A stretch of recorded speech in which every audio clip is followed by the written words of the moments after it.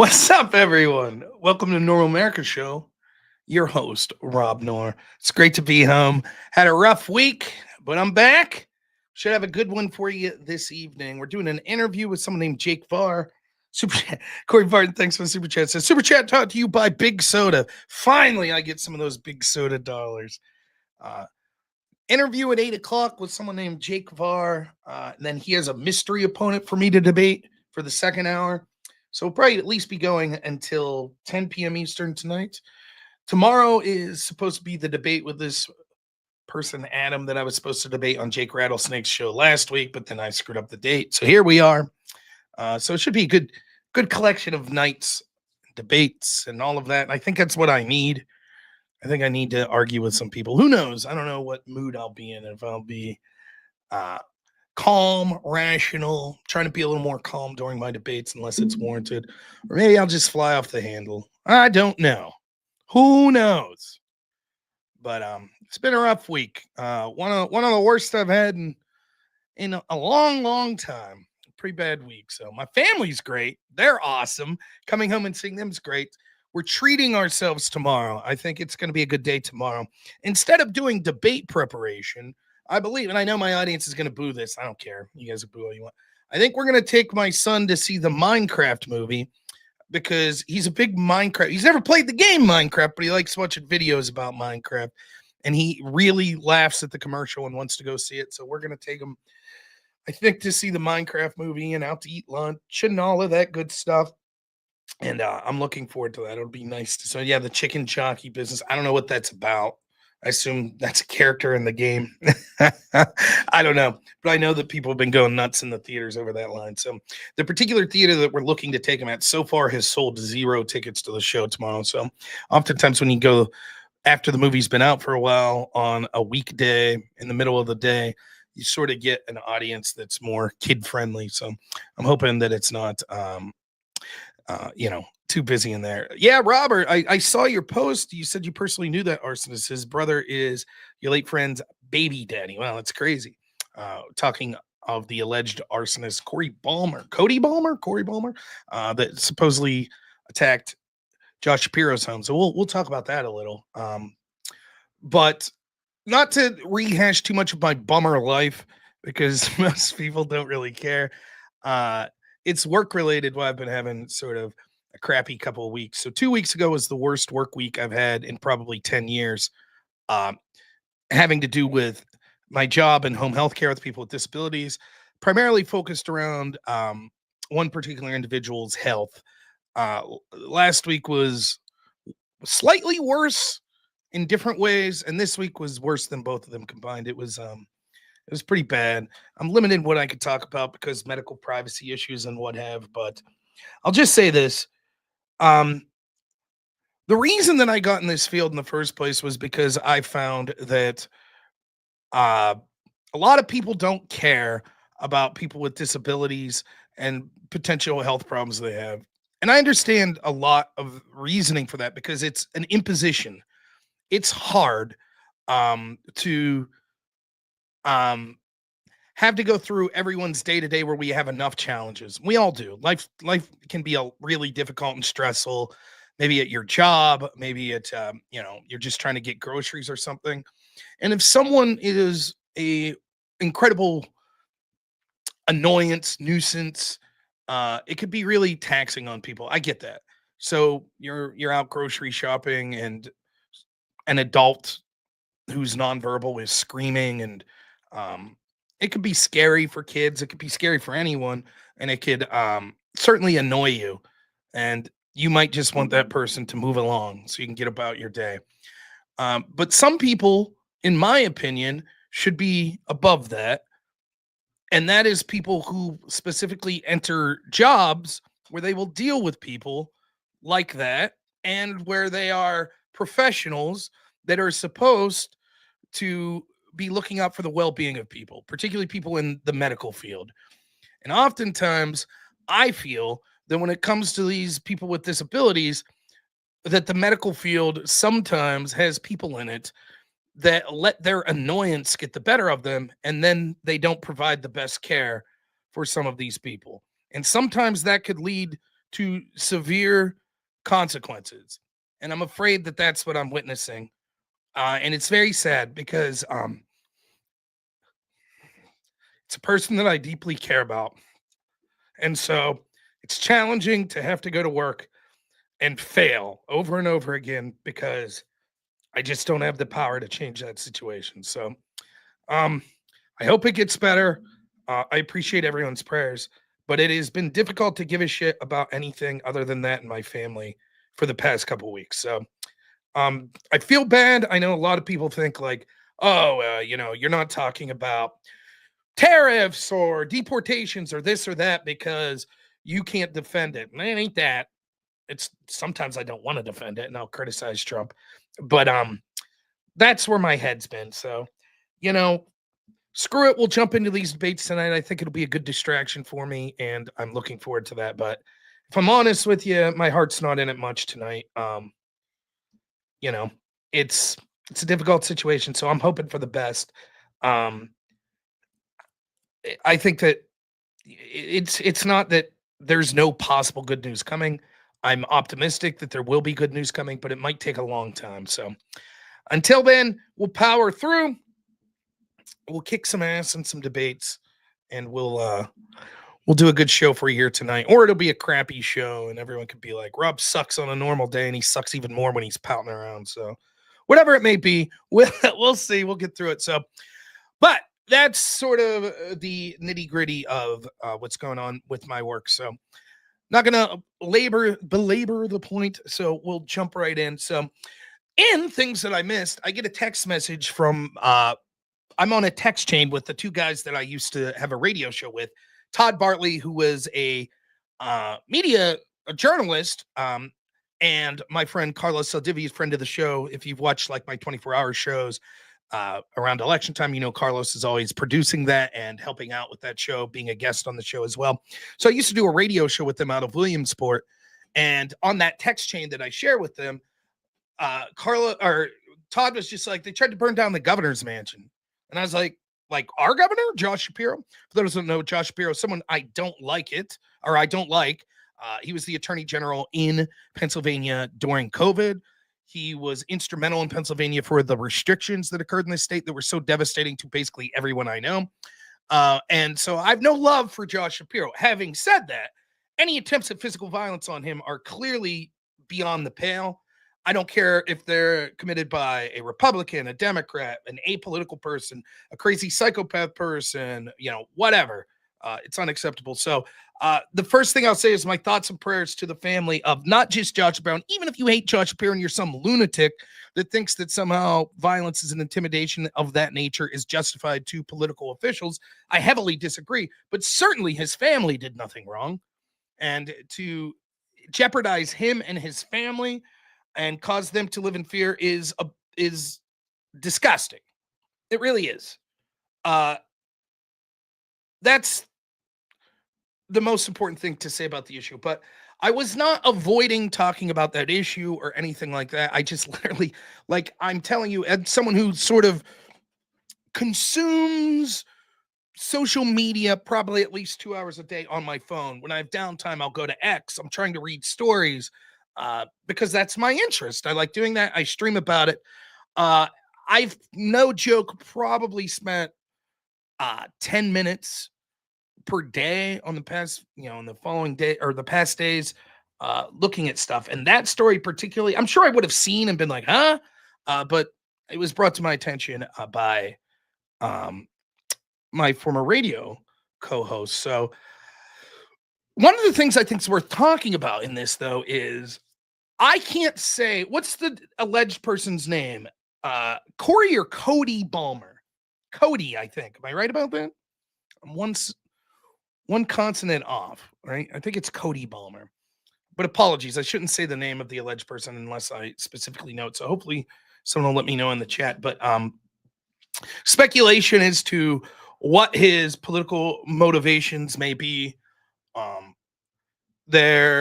I saw small posts saying like, oh, he hates Democrats, clearly Republican. Then I saw people saying he's a socialist. He talked ill of Biden, but he also talked ill of Trump. I don't know. And I don't know what motivations have been found out. nor am I blaming anyone who wants to try to claim that this person is representative of the side they don't like. It sucks. I do that. You do that. We all do it. Let's be honest. So it is what it is. Cody. Okay. Raceland, thank you. But one thing I will say is I think that I have been trying to be a voice talking about how political violence is illegitimate, should be condemned, and how I fear that it's becoming more mainstreamed and it's going to be a huge problem. And it's not just going to be a huge problem. I know a lot of people, particularly that are oriented against me politically, deep down, they think this problem is going to be isolated to, it's MAGA people being swatted. It's Tesla owners having their property attacked. It's Tesla companies that are being firebombed. Yeah, it's not going to be limited to that. Once this glass is broken, the violence isn't going to be isolated just to us peons that are low-level people. It's not going to be isolated to just the right wing, just the MAGA people. That's not how it works. And it's easy from the safety of your own ivory tower or gated community to say, yes, there's legitimacy in this. But once it affects you, then it's different. Now, I think that it's a sick, sad irony that the week that this attack on Josh Shapiro occurs, CNN decides to run a segment where they have one of their, journalist personalities, I don't know what the hell you call someone who works at CNN at this point, interview Taylor Lorenz as she gushes about Luigi Mangione, the alleged shooter of the United Healthcare CEO. Think about that for a minute. CNN has a host nodding along with a smile on his face while they bring on a guest that's saying the virtues of a man who in cold blood murdered a healthcare CEO.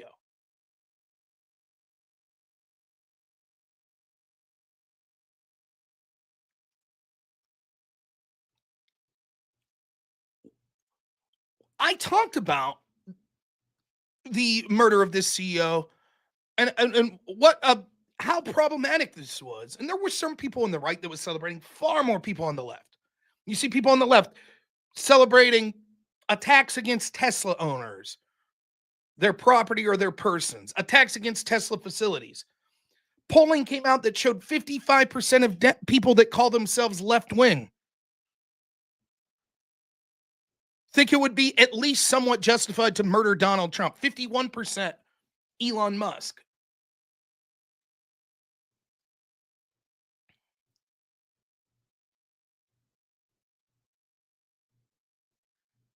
When your only limiting principle is,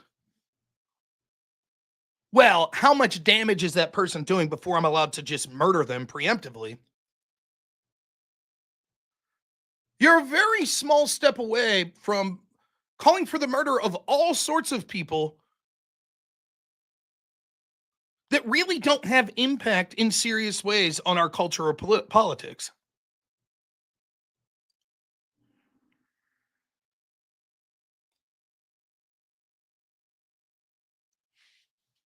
If you could make the case that some random healthcare CEO should be murdered because of the failures of our healthcare system, then why couldn't you make the case that any politician that voted to enshrine that healthcare system also ought to be killed? Wasn't that the argument of the man who shot Steve Scalise, parroting Bernie Sanders' rhetoric and attempted to kill far more members, Republicans? Well, they're going to take away healthcare and thousands, if not millions, will die. Therefore, from the perspective of someone who's a Trump supporter, how would you on the left feel if someone said, you know who's a big danger to our country? Norm Eisen or Norm Eisen. He's responsible for so much of the political lawfare against Trump, or Chuck Schumer, or Nancy Pelosi, or Barack Obama, or any number of CEOs of NGOs that facilitated illegal immigration coming into the country.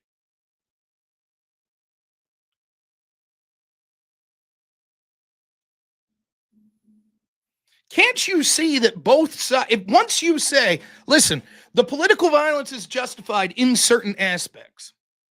Let's go back to circa 2014. It's okay to punch a Nazi.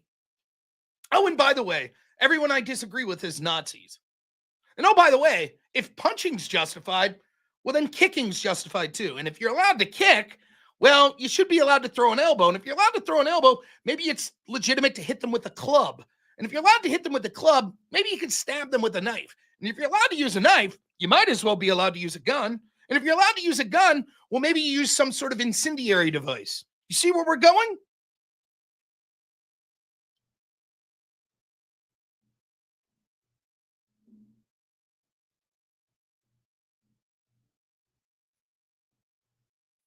Once you start down that path and say, yes, this is morally justified,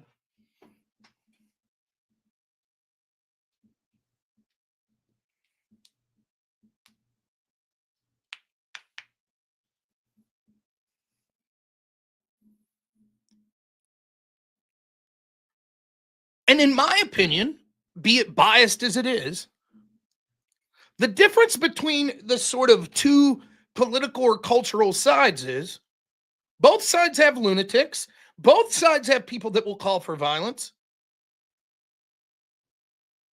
but there's only one side that sort of mainstreams it, that it's not just the radical members. For example, I don't recall Fox News having someone on celebrating the cold-blooded murder of some CEO of some company because they happen to believe in left-wing causes. And I'm no fan of Fox News, mind you.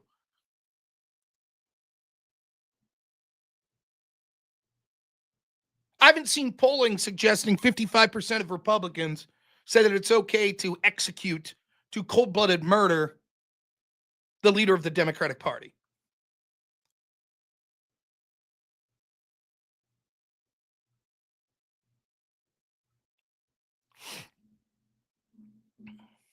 In my little world here, small as I am in the streaming community, people I've dealt with in the streaming community make dog whistles or overture to violence all the time. Vosh saying he wants a world where people are taking pot shots out window at Patriot Prayer people. Destiny, who said all Republicans that go to a Trump rally are effing around and finding out if they get shot and murdered there. Telling his friend and co-host Pisco, because of terms of service, he didn't know if he could say whether or not he wanted that bullet to kill Trump. But the worst thing that could have happened was it missing and not killing him. And saying a bunch since then that I don't follow because he's blacklisted me, so I don't see much of what he says. This is just par for the course. Meanwhile, on the other side of the ledger, I remember a time when there was basically collusion to keep an up-and-coming social media platform like Parler off of app stores, all but ensuring that its success was incredibly diminished because one of the alleged shooters or violent actors at one point had a Parler account. And yet CNN host will sit there and nod gleefully as Taylor Renz goes on and praises the killer of United Healthcare CEO. Will cable networks be banning CNN? Will their apps be taken off the App Store? Why does it seem like that only ever goes in one direction?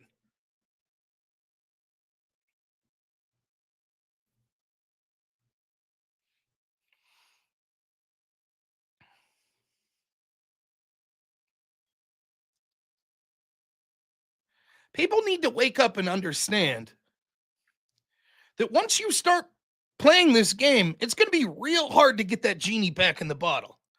And I understand the pro-establishment types think that they'll always have institutional control. And so they'll be able to use violence and intimidation with impunity. And that the same standards that they wish upon others will never be enforced against themselves. And when they cheer for the assassination or murder of public figures, they'll never be revisited from the other side with that same sort of mentality.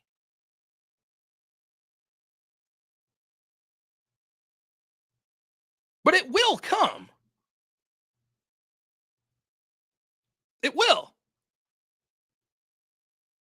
And I've been warning of this for a long, long time. Back in 2020, when I was going on panel after panel talking about violence that we saw occurring daily from people in the name of Antifa and Black Lives Matter, and the mainstream media was saying it's mostly peaceful, and people were saying, oh, it's only like 11% of the rallies. It was only in 238 cities that violence occurred. I mean, think about that. It's laughable. That was one of the studies they cited.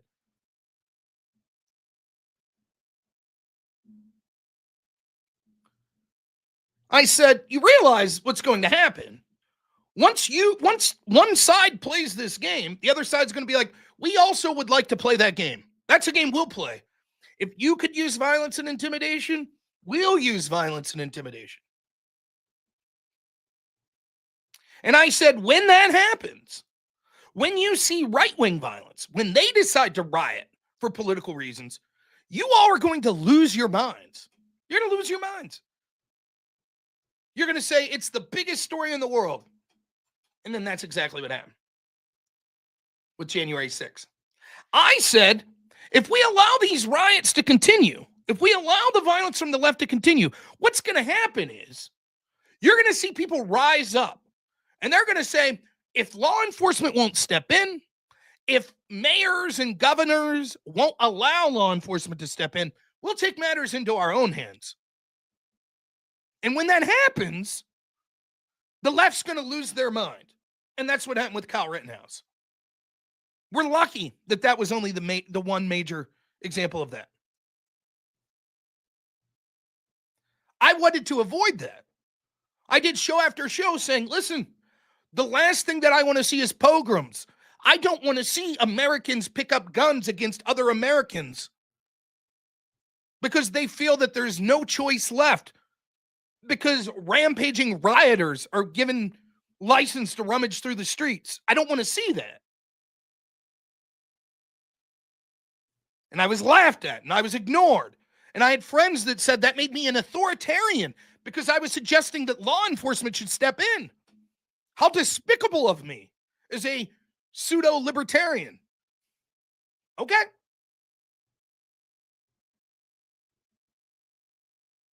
And as always, when I'm proven right, what's the response to the people that denied the reality at the time while I was saying it?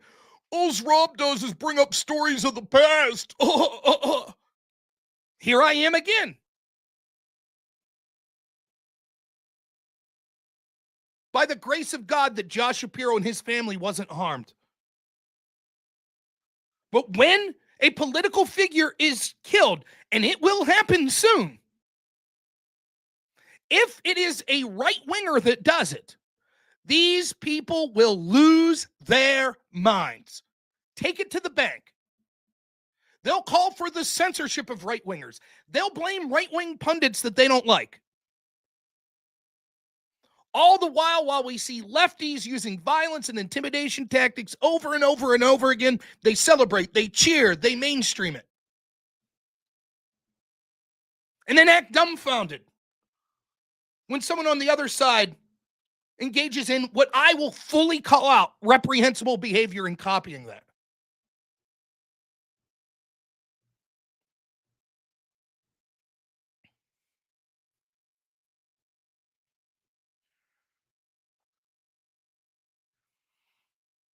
I hope cooler heads prevail. All I wanted after the first assassination attempt of Trump, in my little circle of the world in the streaming community, I was desperately trying to reach out to streamers that I had access to that had bigger platforms than me. Can we just agree that these types of political violence from whatever side is wrong? I'll name names. I did a thing with J Stock, who at that point was a Destiny orbiter. Well, they said, let's equivocate when it comes to the assassination attempt of Trump. Well, Lonerbox, who I always thought was one of the more level-headed Destiny orbiters, his response shortly following the assassination attempt of Trump was, at what point in history should we have stopped Hitler? When I finally got to talk to him, he feigned ignorance. Oh, no. I was just asking that as its own individual connection. It wasn't connected to current events and the assassination attempt of Trump, which was a lie. But I let it go for the sake of trying to lower the temperature. Others, like right-winger, what's her name? She used to have a channel. Oh, goodness. Why can't I think of her name right now? From Canada, blonde lady. Why am I drawing a blank here? You can tell I'm a little out of it tonight.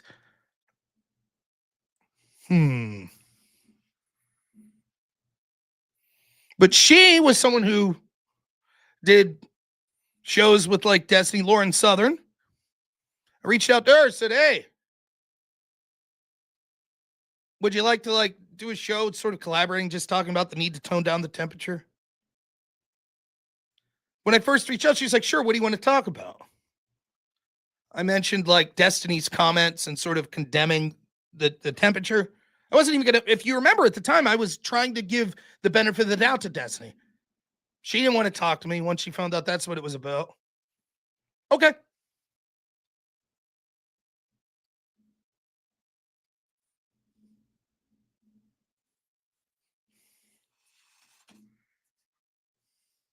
Maybe I'm soft.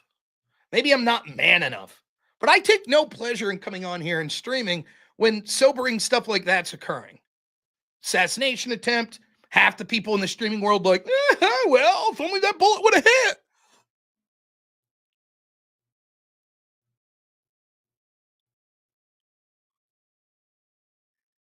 And as bad as I think that so many of the people that I stream with, particularly on the other side, are, when it comes to their political takes and their bias, many times being bad faith, I at least thought that there was some amount of like, well, we have at least a base level recognition of we're not, actively cheering for the death of the people we're debating against. Or are we? I'm not. Heck, a lot of the lefties I debate routinely I like Pisco. But I was shocked. It's sort of the equivocation, the deflection, the wink, wink, nudge, nudge. No, I'm just joking. Trust me, but I wish that bullet would have hit Trump.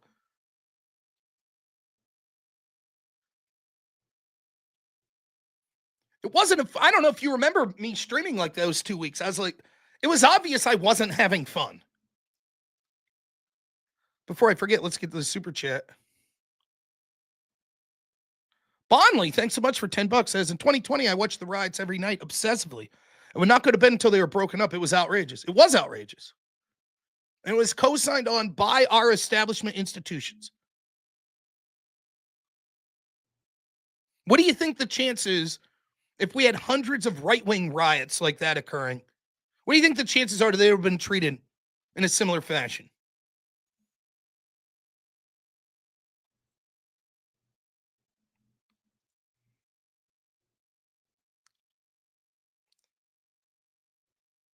There's going to be an attempt on Elon Musk or Trump.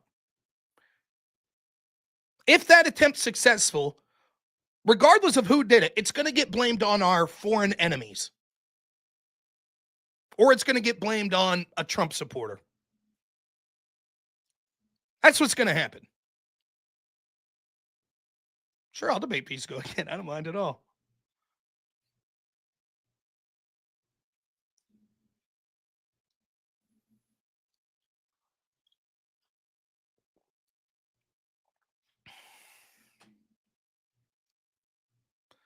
I remember, I was like you, Bonley, many nights I stayed up late watching the riots. I remember the riot in D.C. that was May 30th, 2021, that was getting close to the White House. I stayed up watching that in real time. We'll take Paul Joseph Watson language here. Imagine my shock when the next day the media reports weren't about that. Violent lefties trying to break into the White House with Molotov cocktails, injuring police and Secret Service. No, it was about, did you know Trump ordered Secret Service to clear peaceful protesters the next day so he could go to a church and hold a Bible upside down while he gave a speech? That was the narrative. How many times do I debate someone and I bring up May 30th and 31st, 2020, and they're like, oh, I've never heard of that. Never heard of it. Really? Do you think that during the Biden administration, if hundreds of Republicans or conservatives would have stormed the White House, attacking police, wielding Molotov cocktails, trying to breach the fence to get to Joe Biden, you think people would have heard of that?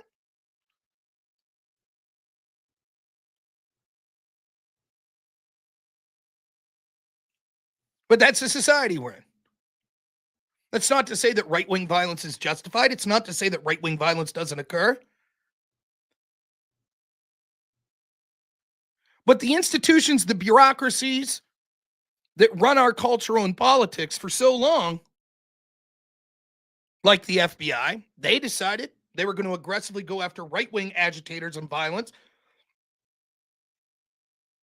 But they weren't going to do so with the left. Remember when the Proud Boys were a terrorist organization, but Antifa was just an idea. Never forget that. You could go to websites like Rose City Antifa. You could see their site. You could see their literature. They talked about gathering, but it wasn't a group. It was just an idea. Now, the Proud Boys, that were largely a response to Antifa, that's a terrorist organization.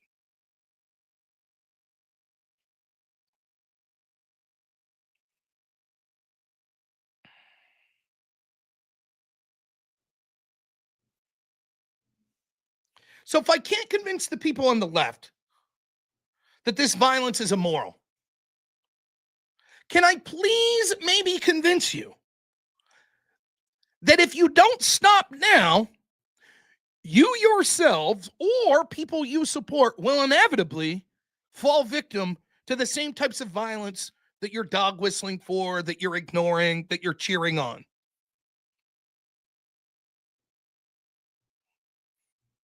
If 55% of people think it's justifiable to kill Trump, at some point, 55% of right wingers will say that it's justifiable to kill insert Democratic leader, whether it be Pete Buttigieg in 2028, Kamala Harris, whoever it may be, Josh Shapiro, who has a chance to be the front runner.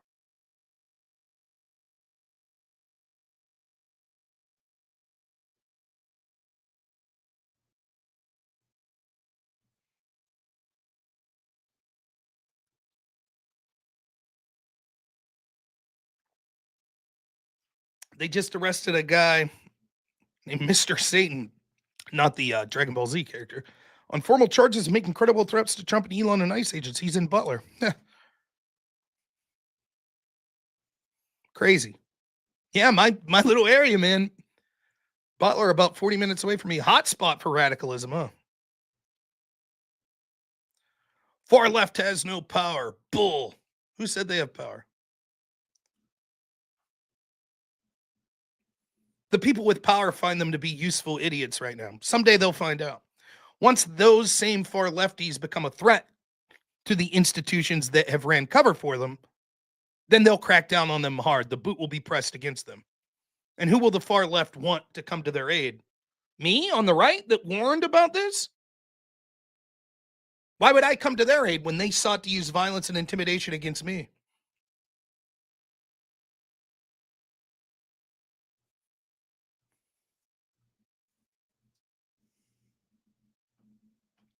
I suppose the other thing to talk about is I know my friend Aircraft Sparky and Drone Tech will be debating Pisco Thursday on this, what's his name? Kilmore Garcia something chap.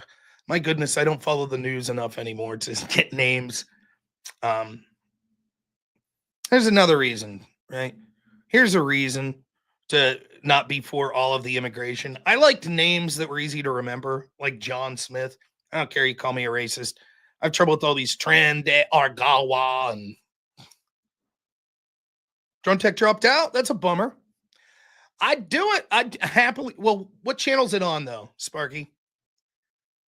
Who's hosting the panel? Because there are certain hosts that I wouldn't do the show. Yeah, I'm not going to do Wick's show, so I wouldn't do it. But I also have a debate lined up tomorrow evening. So this Garcia chap, was he a member of MS-13? Was he not? I don't care. Here's the questions I have. Is he illegal? Yeah. Is he from El Salvador? Yeah. Okay, see ya.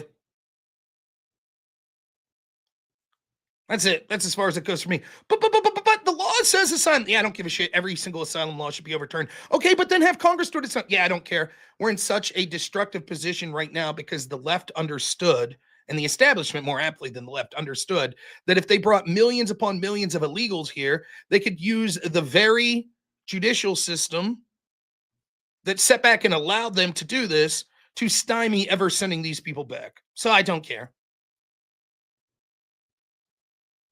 But if we are going to talk about that,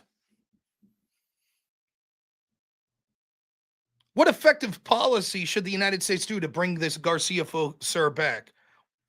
Yes or no? Did he have a deportation order? Yes, he did. Okay. So the only issue was you couldn't deport him to his home country of El Salvador. Why? Because he felt unsafe. So he was in the United States in 2011. How many people do you think felt safe in El Salvador in 2011? But there was this particular gang that was mad about a small business that his family operated. Okay. How's that gang doing today? Seems like Buckley did a hell of a job of lowering the murder rate there. So now it'll be safe to send him back, right? In addition, what should we do? Send in our military? There's all sorts of points that I can make about this.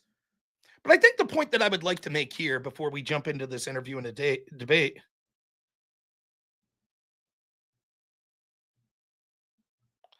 Brimstone said, Rob is soft as F. The left wants us dead. There's no convincing him of otherwise. He'll keep associating with these immoral lefties, but he doesn't want to associate with me because I reciprocate. I believe that you advocated for murder. That's what I believe you advocated for. I believe you advocated for the summary execution on the street of any illegal in this country. That's asinine and against terms of service. It is not that I'm unwilling to associate with you, nor is it that I am associating with people on the left. Debating against someone because I enjoy it and I embarrass them most of the time hardly seems to be worthy of criticism that's somehow me associating with them. No, that's Brimstone says no. Oh, then you're soft, right? Then you're soft. If that's not what you believe. Wow, how soft are you, Brimstone? You said, and I quote, if I remember correctly, that illegal is the equivalent of someone breaking into your home. And you should be allowed to do to the illegal the same thing you should be allowed to do to the person violently breaking into your home. And I said, Brimstone, do you think we should be allowed to shoot people violently entering your home? And you said, yes. Right. You could give the person breaking into your home, say, get the hell out of here. And if they don't, then what? So we've already told them to leave. They have it. Now what, Brimstone? Now if they refuse to leave, then what happens, Brimstone? You tell me. Brimstone's not kind of cooking. The solution is not to execute them. The solution is to deport them. I cannot make this point strong enough. If your argument is that the people that are here illegally should be shot and murdered, you are not on my side. You are a fucking lunatic. I don't care that you don't care. You thinking why don't you, I don't understand this here. And this is the other thing. You are a coward. You are a moral coward because you had the chance to say, yeah, I'll say it with my chest. That's what I believe. But you're like, no, that's not what I said. I said before we, well, I guess what I said was before we shoot them on the street, we should tell them to leave. And then if they don't leave, you're a coward. Why wouldn't you say, yeah, I believe that. We should yell leave. And if they don't, shoot them. Don't be a coward. What's your real name, Brimstone, by the way? Easy to be a tough guy calling me soft for not advocating for murdering illegals on the street. Easy to be a tough guy for calling me soft for that when I'm actually putting my real name out there. I've ran for Congress. Easy from the position of an anonymous poster to make those sorts of criticism. That's what I said, bitch.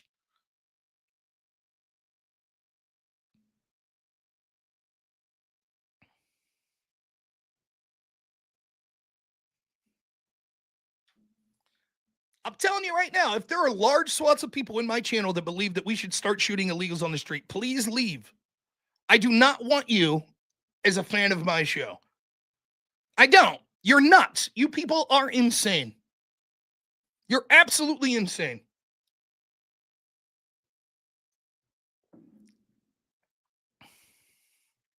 That's what I'll call you soft. I'll call you a bitch. By the way, I'm an anonymous guy named Brimstone. Advocating for murdering people on the street. So my understanding is the interview, there's a interview and then a debate. My understanding is the interview will begin at 8 p.m., so in 10 minutes here, and then they're bringing on some person who I don't know to debate me. So I guess the debate portion will start at maybe around 9 p.m. Now, I'm not taking a poll. I kind of hope not to figure like, and by the way, I think people are gung-ho to get me kicked off of YouTube. The same people that claim to be my fans can't wait to get me kicked off YouTube. Yeah, we all believe that you should execute illegals in the middle of the street. Run a poll, Rob, run a poll. Should we murder illegals in the middle of the street? Oh, 40%. Excellent. That's right, Steve Granger. There's a big difference between someone who's illegal in this country versus someone breaking into your home. Maybe Brimstone will be the mystery debater. I'd be happy to crush him.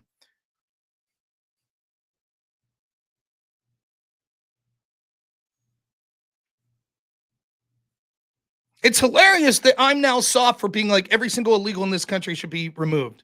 That's the soft position.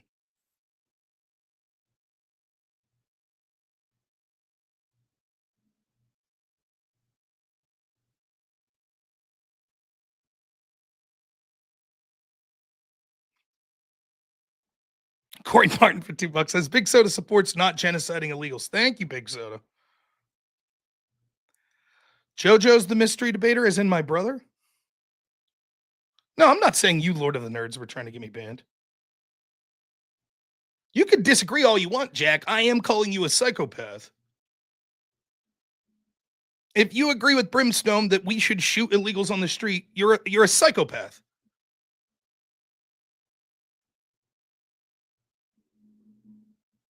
There's a difference between someone breaking into your home and someone breaking into the country.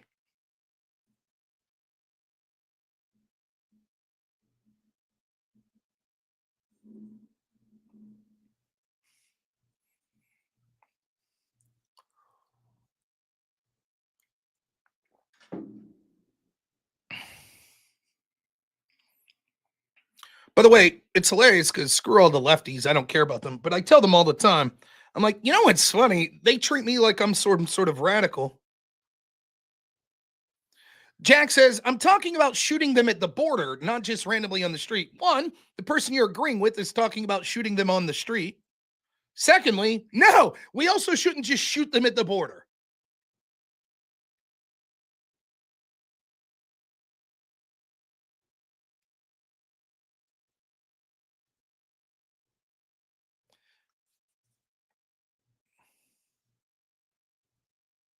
What's the difference? Because someone breaking into your home presents an immediate physical threat to you. Someone breaking into the country because they've basically been given carte blanche by previous administration, politicians, NGOs, etc., isn't posing an immediate physical risk to your life. Less than 3 entertainment for $10 says, Rob, I've been informed that Big Sugar, Big Soda's daddy wants to sponsor you. Diabetes for everything. Hey, I'm well on my way. Thank you, Big Sugar. All right, let's see if Jake Varr is about ready to go.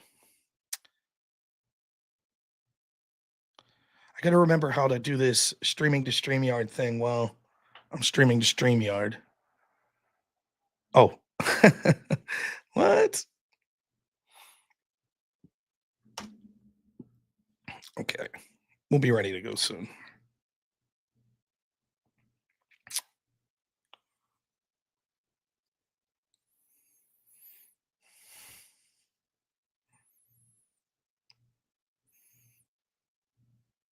Lakin Riley may disagree. Okay, and? I know someone that was killed because someone was speeding while driving. Therefore, we should execute everyone that speeds. And if you say, well, that seems crazy, I'll say, but my friend John Smith's family, who got killed by a speeding driver, would disagree with you. Now, where are we? Jack Sheridan, because I have a friend that was killed by a speeding driver, we should execute every driver that's speeding. Correct, Jack? And when you say no, I'll say his family would disagree. Why don't you give a shit about him?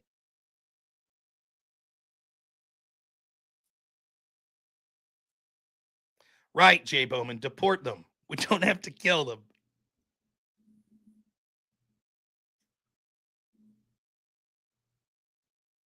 Why isn't that an apt analogy? Explain to me, Benjamin. Yeah, Brody, I'd come on and talk with you. Yeah. I don't care if there's a benefit to my show.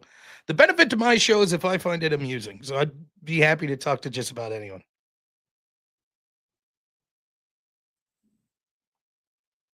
People doing serious crimes are different.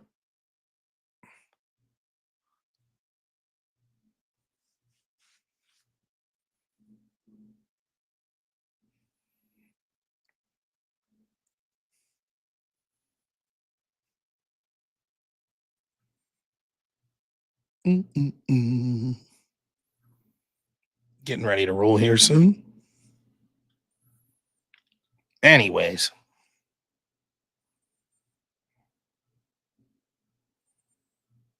We don't give the death penalty for vehicular manslaughter. True, and we don't give it for illegal immigration. That's true. But your argument was, well, we should because Laken Riley's dead. So I'm using the same argument. Then we should give the death penalty for vehicular manslaughter because my friend John's dead. What's the difference?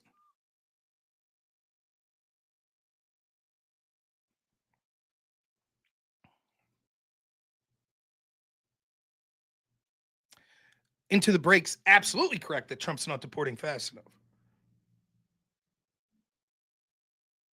Oh, Sparky says he doesn't run for Congress because he's too extremely based. I believe it.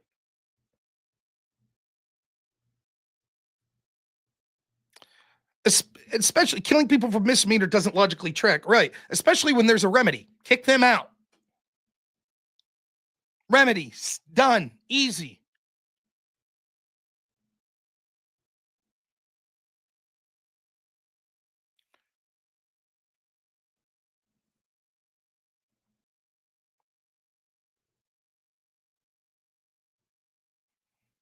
All right, let's see if this guy's ready.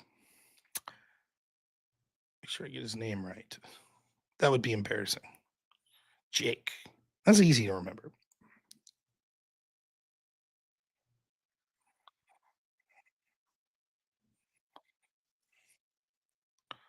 Okay. Bobby Bratch, thanks for the 20. Based.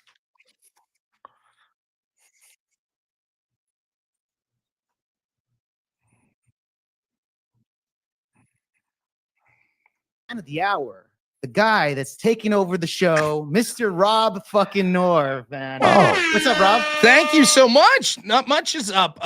Having a great day. I finally got off work today, so it's nice to be here chatting with you. Now, I want to say I screwed you over, so I owe you an apology. We originally were going to do this last Thursday, and I had previously talked to a person that was like, before you mentioned me and said, hey, can you do this debate? I said, sure, tell me when. And so I told you if he says Thursday, we'll have to adjust it. He said Thursday, but it turns out he meant this Thursday. So I bumped you for no reason.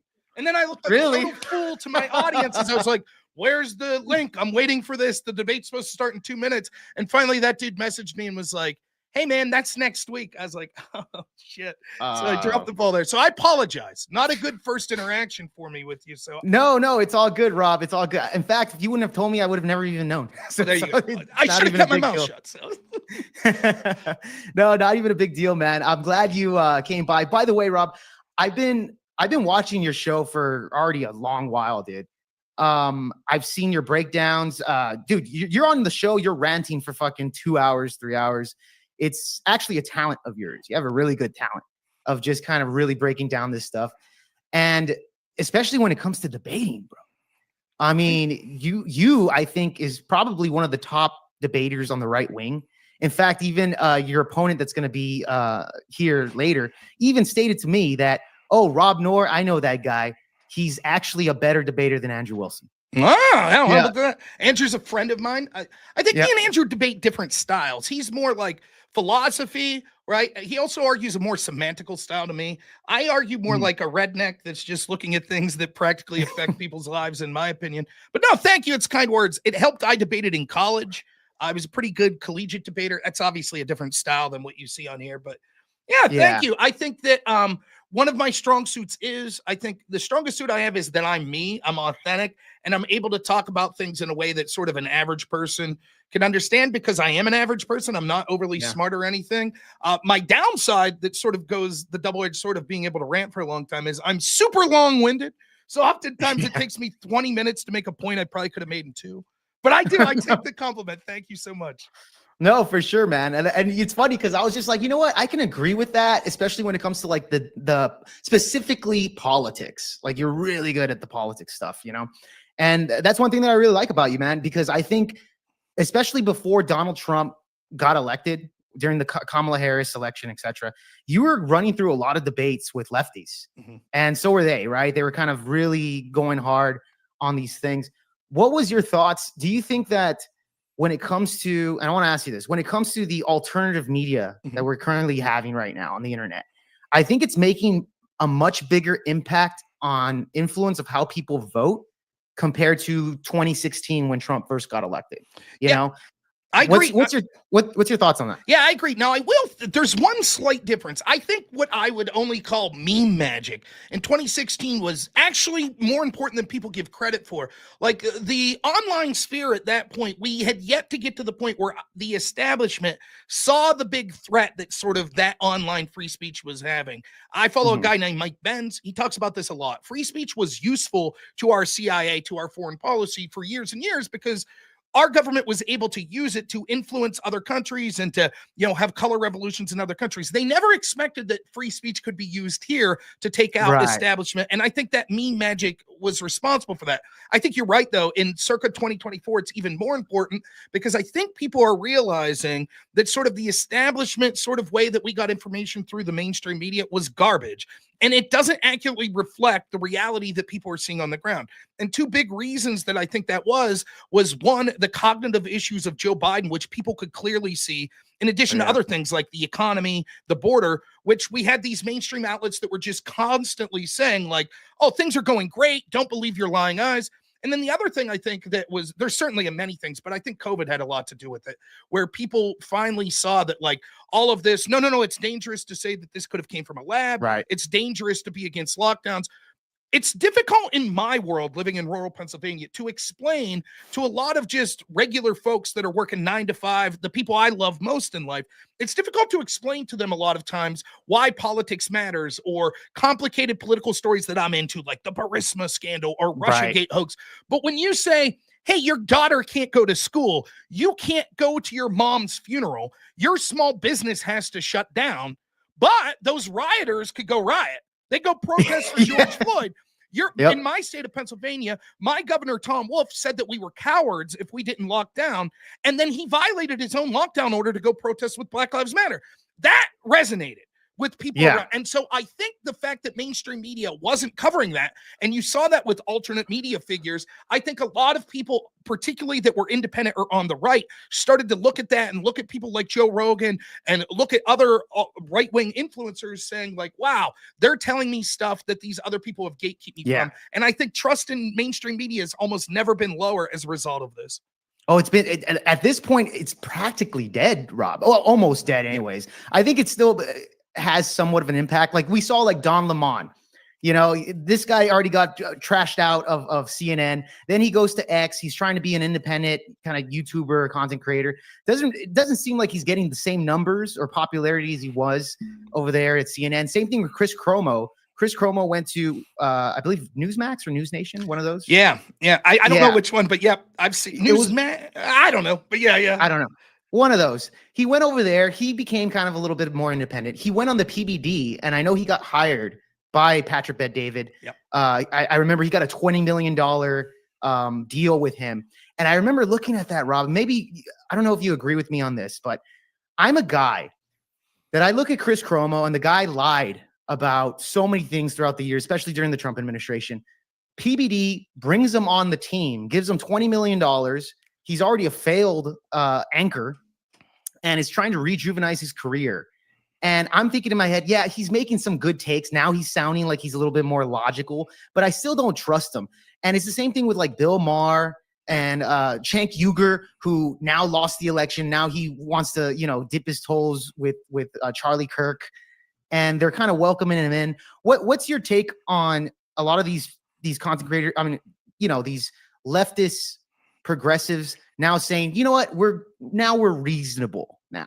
Now that Trump has won. Let's approach it from the opposite spec. Why are so many on the right willing to accept them? Certainly there's truth that if you want to win, you have to broaden your tent in the idea of not necessarily, there's an argument to be had, you have to broaden your tent of what you believe politically, but I sometimes disagree with that. I sometimes think that what is your party if you're willing to give up all principles to broaden the tent? So that's not what I'm talking about here. Okay. But you have to accept people that otherwise previously may not have agreed with you. For example, let's just take something small like unions. Let's say that Trump doesn't change his positions from 2016 regarding economics, unions, etc. Should the Trump team accept in the favorability of unions? Of course, why not? If you're not changing your political beliefs and the unions are just realizing, you know what, we've been sold a bill of goods by the Democrats. Actually, the MAGA party is more important to us or cares more about us. So I don't have a problem with that.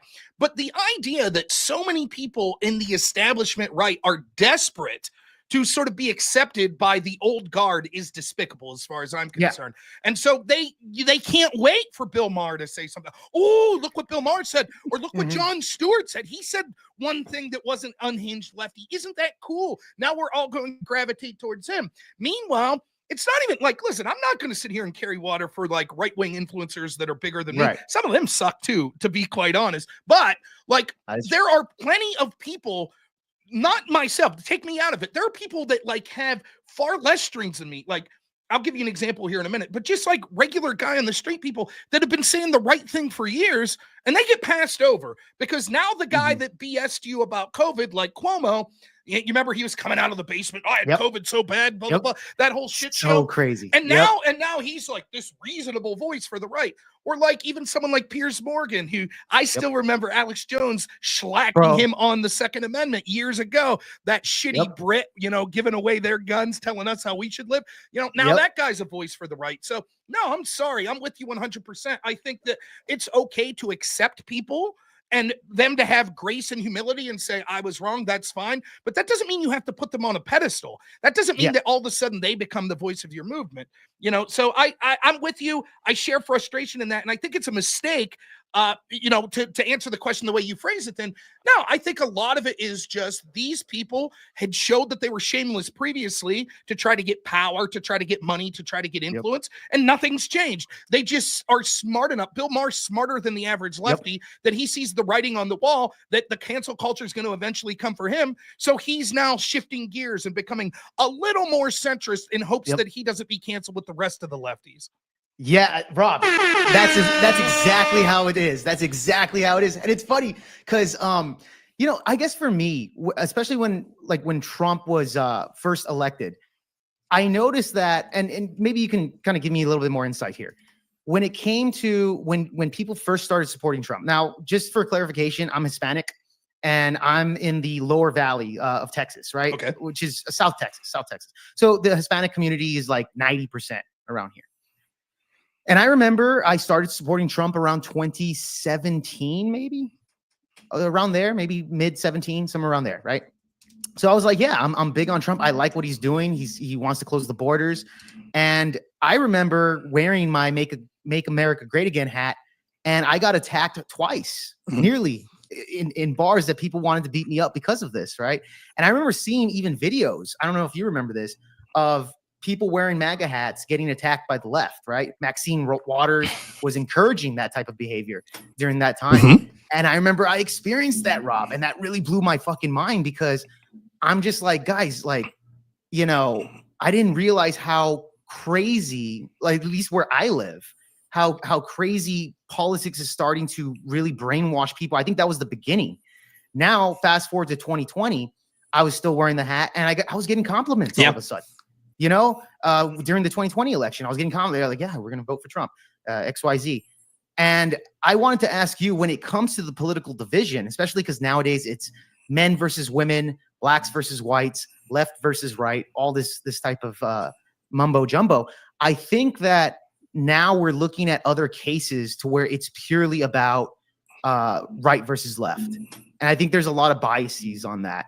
And I've been covering for example, the Carmelo Anthony case, where I think I see a lot of that going forward here. I want to get your thoughts on why is it that you believe, or at least why is it that it's the case to where we're way more divided than it's ever been, right? And what led up to this? Well, I think that what you saw was it started with Obama, right? Like, just take racially for a second. Like, I think the country we're never going to be post-racial. That'll never happen. But it mattered less and less as time went on. We elected the first black president. I never liked him, but I understood the appeal. If you were a black person that lived through the civil rights movement, it's like, yeah, that's a big moment. Good for you. Like, I'm not going to, I think you're dumb if you ever vote for someone because of their race, but you're historically ignorant and like lying to yourself if you don't see why that's an important moment for people that lived through that moment.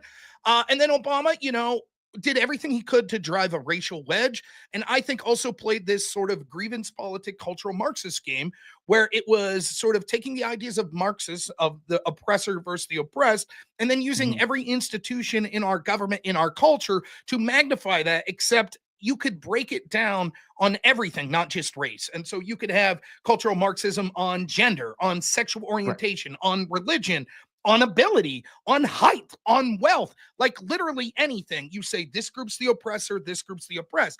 And what happened was our institutions went along with that. So academia bought into that, and the media bought into that.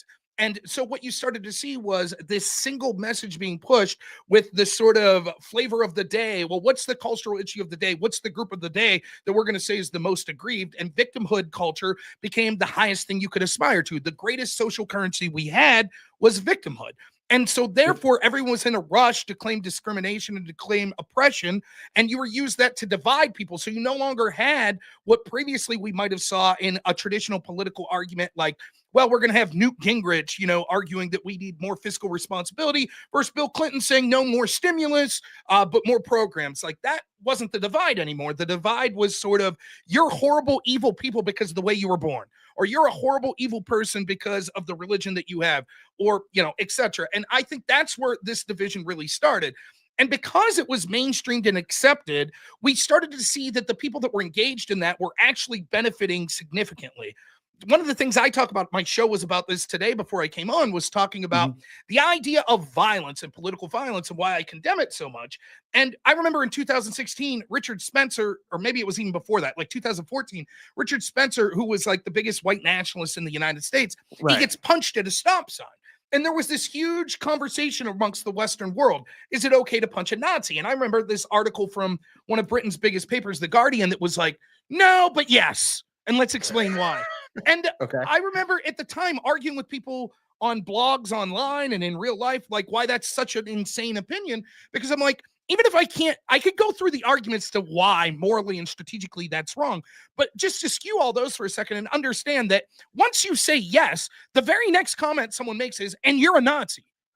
Right. And once Yeah. that happened, once you give yourself the moral authority that says we're okay to preemptively use violence as long as you're of this certain group of people, the temptation is too great to say, well, every issue you believe is morally correct, right? Yeah, of course. That's why I believe it. And it would be a moral failing or immoral to have the other side win that argument, right? Absolutely. So therefore, they're basically Nazis, right? Yep.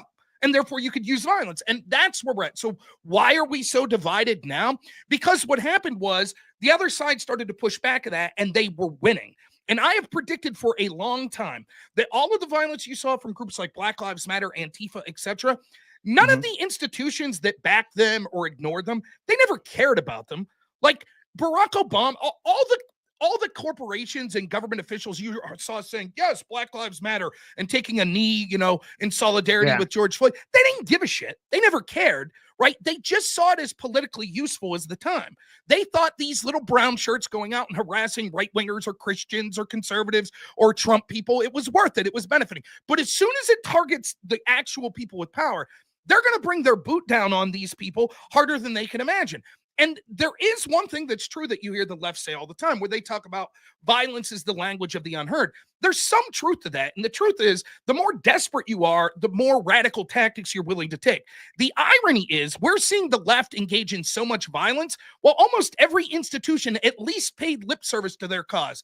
So ask yourself, if those institutions stop paying lip service to those causes and stop protecting him, what are those groups going to do? We are going to have a period of sustained political violence that comes from radical lefties because they feel that they're losing their grip on institutional power. By the way, they're right about that. And people are no longer listening to their BS. It's not enough just to shout slogans like Black Lives Matter anymore, because the people have woken up to what a scam it was. That's why you're seeing Tesla owners being vandalized en masse. That's why you're seeing 55% of people that identify as left saying that it's justifiable to murder Donald Trump. They feel that they have gaslit themselves into feeling that they're morally superior to their opponents and therefore anything's justified.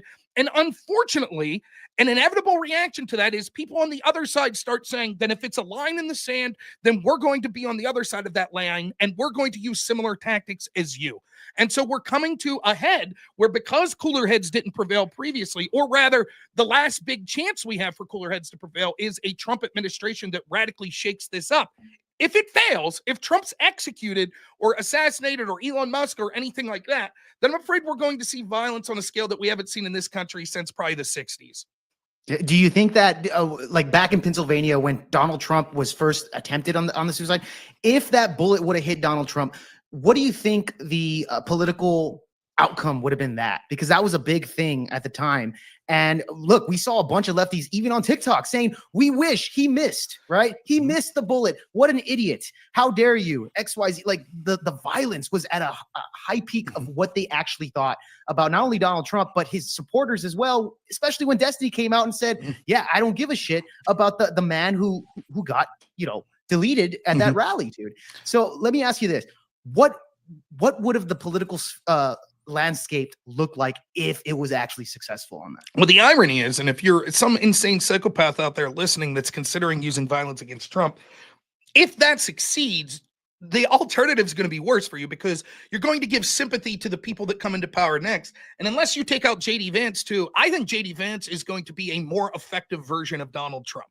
I think so. I do. I think that JD Vance has the potential to maybe be the best politician in my lifetime. I think that he is ideologically populist. I think Donald Trump has a gut feeling towards populism. I think he respects sort of the working class and the average people and sees that they've been forgotten and sees that sort of the bad deals that the leaders in this country have had for years to enrich themselves have significantly hampered manufacturing and the working class in this country. But I think JD Vance understands it at a more fundamental level and is more ideological about it. Now, there's advantages to being ideological or not. Trump not being ideological, one of the advantages, he's malleable. He's willing to listen to his supporters. So, for example, if you remember his first term, he came out after the Vegas shooting and was against bump stocks, because I don't think he's ideologically that big into the Second Amendment. But once he saw his supporters were like, whoa, all of a sudden he was like, oh, okay. Okay, fine. And it was the same thing with Operation Warp Speed, right. Rob. Remember when he started promoting, the vaccines, he was just like, okay, well, you know what? He wasn't pushing it as much as possible after he got some backlash from his followers, like the people that voted him in. Right. And it's nice in some senses to have a politician. Now, I would rather have the politician that ideologically agrees with everything I say. Right. And it's not at the whim of, well, I hope we could get enough people to speak to convince him otherwise. But nonetheless, that's the truth of it, how I see it. I think that Vance, if it would have happened, let's say during the election system, Vance wins running away, unless there's significant cheating. But it would be too much at that point for the left-wing centrists that would blame, rightfully or wrongly, the assassination attempt on Trump on the Democratic Party. There was, in addition to that, like there's certainly a lot that Trump brings to. I would never besmirch him as far as his talents to win an election. But there's a lot of downside too. Like baked in the case with Trump more than probably any politician are people that would vote for him no matter what, ever. They would vote for him, and people that would never vote for him no matter what, right? Like, so the swing voters that may go with him or may go against are probably less with Donald Trump than almost any presidential candidate in my lifetime, right? So if Trump goes out, there's an awful lot of people that would never vote for Trump that would be so turned off by that that they would have voted for the Republican ticket. And you would have probably seen more Republicans win downstream in the House and the Senate as a result of that. My hope would be in that world that J.D. Vance would pick up the mantle. Now, maybe they wouldn't allow him. Maybe there would be lawfare against him or another attack against him, et cetera, et cetera. I mean, for God's sakes, the second person, Ryan Ruth, that talked about killing Trump, apparently was asking for Stinger missiles to blow his airplane out of the sky, in which case he may have taken down Vance and a whole swarm of people that were with Trump. I mean, that's how insane things were getting there. And by the way, still are, that there are still radical people out there, as some of the numbers we talked about was showing. So, you know, if that happened, though, what you would see is the other reason. So I think you'd be dumb to do that as a lefty, because I think you would entrench support for the MAGA movement even further. And there are people that maybe you would like even less because they'd be more articulate, like J.D. Vance, that would come up. But the other thing is, what would happen would be you would start to see violence become more entrenched on all sides of the ledger. And if that happens, there will be people out there with a tit for tat mentality that will say, okay, you took out our guy. Now, I don't want that. I would call against that. I would say that that's immoral, disgusting, but that's the reality of things. If this would be a breaking point, if Trump gets assassinated, it will break this country in a lot of ways. I'm not saying it would be Mad Max, that it would be unrecoverable, but for years we would see increased intensity, political violence, rhetoric, etc. And you're going to see all sorts of people blamed legitimately and illegitimately. And the last thing I'll say about it is, because people lack faith in our institutions, a huge swath of Trump supporters will not believe whatever the official story is, rightfully so. They're not going to believe the Secret Services or, the FBI's explanation of what happened, and they shouldn't. And that's not my fault, and that's not Trump supporters' fault.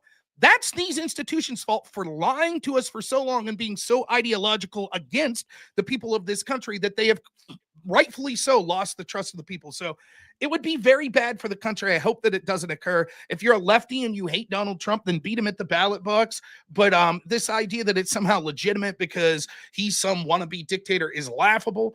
The left has far more dictators, and they actually use. Did you ever notice this? I'll ask you a question. Did you ever notice that, like, the very things that they're accusing Trump of, they're worried that Trump will do unto them what they themselves have done.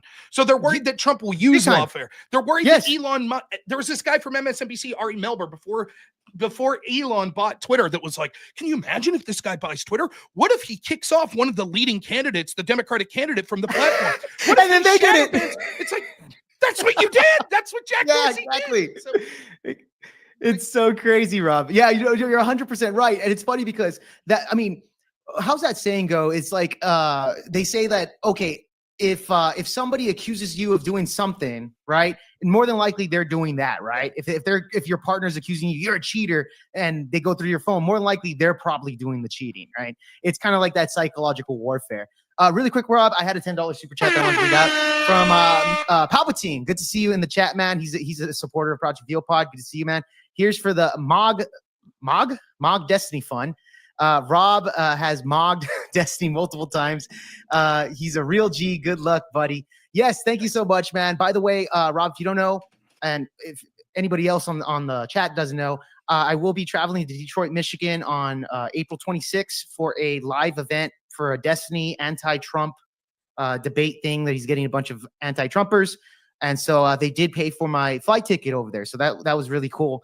So I will be heading over there. And yeah, guys, any bit helps with the super chats. I really appreciate it. And yeah, we can move on from that. No, I appreciate the comment, and that's true. I have destroyed Destiny multiple times. Yep.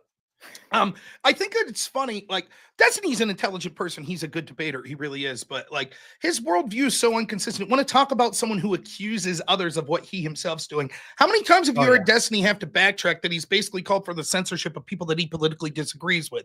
How many times are we going to listen to him make dog whistles or excuses for violent actions, and then against politicians he doesn't believe, and then when pressed on it, be like, haha, just joking, lols.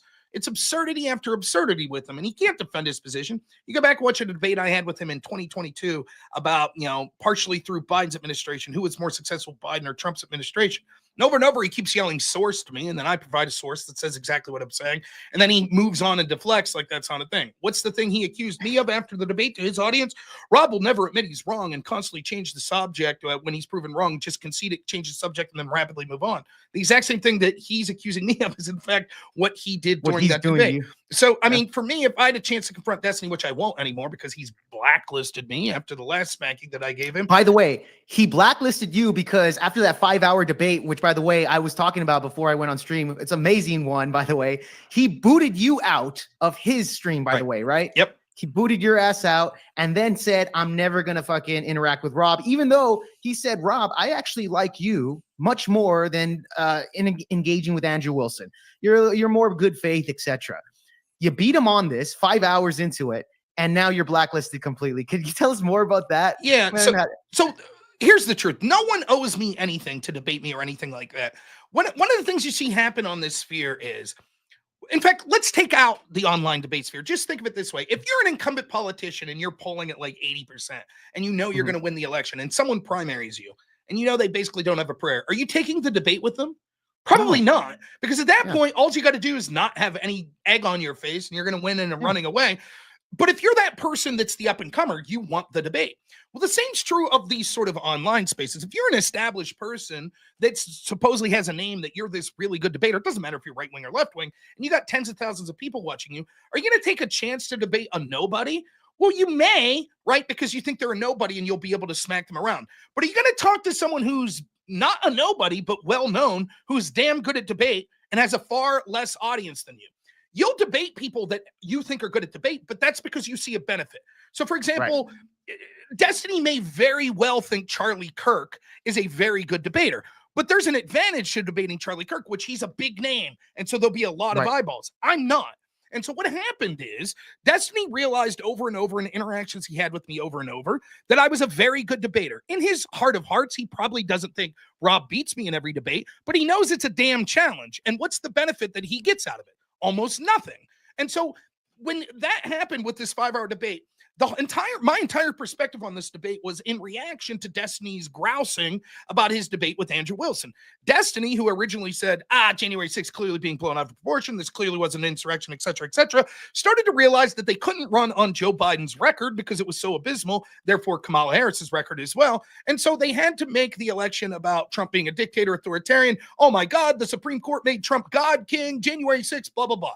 That was the strategy that Destiny and all of his little orbiters were going with going into the 2024 election. And that's why when you saw me debate them, I said every single debate, they will not be able to defend Kamala's record on the economy. They will not be able to defend her record on foreign policy. They will not be able to defend the record on the border. And so instead, it's going to be about democracy. That's what they're going to talk about because they have nothing to run on. And that's exactly what happened. And that's exactly why they lost, because the American people realized that it was a farce, that their records were terrible on the issues that mattered to them, the border, the economy, foreign policy. They sucked.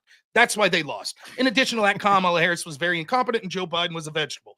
So anyways, when Destiny, as he's doing the January 6th thing, takes this debate with Andrew Wilson, I talked to Andrew before the debate. And I was like, listen, the debate was on January 6th and wasn't an insurrection. And I was like, my feeling is if I was having this debate, I don't really give a shit what the definition of the word insurrection is. What I care about is the left is broadening that definition so far to include January 6th that the problem would be if once we accept that, it would include hundreds of other actions which the left supported. And so therefore Yes. it becomes a problem of selective outrage, right? If you say, my God, insurrection, anyone who engaged could never run for office. Okay, then Kamala Harris supporting a bail fund for the firebomber or for the riot that resulted in the firebombing of a police station would be an insurrection. And Andrew Wilson in that debate that was his argument. I'm not saying I gave him the argument. He agreed with me. He's like, yeah. So Destiny gives this definition of insurrection that includes 4 planks. For those that didn't see the debate, basically it's so broad that he is forced under cross-examination by Andrew Wilson to admit that if 3 hippies got together and protested marijuana laws and one of them shoved a police officer, that's an insurrection. Right? That's how broad of a definition that Destiny was using. And Andrew's like, I don't care. Then sure, we'll call January 6th an insurrection. But that definition's a joke. And Destiny pouted for weeks that you have to give your definition. And Andrew's like, no, I don't. All I have to do is say your definition's shit. And it's too broad and it's being selective, which I agree with Andrew. So when they asked me to do that debate, I was like, sure, I'll do that debate. I'm not going to get into the nitty gritty and right. But so wait, they asked you to do it then, Rob? Yeah. Okay. All right. So okay, if you want the full story, what happened was Pisco and this other guy, I can't remember. I think he told me he's a linguistics expert. They wanted me to debate what is the quote standard legal definition of the word insurrection. My argument is I don't give a shit. That's my argument.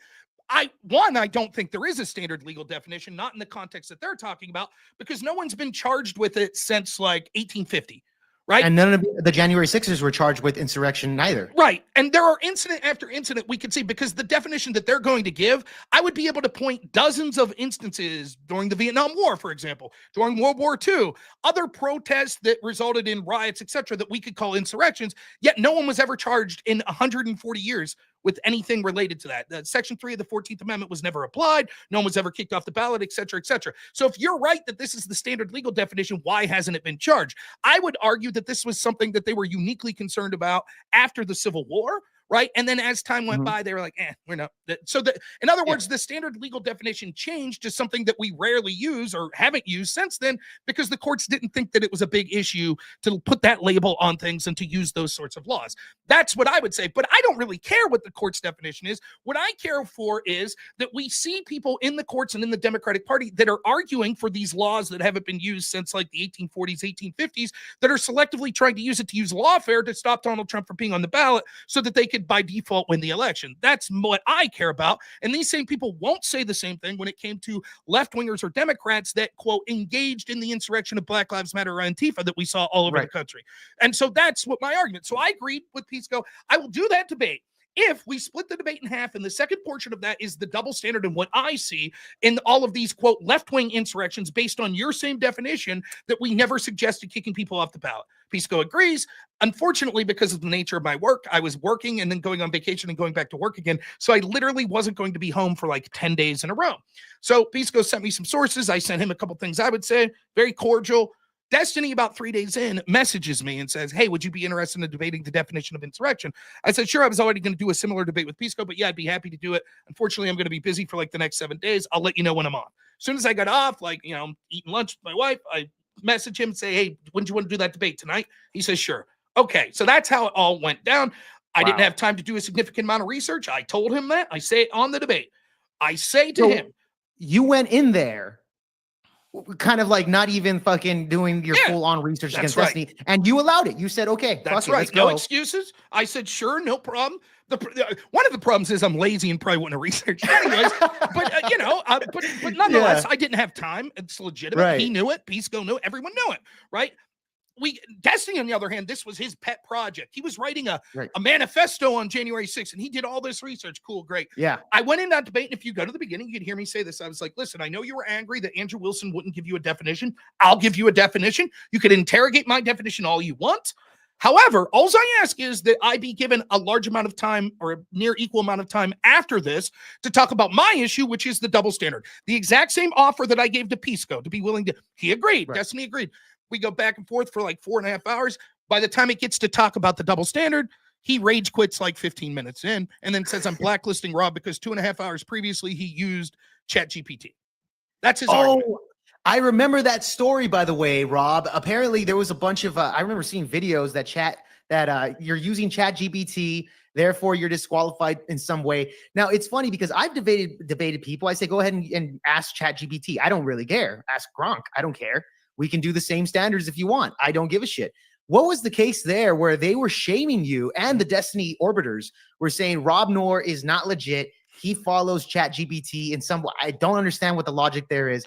What was that all about, bro? A lot of what Destiny says is just what his audience is telling him at the time, which I actually got Pisco to admit later that he was messaging Destiny what to say during the debate, which is funny from a guy, which is funny from a guy whose entire argument to me is, well, you should have done more research, even though I told him I didn't have time for it and didn't research.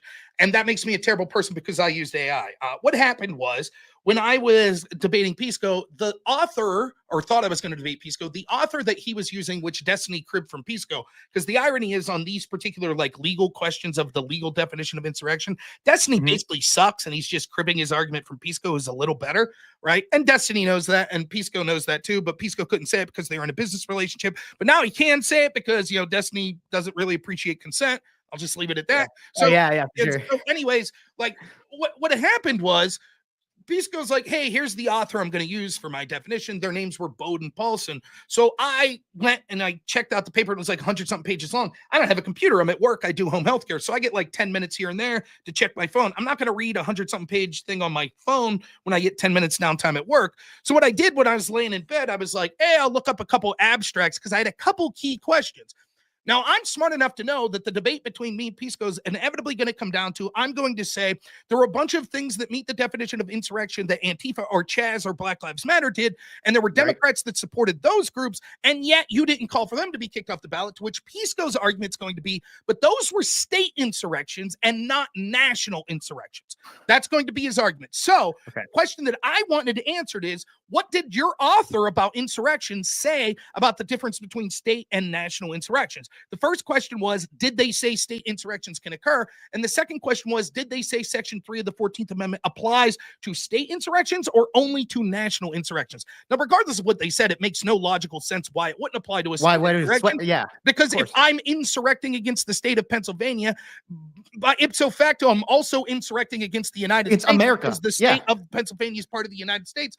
And so therefore, post-Civil War, if I try to overthrow the legitimately elected government of Georgia because Georgia's become anti-slavery and I want slavery back, why wouldn't that disqualify me from federal office as well? From federal office, But nonetheless, it doesn't matter. I wanted to see what these authors said. I read three or four articles, right? I didn't have time to send them to my computer, so I screenshotted them. So when I got home to my computer, I could type in the words, keywords in the screenshot, bring it up my computer, save it in my folder where I save evidence for when I'm going to do debates.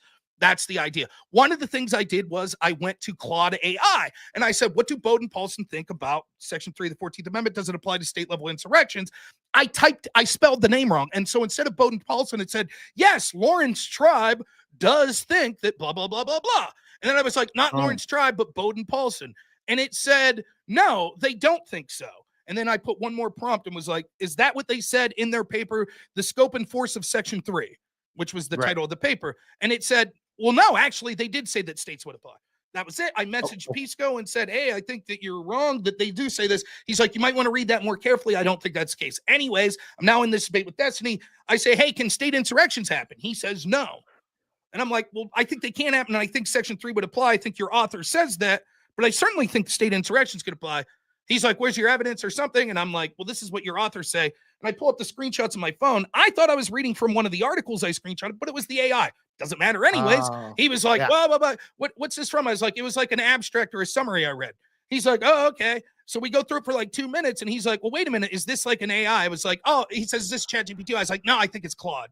And he's like, it doesn't matter if it is anyways. Let's go to the Bode and Paulson paper. Yeah. We go to the Bode and Paulson paper. He concedes, yeah, you're right. It does say there could be state insurrections. Great. We proceed to debate for another 2.5 hours.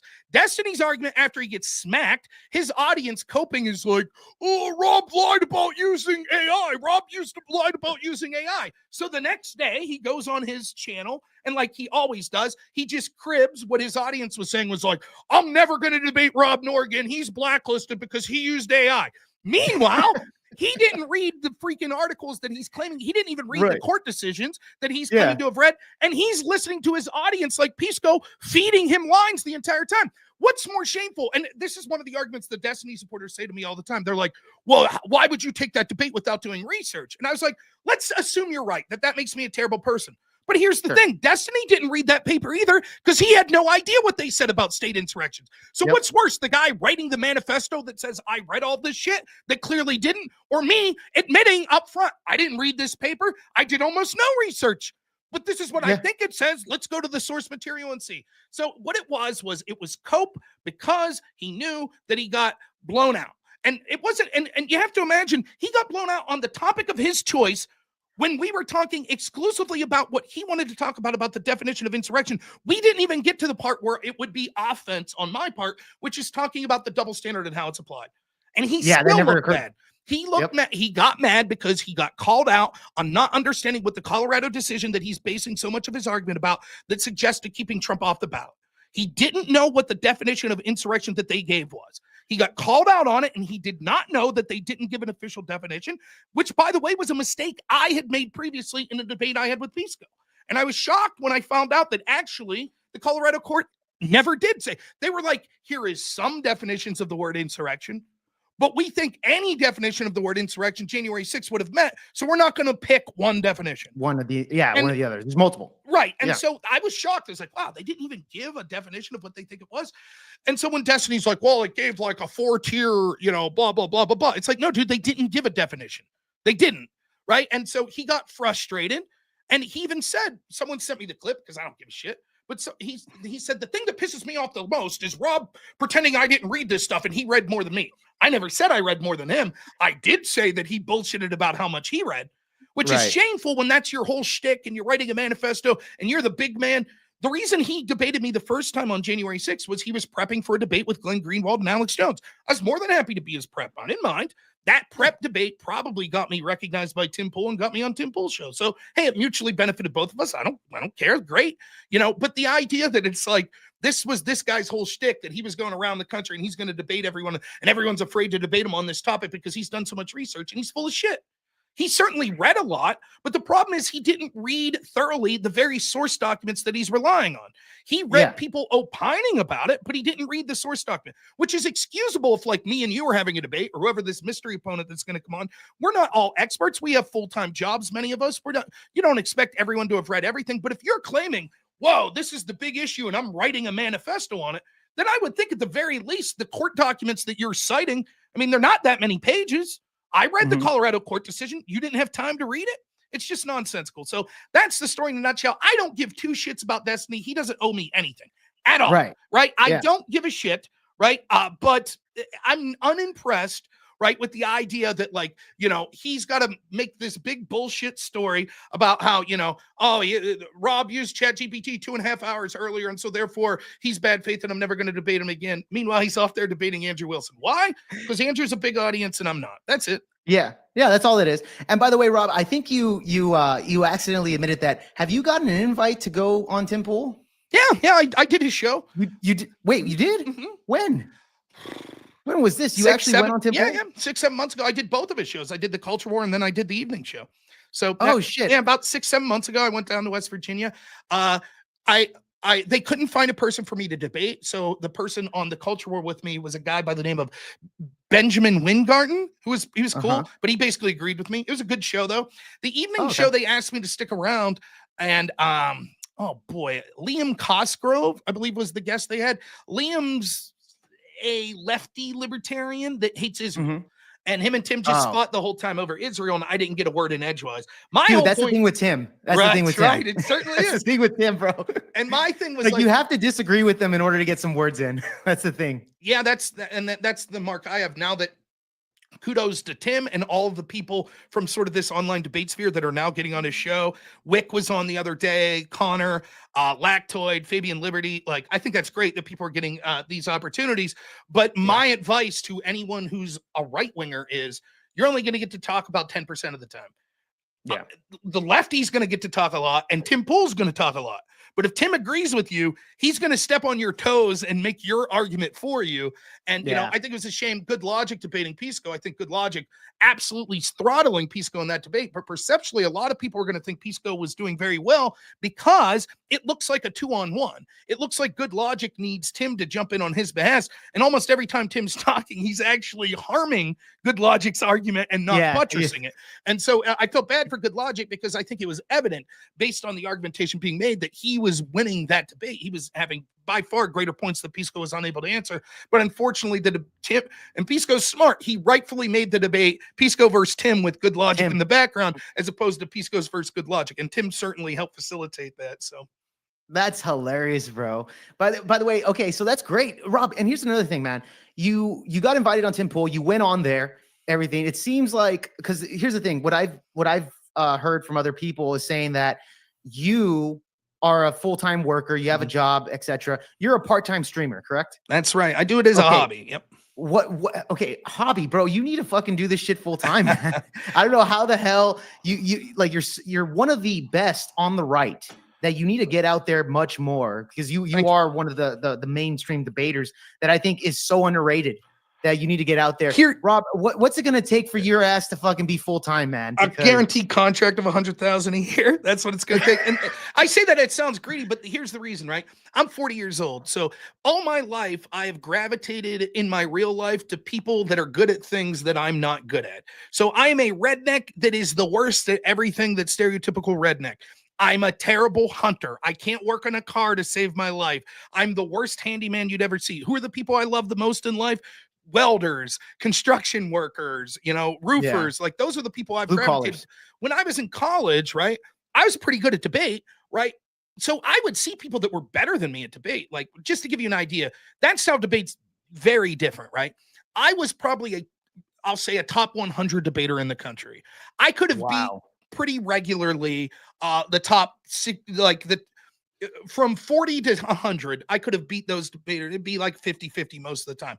But the people at the top would beat me 98 out of 100 times. Like, these people were phenomenal. They're just absolute geniuses, phenomenal arguers. I have no shame in admitting, in those particular years with those particular people, they'd have blown me out of the water. And guess what? In every particular year, many of those people exist that would blow me out of the water in that style of policy debate.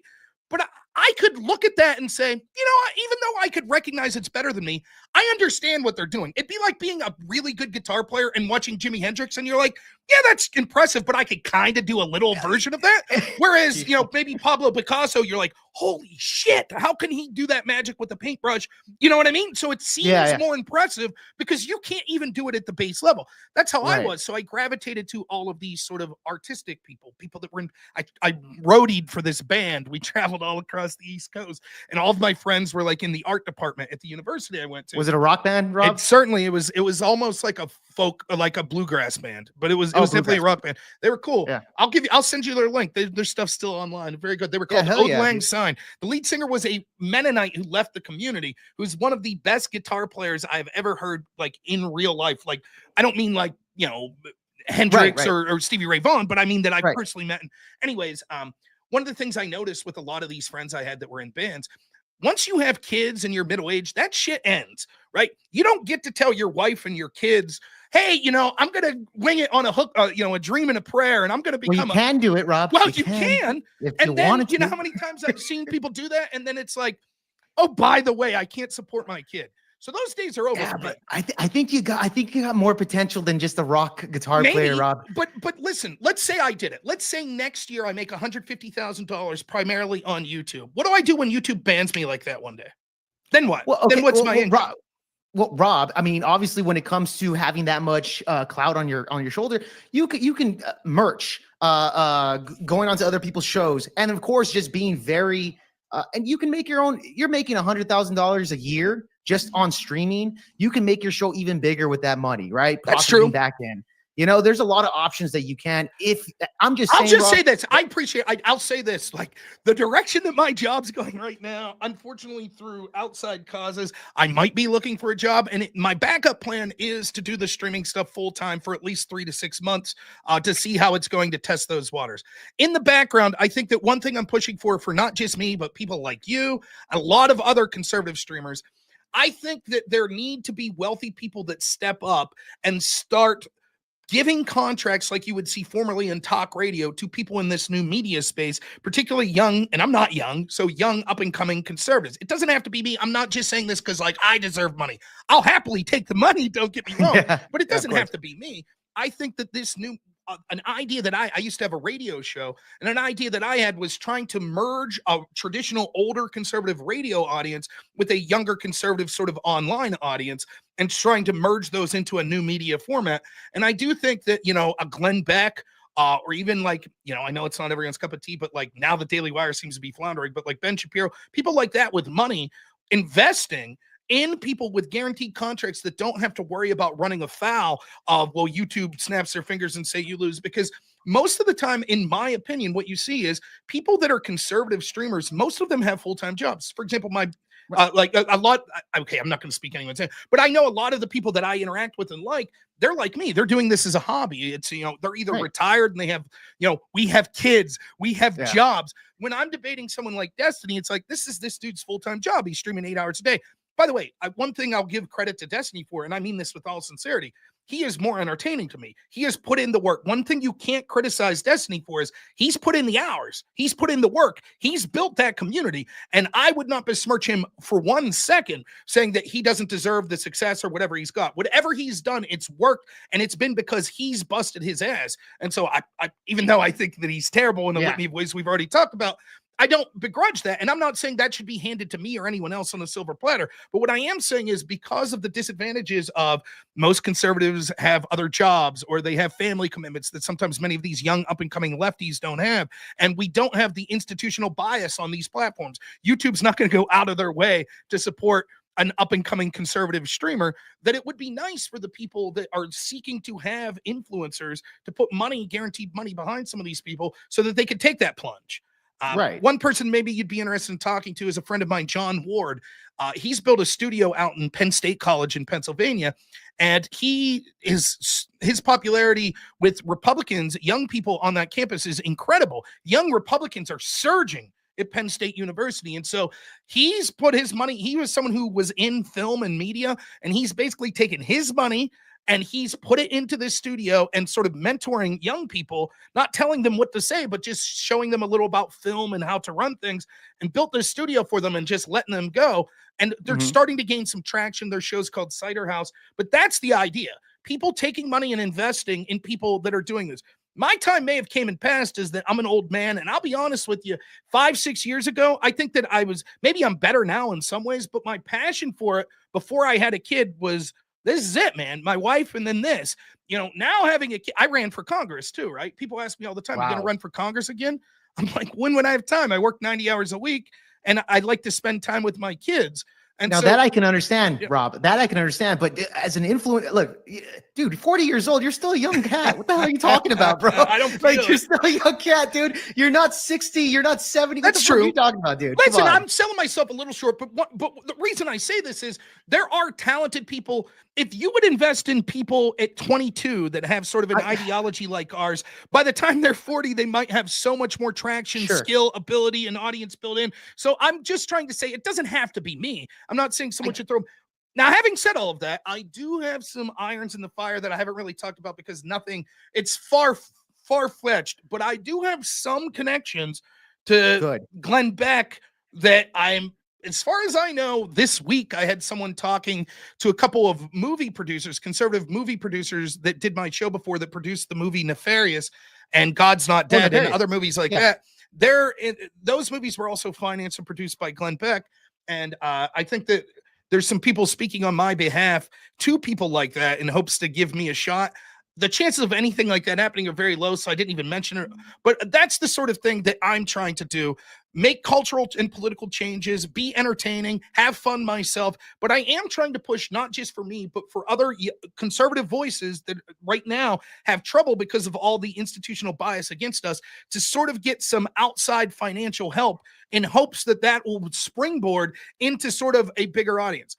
I don't know if you heard all of this hullabaloo about Project, or what's their name? The Super PAC, Progressive Victory PAC. Yeah, progressive. Yeah, with the left. And that they bought out Connor, and the one righty Connor that they paid. But one thing I won't begrudge them is, like, it's smart what they're doing. They understand that the new media platform, it ain't going to be Don Lemon. Yeah. It's going to be It's someone not. like Destiny. It's going to be some kid that's debating, some 23-year-old that's debating playing Fortnite right now, that's doing some political debate that's going to have. And by the way, even Joe Biden put his money onto those influencers as well. I remember there was a story where he put in a lot of money. They brought in a lot of the influencers over there at the White House, such as Dean Withers and what's his name? Patrick? No, Peter. I forgot his fucking name. Oh, but Dean Withers, Parker, wasn't that Parker? There you go. I mean, yeah, those and it's guys, smart. Yeah. It's smart. By the way, and I'll say this, like they're like there's a difference between changing your message because you got paid and someone paying you and you're out there basically saying what you were. There is no shame in getting paid. If you're a young lefty out there and you're like, is Rob saying that it was unethical for me to take money from progressive? No, you should disclose that. Rather than that, if you're just saying what you'd be saying anyways, you're like, I hate Trump, and someone's like, here, let's throw $5,000 a month at you. Take it. Take it. Don't be some commie. Like, take the money, be a capitalist, So I don't have a problem with that. There are people that I think were claiming to be conservative and then all of a sudden getting paid and then all of a sudden completely changing their message. That a little less ethical, but take the money. I don't care. Yeah. So I think, the other thing is, I think a lot of times people on our side of the ledger shoot ourselves in the foot. I can't tell you how many people I heard saying like, that's ridiculous. Destiny's debating Jordan Peterson, or he's, debating Norm Finkelstein, or he's on Piers Morgan. Why not? Great. He's good at it. He's good. And if he breaks that barrier, then greater the chance that someone like me gets on there. So good, right? Like, and now who do you see? Turn on Piers Morgan almost once a week. You see Andrew Wilson. Yes. And would Andrew have got that opportunity if Piers didn't take a chance on online debate bros before him? Maybe not. So I don't have a problem with it. I say get yours. I'm not like those left. In fact, it's one of the things my audience was yelling about me earlier. I don't really have like hatred in my heart for like, oh, you're a lefty debating me online. I'm like, hey, get yours. I don't care. I'm happy that your audience is bigger than mine. I don't care. Good for you. Yeah. But I think that, those, for selfish reasons as well, when those spaces open up, if you debate someone and then they get to debate Joe Biden, you might you have a better chance of debating Joe Biden. So, it's a connection of that, right? The debate bro sphere that's here online. And that's a very good point that you brought up, that Destiny got onto Piers Morgan. Now we're having Andrew Wilson, which I would say that Wilson is kind of like the polar opposite of Destiny. He's the right-wing Destiny at this point. Right. So I now wonder what he would think about that. But yeah, you're right as far as like a bombastic debate bro type person. In that way, you're absolutely right. Andrew, I think what Andrew's done is incredible. Now, the irony is, despite the fact that me and Andrew are friends, we probably debate against each other more than we debate with each other, because we both like debate, and it's boring to just sit around and agree with each other. Now, he's been very busy. He's had a lot of offers, but back in the day when we're both looking for people to debate and we're running out of people, we debate each other, and the slight areas of disagreements we have become magnified because we're going all in. So, for example, he's big on what is it? The 19th Amendment, repeal the 19th, women shouldn't vote. And I'm like, nah, I don't think women should be allowed to vote. So we've had that debate. See, there you go. Everyone in your audience is like, I was about to send Rob some money, but screw this guy. Rob believes women should vote. What the fuck? There he is, feminist. In fact, when I have StreamYard. That's what I stream on. But for whatever reason, when I came on your StreamYard, you know how it has your name and then it'll have like title? My title was still like ultra feminist hero from that time. It was still, I almost had that as my title today, because when I debated Andrew Wilson, that was what, but yeah, Andrew, he has built what he has from the ground up. And Andrew tells me all the time, like, dude, just quit your job and do streaming. You could do it. I did it. But I think that debate ability aside, I think Andrew Wilson brings something to the table that I don't. Part of it's luck. And that luck is that he happens to have more polarizing political opinions that make him more attractive to sort of diehard. So he's Orthodox Christian, for example. That builds in a lot of audience. A lot of people of his audience would find me wishy-washy. Yeah, Rob's a decent guy, but he's weak on the women voting stuff. He's weak on sort of, so it's easier, the more, and I don't say extreme in a bad way, because I agree with most of what Andrew says, the vast majority of it. And the irony is, the things I disagree with, my life would be better if he was running things, or someone like him, than the status quo. So I'm actually arguing against my own success in a way with that. But anyways, neither here nor there. The other things Andrew has going above me is he is an incredibly entertaining person in a way that I'm not. He has a constitution to be able to in and out pick drama fights while at the same time be arguing cultural, religion, and politics in a way that's cohesive and in a way that would be absolutely draining to any other human being. The amount, like Andrew Wilson at one point is fighting with the Groypers, is fighting with the Ralph Retort people, is fighting with the Destiny people, is fighting with the right-wing feminists, the right-wing feminists, right? He's got all of these balls juggling like at the same time. And I don't care who you are, that could be exhausting. So, you know, I think that Andrew brings something. And the other thing that I say about Andrew Wilson, I mean this from the bottom of my heart, he is a fantastic moderator. I think I'm a good moderator too. But Andrew, as many people that hate him for his political opinions, there is not one of them that could say that he has treated them unfairly when it comes to sort of his capacity as a moderator, his capacity for giving them an opportunity to speak their mind on his channel. Right. He has been very good with that sort of thing. And I think that that shows through with Andrew. And it's one of the things that I really like about him. But yeah, I mean, I think is the quintessential person who said, you know what, screw it, I'm going to go out there and do it on my own. And he's done it. And I think that that's something to aspire to. And it's something that we should all be proud of. Even if you only share partial of his political opinions or cultural opinions, that he was actually able to go out there in an environment. And he's starting this stuff in like really strong in 2020, where YouTube's censoring conservatives left and right. And he's going out there and he's putting his money where his mouth is. He's doing it full time. And I think that it's really an inspiring story. And so I'm very happy for him and the opportunities that he's created for himself getting on those places. But we'd be lying to say that other people like that are on the left that are sort of his counterparts, their success hasn't helped him break those barriers. It's so funny. If you go to Andrew's Twitter right now, or X, whatever you want to call it, I saw people shitting on him because he's doing an in real life debate against Destiny here coming up. And people are like, why are you still platforming this dude? And it's like, people don't get it, right? That's how you get your voice out there. When you say don't platform a dude, there's only if like they're calling for death or something like that. Right. Yeah, then of course. Yeah. Why would I not platform someone that I think I'm going to crush? Of course I'll platform him. That's great. You're only going to make him look bad. Right. So do you think Andrew thinks he's going to lose that debate? No, you might be thinking, but he will. Well, that's on you. Andrew's not taking this debate like I'm platforming this guy that's real bad and he's going to beat me. That's not what he's doing. He thinks he's going to win. By the way, I think he's right. I think he will win. But, you know, that's so... It's an interesting dichotomy, but yeah, I enjoy the success of other people, right or left wing, in this space. I see an affinity. It's sort of like when Dane Cook was getting shit on for stealing jokes, and I remember hearing Louis C.K. one time say like, yeah, okay, screw Dane Cook, you know, but I still like him more than each and every one of you in the audience because he kind of does what I do, and I have some sort of connection to him. That's, and I'm not saying I hate audience, but I do understand a streamer that's on the left, at least. It does take something to put yourself out there. Even if you only stream into one person, it takes something. It does. I'll tell you this, Rob. I totally agree with you on that. However, I would say I would prefer any right-wing streamers to have way more success than the left wing. I'm just saying that. Like, well, that's for sure. Yes, 99% yes. But there is one slight exception, and that is like, I want these radical lefties to become the face of the Democratic Party. I want Destiny to go out there and be the new Joe Rogan of the left. I want centrists to see this guy saying, you're a Trump supporter, F around and find out if you get shot at one of his rallies. That's one of the things I would ask him if I was you. Like you said, Trump supporters, F around, find out. This entire debate on this stage right now is you asking to debate Trump supporters. So if I get murdered on this stage right now, would you say, hey, I had it coming? Holy shit. Thank you for fucking giving me some ideas, Rob. Right. Is that effing around and finding out? That's a good one. Did you tell the people that set up this debate that that's your feelings? Did you tell them?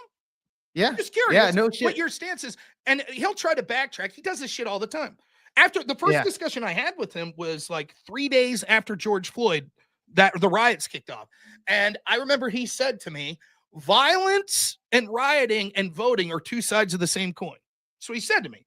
So then when he starts criticizing January 6th, oh my goodness, violence, blah, blah, blah. I'm like, but you said violence was the other side of the coin to voting. To his credit, he said destruction of private property, not acceptable. But if you think the government's screwing you over and you have no other recourse, then sure, why not use violence? That's the other side of the coin to voting. And it's like, well, in that estimation, then isn't January 6th far better than Black Lives Matter? Because January 6th didn't hurt anyone's private property.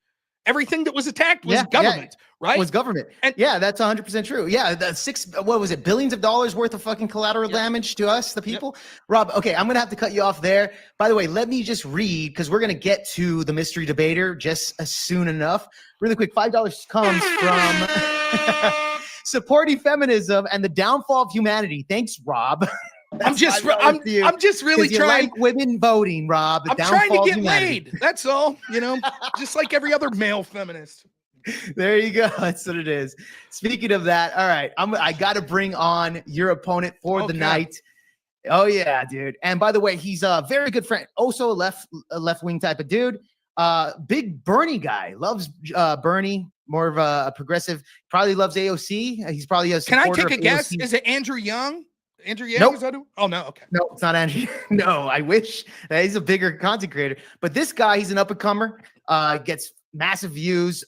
Great friend of mine. Love this dude. I would like to introduce to you for the first time, Fatty. What's up, man? Hi, friends. How you doing? When you call me bigger, Jake, when you calling me fat, that's what you're doing right now. That's what I was doing. That. You know what's funny? He's bigger than me. That's what I meant. In the chat, I saw in the chat down there, I saw it said fatty. And I was like, dude, the guy that's about to debate me is calling me fatty in the chat right now behind the scenes. I was like, I can't get mad. It's true. But seems like awkward debate etiquette to just jump in with that right out of the gate. No pressure, Rob. I'm the biggest one on the panel by far. What I used to weigh, you don't have to tell me your weight. I used to be, well, I'm still 5'7.5", and I weighed 320 pounds when I was an alcoholic when I was in college. Okay, I take back what I said. I'm 260 now, though. you already won the debate, and we already I'm a shell of my former self. So, but that's great. But shout out to you, Rob. Yeah. I actually appreciate you. I don't want to ambush you, kind of like, because you not knowing me is kind of a like opportunistic type of thingy. So I'm actually want to give your flowers because like my people say that you are the twister of the debate, like, and Destiny is the twister. Like, you guys are Buster Rhymes and Twister. You guys talk very fast, so yeah, I'm going to try to keep up. Since I love Twister, by the way, that is one of the best compliments anyone's ever given me. So kudos to your audience. I don't think I'm that fast. I don't think anyone is, right? And I appreciate you. Thank you very much to Jake for having me. Just let me say one thing, friends. Since Jake is being extremely generous to us, we are going to close down the stream on the 30-minute mark of the conversation, and then we're going to send everybody to Jake with the redirect, and everybody goes to his side. Okay? Appreciate you, Fatty. I appreciate you too, Jake. Thank you very much. Yes, sir. Yes, sir. By the way, one last super chat here came from Player One, which, by the way, Player One came from Fatty's chat right here. He donates quite a bit to Project VO Pod. Really appreciate it for Player One.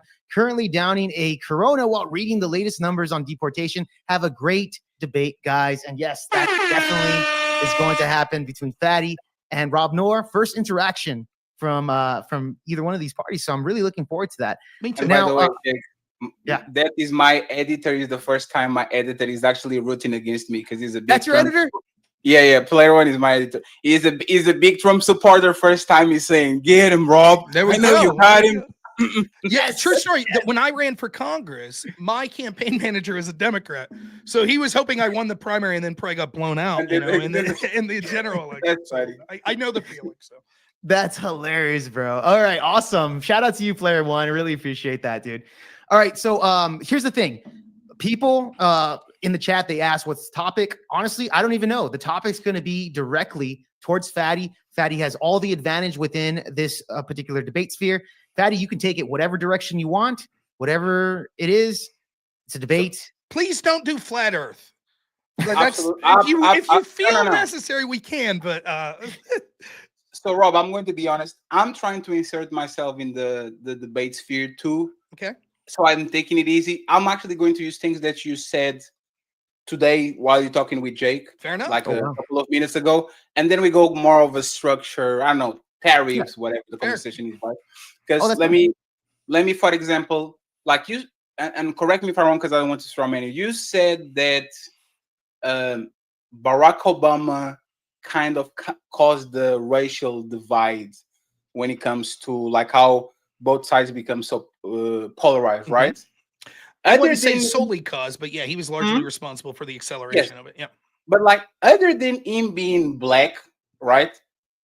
Like, what did he do exactly to make a lot of the white population saying he's not my president? Like, other than being black, did he did anything egregious that make like all these kind of silenced white voters that feel that they didn't got their way like, do you think that he did something egregious to cause that, or is just the product of him just existing? Well, sure. One, it wasn't just him; it's the team that he built around him that was causing that damage. But I could take the things that he specifically did. Do you remember the beer summit? You remember this?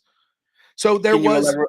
there was this professor at some university, the exact university escapes, who happened to be black, and police knocked on his door, or they saw him outside of home. I think he locked his door at one point, and police sort of was like, "Hey, what are you trying to do?" Because it looked like a man trying to like climb through a window of a home. And this person alleged that the police were racist, and Barack Obama had the cop, and this person come and they drank, they were going to have a beer, and Barack talked about, the impact of racism in our country and how it's still prolific, etc. There was a lot of things that occurred like that all throughout the Obama administration, where they were sort of promoting this idea that racial division and strife was rampant in this country and was a big threat. And they started to bring those things to the forefront of this country. It occurred in policies that not only you saw that they were advocating for, but also the people that were then working hand in hand with academia that were pushing those messages. So, for example, you could see that during the tenure of Barack Obama, you saw like an explosion in sort of critical race theory majors at college universities, where you saw the evils of whiteness and things like that. And I know this because even though I was coming in before Obama, those mentality became mainstream, and that narrative became mainstream during Obama, both because of some of the things he was saying and just because people saw it as advantageous during that time to do it. I saw it all through debate. I can't tell you how many rounds I lost because I was told that I didn't acknowledge my white privilege. That's circa 2005, despite the fact I'm probably the only person at the national debate stage that was literally working part-time at Burger King to pay my way through the cheapest school in Pennsylvania. So yeah, certainly during that time period, we saw the sort of, and the numbers back this up. If you look at polling that shows sort of what people's beliefs are, like black people's opinions of whites and whites' opinions of black, many of those studies show and statistics show that it was exacerbated more negative feelings during the tenure of Barack Obama. I think that there wouldn't be Trump without Obama, but I think just like every group, white people love to play victims too, and it was their time. The same way the LGBT community plays victim, the same way black people play victim, the same way feminists play victim. This is not my president become white men are under attack. There's a large population of white men that the heterosexual white man feels like he's under attack, and it kind of is. This is right. Like the white man can say nothing without being canceled for the most part. But the reality is, I think Donald Trump did more to divide that country than actually Obama, because the birther situation, while, oh, he's not even American, show your birth certificate and all that. Afterwards, he literally filled his cabinet with people that are either very close to the line when it comes to the far right, or straight up with Stephen Miller, Steve Bannon, all these people. I think he started what he kind of caused the division, but the person that put he grabbed a bunch of gas and throw it to the fire, it was Donald Trump with the birther movement. Like, I don't think if he didn't that. What national politician first started the birther movement? Who was it? I don't know. I know Hillary Clinton. It was campaign opposition during the primary. And very fair, because she plays dirty. The corporate Democrats are dirty individuals. They will do whatever it takes to win. I'm not even going to care for them. But the person that popularized it and the person that actually used it and kind of bring the flames up, it was clearly Donald Trump. Donald Trump was a strong advocate of it. And go ahead. What I mean, do you think when people were calling Trump a Russian asset, was that Russiaphobic? There's I'll answer that. Let's assume not assume, no, because since the Cold War, the sentiments between the United States and Russia have always been like this. Isn't that something that Democrats created? Russia always hated the United States, and the United States always hated Russia. So it's just a little chopstick into a massive flame that already was going on. It can weaponize it, but I don't think the tensions actually got higher because they were already there. But that wasn't my question. It's not whether or not the tensions got higher. It's that, is it Russiaphobic? Is it inflammatory to the other side, even if the flames were already high? That's all my only question. Do you say, because it turns out, would you acknowledge this? It turns out that almost every claim that was made about Trump being a Russian asset has been debunked. Would you admit that? Yes. Okay, so then we had a bunch of people saying Trump was a Russian asset. And if I said, oh, they said that to inflame hatred against Russia, to further inflame it, even though the flames are already high, or they said that about Donald Trump because he happens to be white, you would say that's nonsensical. No, And yet, that's when it fair. comes to birtherism, you say, well, anyone like Trump that would have said, Hmm? I've read certain books that said in that book that Obama himself goes, or that like was autobiographies or biographies that he signed off of, that the foreword says that he was born, his brother saying that he was born in Africa. Well, you would only say that to inflame racial hatred. Maybe they really believed it and it wasn't because they're racist. Yes, but both people are talking to their fan base. They're giving their fan base red meat. You associating somebody with the you no, but there's a point. I admit it. I don't have no problem with that. I don't have a problem with saying that. Yes, if I connect you with the Russian, like we have the example with Tim Pool and all those content creators that were caught in the middle of getting money from Russian assets to come in and to do like if you are going to be connected to these things, your and I'm sorry to start playing. Your reputation is going down the drain because Russia is clearly an enemy of the United States. Let's try a different tech. So we're trying to talk about like which side's more responsible for the division. I say that it started with Obama a lot that we see. You're blaming Donald Trump. I would still argue that it's the Democratic side. So let me try to steal Do me. you have a percentage? Would you give me a percentage? If we had to make sure that this existed, which let's assume is 100% Obama and Trump, even though you know that there's more sides to it, which percentage would give to Obama? Which percentage? Well, I don't know that I would put just Obama and Trump because I think that I could say that the institutions behind them are far more responsible than either of those two individuals. But let me say this: I'll lump in Obama and the sort of administration institution on his side versus Trump and the administration institution on his side. I would put it at least 80-20 for the Obama Democrat side being more responsible.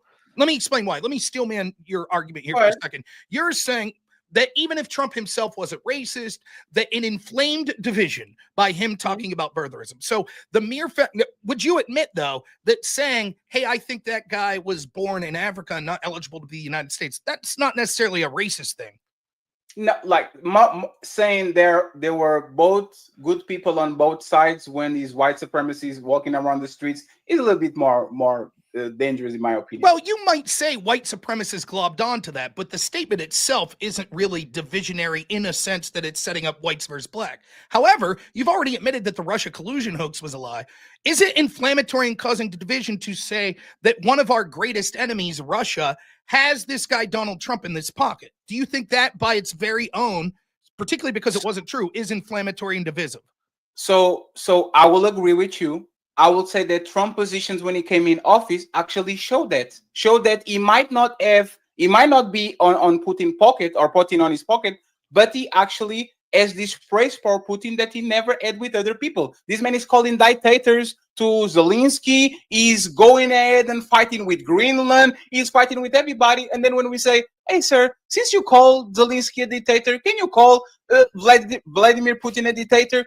Oh, let me be quiet and let me say only good things about this man because I don't want to hurt his feelings. We kind of can agree that even though there's no proof that this man is being paid by the Russians, he has clearly indications that he has at least sympathy for the Russian president at least. Would that be fair? So no, I don't. And I think I'll get to why. But I think what we've done is interesting because most of the things you're talking about now are skipping over 2016 to 2020 and 2020 to 2024. And now you're just jumping in. You're skipping straight to Trump's second term. Would you at least concede to me that the Russian talking point that Trump's a Russian asset, et cetera, that started in 2016, not 2024? Okay. Absolutely. Okay. So then the other part I'll say is, would you concede to me that actions are more important than words? So for example, if I would say, hey, I think you're a great guy, et cetera, but then I'm stealing your property, my actions belie my words. Similarly, if I'm saying you're a terrible guy, I hate you, but behind the scenes, I'm helping support you, giving you money to help build up your channel, the actions in both of those would be more important than the words. Oh, okay, let's go with that. Yes. Okay, absolutely. well, so then particularly when we look at Trump's first term, despite the fact that Trump wasn't out there saying Vladimir Putin's a killer, he's terrible, he's a dictator, Trump was more aggressive to Russia than any president going back to Ronald Reagan. He was far more aggressive to Russia than Obama. Remember when Obama, right when he was running for election, whispered to sort of his Russian, to one of the Russian ambassadors, whatever. After the election, I'll have more time to negotiate. Remember when members of his party, Hillary Clinton, who was his Secretary of State, her husband personally met with Vladimir Putin, right? And then was 2 weeks later paid $500,000 by a state-owned Russian bank to give a speech. They are corrupt. Meanwhile, following the Ukrainian one deal, right? These are people that Obama's tied with in the Democratic Party, and the people behind Obama are tied. But that's not Obama. But You he can certainly attribute. he You picked can her as attribute. Secretary of State. No, because you can attribute things that George Bush or Marco Rubio. Marco Rubio was a massive hater of Donald Trump, and now he's one of his biggest supporters. You can't apply and say, look at what Marco Rubio you did just before, did that. because that man flip-flopped. But that's your argument. Now, wait a second. No. Let me finish, please. ahead. One of your entire arguments was, well, look at the people that Trump's put himself around, like Stephen Miller and Steve Bannon. Are those so actions let me or finish. words? So how can you criticize Trump for his associates in that realm, but you can't criticize Obama for his associates of who he Because picked as Secretary of State? Because he appointed them. Stephen Miller, Steve Bannon, Who Sebastian Gorka. Who appointed Hillary Clinton as Secretary of State? What? Who appointed Hillary Clinton as Secretary of State? And what does Hillary Clinton has to do with racial tensions? Who Because said you said we're it. talking Remember, about Russia? no, one second, please. Remember the beginning of the conversation. You said that Obama stoked the divisiveness about the racial tensions. What does getting Hillary Clinton on his camp has to do with racial tensions at all? I think actually, like you said, actions speak louder than words. And you might say there was both guys on both sides when there are people with tiki torches marching, but you appointing clear people that have clear connections to white supremacist movements is the actions that we're talking about. And it's not one or two, not three, it's several of them. What's happening is we're talking about whether or not you put people that were appointed and you take sort of their rhetoric, their language, etc., their actions, and put blame on the person that appointed. Now, of course, we first started talking about divisions that started with racial with Obama, but then when we moved on and we're talking about Trump, and me thinking it's more divisive to call someone a Russian asset to suggest they weren't born in the United States.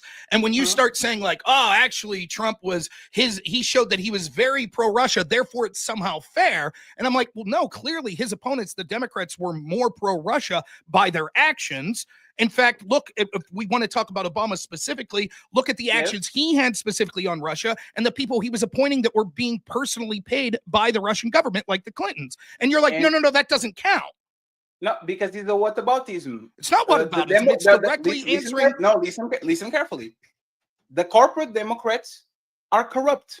They are being paid by the same people that Republicans are being paid. The lobbies, big pharma, all these people, they're paid. Their kids go to the same school. They are being paid by them. I never said that Is the Obama Democrats included in that? That's all I'm asking. I never said the Yes, absolutely. Okay. Yes. Because he came in, he said, I'm going to end Guantanamo, I'm going to do this and that, and he didn't do it. He is actually bought. He's a corporate Democrat too. But what I say is that just because he is bought by the same people, which is not the argument that I'm making, you appointing Hillary Clinton and the Russian gate and all that has nothing to do with racial tensions. The racial tensions are between Black Americans and white Americans, people that think that they are not being representative, that LGBT can shit on them, that the feminism, the Black Lives Matter can shit on them. Those are the people that voted in mass on Trump because they thought this system doesn't represent me anymore. So without... Mexicans. Well, so let me. So were you not talking about? Was the conversation not based on my comments that I made to Jake's question to me about division? You agree with division. That? Yes, no. Was Jake's question to me about racial division? Didn't you mention racial division? I did mention racial division, and I said there was racial division that we saw start with Obama that resulted in all of these other types of division, cultural Marxism, saying that we could divide people based on almost any agenda that you could say, their ethnicity, their sexual orientation, right? Isn't that what I said? So the question was, the central question of all this was, where did the division come from? And what I'm saying then, when you say, okay, well, you said Obama and he's more responsible because of the division, because you specifically cited race. And I'm like, yeah, but if we're just talking about where the division came from, what's more divisive, saying, hey, I don't think this guy was born here because you blame Trump, right? Or saying, hey, you're a Russian asset when you're not. Because one, as an average American, take race out of it for a second, what would you think makes you more likely to hate someone and to use aggression against them? Thinking that they were born in a different country, or thinking that they are a puppet of a hostile foreign nation? I think that it's unquestionable. It's actually, I think both. No, it's not even close. Absolutely. Absolutely. So wait, so I just want to be clear. You would have So let me ask you. Okay. Can I ask you So real let quick? me So you go would ahead. think that you would be equally perturbed if someone was born in Africa as if they were a stooge for a hostile country like Russia. To you, those things are equivocating of your anger towards them. No, they are not the same. And for a particular a subset of the population, the Russian scare will actually be more powerful. But we're not in the 60s, we're not in the 70s, we're not in the 80s. Racial tensions are on all-time high. So if I can convince half of the population that you are from Nigeria or whatever he was saying that he was, instead of saying this man is getting money from Russian exits, there's a lot of the population that is going to be activated because go back to whatever you come from. You are not American. There's a lot of shady Americans in positions of power that get money every single day from these institutions, loan money, get loans from the China, get loans from Russia, and they still are walking fine and dandy with their nice suits, and they are applauded by the people. So once again, it's not even close. But Well, I can Fatty, you had a question though. Like before that, you answered Rob's Yes. question. You had a question for Rob, really quick. Did you want to ask that if you remember it? No. We're having a fluid conversation. Okay, cool. I was just want to talk about something that he said on the show. So Cool. it's not like a ambush. Oh my God, Lord, this is ready for you. But I don't think it's particular close, and I think it's a little disingenuous to suggest thinking that someone was born in another country would be as divisive and cause as much hatred and anger against them as saying, I think that you're a puppet for our one of our greatest enemies. But if you want to just focus on the racial lens of it, so be it. What do you think would be more damaging? Falsely claiming that someone, or believing but falsely claiming that someone was born in a foreign country, or saying that said Nazis were good people? What do you think would cause more division racially? Nazis are good people. Did Trump ever say Nazis were good people? He kind of said Proud Boys. Like, do you 1 second? Do you accept that like there's a lot of white supremacists that are Nazi-ish type of rhetoric, but they don't call themselves Nazis? Would you accept that?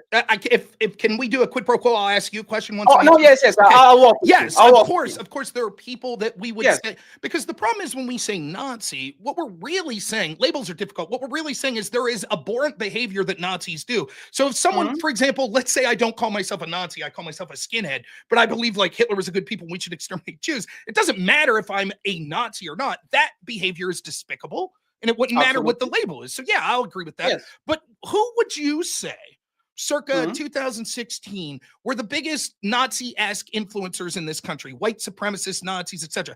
Give me a couple names that you would say were the biggest, worst ones.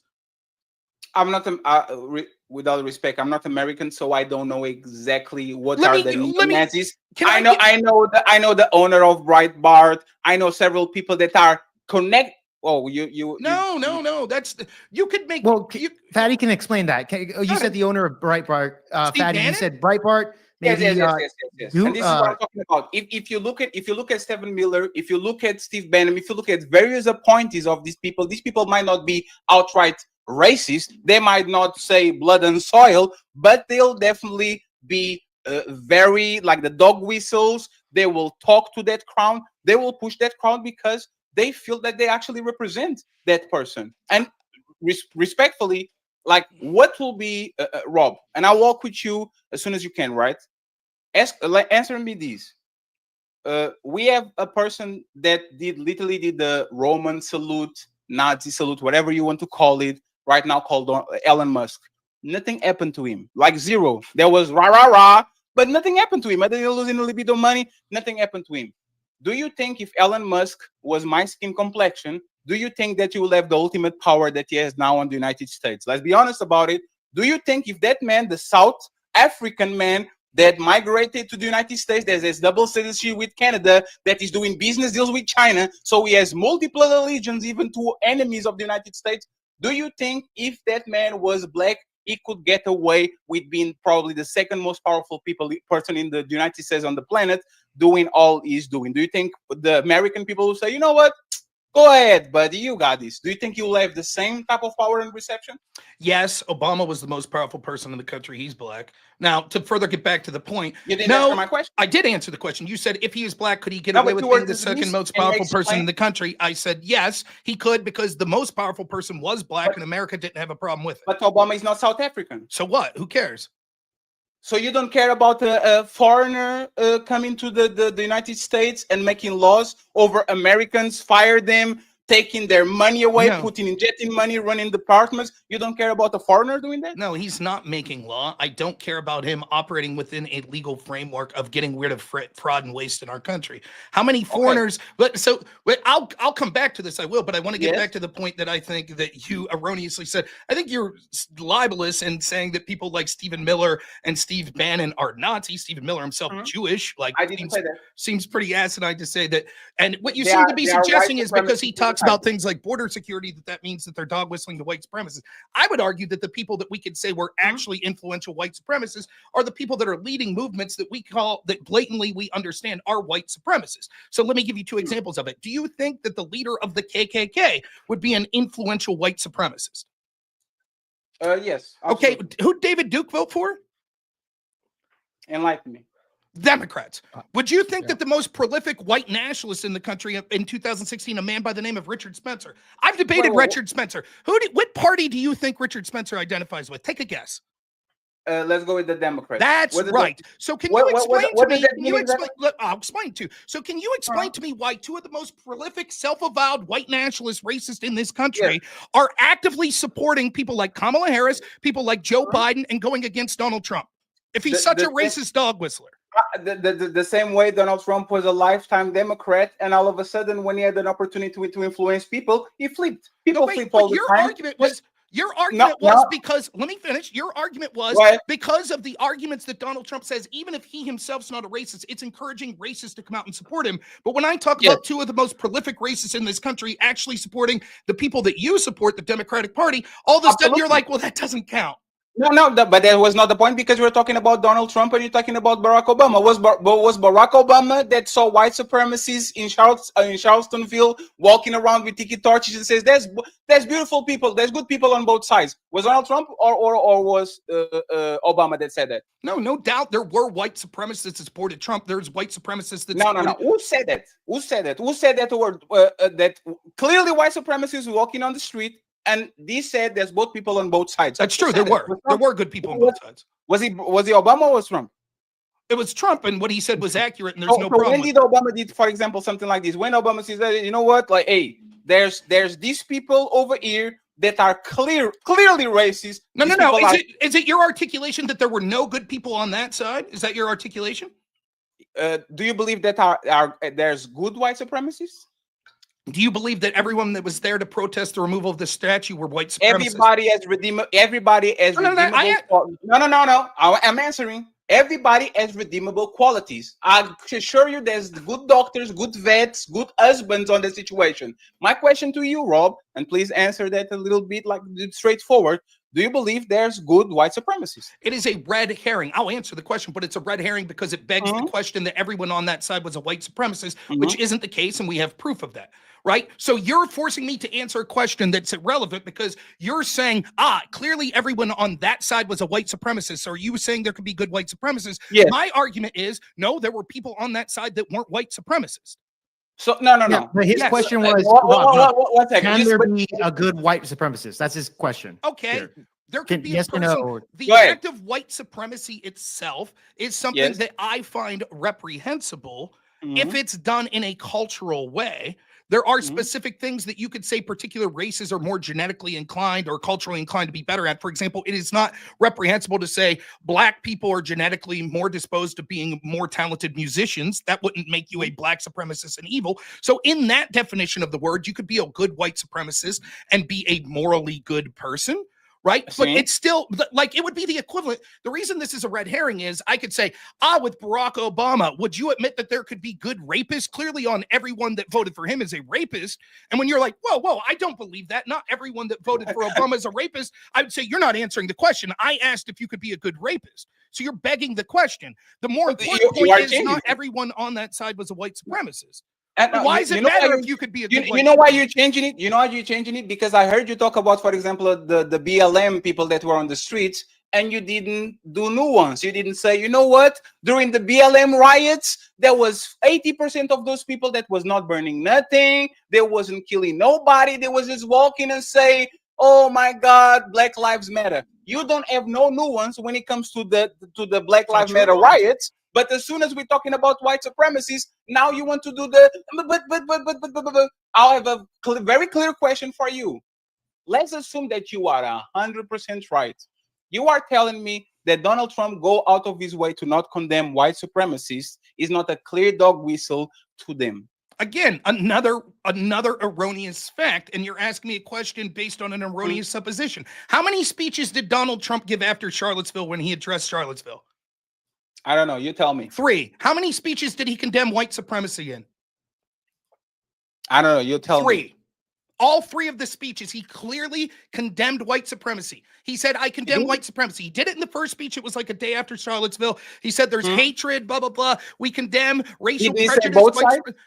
Didn't he say there's hatred on both sides? Let me finish. You clearly don't know the facts of the case. So he condemns white supremacy in the first speech. That wasn't enough because people said, well, he didn't specifically come out. He sort of made this, we need to tamp down violence on all sides. Why didn't he just say the violence on one side was wrong? So he gave a second. Why didn't he specifically say the KKK? So he gave a second speech. He said, I specifically condemn the Nazis, the KKK, etc. He said that. The media said, why did it take him 3 days? So he's then on his third day giving a speech where, unlike Joe Biden, he actually took questions afterwards. So he gave a speech that was sort of on economics that he was talking about. He gives the economic speech, says, any questions? People start screaming at him. Oh, white supremacists, Charlottesville. And he's frustrated because the narrative that was being spun by the Democrats and the media, where you had these noble, good people on one side and these evil racists on the other side. And that wasn't true. The truth is both sides were made up primarily of a-holes that were there to engage in mutual combat that were disgusting. Antifa, the Black Lives Matter people that were there to fight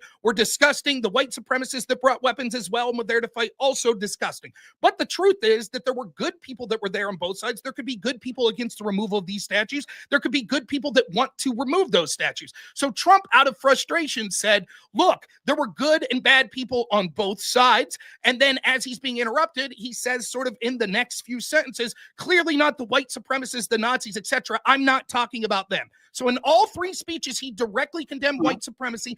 And in the statement that you're talking about, that again, we're talking about division in the country, that it's so divisive that you yourself have bought into the lie. He literally specifically says, addressing that exact point on that exact day in that exact speech, when I say good people, I'm not talking about white supremacists. They're despicable. Yeah, so and this is what I'm talking about interpretation and damage control, right?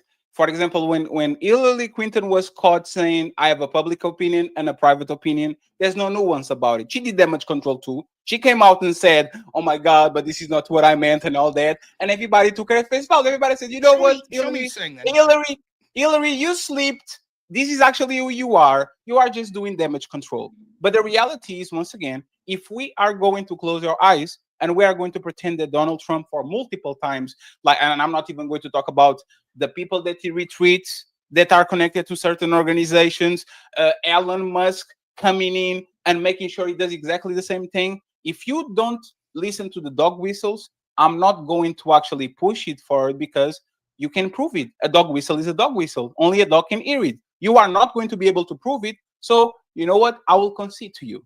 I will concede to you that Donald Trump never, once again, never supported directly or indirectly white supremacists. He is itself a man that doesn't know nothing about white supremacy. So him filling his whole cabinet with white supremacists is actually, or people that are very close to it, doesn't prove nothing. Just like him saying, I'm going to drain the swamp, and then he'll put in positions a bunch of billionaires, doesn't prove that he's actually against the swamp. So this is sort of a scattershot response you have here that's sort of walking away from the argument that you had here. And once more, it's relying on the erroneous assumption that the people he's put in his cabinet are white supremacists because they advocate for policies that white supremacists might cheer for. Now, when I bring up the fact that Democrats do the same thing, people like Obama, people like Joe Biden, etc., and more prolific white supremacists have actually gravitated toward the Democratic Party, you sort of brush that to the side. So I don't want people to lose sight of the specific thing that you're talking, where we both are talking about something that caused division, whether or not Trump said Nazis were good people. If it's a lie, it certainly was a damaging lie that caused a lot of division. You're unable to defend that statement. Now you're saying, this really funny. Let me finish. It's really funny something you said there. You said, well, it's a dog whistle and only dogs can hear it. In other words, only racists can hear it. No, absolutely not. No. Wait. What do you mean when you say it's a dog whistle and only dogs could hear it? So who are the dogs that are hearing? Let me actually tell you. Only the dog can prove it that he heard it. A regular person can prove it. Like, so who's the dog in this example? A dog whistle is exactly that. You can prove it because you can hear it. Who's the dog? Who is the dog? Right. Racist people that believe in racism, and people that are one second, and people that are smart enough to actually read between the lines. No. So first, I reject your assumption that I'm not smart. How do you reject it? You ask me who are they, and one second. If you let me finish, you're gonna I reject the fact that only smart people could read between. That if you're not, if you didn't think it was a dog whistle, then you're not smart and you can't read between the lines. I reject you implying that I'm not smart, is what I'm saying. I'm implying that you actually are smart. You're just plain dumb. Well, I reject that then. I reject that if that's your argument. You see? Okay, nonetheless, dog whistle implies that you're saying something that only a certain audience could be. So the fact that you picked it up, maybe it suggests more about you being a racist. No, because when we look at the actual data, now let me ask you a question. Would you say that someone that's a white supremacist, you clearly talked about how bad that is. Do you think someone who's a black supremacist is equally bad?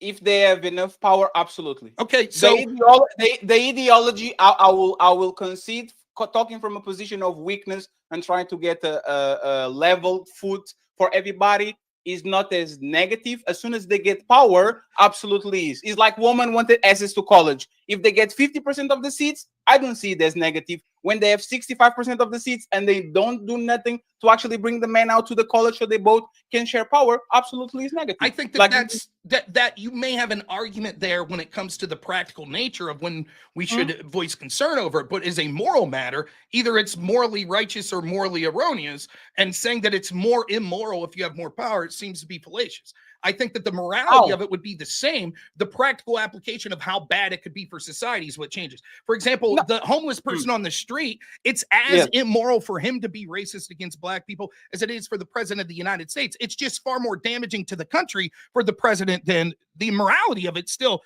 the same. So I reject your premise. I think that the way that it would play out sort of practically would be worse if someone with power. So I don't think power necessitates the morality or immorality or the scale of immorality of racist beliefs. Would you also admit, though, while we're on the subject, that when you talk about Steve Bannon, Steve Miller being racist or Nazis or whatever, it's not that they're admitting it, it's that you're implying that they're dog whistling to it, but they haven't admitted it. And that's the point. If I'm not call myself a racist, can you call me a racist?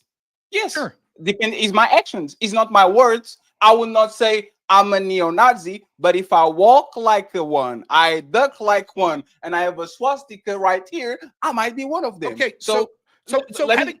I'm sorry. Go ahead. No. Please. Let me just say this, right? Let me just say this.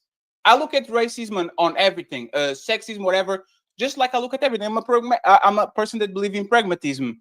If I know that most men are the homeless, if I know that most men are the one that commit self-deletion, if I know that most men are they going to be wrecked after divorce, I will put measurements to make sure that those men are protected. We can call it a benevolent type of sexism because it doesn't include women. But if you are actually bridging a gap and trying to make sure that these people have a fighting chance, I don't see no problem with that. So sexism a lot of times is negative, but sometimes it's necessary. Okay. That's what I think. Nonetheless, not to get off on that red herring, the reason I bring this up is because I think we can talk until we're blue in the face that you're just wrong, that I think you could have the beliefs that Stephen Bannon and Stephen Miller have, and it doesn't make you a racist. And if racists happen to like those beliefs, I don't think that should be used to impugn them. But when someone admits to such as being a white nationalist like Richard Spencer has in the past, or admits to being like a leader of the KKK like David Duke, that's clearly worse. Having said that, did you speak up about Barack Obama taking pictures with Louis Farrakhan, a self-professed black nationalist?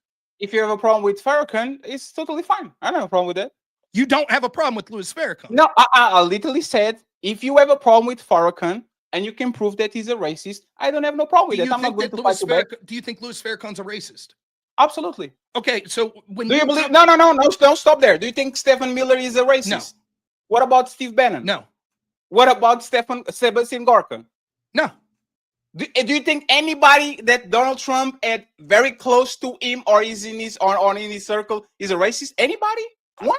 Can you give me one? Nothing that they've done publicly or the policy positions they've advocated for have shown that. The difference between me and you. I'm not a debate, bro. I'm willing to concede on the points that you want to concede. You don't want to lose the debate, so you are willing to what say, are you talking about? Do you see any racists on the black side? Absolutely, I do. Do you see any racists on the white side? I don't see it. They didn't say no. Exactly The difference is because I'm citing someone who's an openly admitted black nationalist, and you're citing people that are saying, well, because they're strong on the border, they must be racist. No, that's not what it is. And what policy? Let's take Stephen Miller. What policy is Stephen Miller advocating for that you think proves that he's a racist? We'll just take him specifically. The Muslim ban, for example. Okay, the Muslim ban that was suggested under Barack Obama. The countries that he suggested. Did he imply actions speak louder than words? That's your words, That's true. Mr. Rob. You said 1 second. You said actions speak louder than words. Yes. People on the Democratic side talk about it. He actually did it. You are proving the point that when you do it, there's different things that are different. So don't put them on the same side because one of them did it, the other didn't talk about it. Go ahead, you got this. Okay, I'm saying that it's not a racist thing because clearly the side that you're thinking isn't racist in that way approved and suggested this would be a potential thing. I don't think it was a ban on people because they're brown. I think it was a ban on countries that they thought terrorism was coming from. Now, you might say, wait a minute, that's not good policy. You might say, wait a minute, those people happen to be of this ethnicity, etc. I happen to think that that doesn't make them racist. And in fact, I think a religion's not the same of race at all. That doesn't mean that bigotry or bias against religion isn't something that we should be talking about. But your claim is specific that it's racist.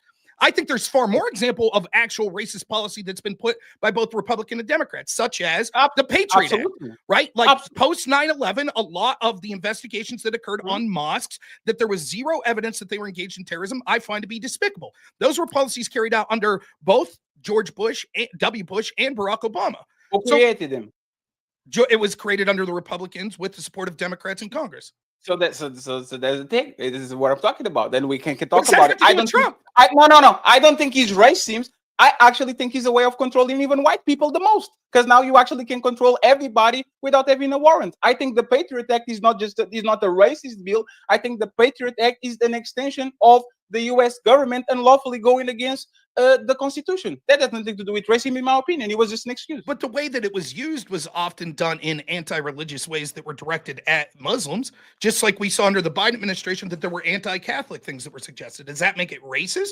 Is it racist against white people because there was specific language and specific targeting of Catholic groups? I don't think so. I think that it's bigoted against the religion, but I don't think it's racist. Nonetheless, when I ask for specific examples of Stephen Miller being racist, you cite a Muslim ban that I don't even know how instrumental he was in that was suggested by Republicans and Democrats, and Rob, it doesn't have to do with race. Rob, do you remember when they leaked these emails, and inside of the emails it was I don't know, I don't remember what was the publications, but they caught hundreds of emails, and it was always quoting the like some white supremacists. Who's he? Like Steve Miller? Yes. No, I don't remember that. So go ahead. Who was the white supremacist he was quoting? I'm interested. Go for it. It was a group called something Renaissance, if I'm not mistaken. It was a white supremacist, like just right bar, this kind of connected to the alt-right. And if Jake can actually go ahead and please verify it, there was a publication that was called something Renaissance that was clearly a white supremacist organization, and Stephen Miller was caught on his emails citing them a tremendous amount of times. I mean, that means nothing to me. Like, there are people that means nothing. Well, how do I know that they're not You want me? Here's what you want me to do. One, you want me to take my word that your word that Stephen Miller quoted it. Second, you want me to take your word that this group is white supremacist. American Renaissance, by the way. What's that?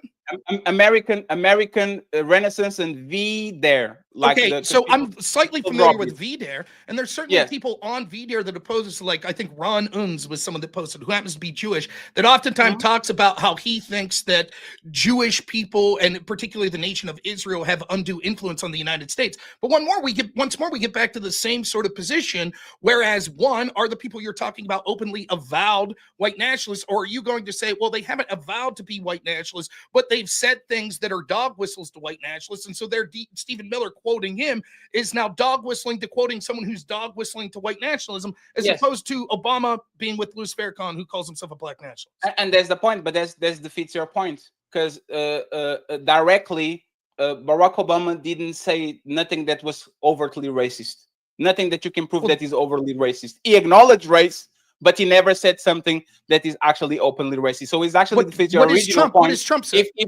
If you have to say something, Mexicans are rapists. That's once more. There's not once racism. more. Again, we're talking about division. You're citing examples that cause division in this country That's that not were what I said. erroneous. Let me finish. You're citing examples that are flawed that caused more division. No, what Trump said was they're not sending their best. They're sending rapists, etc. He didn't say that all Mexicans were rapists. So are you sure? Yes. Yes. So, okay, you find me the quote of Trump saying all Mexicans are rapists. Go for it. I'll stop right now. I won't say another word. One second. So you believe, Rob, me and you, right? Yes. Because you believe that most of the immigrants that are going through the border are rapists. No. That's what you're saying? No, I'm not saying that.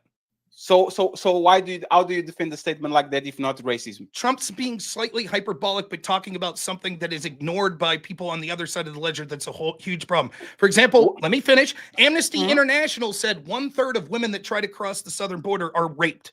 It's the numbers are something like 1/4 of children are sexually trafficked to come across. There is a huge problem. What he's making is this point, which is when these countries intentionally send people, right? They're not sending good people. They're sending undesirable people, criminals, rapists. He talks about mentally ill. Is Trump bigoted against the mentally ill because he's constantly said they're opening up the insane asylums and sending people here? No, it's just sort of the way Trump talks. It doesn't exhibit any expression whatsoever of his feelings towards people that are mentally ill. And again, what you're doing is you're taking the sort of bait that we've seen of the people. It's like, I bet you also believe that he made fun of a reporter that had cerebral Absolutely, there's video on it. Right. He did yes. Right. And did you just make fun of that guy too? Absolutely. So you're making fun of that reporter? Absolutely. So what's your criticism? Rob, I'm not running from shit. Everybody can get smoked from fatty. The disabled, the black, the white, the tall, the short, the fat, the woman. I will admit him. I'm mocking it's me mocking the disabled. Can you admit that now? No. Can you say with me? Okay, let's say I did that when referencing that guy, and let's say I did that when referencing you, and let's say I did that when referencing Jake. Is that still me making fun of that guy's disability, or is that something that I'm prone to do anytime I'm making fun of someone? I never saw him do it before. Well, he did it. So if I could show you, so just to be clear, if I could show you clips of him doing that exact reaction to people that aren't disabled, then you would admit that that's not him making fun of that person for being disabled. No, because there will be the same thing as when Musk did the Roman salute. And people going to find clips of Democrats doing something that is very similar. Like, that's not the same thing. Respectfully, it was a gesture that was repeated twice. If he did it once, I will give you I don't. To be honest, I don't care. But no. No one does. No. But Rob, the proof that actually he did something that he shouldn't is every time I'm on these panels with these people and they say that he did nothing wrong, I says, go ahead, Rob, do it. If he didn't do nothing wrong, my heart goes out to you. Hey. Me too, man. Heart goes out. Okay, now what? Now you admit you're wrong? Hey, no. This is this is going to go for members only. Why? I didn't do a Nazi salute. I completely disavow Nazis. I've probably debated white supremacists far more than you have. Rob, far more successful. I'm familiar with your work, Rob. Okay. Like, nobody on this conversation, I'm going to put that on you. And there's the thing. I'm not a race hustler, right? I just found like the initial statement that you made. I was really curious about it. You kind of explain whatever you have going on. So if I will concede, okay, I'm learning here. I will concede that you are right. Can I? I'll take the win. You can go to another topic then if you want. That's fine. Okay. And this one is actually more problematic in my opinion. Okay. Right? And I'm having fun, by the way, so I'm thoroughly enjoying this. This is a great fucking. This is a good dude. You guys, I'm glad I put you all together because this is amazing. Go ahead, Patty. And by the way, shout out to the Untouchables. I truly appreciate you, but we're going to close the stream on our side, and everybody is going to jail. There's almost 100 people on our side. Okay, So we're going to close the stream. The link, I'm going to drop the link for Jake. Jake is being extremely nice to us, so please go ahead and come to this side. The redirect is on too. So please come to this side. I'm going to close the stream right now because this one I actually am curious about. Why did you say that? Sure. But you're going to explain me absolutely. So Untouchables, I appreciate you signing out. Peace. Shout out to the Untouchable crew. Thank you so much, Fatty, for the redirection, man. I appreciate you. And they better go over to Jake so they can hear my answer. So. And by the way, go follow Rob too because he's pinned on my title. Go ahead and follow. He's a great debater. So it's been fun. The second part that I'm actually was you said that JD Vance might be the best. Like, can you repeat that so I don't misquote you? Yeah, I think JD Vance might be the best politician. Clearly, I'm implying for my agenda in my lifetime.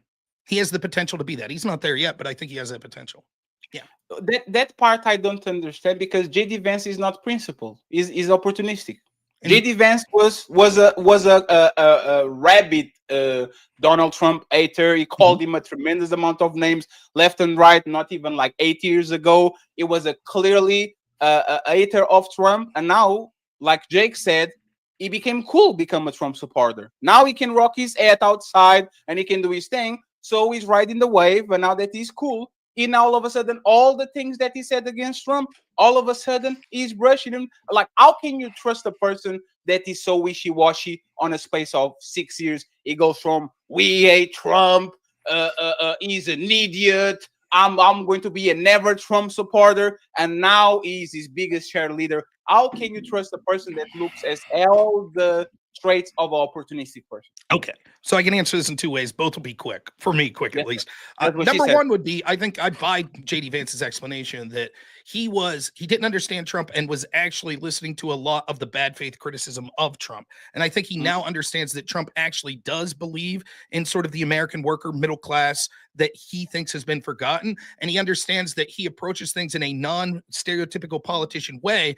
And he comes off as brash and has a tone and style vastly different than JD Vance. But JD Vance has admitted that he was wrong when he believed that he was this horrible person that JD Vance was talking about. That's number one. Second, let's concede, though, even if you don't believe that JD Vance is just opportunistic. I guess my answer would be name one politician that isn't.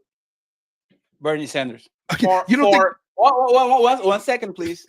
There's always exceptions, and I know you're going to find one thing to say. You see, he's a millionaire, and he's telling tax the billionaires. But for the most part, even though nobody's perfect, Bernie Sanders is pushing the same agenda for 40 years for the most part. So I would say that he's not the flip-flop. Okay, what's Bernie Sanders' feelings on securing the border? He's against illegal immigration. Is he? Isn't he? When he was asked on the stage, did he think it should be a crime? Did he raise his hand and said he didn't think it should be a crime? He did. But just because no. Just because you don't think it should be a crime doesn't mean that you're not against illegal immigration. He literally said multiple times he doesn't believe in illegal immigration. Okay, That's his point. Can you show me one policy that Bernie Sanders has pushed for to curb illegal immigration? Just one. One policy to curb illegal immigration. Correct. I'll have to Google it, and I don't want to say I could make the argument for you if I try to become you. You would say, well, he wanted to make them legal so that they wouldn't be illegal. But that's not the idea. See, Bernie Sanders back aren't you in favor of that? No. The path to citizenship? No. I'm not. So you're not in favor? Let me finish. What I'm not in favor of is allowing millions upon millions across the border and then saying the solutions to make them citizens. No, I'm not in favor of that. I'm in favor of not allowing them to come in the first place, and if they did come, sending them home. By the way, that's something that Bernie Sanders. So I don't know how aware you are of this, but this sort of socialist, democratic socialist argument used to be what this guy like Cesar Chavez, that used to be this pro-union leader back in the day. Cesar Chavez's group used to go to the southern border there in Texas and beat the shit out of immigrants that were coming through because they thought that immigrants competed against labor, and so therefore they were harmful against labor. Now that's a position that Bernie Sanders used to have, but once it became politically expedient for the Democrats to be like, no, we're more tantamount for open borders, Bernie Sanders completely changed and no longer spoke for the voices. What's Bernie Sanders' stance on sort of big money billionaires financing politicians? What's his stance on that? It wants to tax the rich after a certain threshold. I don't know what's the number of the threshold, but after you make, I think, 4 million or something, it wants to tax you at 90%, just like happened in the 60s. But That's his stance. that's not the question. But one I asked. second. That's But not the question I asked, but well, that's fine. wait, didn't you ask about? No. I said, what's his stance on billionaires influencing politics? Oh, okay. So I actually got there. Before you move, right? I just want to make sure that you're clear. And Jake, please pin this so we can go back there so I don't Sure. be disingenuous. Yeah, no, I got you. Yeah, I just want to clarify. You, Rob, you are against a legal path for immigration. You don't like, you want to close the borders, and we are here. The people that are here already. The people that are not, it is what it is. It's just to make sure. I think as a short-term metric, we should probably halt legal immigration, except for very rare, talented circumstances right now. I think as a general principle, I am for having legal immigration to this country under the criteria that the only criteria that matters is that we say that it is beneficial to the American citizens. So if we think that bringing in a particular person would be of benefit to the United States, then we could do that. If they're going to be a drain on the United States, taking welfare, not producing the job that we thought that they'd be able to produce, then they should be sent back. We should not. We should not be giving those people pathway to citizenship. But this is a red herring, because what I really believe, what you're really talking about, what I'm talking about with Bernie Sanders is we let like 12 million in under Biden. Should we have done that? Absolutely. Illegals, no. But you let that. Would you be in favor of just snapping your finger and saying, okay, they're all legal now? No. Would you send them home? No. Yes, absolutely. Okay. Well, Bernie wouldn't. Yes. No. Absolutely. Like there's a asylum seekers. We're talking about, not talking about refugees. We're talking about immigrants, right? The thing is, and I understand why they are at your door. You are going to go start a fight or destabilize some country, and then these people get afraid, and then they go to the next safest country that they deem safe, right? I understand it, but if I was an American citizen, I would want checks and balances to see who is going to go in and who is going to go out. The thing is, I just want to understand this, right? Because the way that you're talking, it seems like qualified. Like Elon Musk is an immigrant. Yes, like it is. Okay. He is an immigrant, Yeah. and you are in like. And Elon Musk was not always Elon Musk, Sure. right? He was just a kid of a rich dude somewhere, Sure. right?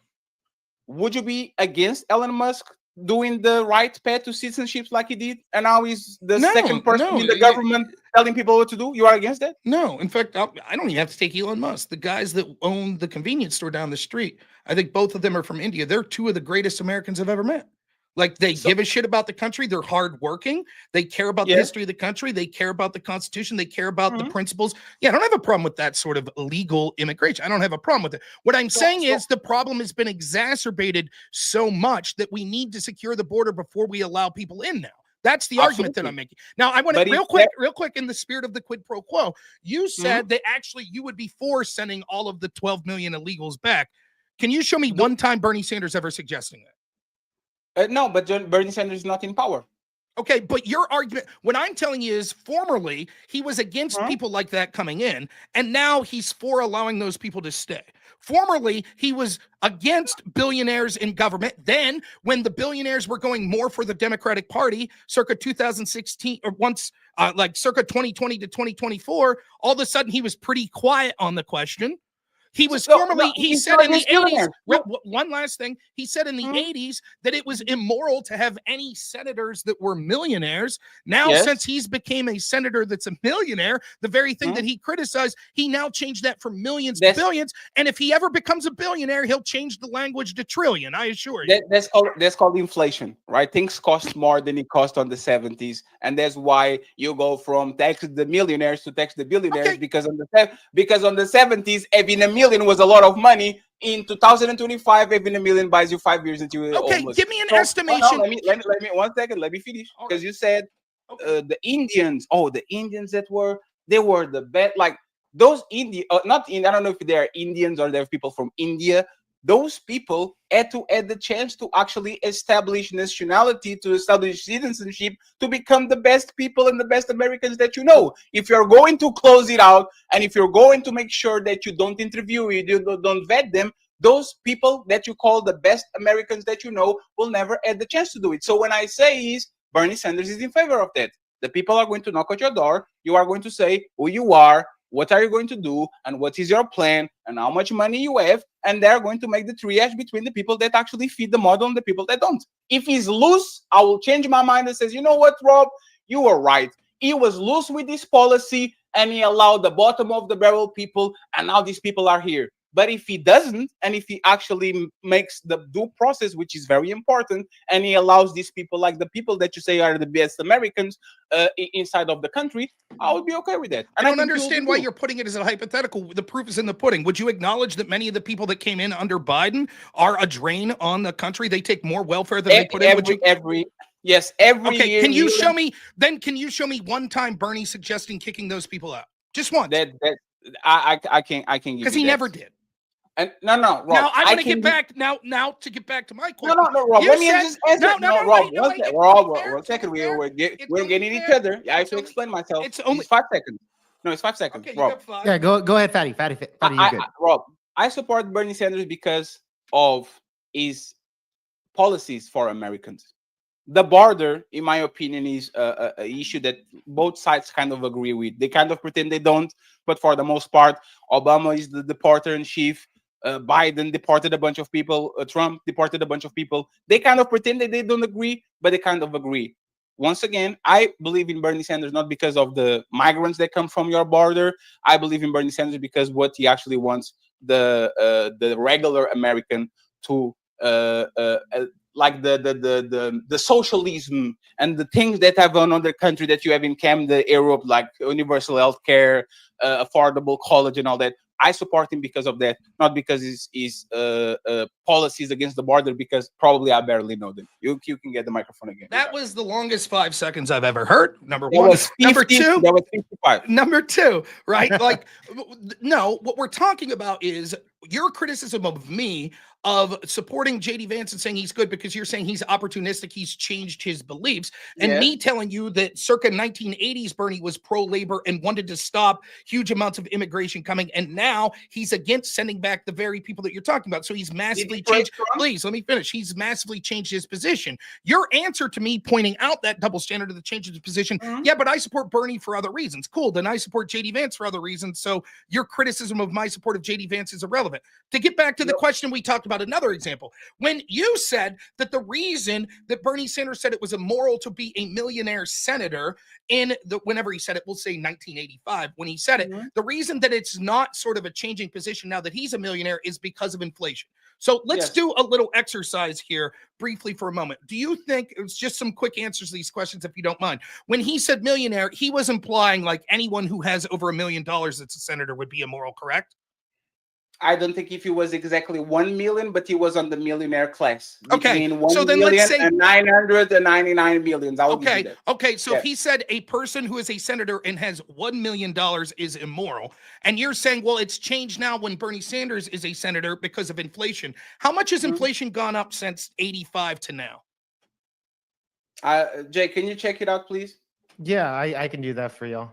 So let's see. And it's not just inflation; it's the disparity between workers and CEOs too. That's why he actually wants to. Well, that would be a point. That would be a point for me, right?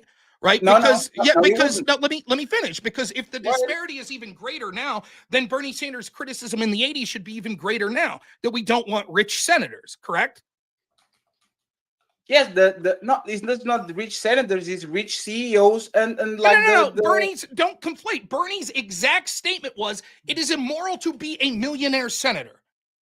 And can you give me the year, please? It was sometime in the 80s. I'll try to find the exact year. Okay, I'll Google it too, right? Okay. There shouldn't be any millionaire senators. Bernie, which year was this? Here was this.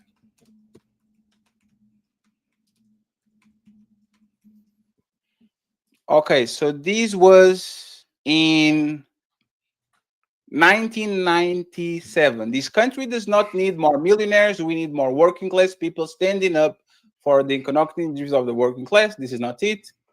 The Western. I can't even find this statement. Oh no! Okay. Bernie once said there shouldn't be millionaire senators. I don't know what once is. And I just wanted to compare the year that he said that with 1971 socialist Bernie Sanders called it immoral that half the members of the Senate were millionaires. Okay. Okay, So now let's take inflation calculator. So 1971 to 2025. I have that $1.71. It's about 500 and something percent. Okay, actually, 500 some percent. How much is Bernie worth now? You would admit if he's worth more than 5 million, that would cover for inflation, and so therefore he's immoral. No, because most of his income is on his houses that he bought long time ago. What's it matter? Like every now 1 second. One thing is you actually getting money from outside sources that make you a millionaire. Another thing is you living on a house and you buy it on the 90s, and that house cost $100,000, and because of inflation, because the housing market literally is the house of cards, now your house is worth 700,000. That's not your fault. Respectfully, that I don't think makes no sense. I don't think there's corruption in any level. Bernie Sanders did not make that equivocation when he made that criticism. He didn't say, "Oh, clearly it's okay to be a millionaire senator if the reason you're a millionaire is because you purchased a house in 1940 and then that asset has appreciated to the point through inflation." Bernie didn't say that. He didn't say there are exemptions.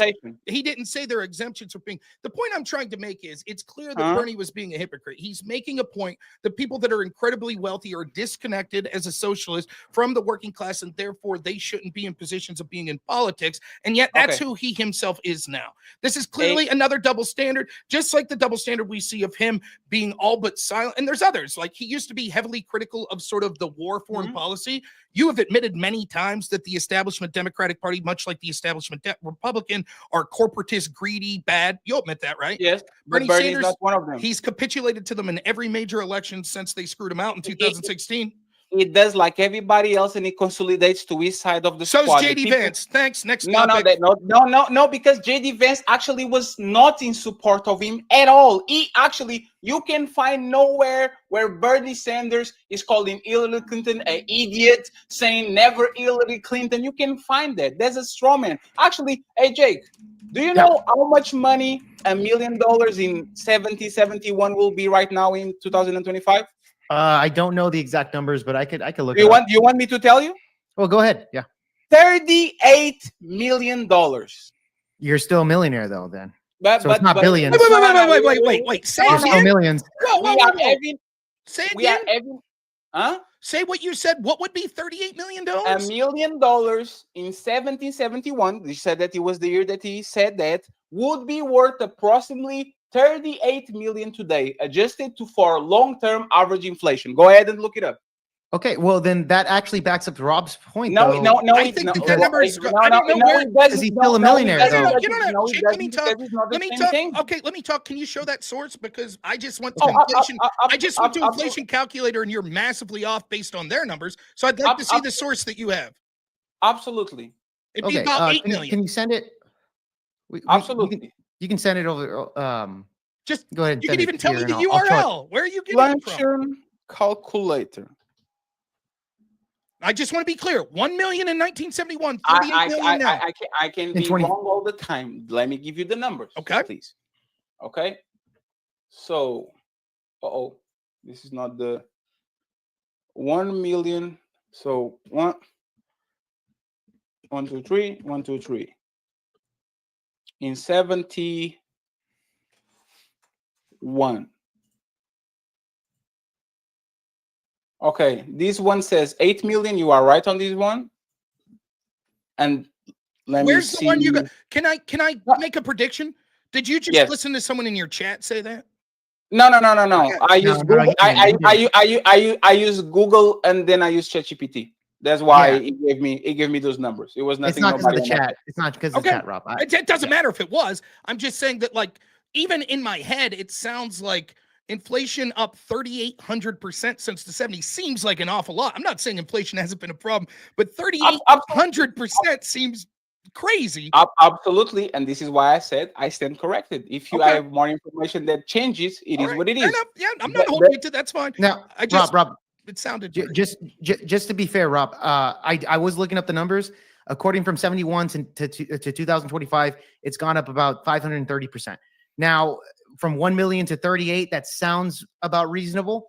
But even then, I'm just saying Fatty's claim of as far as the morality of being a millionaire as a senator, Bernie is still a millionaire. It's not like the 38% went up to $1 billion. I'm just thinking it still backs up Rob's claim. Do you believe in progressive taxes, Jake? Do I believe in progressive taxes? Yes. No. Okay, Like I do. Etc. Yeah. I believe that a person that earns $1 million shouldn't be taxed the same way as a person that gets $99 million. What does that have to do with the point? Because because that's what he's actually proposing. He's not going for the man that is making $1 million at all. You can actually go ahead and check. Bernie Sanders is not against the $1 million, $2 million earner. He goes higher depending on the structure that you have when it becomes to your income. You're not logically following the chain of the argument. The chain of the argument went like this. It went, how can you support JD Vance when JD Vance has been opportunistic and changed core values that he had? And I'm like, well, who do you think is a politician that doesn't do that? You say Bernie Sanders. One of the things I'm talking about where he's changed his values, he said that millionaires shouldn't be senators, and now he's a millionaire senator. That seems to be a pretty direct change in his belief. Please, let me finish. You say, that's explained away by inflation.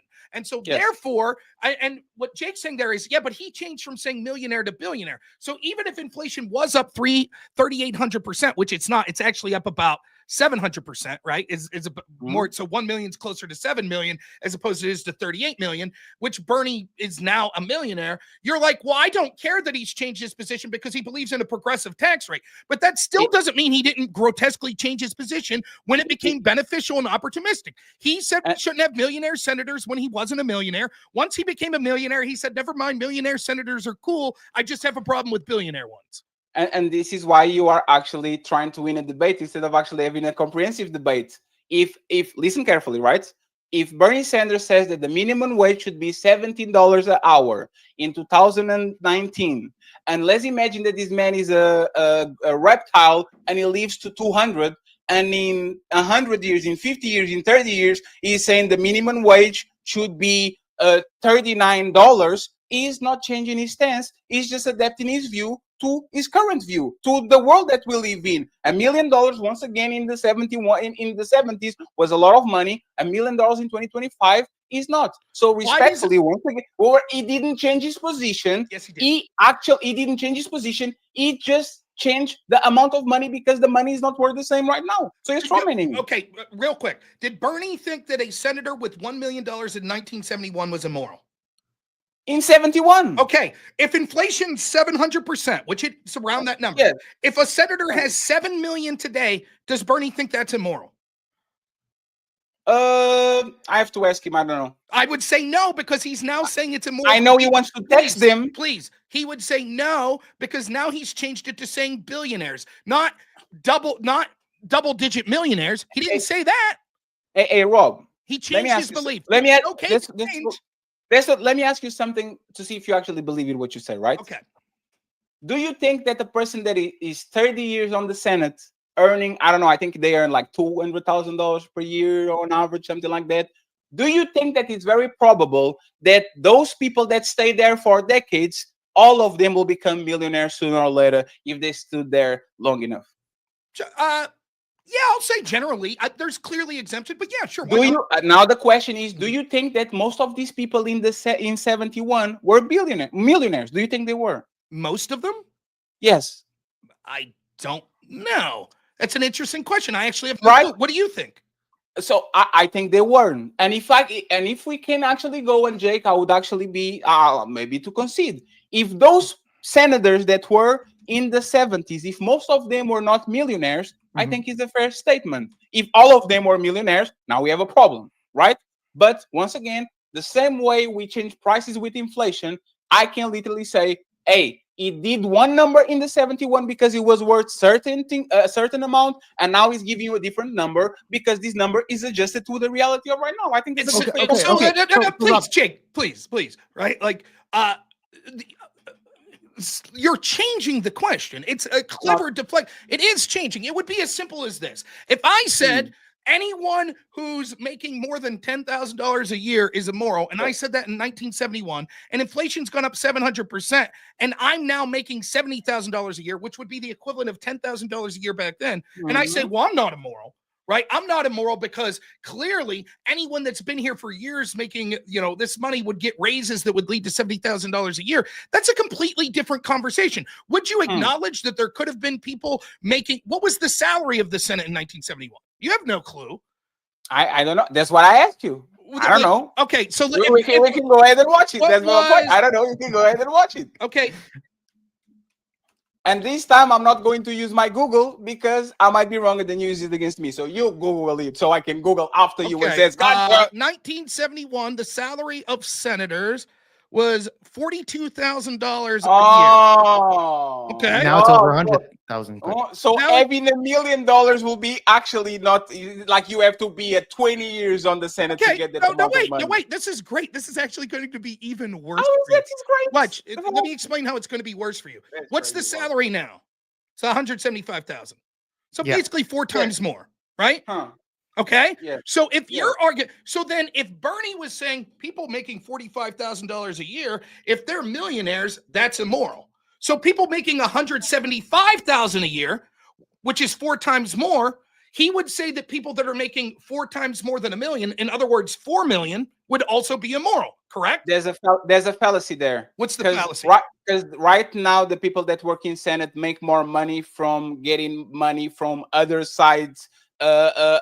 Investing them and all that they get from their salary. Like right now, what Bernie's criticizing. No.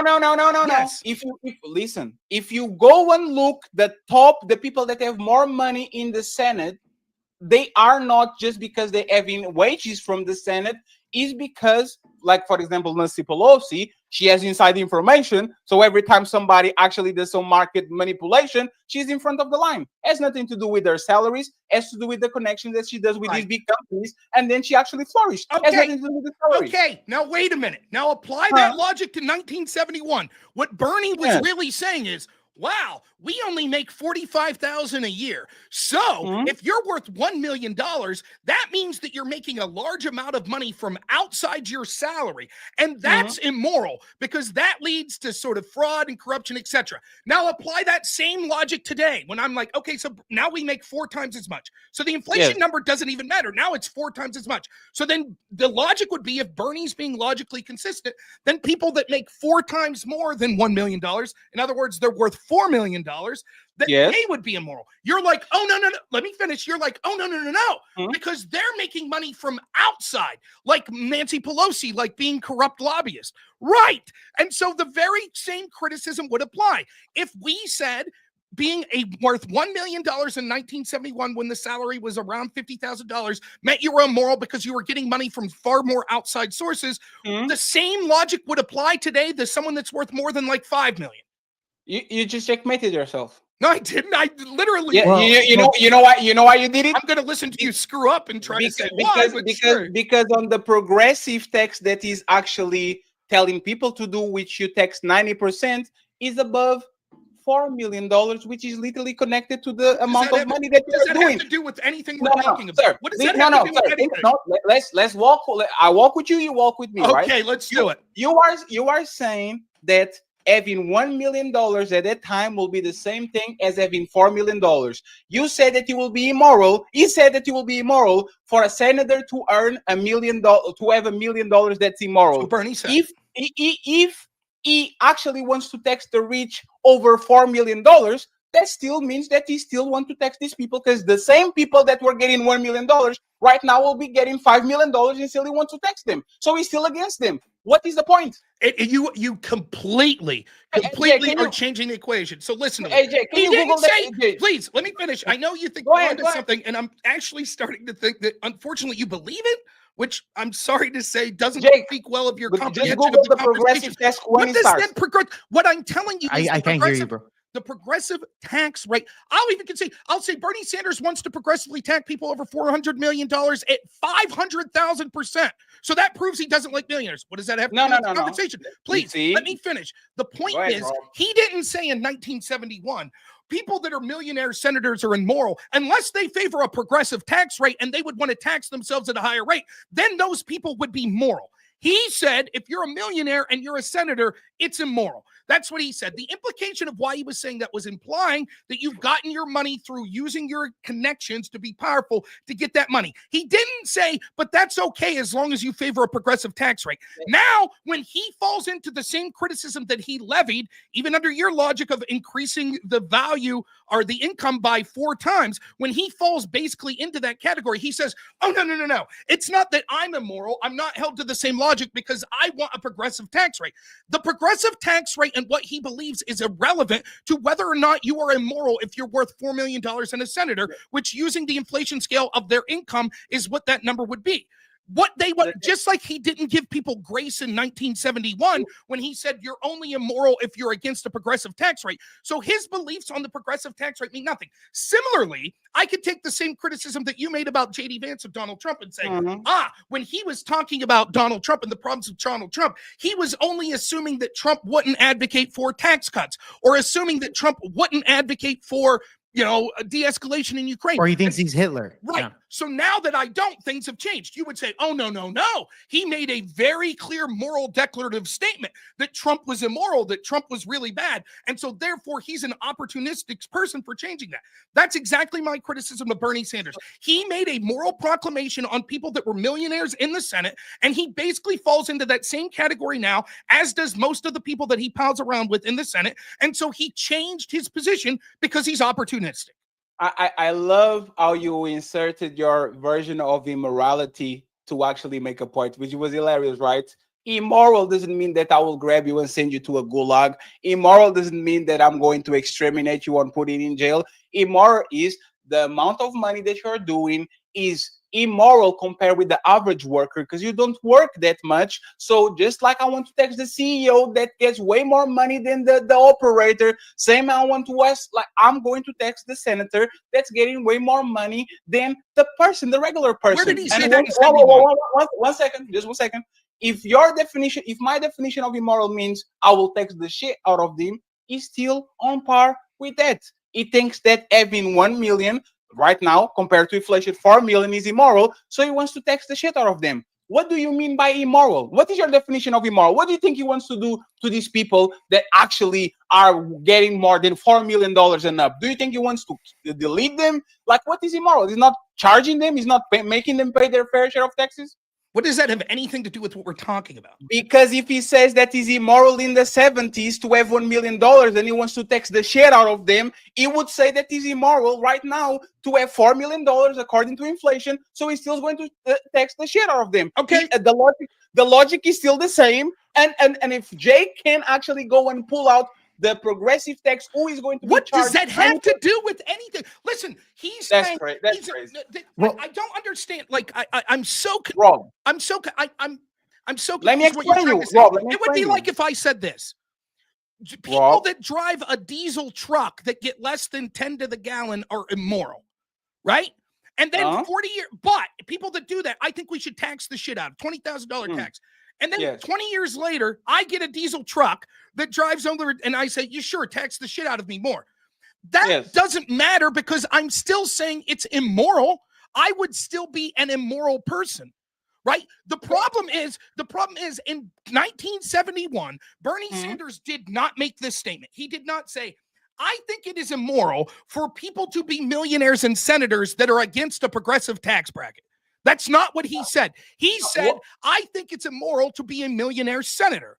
He didn't carve out exceptions of, but it's totally moral as long as you favor a progressive tax bracket. So then when he becomes a millionaire, right, and you're like, that's not a contradiction on his part that now he's saying billionaire instead of millionaire because he's for a progressive tax rate. His criticism was never, it's immoral to be a millionaire senator and not favor a progressive tax rate. His criticism was, it's immoral to be a millionaire senator. He now meets that criteria. So why is that not a change in position when he's now saying billionaire? Because he's a disingenuous statement once again. When we were, hey Rob, you said that you are you are 40, right? Let's imagine that you are 80. When you were younger, having a long life expectancy was way lower than right now. A tall person probably will be a 5'9" person will be a tall person. The numbers have changed. As human beings grew taller, you have to say, I said before, 50 years ago that the person that is 5'7" is tall, but now I'm saying the person that is 6'2" is tall because human beings got so large on the last 50 years by what they're eating and the comfort and all that I have to adjust my number. It's like that, Rob. What is immoral? What do you mean? Like, for example, I think billionaires shouldn't exist, right? I don't want to delete them. I don't. I just think that if you are doing $1 billion per year, on the 1,000,000,001, you should take the shit out of you, because there's no reason you're living on a tower with $1 million and there's homeless in front of your tower just sleeping on a tent. I think that is immoral. What is your definition of immoral, Rob? I just want to know that before I move on. My definition of moral is something that is not moral, something that's not virtuous, or something that's sinful. That's my definition of immoral. Okay, okay. Now that we're walk with me. Let's go back to the example you just gave. Walk with me. It was just for you to send me a alley-oop. Let me dunk it, right? So I pass you the ball and you pass back. So you think that immorality is like something that is not right? Do you believe that a CEO earning 400 times more than the average worker on his company, when in the 70s and 60s they were very close to each other, the wages stagnated for the person that is doing the job, and the CEO skyrocketed 500,000, I don't know how many percent? Do you think that's immoral? No. I do, and this is why we disagree. What does this have anything to? What does this have anything to do with? Now, let's take that example. Let's say that there's a factory in 1971, and the average wage a year. And Rob, give me just 1 second. I'm hearing you, but I have to take a twinkle. I'm hearing you though. So don't stop talking. Okay. I'm gonna take a twinkle as well, just with you, Fatty. All right. I'm not gonna. I'm not gonna. Howard, you didn't want to stop the debate, Jake. That's crazy. I mean, I don't want to, but I'm just saying. I'll be back really quick, gentlemen. It's surreal to sort of have these sorts of conversations. Like, it's like two ships passing. I don't understand how it's not clear what I'm saying. I'm going to try to explain this one more time using the analogy that he just gave and see if we could get some sort of concession. The argument I'm making is that Bernie Sanders says one thing, and then once that thing would negatively impact his personal actions, he changes the criteria when he's talking about morality. My definition of immorality is irrelevant. We're talking about Bernie Sanders' definition of immorality. He said something was immoral. A category of people was immoral. Now he meets that category of people, and he's like, no, never mind. That's no longer immoral. The excuse that Fatty is giving is, that's because of inflation, or that's because he favors a progressive tax rate. But that was never part of Bernie Sanders' original argument. His original argument was never, if you're a millionaire but you believe in the progressive tax scale, then it's not immoral. So when Fatty gets back here, when I can see that he's on camera, I will make my argument using the analogy he gave, talking about a CEO making a greater percentage than the average person that was working there. He's conflating sort of what would we do with someone that's immoral? What should we have billionaires? All of this is irrelevant to the central question and his criticism of me, which is that JD Vance has changed positions from being opportunistic. Therefore, he favors Bernie Sanders, who I'm arguing is opportunistic. He keeps changing and saying, but shouldn't we tax billionaires? That's irrelevant. Okay, Fatty, you ready for the argument? You listening? Yeah, no, I'm just saying that Jake came back faster because he didn't wash his hands. He's in his own house.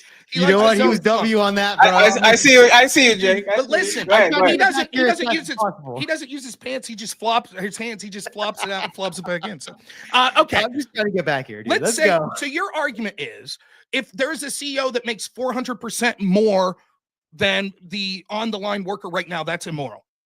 And that's what Bernie's talking about. I want you to actually, because you said that. You said, my opinion about immorality doesn't matter. Your opinion about morality doesn't matter. I want you to tell me, what did Bernie I'll repeat the question. I'll repeat the question. I don't know if you didn't hear. Your argument. I'm trying to steel man to make sure that I'm arguing what you're getting, what you're actually saying. Yes, sir. You're saying today there's a CEO. That CEO makes 400% more than the average worker at that company. That's immoral. Not 400. How much? Well, there's 1,000% more. 4,000% more. What's the number? It's an average. Like, this is the math that I'm going to do because I don't know the concrete number. You see the cost of 1 second. You see the cost of living. You put inflation. You put the salary of a person, and now it evolved. and you put the salary of a CEO compared to it, and I can give you exactly a number. Actually, I can Google it. Well, okay, hold on, Patty. Wait. Why is everyone stepping on my argument here? I don't get to make Here's the thing, Patty. I got a question for you. Okay, you're saying a CEO makes more money now than he did in 1971, right? Can I make the argument, please?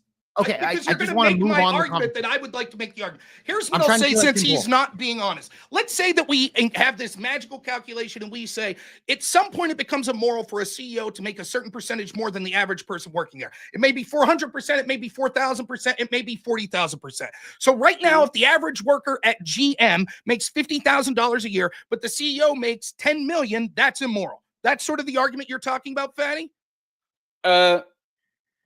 No, you're missing my point. No, you're missing my point. That's not my point.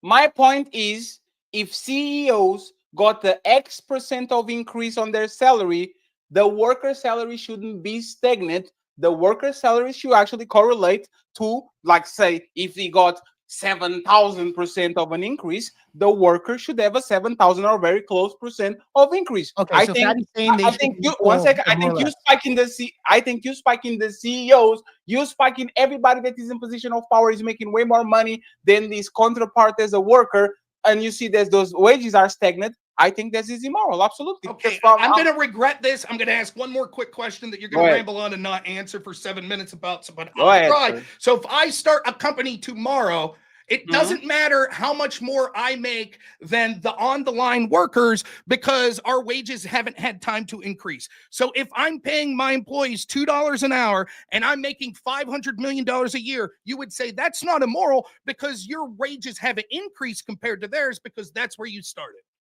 No, that's immoral because you're pocketing 99% of the profit. Okay, so then it's not just about the increase in wages. There is a certain amount of money that if a CEO is making more than the people on the line, that in its own right is immoral. I'm sorry, I was distracted now. Somebody, hey, Rob, you have to understand. Somebody messaged me now. Okay. Can you repeat it again? So then you're admitting that it's not just about wage growth. There is in itself a certain amount of money, a percentage more that a CEO can make than the on-the-line worker, that is immoral on its own right. I don't understand the question. Let's try it this way. I start a company. I'm the CEO. I make $100 million.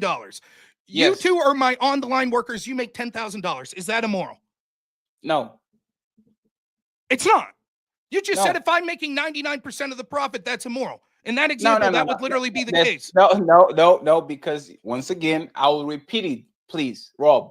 These companies are not new companies. You are literally putting the average salary of a CEO and the average salary of the worker. It's not just me and Jake. Me and Jake can be one case in a million. I make $10,000 on it. The average. What? Go ahead. Okay, I have to argue. I have to just make my point without your input. I'm sorry to do that. The argument that I think he's trying to make, that he's doing an incredibly bad job of articulating, either because he doesn't understand it or because he's trying to debate bro this, is as follows. There is a certain point that what Bernie is saying is that the people on the top are making much more than the people on the bottom. It doesn't mean, well, last year, for example, if you take his it's just about wage growth argument, this is how ridiculous it would be. If you had a company where the CEO this year is making $100 million and the average worker is making $10,000, and then the value of that company doubles, and all of a sudden he's paying the average on the line people $30,000, so their wages have tripled, but his wages doubles to $200 million. That would still be immoral, because Bernie would say he's making $200 million and the people on the ground are only making $30,000. That's what Bernie would say. He wouldn't say, oh, the CEO only took 100% increase, but the people that were making dirt wages before got a 200% increase. Therefore, it's not immoral. The reason this is important is as follows. If we go back to the 1971 argument, he's trying to make excuses for why Bernie Sanders obviously changed his position, right? And so he's saying, well, it has to do with this more complicated thing. Just because he was saying millionaire senators back then, it's more about how much they're making compared to the average person. Okay, then if we look at a company back then and you had a CEO that was making 1,000 or 10,000% more than the on-the-line workers, let's say at GM, and that's been commiserate to today, they're still making 10,000 more than the online workers, and it's immoral today, then it would have been immoral back then. The percentages didn't change. That's the argument I'm making about being a senator. He just keeps making this same inflation argument, which is if it was immoral for a senator to be a millionaire in 1971, it's because that is puts them in such a wealth bracket that they're bigger than the average person and therefore not representative of them. Similarly, if we take inflation that wages for senators have gone up 4 times, then it would make sense that the logically consistent position for Bernie Sanders would be, okay, now it's immoral to be a senator that's 4 times worth that million, which would be 4 million. He says no, because of some magical, well, wages have gone up and wealth disparity. All of that is irrelevant. If it was immoral for senators to be making X percentage of money to be in the X percentage of the stratosphere of what their wealth was compared to the average Americans back then, to be in that top percentile still would be immoral today. He has no answer for this. He just keeps conflate things and not understand. I just want to get to a conclusion because I'm kind of understanding. So you are saying we shouldn't trust, like, this is a question, okay? And answer the question. Should we trust Bernie Sanders since he's changed his number from millionaires to billionaires? Should we trust him? Yes or no? Him? I have no problem with people. I have no problem with people changing their stance. It's not my argument. My argument is whoa, you have no problem with people changing their stance at all? Not most of the time. Do you have a problem? Do you have a problem with Bernie Sanders changing this stance? I think that it speaks to him being personally, once he personally made enough money. I think Bernie Sanders has a proclivity to say anyone with $1 more than him's immoral. But once he enters that class that he used to criticize, it's okay when he does it. So he's a liar. So you think he's a liar? So you think no. Based on your definition, you think he's opportunist? Yes. You said. Okay. Do you think JD Vance is an opportunist? Yes. You think JD Vance is an opportunist? Yes. That's crazy, Rob. I start this up saying, name me one politician that isn't? No, Rob. But there's the Rob, respectfully, because we went to the Bernie side. So you think that the man that you are deeming an opportunist and that changes positions on recent years, flip-flop on the position that he has towards the president that he serves, you think this man is going to be as the opportunity to be the best politician we ever had? Yes, in my lifetime. You just conceded that Bernie Sanders is an opportunist. Name me one politician that's not opportunist. I didn't concede he's an opportunist at all. Well, you could argue against it. It's clear by the nature of our argument that he is, not just on him being a millionaire, but on the border, on sort of his silence when it comes to billionaires in politics, when it helped the Democrats, on the fact that he called Democrats warmongers and corporatists, but then supported them almost wholeheartedly in 2016, 2018, 2020, 2022, and 2024. So in many ways, he himself is an opportunist, which I don't put that as a unique criticism of Bernie Sanders, because I literally think it is the nature of politics for 99.999999% of them to be opportunists. That's how you win. So you are okay with him being an opportunist and a flip-flopper in actually, let me change it. Why do you have so much trust on him since he changed his opinion about the president? Why do you trust that he's going to keep his word? You might believe on whatever he has to say right now. How do you actually have so much confidence that he's going to implement what he's saying right now, when 6 years ago, he was talking shit about the same thing that he's supporting now? Why are you so confident about that? He wasn't talking shit on the things he's supporting now. He was talking shit on a person. I believe his explanation that he thought that his character read of Donald Trump was incorrect. His policies have been remarkably similar, more so than the average politician. I think that almost all politicians change to be opportunistic, so I'm not going to uniquely hold that against JD Vance when that's done by almost everyone. I think that the reason that I have so much optimism for JD Vance is as follows. One, he's an incredible articulate person. Second, he is a very smart person. Third, he happens to share values I have coming from sort of rural America and understanding the hollowing out of these places and the hollowing out of manufacturing. Fourth, he understands the problem with the United States being the reserve currency and sort of the massive inflation of printing money. And he understands that this needs to be changed or the United States will quickly lose its status as a hegemon in the world. For those reasons, I think he'll be the most effective politician if he gets a chance. Now, anything could happen. He could die. He could change positions. Do I have 100% confidence in him? No, I don't have 100% confidence in any human being, only Jesus Christ. So my question to you is, was he lying then or is he lying now? I think he's mistaken then, but in the correct that if you can say he was lying, I think it would be a little bit of both. I think that he probably glazes Trump more now than he actually feels, and he was probably more detrimental to Trump back then than he actually felt, just like every politician. Was Kamala Harris lying when she was critical of Joe Biden in the primaries, or was she lying She was running against him. This sir Oh, so never. it's okay to No, be no, no, no, no, no. opportunistic. Stop. So it's a false equivalency. J.D. Vance never run against Trump. Well, wait. JD Vance was supporting people that ran against Trump, and nonetheless, No, please let me finish. Let me finish. Please let me That's finish. crazy. Please let me finish. So you're saying it's okay to be opportunistic and lie if you're directly running against the person? Absolutely not. Okay, then what's your question about? Donald Trump supported Kamala Harris locally in 2011 and ran against her in the election in 2024. Once again, you are doing what you do. You are debate broing. You are trying to prove a point there's no point to make. What I'm telling you is this. No. Listen carefully. You have to admit either that he was a liar then or he's a liar now. You don't think he's lying? You think he was just confused and he didn't have enough information to actually give a fair assessment on the president? What? Okay, two things. One, I don't have to admit he was a liar then or now. I could think that he was mistaken or changed his beliefs, and he's sincere in both of those. And second, even if I do think he was being opportunistic, I think that all politicians do that. You keep saying I'm debate broing. I'm remarkably consistent. I keep saying every politician's opportunistic. You're the one making excuses of, but when my guy does it, it's okay because he was running against him. When my guy does it, it's okay because he was talking about inflation. And the only person that's being remarkably consistent here is me. Let me explain it to you again. I think that every major national politician is opportunistic. I think when they are supporting people that are running against other people, they talk shit on them. When they're working for those people in their administration, they talk more favorably of them. I think that's true of Trump.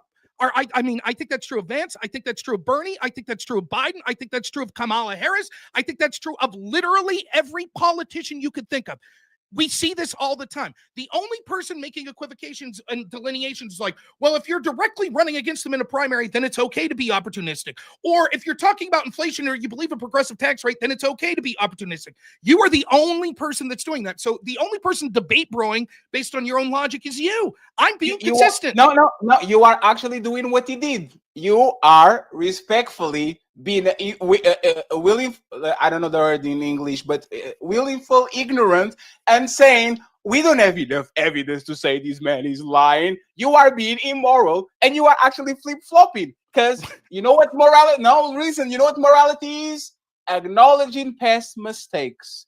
And if you can say that this man either was lying then or is lying now, you are proving that again, you are going to march with the team no matter what they do, because if I can prove that he's lying, he's not a liar. But when it comes to Bernie, when it comes to Obama, when it comes to all the Democrats, all of a sudden there's no nuance, they add the public statement there and they add the private statement on the other side. We don't do that, Rob. If Hillary Clinton comes around and says, I have a private position and a public position, you know what I do? She is morally wrong. There's a fact. You can have a public position in one day and a private position the other day that shows that you are a crook. So if this man has a public position in 2018 and in 2024 he has a completely different position, not just that he moved and grew like to the opposite side of the aisle, you as a moral person should say, this is clearly wrong and this is clearly a lie. Before you go, hey, no, Jake, I'm going to respond to that before I leave. I just want to say something to Jake.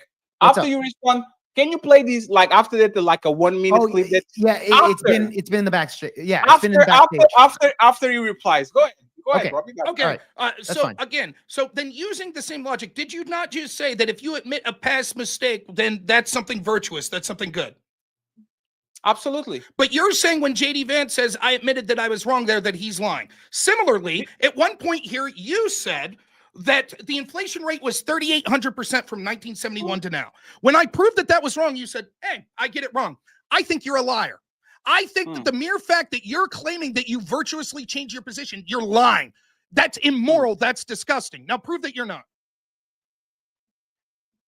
You can prove a negative.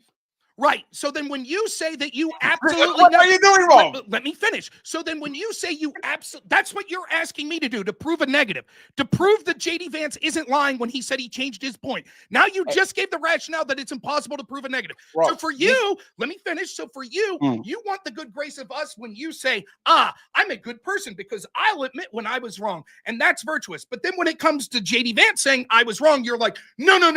He had to be lying. He has to be lying. And you're bad faith if you accept him at his word that he says he was wrong. But when it comes to me saying I was wrong, then I think that you should give me the grace to say, yes, clearly he admitted that he was wrong. Similarly, you have supported, you're going to play like, let me guess what you're going to do. You're going to have Jake play a clip of JD Vance saying bad things about Trump. Am I right? Yes. Okay, so I just want to be clear. So when I dig up clips of Bernie Sanders saying bad things about Hillary Clinton or Joe Biden, you'll admit that he's immoral and he's lying when he now supports you are going to tell me where is this inconsistency, and I'm going to actually talk with you. I just asked you. No, it's fine. No, we are going to do this, right? You are going to dig up those clips.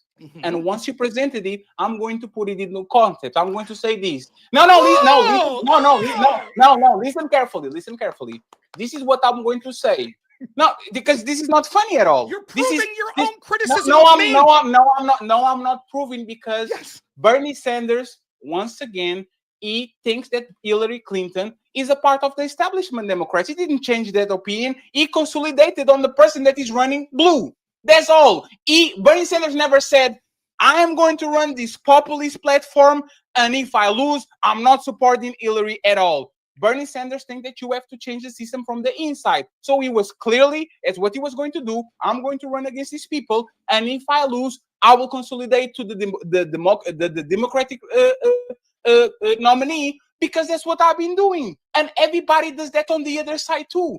The thing is, please stop. They don't go from one side of the aisle to the other. They don't say Hillary Clinton is crooked and she's a hoe and she's a bitch, and then on the next day she's a beautiful person and she's very intelligent and she's the nicest person in the planet. That's what Mr.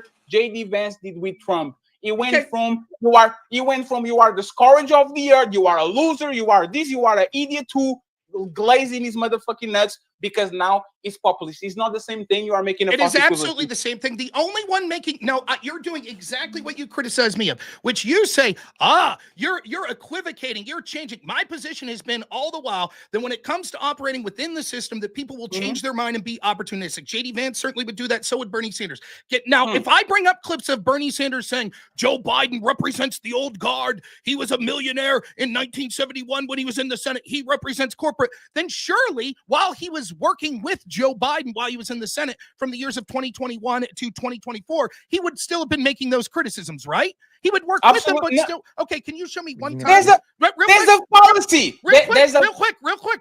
Find me one quote of Bernie Sanders criticizing Joe Biden like that from 2021 to 2024. You do that, I'll shut my mouth. Go for it. No. It's a fallacy, because corporate Democrats means that you are getting subsidized by big pharma, like that's what he means. Sure. Bernie Sanders not getting money from this type of. What does that have to do with anything? If he's criticizing, it's so frustrating because it's like I don't think you understand your own arguments, or you're just like doing what you're accusing me of a debate. Again, listen, let me be real quick. I say, he said Biden was a corporatist. You say, yes, but he didn't glaze Biden. He would have continued that sort of criticism even while he's working within the system.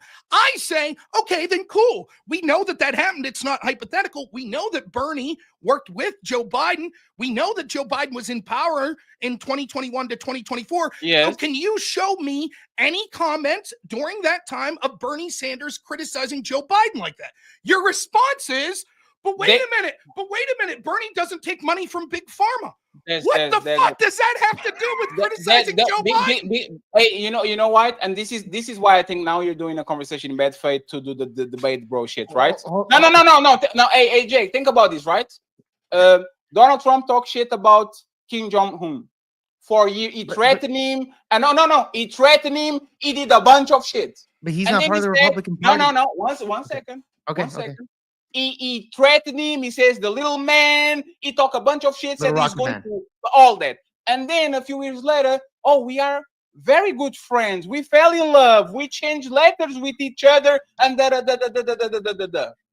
I will repeat it again. You do deals with the people that disagree with you. You don't do deals with people that agree with you. Donald Trump and Marco Rubio are a clear example of people that didn't see eye to eye and now are working with each other. The difference is, once again, Mr. Bernie Sanders were not praising Joe Biden or Hillary Clinton on their policies at all. He was saying, so I'm not going to, you're saying I won't be able to find one praising of Joe Biden in 2021 or Bernie Sanders 2021 to 2024 praising Joe Biden.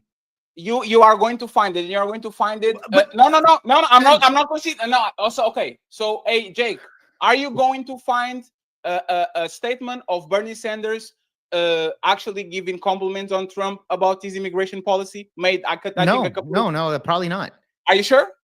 I don't think so, but maybe I'm wrong, but I don't think so. Wouldn't that prove that even though he has his own stance and his own idealisms and doesn't like Trump at all, doesn't it prove that, hey, if this man is doing a good job or if this man has to do something, I'm going to actually give him praise? Go ahead and Google change it. that though from the 70s to now, Fatty. Hold on, really quick, Fatty. Let's play the clip. Let's play the clip really quick that you brought up because I want to play the clip for you guys.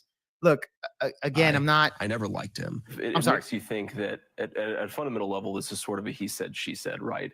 And at the end of the day, do you believe Donald Trump, who always tells the truth? Just kidding. Or do you believe that woman on that tape? No, I cannot stand Trump because I think he's a fraud. Well, I think he's a total fraud that is exploiting these people, who is a total fraud.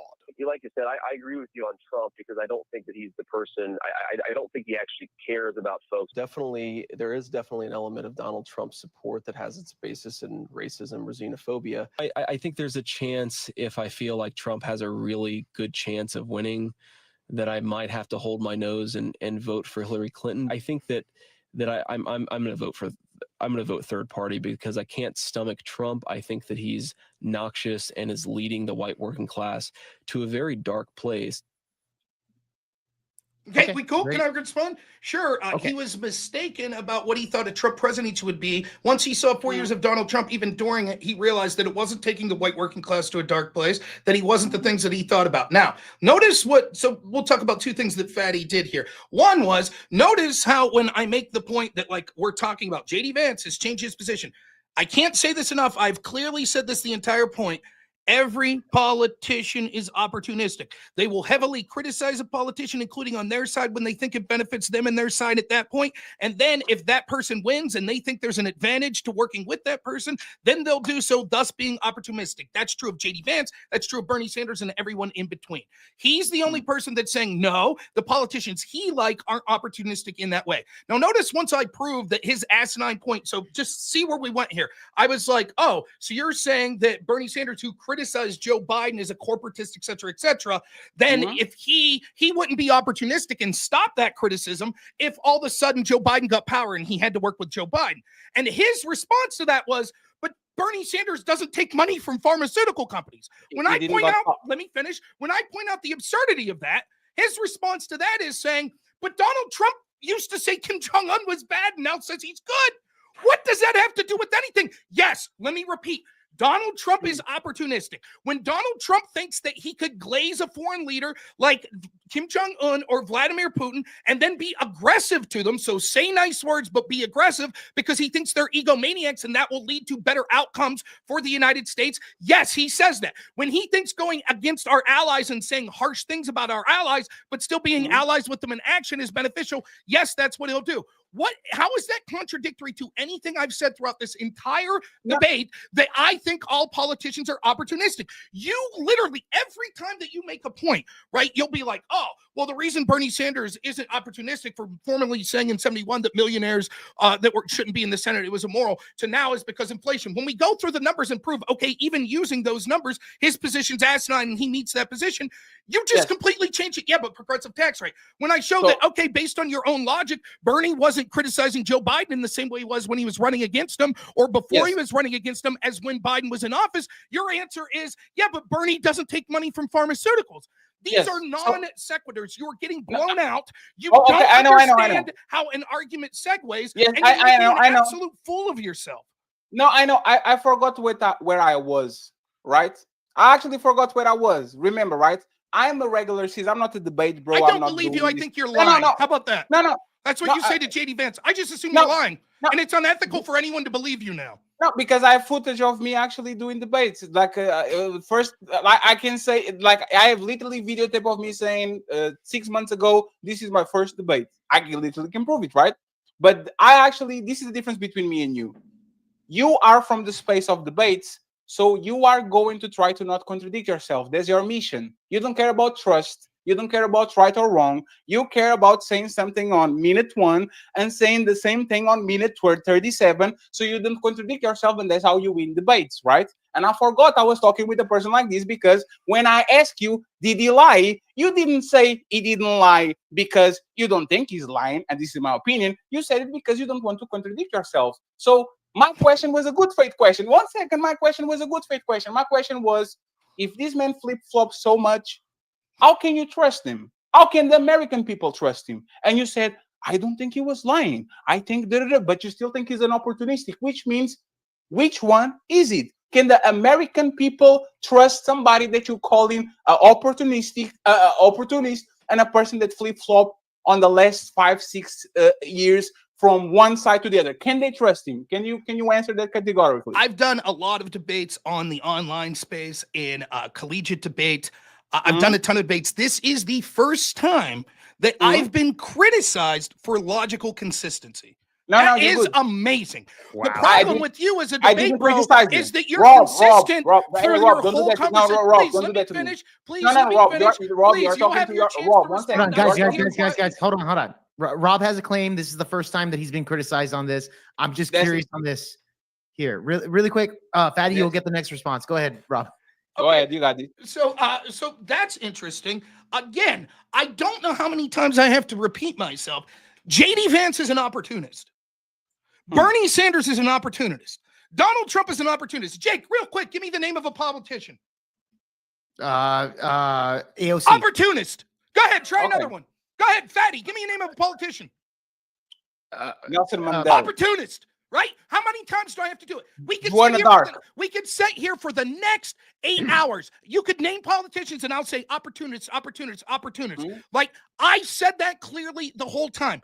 You're the person that's trying to imply that there are politicians that are opportunists when they're on the other side, and when they say things that clearly reek of opportunism, you're like, no. There's excuses for that. When you asked me if I think JD Vance was lying on this thing, two things could be true at the same time.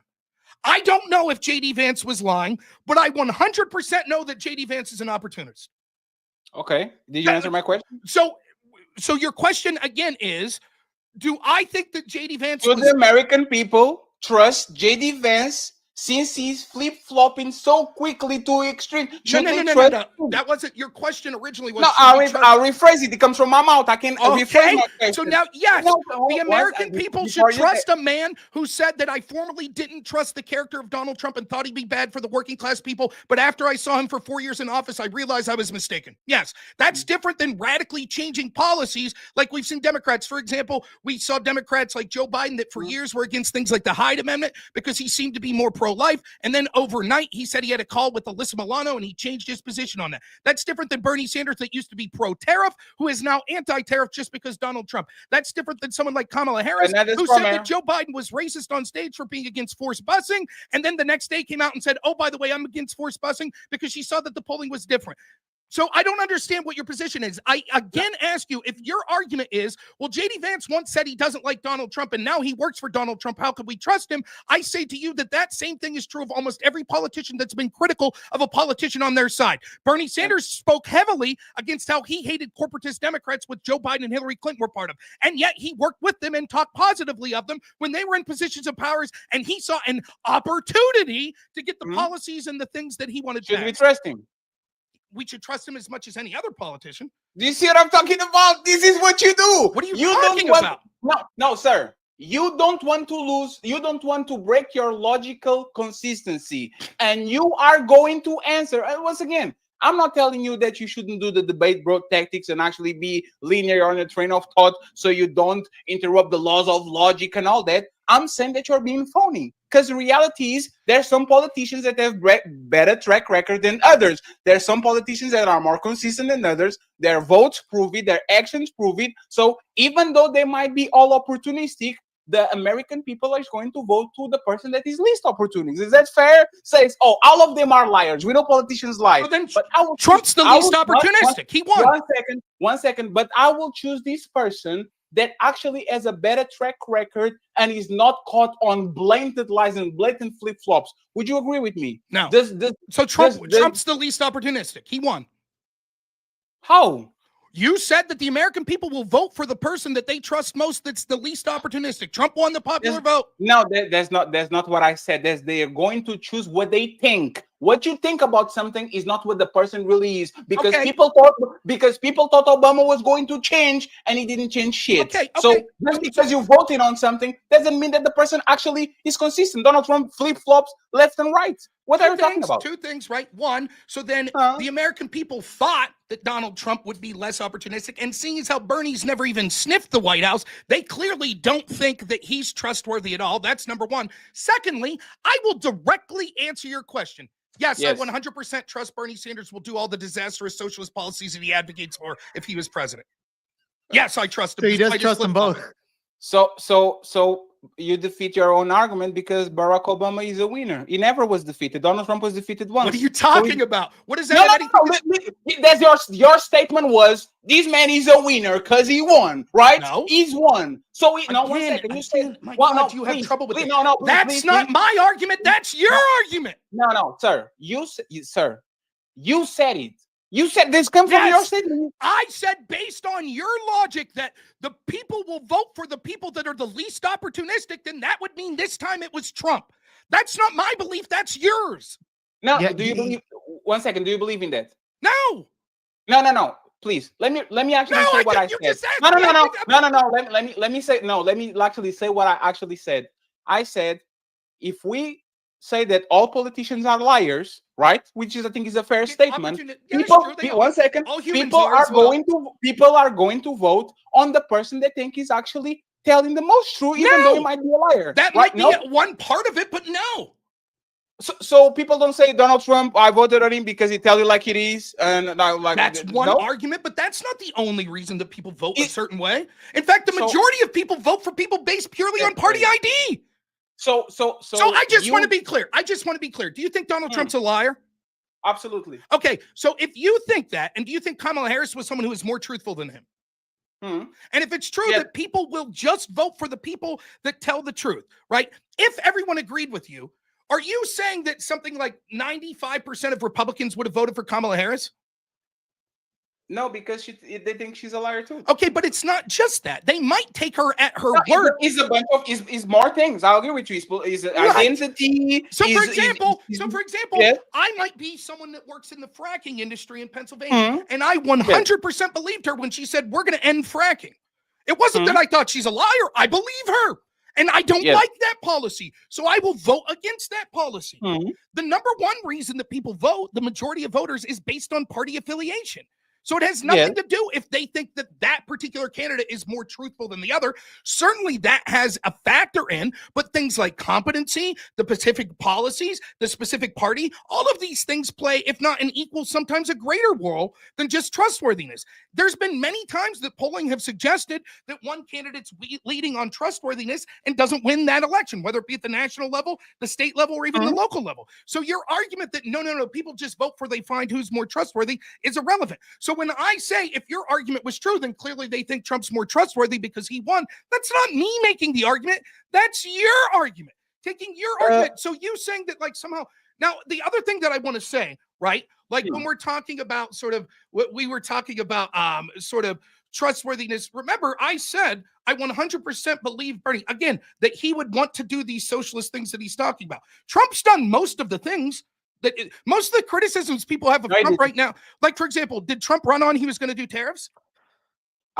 He literally was the one that negotiated these tariffs. Okay, so he told the truth about that, right? No. He negotiated something, and then he pretended he didn't negotiate something, and now he's fixing the shit that he did. He ran on tariffs. Did he do tariffs? No, he said these tariffs are unbelievable. I don't know who did these tariffs. Congratulations, sir. Which one? It was yourself. Which one? What did he, show me the quote. Which one? After NAFTA, he did the tariffs on steel with China. He literally started to implement tariffs, and there was a trade war, I think, in 2018. And then he came around and he says, I can't believe we negotiated these tariffs with China. We have to change these. He put the tariffs himself in place. So Trump. I'm not saying that Trump's never done something and then came out and said, I don't remember doing that, or that he wasn't even lying. What I'm saying is the things that he ran on, we're going to do tariffs. Yes. We're going to kick people out. We're going to deport people, right? We're going to probably stop funding Ukraine as much, right? Like all this stuff he ran on. What about actually Israel? Very transparent. The stuff. Okay, what about bringing jobs back? What about Israel? Well, these are things that that's a different type of thing, right? No. Israel's different. Like the jobs thing, Israel's different. Listen. Biden said he was going to cure cancer. Did he? Biden said he was going to cure cancer. Did he? No, he didn't. He lied. He lied. Sir, no, sir. Respectfully, Joe Biden is a big liar. See, I know how to concede. The point is, I'm going to finish this thought, and then you can have a chance. I'm going to finish this thought. Saying something like, "We think I will make the economy the greatest," and then the policies coming forward and the economy not being the greatest. That's not a lie. Right? Saying I'm going to do tariffs and then not doing tariffs, that's a lie. Saying read my lips, no new taxes, and then passing new taxes, that's a lie. Saying I will make the United States the safest country in the world, if it's not the safest country in the world, that's not a lie. There's a difference between saying a specific policy that you're going to do and saying a specific outcome. The world will be the healthiest if I'm president. Oh, the world wasn't the healthiest. You're a liar. Those are different types of comments. Who said what? Who said it? Who said what? Who said all these things? There's different people that said different versions of those. Some were just hypotheticals that I was coming up with. So it's just hypotheticals, right? So for do you want me to come up with examples of every president promising something that didn't come? Rob, I know, because I'm not fixated in winning this debate. You are saying that I'm glad you're not doing a good job. No, listen carefully. No, you know why I'm not fixated? What? Because do you notice how everything that JD Vance said, you says, oh, I can prove that he's a lie. I can prove it. I can prove it that he's a lie about me saying that. And now all of a now all of a sudden, wait. Show the timestamp. Where did I say? You're saying in this debate, I said I can prove that everything JD Vance is saying is a lie. No. What you said, it was your opinion that JD Vance didn't lie. Is that correct? I said I don't think he's lying. Okay. And now, all of a sudden, everything that these people are saying is a clear lie because they said something and they didn't do it, or they didn't. No, I'm saying there are different types of things. Some I would consider lies and some not. For example, if you say, read my lips, no new taxes like George H.W. Bush, and then you put taxes, that was a lie. If you say, if you like your insurance carrier, you could keep it, and then you can't, that's a lie. If you say it'll be the greatest economy ever, or we're going to cure cancer, and it doesn't happen, that's not the same type of lie. That's you can make a good faith effort. If I say, for example, I'm going to win the next debate tournament I'm in, and I don't, would you say I'm a liar? Or would you say, well, Rob was wrong about that conclusion? No, you are a liar if you're not even close to being the top debate. It's like you being it's like you being it's like you being a shitty chess player and go play against the #1 chess player and says, I'm going to win. You know you're not going to win. That's not a lie. No, sir. Just because you put it out there, and respectfully, this is what we're talking about the logical consistency. We have, fortunately, a thinking brain. You can say what is actually a fair assessment, an educated guess, and what is clearly fabricated and wishful thinking, right? If I run a populist platform on wishful thinking, Portugal is going to be the #1 country in the world. I'm lying, because Portugal is not even close to being the #1 country in the world. I would wish that Portugal was that. But are you from Portugal? Are you from Portugal? Yes. I don't care. It's just for the example. Yeah. Okay. So if Jake heard me saying this, Jake would say clearly, Fatty is lying, because Portugal is nowhere. I would say you're overconfident. Right. That's all. But you're overconfident. So I just want to be clear. I just want to be clear. If a president runs, do they have prime minister, president? I'll complain. He's the prime minister. Okay, yes. If the prime minister runs on the promise, I'm going to make Portugal one of the greatest countries in the world, you'd say, I can't vote for that guy. He's a liar. Hmm? That's what you would say. You broke for a second. I said, What if was a it? person ran for prime minister of Portugal and said, Mhm. I'm going to make Portugal one of the greatest countries in the world, you would say, I can't vote for that guy. He's a liar. Yes, I would say there's a liar because there's not a realistic standard. You are not even top. No. Hey, Rob, there's 180 something countries, 200 whatever countries in the world. Portugal is not even ranked top 15 in Europe. In Europe, you making that declarative statement means that you are a populist and you are a liar because you are promising things to your people that you know you're not going to make it. You don't have the economy, you don't have the structure, you don't have the population. So even though you can prove me that I'm lying, I'm clearly lying to get the populist vote, and this is what we're talking about. I just don't care. Then I guess even if I accept your definition of the term lies, I would say there are lies that are direct lies, and there are lies that are lies of optimism. And the one is far worse than the other. So I don't give a shit that you want to technically call it a lie. What does that have anything to do with the fact that then every politician lies? Every politician's opportunistic. Your criticism of JD Vance isn't unique to him. The very politician that you support, Bernie Sanders, has been opportunistic, as we've shown over and over. You constantly backtrack and make excuses for that opportunism when you deny when I'm talking about. Yes, you have constantly. No, I don't. You deny when I say that it could very well be that JD Vance has changed his opinion on Trump. For some reason with JD Vance, you give no charitability whatsoever. You're like, no, he's 100% a liar. We can never trust him because he used to say he hates Trump, but now after seeing 4 years of Trump, he says he likes Trump. But that's not the same amount of criticism that we should give to people like Bernie Sanders. I think that the only person that's changing their standard here is you. I'm admitting that they're all opportunists. I gave the unique reasons why I favor JD Vance. You can't follow a logic consistent argument chain. You're all over the place and your arguments make no sense whatsoever. And it makes it me look poor because I'm trying to degrade myself down to your argumentation. It's not going well for either of us because of that. It's because you're making a false equivalency. Like I told you, I wasn't criticizing for you to having a logical pattern. I was criticizing you for actually not siding with the truth. And that's what you're doing. The you truth are in siding, your opinion. Yes, according to my opinion. This is what I told you. Dog shit. No, that's my Rob, opinion.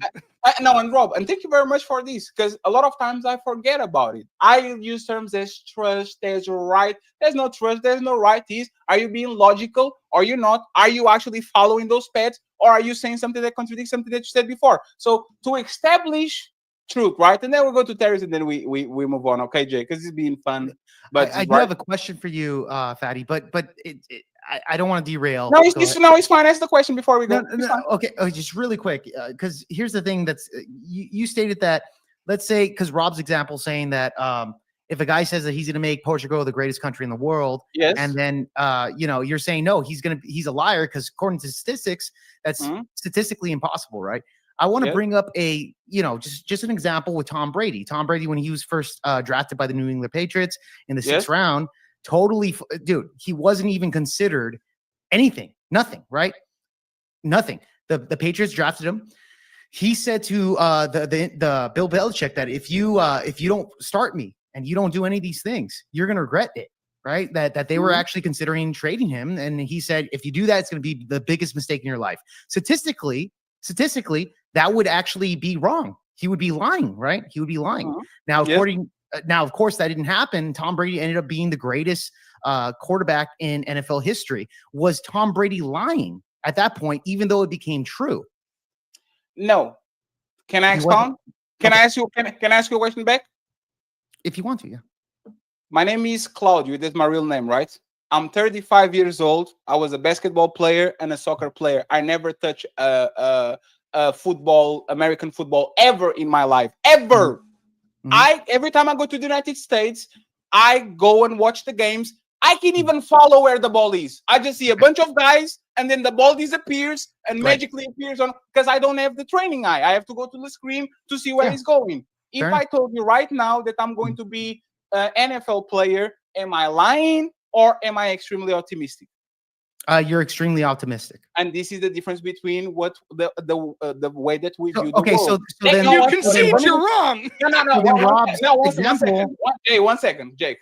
Technically, you are right because you can prove it. You can prove that I'm lying, right? But you said he was lying, though, so that's why it kind of confused me, because we see this examples in sports where they say, "Hey, I'm going to be the best." Look, even Cam Ward, he's projected to go number one. I said it about me, Jake. If the Titans pass up on him, he will make them regret it. He was a football player. He had probably the height, the skill set, he had the experience. No, This but is Tom not Brady that- didn't have any of that. No, no. Like So odds are Tom that Brady he got would've been- picked up. Tom Brady got picked off the street and became the GOAT. No, he was a football player. He was 6'4". He had a good arm. He comes from a family of football players. Like it's not just Well, we can even look at like during the I think it was like the 1980s where they got people off the streets to play for the Eagles. Remember? Yes. Remember that? Okay, Yes. and they actually made it all the way to the championship. Fatty, like he got people off the streets. There's a whole story on that. It was like a miracle. Now people would say, oh, if they were saying, hey, we have a chance to fucking make an impact here. They did it. The odds are that even you look at the miracle. There's several examples in sports of this, Patty.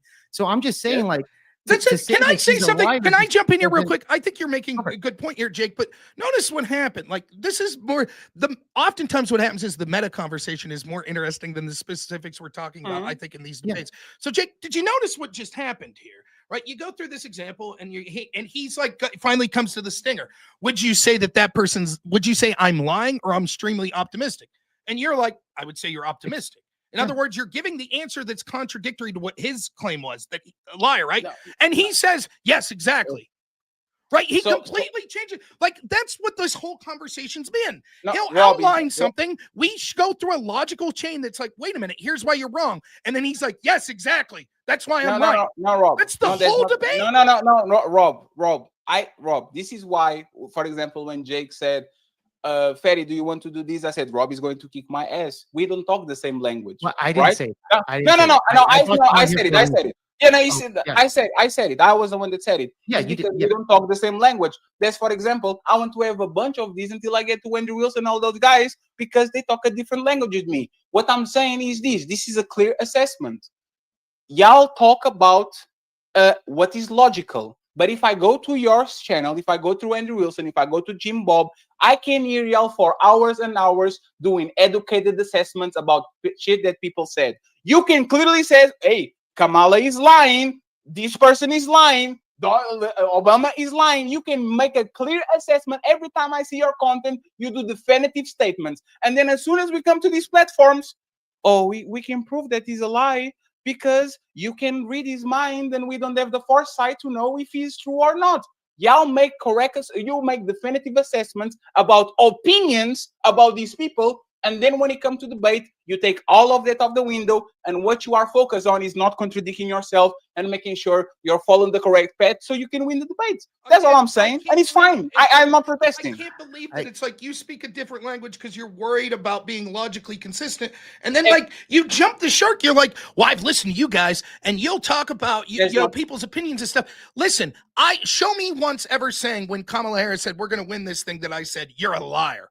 Show me one saying that. Now, all the polling, their internal polling even showed that they were behind. So was she lying when she said she was going to win? And the problem is, I'll ask you this and you'll go, well, no, it's a difference because theoretically as one of only two people running, she had a chance to win and therefore it was a lie, even though she ended up not winning. And like, you can't speak to what their thought was. If a person was, statistically speaking, any 8-year-old that I talk to that plays Little League, anyone that says I'm going to be the greatest home run hitter of all time is lying, according to your logic, is lying because there are hundreds of thousands of kids that play Little League, and that's every year. And so when you compound that over year after year after year after year, the chances of them surpassing Barry Bonds makes it statistically a lie for a kid to say that. I would say I wouldn't use the language lie. I would say that kid's an optimist, and that probably won't come true. Similarly, I would say that if a president said, a candidate for prime minister said, I'm going to make Portugal one of the greatest countries in the world, I wouldn't say that guy's a fucking liar. He knows there's zero chance. I want someone running for president of my country that says our country will continue to be average to shit. That's the person I want to run for. This is, and furthermore, I'll just say, not only is this argument completely like, I don't understand the importance of, is this technically a lie or not, as I said earlier, but the fact that all throughout the debate, it's just this constant, like right there, I just make the point. I'm like, Jake, did you notice what he did was you went through a logical chain. You came to the answer of like, so you're wrong. I wouldn't say he's lying. I would say that Tom Brady was an optimist, or I would say you're an optimist. He goes, that proves my point. And then when I'm like, you see, he did it again. You just go to a complete non sequitur. Well, I've heard you and Jim Bob say about people's opinions. What the fuck does that have to do with what we're talking about? You are literally missing the complete point. I am not telling that it's your fault. It's my fault because I'm not playing the game how we should play the game. It's my fault. Listen, it's my fault. But what I'm saying is this. If Bob says today, I'm going to be Mr. Olympia, I'm going to call you a liar. Not because I can predict the future and see the future. You are going to get me on a technicality because my brain is configured to probabilities over possibilities. Is it possible that Rob is going to be a Mr. Olympian? Absolutely not. Is it possible? Absolutely. So Rob is going to win the debate because Rob is going to say, how can you prove that I'm a liar? I can't. I don't have foresight. So we are debating two different things because tomorrow, Rob, I will see you talk on a 2-hour monologue and you are going to call Black Lives Matter liars. You are going to make definitive statements about lefties. You are going to say these people are going to take the world to shit.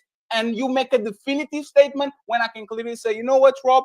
How can you prove that? You can prove that, Rob. You can prove that these people are doing bad for the world in 2039 because you don't have the foresight. But I can tell you this, sir. And let's go back to the conversation and you can get the debate bro thing. We're going to just make sure we get the tariffs thing and then we have going on. We push forward. Just for us to establish a baseline. For example, if you are convicted in court, right? For example, the Stormy Daniels situation. Would you consider that a lie that he says, I didn't pay her, I didn't pay nothing? No. Would you consider it as a lie? No. Why? Because do you think there's ever such a thing as a false conviction? Absolutely. Okay, so then ask your question again and see if you can give what answer you think I'll get. No, it's fair. I just want to make it, like I said, I want to establish the baseline. What proves that a person lied? What proves? You use the best available evidence that you have and you come to the conclusion that's best. Or if you could find definitive evidence of them admitting they're lying or evidence beyond all reasonable doubt that would show it. And you think on that case there was not concrete evidence that he actually paid it off? That he actually paid Stormy Daniels off? Yeah, or people that represent Donald Trump actually paid it off. Do you think that was a lie? In court that they didn't? I don't remember that. Right? I would say that if Donald Trump ever said me or no one connected to me ever paid Stormy Daniels any amount of money, that was a lie. Can you show me him saying that? No, and that's what I'm talking about. So then, what the fuck's the argument? That's actually perfect. We can get to the tariffs in a second. Rob. But I'm gonna give another take on this. This sort of argument that it's like, but you're a debate bro and blah blah blah. No, the difference is what we're doing here is right. You keep saying I'll make declarative statements. Yes, I say declarative things all the time. I'll say obviously this person's lying. That's my opinion on that. Right. What you're criticizing is you're saying that somehow me being logically consistent, saying it is entirely in the realm of possibility that JD Vance wasn't lying when he said, I used to hate Trump, but now after getting to know him and seeing him for 4 years, I don't hate him. You're the one that's saying that's obviously a lie. And I'm saying, I disagree. You're saying, how could you support someone who's opportunistic? I'm saying, well, I think all politicians are opportunistic. You're making the argument, but when you point out opportunism on my side, I'm saying, no, that's not real opportunism, right? That's what you're saying. So the only person that's sort of equivocating is you. You then somehow saying that there's tension between me saying, I don't know. I don't personally think that Vance lied, but I don't know that there's somehow tension between that because tomorrow you're going to watch me and I'm going to say like, Hunter Biden lied when he said that he wasn't working as a he's a crackhead. Yes. Even though I never saw him with the needle, but I assume that the people that reported. Show me once of me ever talking about him smoking about crack in a derogatory way. It's never happened. He's talking about Hunter, I think. No. And Hunter Biden is a son of a bitch. Right? Absolutely. We kind of agree on that. But I thought. But I think you meant Hunter Biden is the yeah. But Fatty was probably thinking Hunter Biden. Yeah, me too. I must have said. Okay. I meant Hunter. I meant Hunter. Yeah. Like the point I'm trying to make is there's a difference between me saying this is the world as I see it. I think that a guy that says I didn't work for a foreign lobbyist, that we could see all this evidence. I think I could prove he did. You're not really offering proof than just saying, no, I know. You're like, JD Vance, give me any proof that you have. Give me the evidence that you have that JD Vance isn't sincere when he says, his explanation is, I used to dislike Donald Trump. I believe some of the terrible things that we're saying. When I saw him in 4 years in office and got to know him, I've changed my opinion. Give me your evidence that that's a lie. No, that's actually is fair, Rob. I don't have no evidence. That's why I told you. You think I don't think this personal, Rob. I'm actually learning. Jake can actually tell you I'm learning right now because the tactics I have to understand them. I It's will not a ask you. tactic, No, though. no. One second. I will ask you a different question. When Donald Trump said Mexico will pay for the wall, did he lie? No, I'll explain why. Yes, that's not true. And every one of us knew that that didn't literally mean that Mexico was going to cut a check. What Trump was saying was that there would be policies, taxation, tariffs, etc., that would be Mexico paying for that. That's And what he meant. actually did it. Right. Yeah. Okay, so when he said COVID-19 is just like the flu, was he lying? No. Would you admit that Dr. Fauci is someone who had no reason to carry water for Trump? Would you admit that? Doesn't seem like Fauci likes Trump very much. He doesn't. Would you admit that, Patty? I don't think that's political at all. Fauci said that he thought that the comments that Trump was making publicly were consistent with what his advisors were saying behind the scenes. Now, is it true that it turned out that COVID was different than the flu? Sure. But I don't think that Trump was intentionally saying, like, going out there and saying something in a nefarious way. Now, is it true that maybe Dr. Fauci and company were saying, look, this is going to be pretty bad, but we need to calm people down. And so go out there and downplay this. That might be true. And you might say that that's some sort of lie, and that may be the case. But I don't think it's a definitive lie. Trump may have very well thought, look, this is going to run its course in like a month. Yeah, some people will die more than the average flu, but it's going to be like the flu.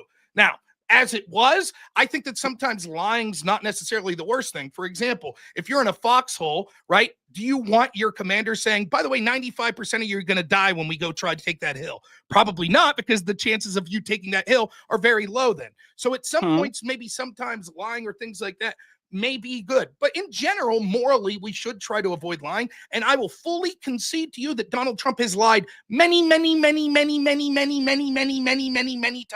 as is you, me, and every other politician and human being on earth. So only when it comes from his mouth directly, or you have concrete, like for example, if JD Vance said, I create stories to get media attention. Like if he said something like that, would you say, okay, he's a liar. He's somebody that actually goes out of his way to do it? Like, would you concede? Would you say, oh, the man is a liar? Like, hypothetically, do you mean, do I think he's lying about saying I create media stories for attention? If JD Vance came around, or Ocasio-Cortez came around and says, I create lies for media attention, would you consider she's a liar? I would say that she's probably admitted that she's a liar. Now, unfortunately for you, you once more fell for a Democratic hoax, because JD Vance did not say I created a story and lied. What JD Vance said, and if you follow, we could pull up the clip if you want. If you go to the whole interview, right, what JD Vance said in that interview was, this is the stories we're hearing from people on the streets in Springfield, Ohio, and the media won't pay attention to it. So we had to make the story for them to pay attention. He's not saying that he lied and created a story. He's saying that this is what's being told, but it wasn't a national story until we made it a national story. That's what he's saying. So it was not a fabrication. It was just I'm pointing out these things so everybody can. It was only a story when we, like, for example, if someone says, let's say, what's that guy's name? Simon Cowell. He used to be the host of American Idol. You know who I'm talking about?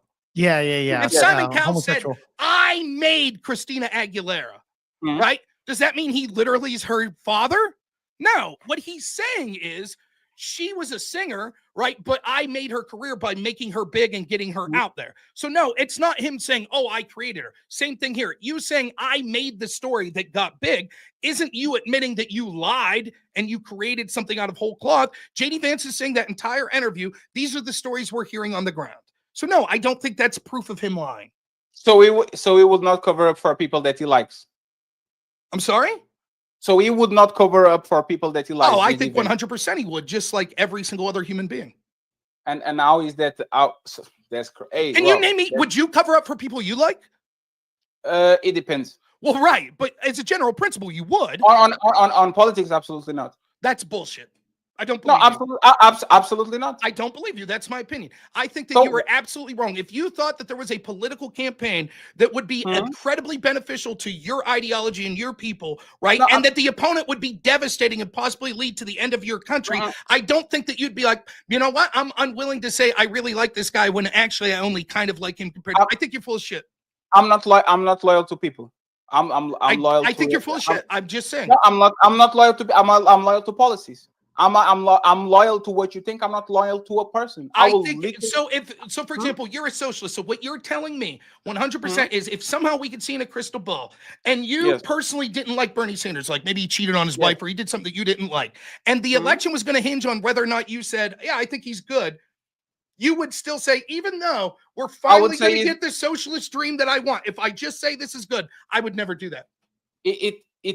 No, I would actually not lie. I don't. It happens with, it happens with Martin Luther King all the time. All the allegations that he cheated on his wife doesn't discredit from his work that he did. Like if Donald Trump tomorrow, if Donald Trump tomorrow got all the Bernie proposals and he started to do it, I would not say Bernie. I would say Trump is bad. You have the policies, you go get it. So when Bernie, you support Bernie Sanders, presumably when he said he was for tariffs, so you support Trump's tariffs. Yes, not on the way that they are implemented. Because so then which tariffs do you support? Forget about the implementation. Which ones? No. I for example, I was hearing you say that like you want the trade deficit to completely disappear, something like that, right?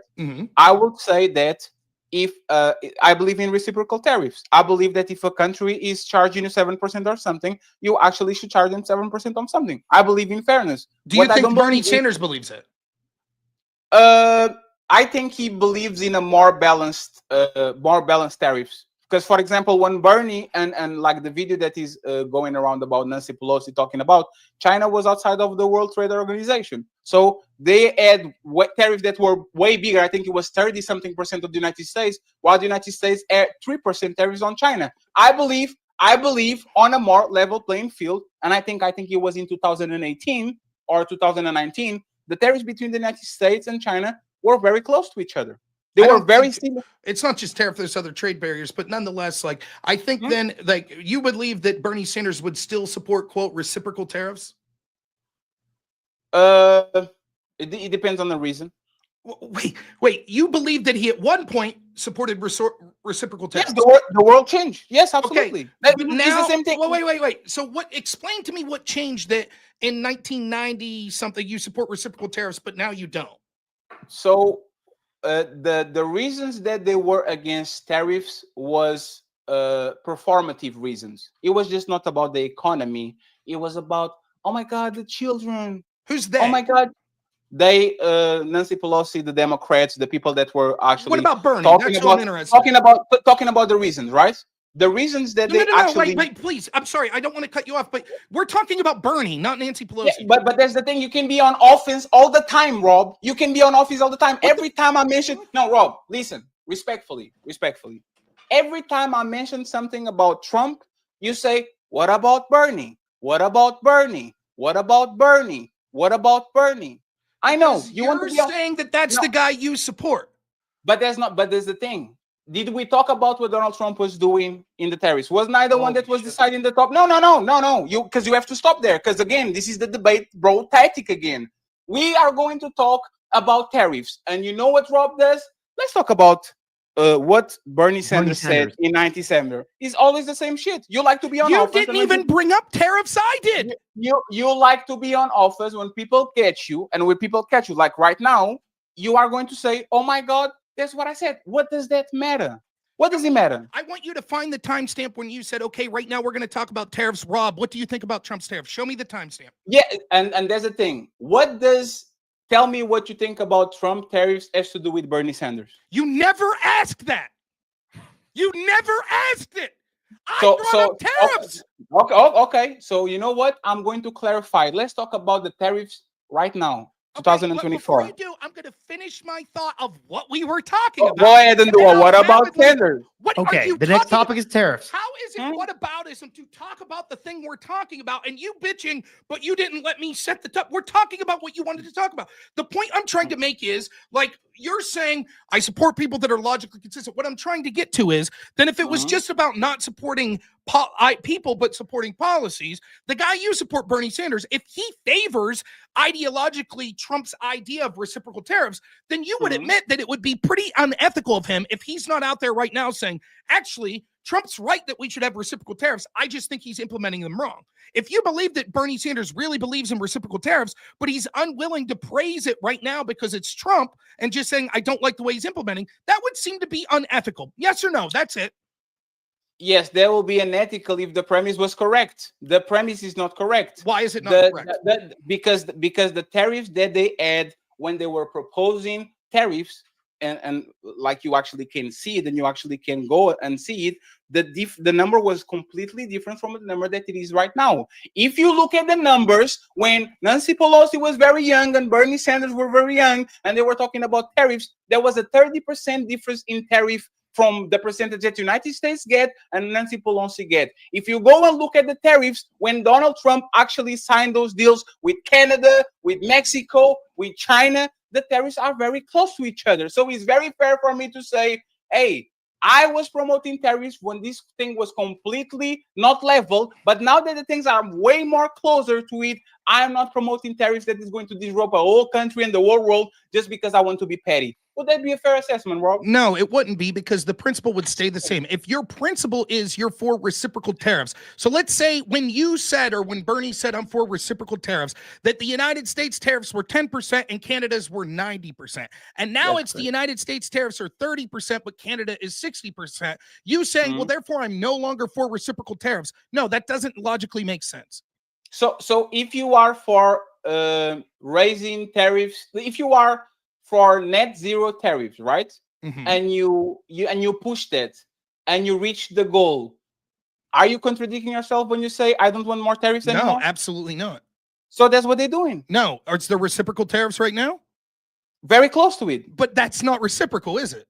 No, sir, nothing is 100. The United States is the biggest. One second, please. The United States is the biggest economy in the planet. Nothing is going to be completely reciprocal, because the other countries actually, for example, China has more manufacturing, so they're going to target you in way more goods. And the United States, because he has a bigger wallet, is not going to find a reciprocal partner, because there's nobody as powerful in the United States. Just because you promoted zero tariffs and then you get to zero tariffs and you say, you know what, I'm good. We already got the goal. I'm against tariffs right now. That doesn't mean that you change your position. That means that you achieved your goal. I don't think you know what reciprocal tariff means. It doesn't mean zero tariffs. Reciprocal tariff means you send one there and it comes one here. Let me actually ask you something, so we can complement.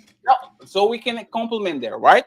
If I am tariffing, I'm in Portugal. If Portugal puts 80% of tariffs on the United States, and the United States have a 17.8% of tariffs on Portugal, would you consider that reciprocal? Or you say, no, because math is math, and those 0.2% are very important, so it's not reciprocal, even though it's 0.2%. Would you consider that reciprocal? I would say within the target of like colloquialism, that's basically reciprocal. That has nothing of a reflection on what the status quo was before Trump.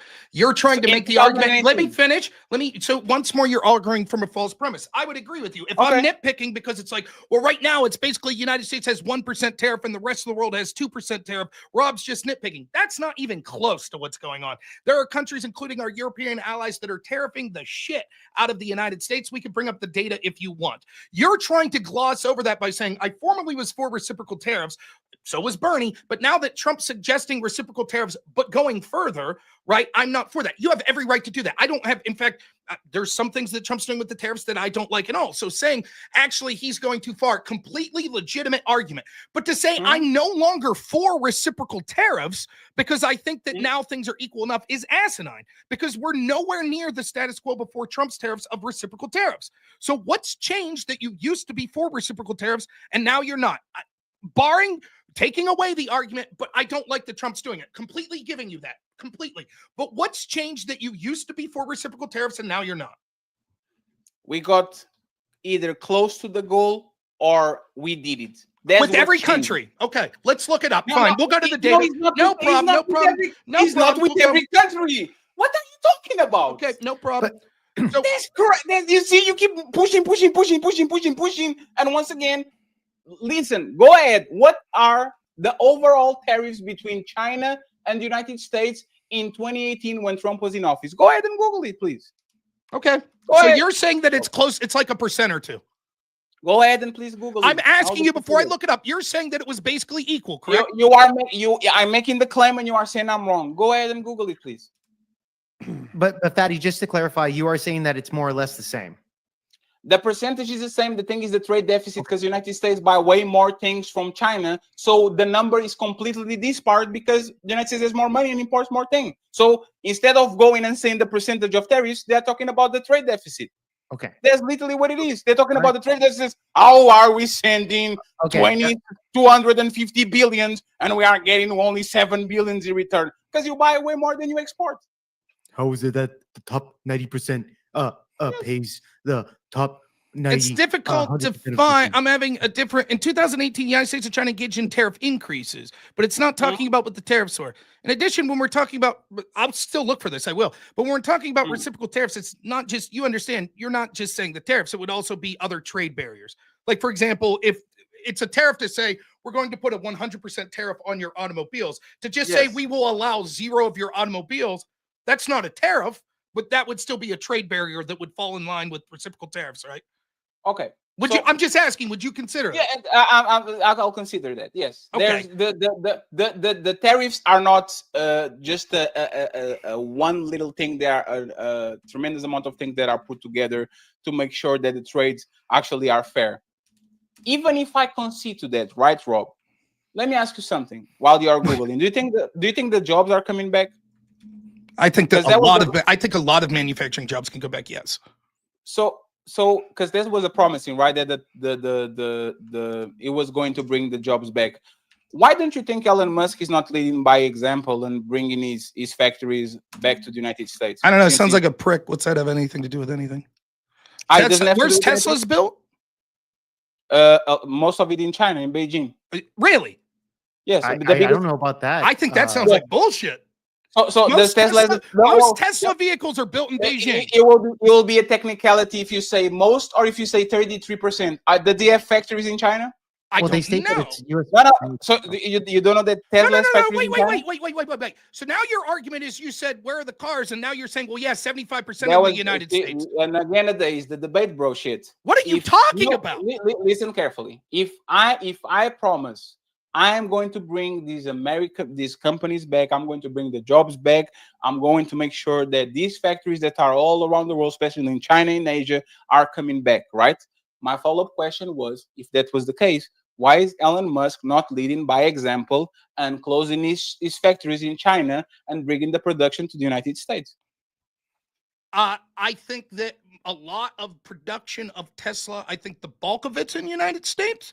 I don't know that it's not irrelevant. So so if, just to be clear, if 99.9% of all Teslas are made in the United States, but one part's made in China, you say that proves that their argument's bullshit. That one part should be made in the United States. That's your argument.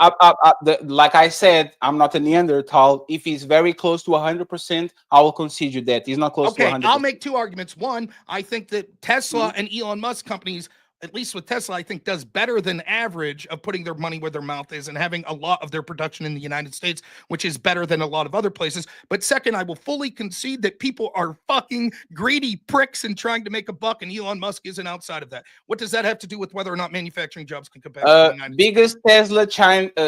Biggest Tesla factories in the world. Shanghai, #1. No, you're right on that. You're right on that. Austin, Texas, Germany. You have a bunch. You have a bunch of them. Fatty, you're 100% right on that. But Rob is saying that how's that relevant to the argument? Like you're right on the thing. I looked it up as well.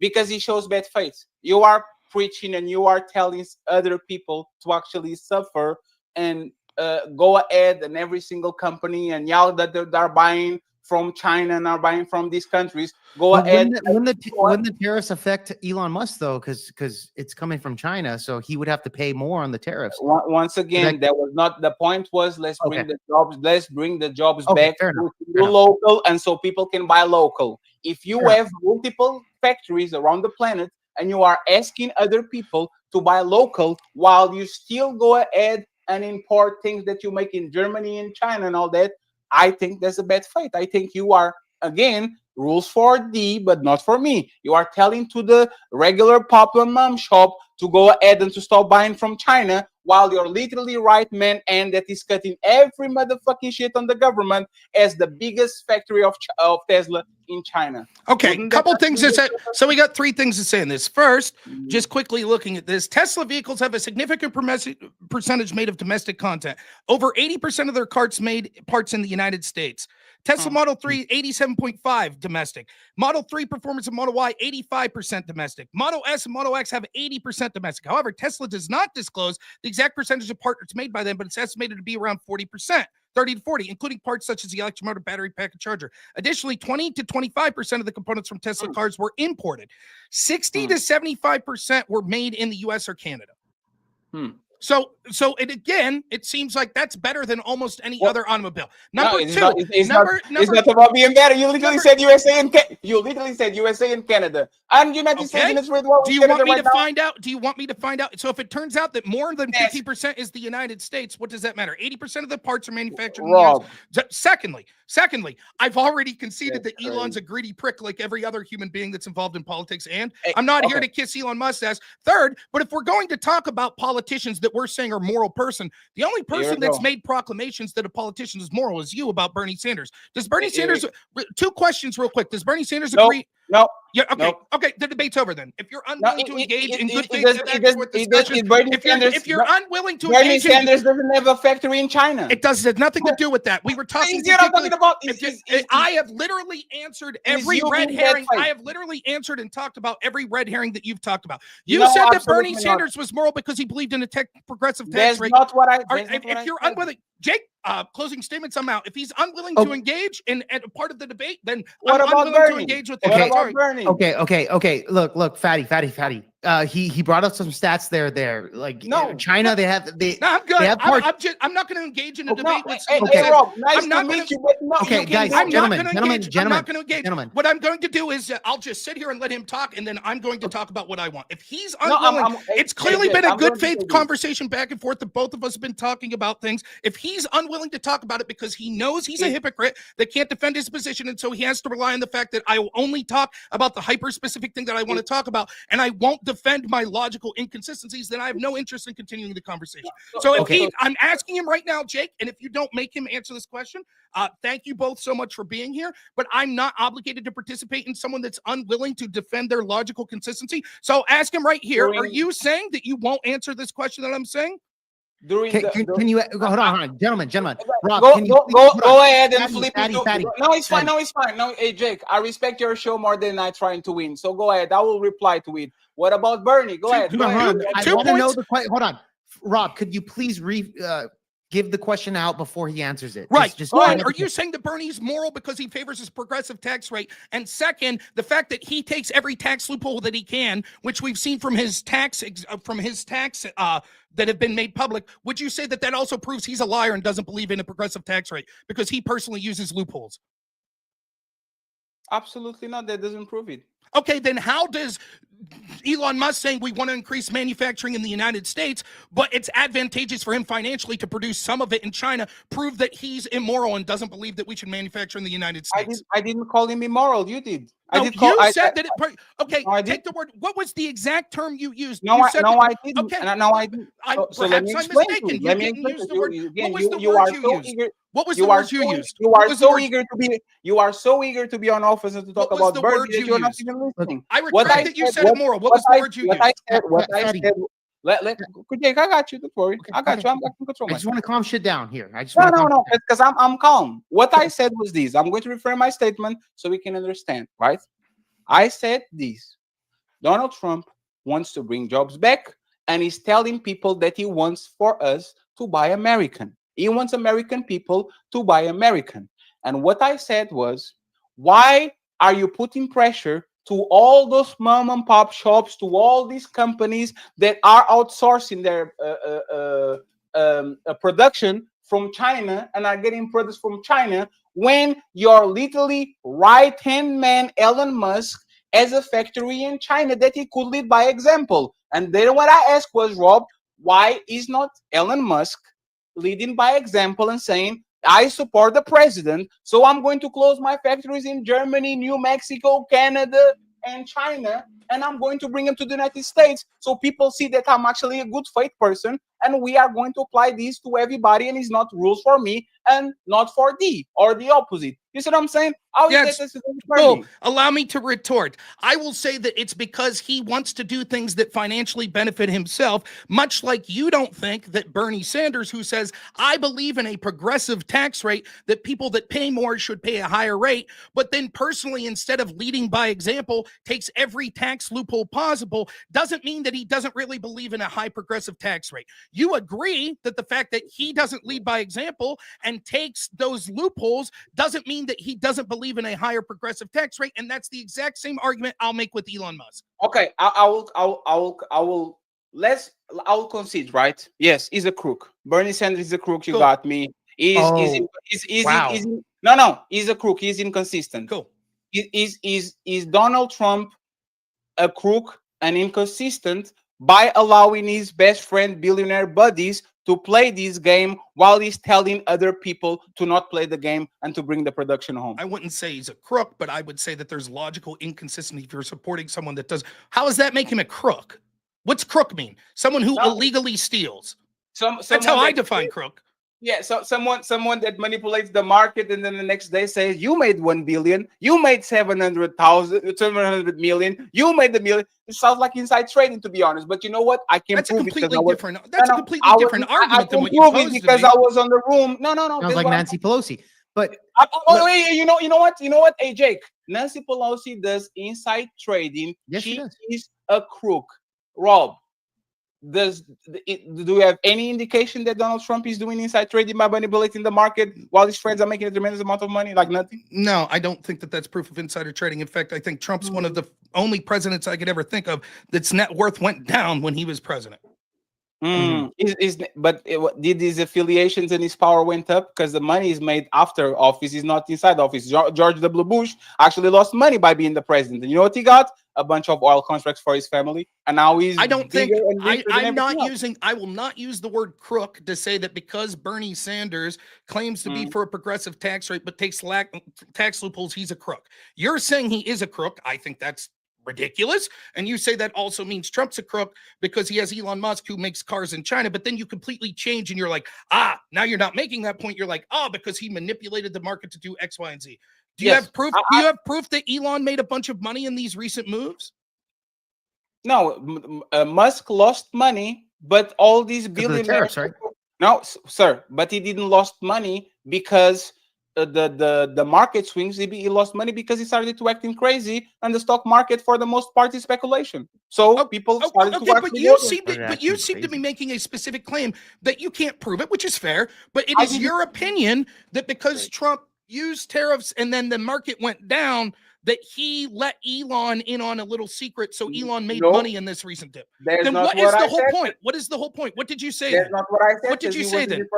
That's not what I said because he didn't refer to Elon Musk. He was talking with billionaires that were on the Oval Office, and he said, "Hey, you guys are talking. You made $1 billion. You made 700 million. You made this. You made it. You can actually go ahead and Google it." So he publicly said, "Hey, people made money when the market went up." That's your argument? Yes. No. He said you made $1 million today. You made this. You made that today. That's actually like. Do you think that? Okay. So I just want to be clear.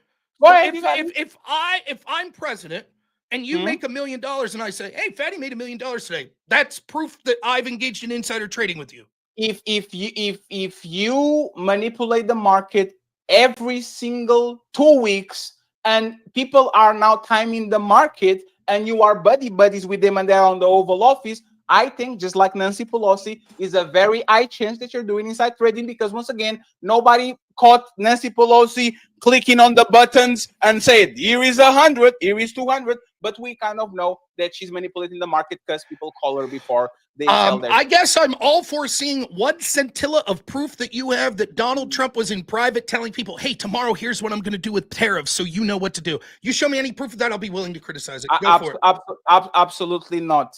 Absolutely not. Okay, then what's your argument? He just said you made money. It's the burden of proof is always on the opponent. But then when we ask, is there proof that Bernie did this and this and this? Yes. I don't know. What are you saying? Where's one time I said that? Do you want me to provide proof that Bernie Sanders takes tax loopholes? Is that what you're saying? I can provide the proof, no problem. Like, how is our tax loopholes? I'm not even They're going to legal? go there. No. I'm not even going to go there. Oh, Right. but insider trading is not. It's not the same thing. Right. Who's saying that?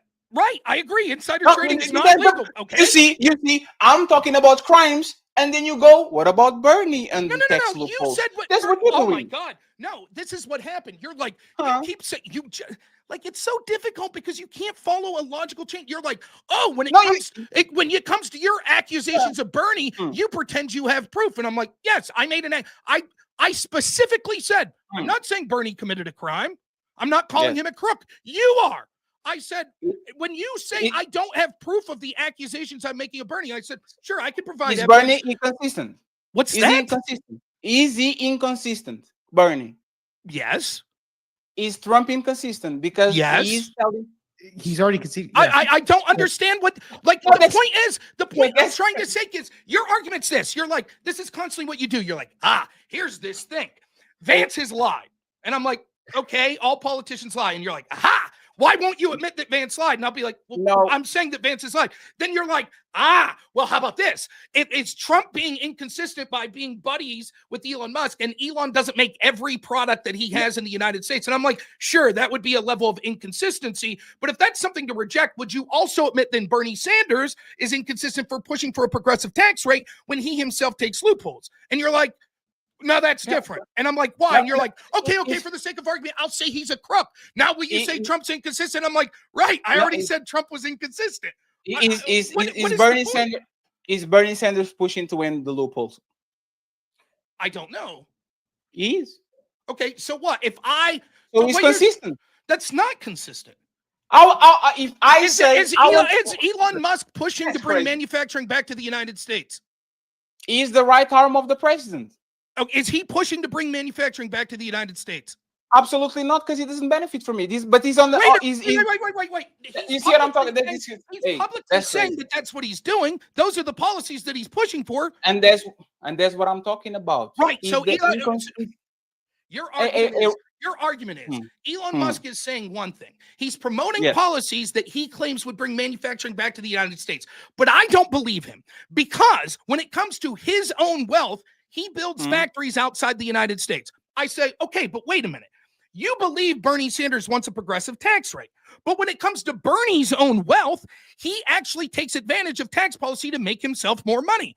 And you're like, yeah, but he really wants the loophole closed. And I'm like, well, maybe Elon really wants the factories brought back. And your answer to that is, but no, because he's building overseas. And I'm like, right, just like Bernie is taking advantage of the loopholes. But Bernie taking advantage of the loopholes, you're like, yeah, but he's still advocating to end the loopholes. Right, like Elon Musk is advocating to bring manufacturing. And you're like, but no, because he's still manufacturing overseas. Do you see the circular nature of this? Either you say, when it comes to people's personal financial decisions, if they're not willing to put their money when their mouth is, then I don't believe them, or you don't. What you're instead doing, saying with Bernie Sanders, when he does one thing with his money and then advocates for a different thing policy, I believe him and think that makes him a moral person. But when Elon Musk says one policy but does another thing with his money, I think that proves that he's a hypocrite and inconsistent.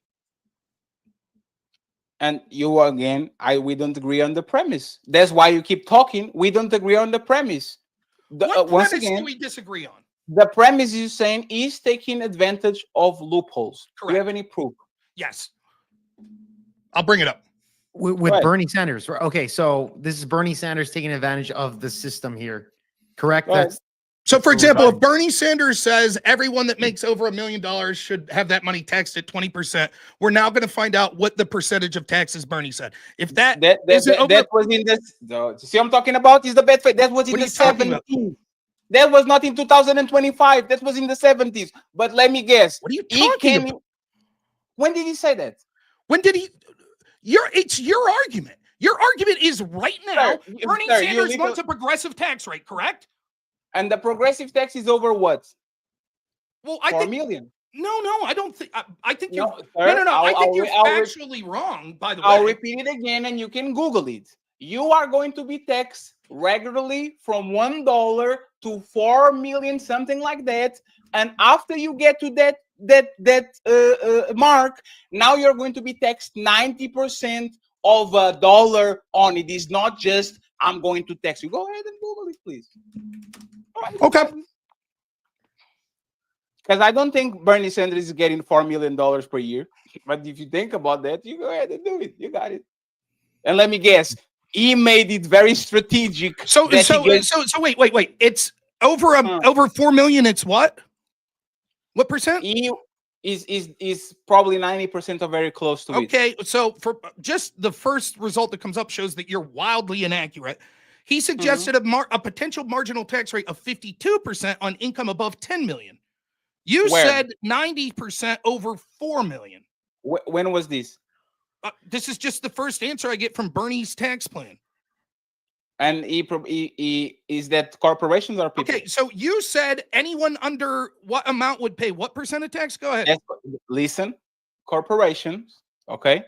Corporations that are 4 million, right? You said no. Because now Rob actually got me confused because he planted the seed of doubt, and now I have to go ahead. No, it's Rob. Because all right, Rob, that was our claim. I'm going to look it for you, and then we go from there. While you're doing it, don't remember that you said that you had proof that Bernie Sanders was using loopholes. So go ahead and search for that, please. I want you to tell me, you said, you could look it up and say, okay, I was talking out my ass, I don't know. But you said people under 4 million would pay what percent of taxes? That's all I'm asking for. What did you say?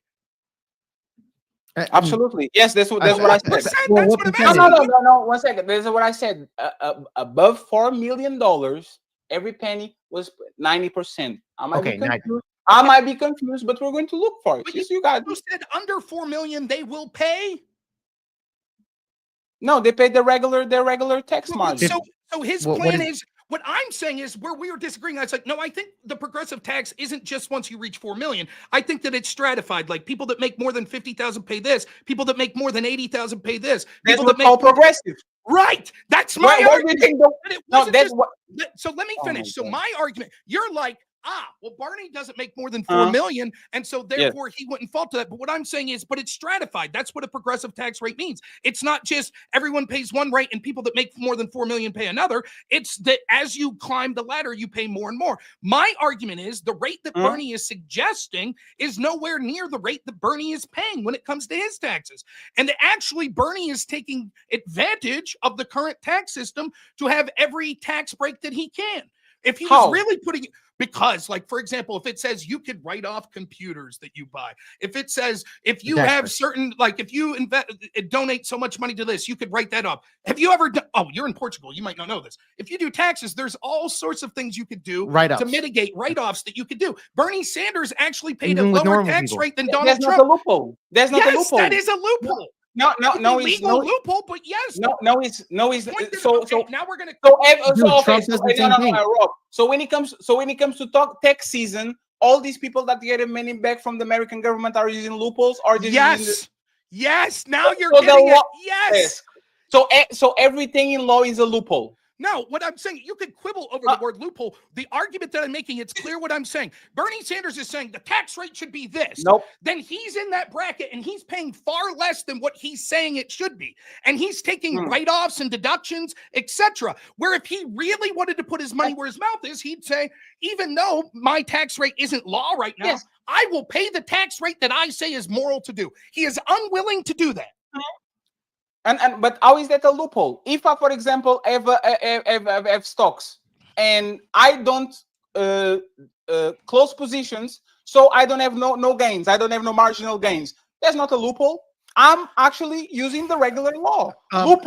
Loopholes is when you hire a bunch of lawyers and a bunch of accountants to do every motherfucking single trick in the book. I mean, I guess I'll say this. I will retract the word loophole and say every write-off. Yeah, write-off. How about that? I retract the word loophole. Okay, I was wrong to say loophole. And before you go to Donald Trump, so for Bernie Sanders to actually mean what he says and says what he means, he should never lawyer an accountant that makes sure that his money is going to the right places. If the and argument, the logically right? consistent argument is this: if the argument is that the policies that particular people push for are disingenuous and inconsistent, if they themselves, when it comes to their money, don't follow the logical extensions of that argument, therefore, Donald Trump saying we want manufacturing back home, but he employs Elon Musk, who has factories overseas, proves that that's inconsistent. That same logic would indicate if Bernie Sanders says people like me should pay a 30% tax rate, but he's only paying a 10% tax rate, then that would fall to the same logical inconsistency. I will give you this, Rob. If you find out that Bernie Sanders has an offshore account on the Maldives, I will give you that. Yes. What does that have anything to do with No. Because that's explicit, right? That's explicit. You are getting your money and put it on the tax haven so you can keep as much as possible. I think that is sensible. But once again, I'm not here I'm going to win the debate. But if you are telling me that a man hiring a lawyer, a senator hiring a lawyer, hiring an accountant and says, hey guys, this is the fair share of taxes that I'm going to pay. Go ahead. This is what we're going to do. That's him proving that he's a hypocrite and he's not consistent with him wanting to tax in the rich. How is that possible? Okay, can you do me a favor and try your best to just answer very short the following questions I'm going to ask? Absolutely. Okay, if there is a guy who says, I think all manufacturing should be in the United States, but he has a factory outside of the United States because it makes him more money, is that inconsistent? Is inconsistent? Yes. If you are the right arm man of the person that says, I want every job to be brought back. If you are a politician that says people that make as much money as me should be taxed at a 30% rate, and yet you yourself are only paying a 10% tax rate, is that inconsistent? That's inconsistent. That's consistent. What we're talking about. No, that's consistent because like we had the conversation on the beginning of the show, $1 million in the 70s is not the same thing as $1 million in 2025. Okay, so for example, if I find Bernie's taxation policy from 2009 and it says people in his income bracket should pay 30%, and we look at his tax return in 2009 and see that he only paid 15%. Now we're not talking about inflation from 1971. On his tax bracket, absolutely. Okay, so Bernie's tax plan circa 2019. We know that he made $175,000 from the Senate, correct? People that make a income bracket of $165,000 to $315,000, his plan in 2019 was 24%. That's what that should be taxed at. You are changing the argument. You are changing the argument. I'm not changing the argument. Hey, Jake, wasn't he fixated on the loopholes? Meaning these people are not getting. These people are paying the taxes and they're finding the ways on deductibles to get the money back. That is my argument. He did say that. Yeah, you're right. My argument is that he said, what are you talking? Where are you saying that? So if a baby mama of 3 gets tax money on January because she that's what happened. She's using the loopholes to get money, or that's exactly how the law was made. I already said the fact that you're quibbling with the term loophole, I will change because you don't like that word. It is clear. The thrust of what I was saying is he recommends, let me finish. He recommends one tax rate and he pays one that's far lower. I said, if you're uncomfortable with the word loophole, fine. I will concede that was a bad word to use and instead use the word write-off. Now, because you can't win the argument and you realize that your 1971 inflation argument is nonsensical, you're defaulting to, but you said loophole. We've moved past that. I'm not talking about loopholes and what you're considering it. I'm talking about write-offs. Bernie Sanders says that people that make his income bracket should pay one rate. He is unwilling to voluntarily do that. When it comes to his money, he chooses to pay a lesser rate to maximize the amount of money he has. Yes. So this is the difference. Which is the write-off. This is the difference between, like, you think people can change positions. You think people can evolve on positions. You think people can change policy, but it can change numbers. The same policy, the same thing, Rob, the same thing. Imagine me saying in 2024, I wish YouTube didn't take 30% out of my paycheck. And then tomorrow, or 3 years from now, I say, I wish YouTube didn't take 20% of my paycheck. Oh, there's a country. You move the number. No, I move the number because once again, it's adjusted to the reality of the time. It's not because once again talking about the same time period, 2019. No, we're not. Yes, he had to. I could go to his website right now from when he was running for office in prove it. 2009. No, prove it. No, you have the burden of proof, right? Prove Okay. it. Prove that you use the loopholes. Go ahead. You got Okay, so number one, here is the, I can share the link if you want, but if you go to bernietax.com, it's from 2019. His progressive tax rate that he says suggests 24% from people making 165 to 315,000. Okay? How much money did he pay? Because once again, see how you literally are mixing both? What are you talking about? Listen, he proposed, mean that the law is not actually in. Because I caught you there. If you propose something, that doesn't mean that you are going to pay something. If I'm proposing a law that is 30% and my current rate of paying is 20%, I will pay the 20%. That doesn't show hypocrisy because once again, the law wasn't passed. It shows it, but listen to how ridiculous you're into. Holy shit. Okay. No. Address it. Listen. Address that. Okay, is there a law that says that Elon Musk can't have a factory overseas? There's no. We're not talking about. A yes or no will suffice. No, is there a law no. that says Elon Musk can't have a factory overseas? There's a no. I answered. There's a no. Okay, so therefore, there's no hypocrisy because he didn't break any law. So it's not hypocritical to say every single American and company to come back to the United States to close their factories in Vietnam, Indonesia, and China, while your best buddy, best friend Elon Musk has his biggest company in Beijing, in Germany, and you don't tell him, hey, publicly, Mr. Musk, we are going to lead by example. Let's close these all factories, and that's not hypocritical.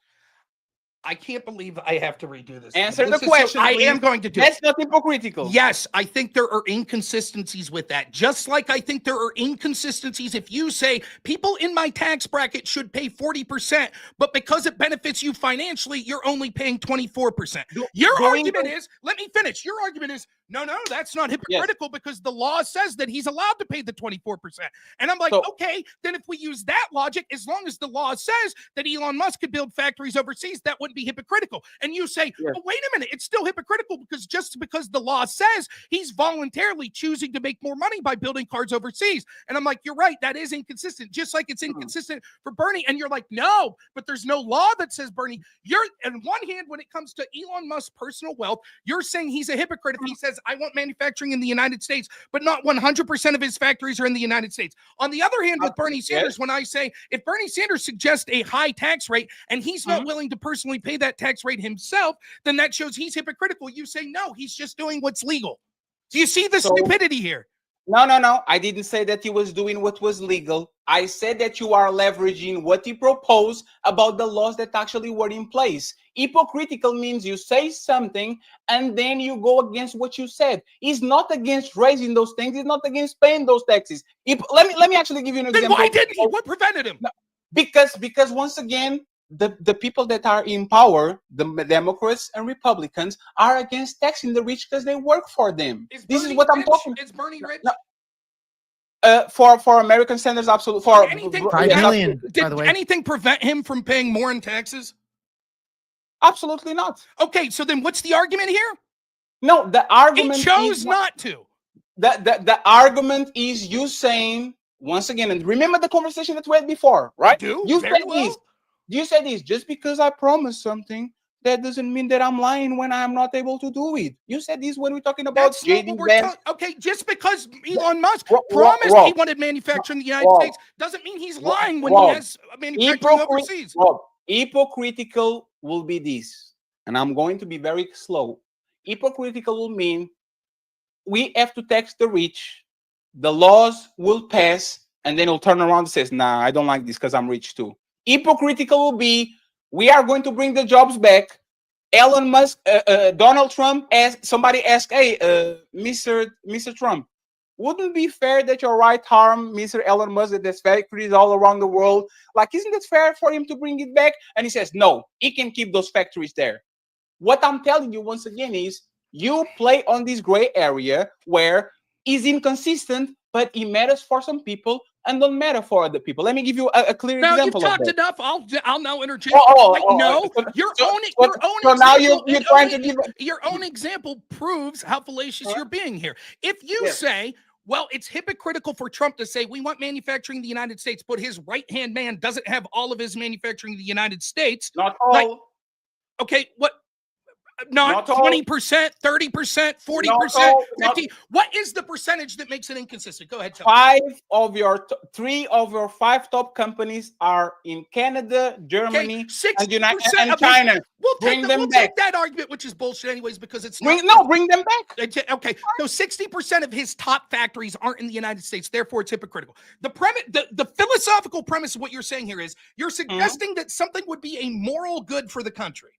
We should have manufacturing in the United States, but it's not about morality. It's okay, about then what's it about? What's it about? It's about meaning what you say and say what you mean. Lead by example. Well, so then it's about being truthful, which I would say is an extension of morality. So if you mean what you say, you would put your money where your mouth is. So if you say manufacturing should be in the United States, then you shouldn't have 60% of your manufacturing overseas. Correct? I don't know the percentage, but I'm whatever. Talking about you shouldn't have a portion of substance of your factories overseas. I would say not your top factories, absolutely not. Okay. Now, with Bernie Sanders, how wouldn't the same logic apply? If you suggest a 40% tax rate for people in your bracket, but you only paid a near half of that, of 24%, you're not putting your money where your mouth is and you're not being consistent. You say, no, that's different with him because that's just the law that he proposed. But he's proposing that law because he thinks it will be a moral and practical good for the United States. Then why is he proposing a progressive tax bracket? Because he believes in a more equal society. It means that the people that why get more isn't money he contributing to that in the way that he's demanding that other people? Because he evolved in his position because of the inflation and because of actually the price of the Jake, why are you doing that? I'm sorry, because this is so circular. This is the conversation in bad faith because if the cost of living goes up, if inflation goes up, $1 million will never be $1 million. You guys can no. We're going to do this, right? Okay. Let me show what hypocrisy is, right? We are the party of law and order, Constitution, my Second Amendment, Constitution, and then he's flirting with the third term. Wouldn't that what the fuck does this have to do with the okay? Now, look, real quick. What was the inflation rate between 2018 and 2019? I don't know, sir. You have in front of you. Go ahead. I don't have it in front of me. I'm asking you because because here's what's happening. I'm having difficulty finding Bernie Sanders' 2019 tax returns. You said that you had two. Please, let me finish. I found the 2018 tax returns, and I have Bernie Sanders' official policy from 2019. Now, when I read the discrepancy in what Bernie Sanders paid by versus what he recommended people in his income tax pay, you're going to say, yeah, but that's because of inflation between 2018 and 2019. Yes. That's your argument. Was that? You're going. So, just for example, if Bernie, you said that you could prove it, I will prove it. But where is Bernie Sanders' tax return? Let's go ahead. I'm setting the stage because you're going to weasel out of it. So, for example, if Bernie says people in my income tax bracket should pay 95%, but we find out the year before that he only paid 5%, is your argument going to be, well, the reason for that discrepancy is because inflation between 2018 and 2019? No, my reasoning will be. If the law is in place and he goes back to saying I don't want this anymore, he is being inconsistent. That's literally what I'm saying. You literally just got done saying, well, the reasons I can't make. Please let me finish. Point? No, you can't make your own. You can't make your own point. It's clear because you keep contradicting yourself over and over. Please, you were weaseling out of every single question by not committing to nothing or committing to things just to get a point. And now all of a sudden you want me to commit on something that I don't believe in. So why can't I do that, Rob? Why are you being frustrated? Gentlemen, look. I just kind of want to. I just kind of redo things here. Rob Noor is just stating when it comes to Bernie Sanders, he had a different tax, especially from the 1970s. You're calling Donald Trump a hypocrite, or I'm sorry, Elon Musk a hypocrite for having his situations over there in China, right? We already had that. But Bernie Sanders, on the other hand, when you say that Bernie Sanders, when he recommended a particular percentage of a tax bracket, he's not paying that in 2024, right? You're saying it's because of inflation. No, there's no. Well, you did state that. Rob is just saying you can pay something that is not in logic. You can pay just because I'm suggesting something doesn't mean that this is not in place. Rob, I'm just trying to compare the two here. If you're going to call Elon Musk a hypocrite, then you would have to call Bernie Sanders a hypocrite, because Rob Noor has already said that Elon Musk is also in it for the money, like he has his own agenda. But wouldn't you acknowledge that so does Bernie Sanders, right? Okay, so Jake, didn't he say that? Hold on. You criticized Rob for saying that. Oh, dude, you're only a Trump guy. You can't criticize the guy. He's criticized. He's criticized JD Vance and Donald Trump and Elon Musk on multiple occasions here during this entire debate. And so, there's the thing, and there's the point. But you won't do it for Bernie. No. It's because every time this debate actually we start talking, he stays 1 second on defense, and then he says, "What about Bernie?" Jake, didn't this man say verbatim, "I will find proof that he's paying a certain amount of tax"? Here we go. All right, fair enough. You asked for the proof. Bernie Sanders from BernieTax.com. His proposed tax rate from people making $500,000 to $1 million is 40%. 40%. Okay. Bernie Sanders, please. You are. I'm sorry to say this. I hate to say this. You are very low IQ. You are exhibiting that you are a very dumb person. Hey, Rob, so please be quiet. Totally so the proof is, in 2018, Bernie Sanders' gross income was $561,293. That puts him in his own proposed tax bracket of paying 40% tax. The effective rate that Bernie Sanders paid was 26%. So that means that Bernie Sanders chose to be a hypocrite by not paying the legally allowed amount that he was allowed to pay of 40%, which he said was the ethical thing that people in his tax bracket should do. And instead, he paid the much lower rate of 26%, a rate that is 14%. Now, you asked for the proof. Now, here's the sort of things that's going on. You see, you keep talking.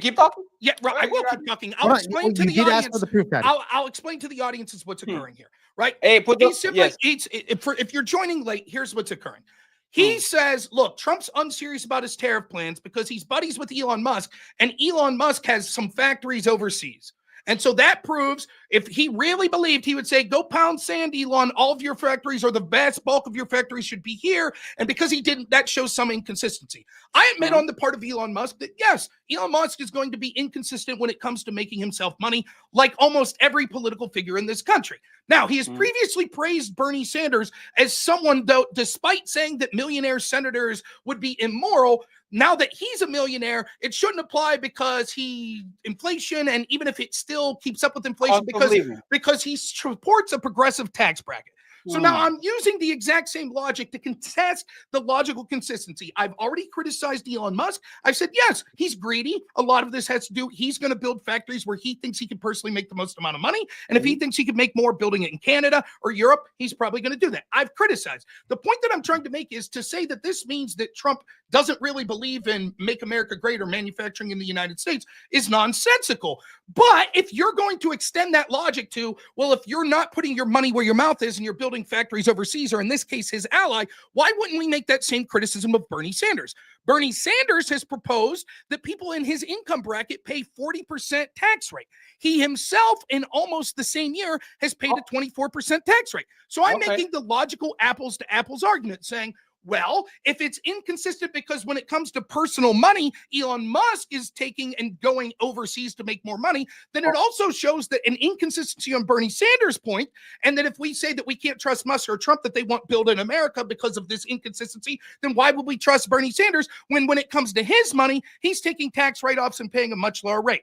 Fatty's proceeded to make, I guess, try to scramble through two arguments. One is he keeps saying something about inflation. It makes no sense. I have no idea. We're literally talking about the years between the proposed tax rate of Bernie Sanders in 2019 versus the actual rate he paid in 2018. I have no idea why inflation would explain a 14% difference in what Bernie wanted people to pay versus what he actually did.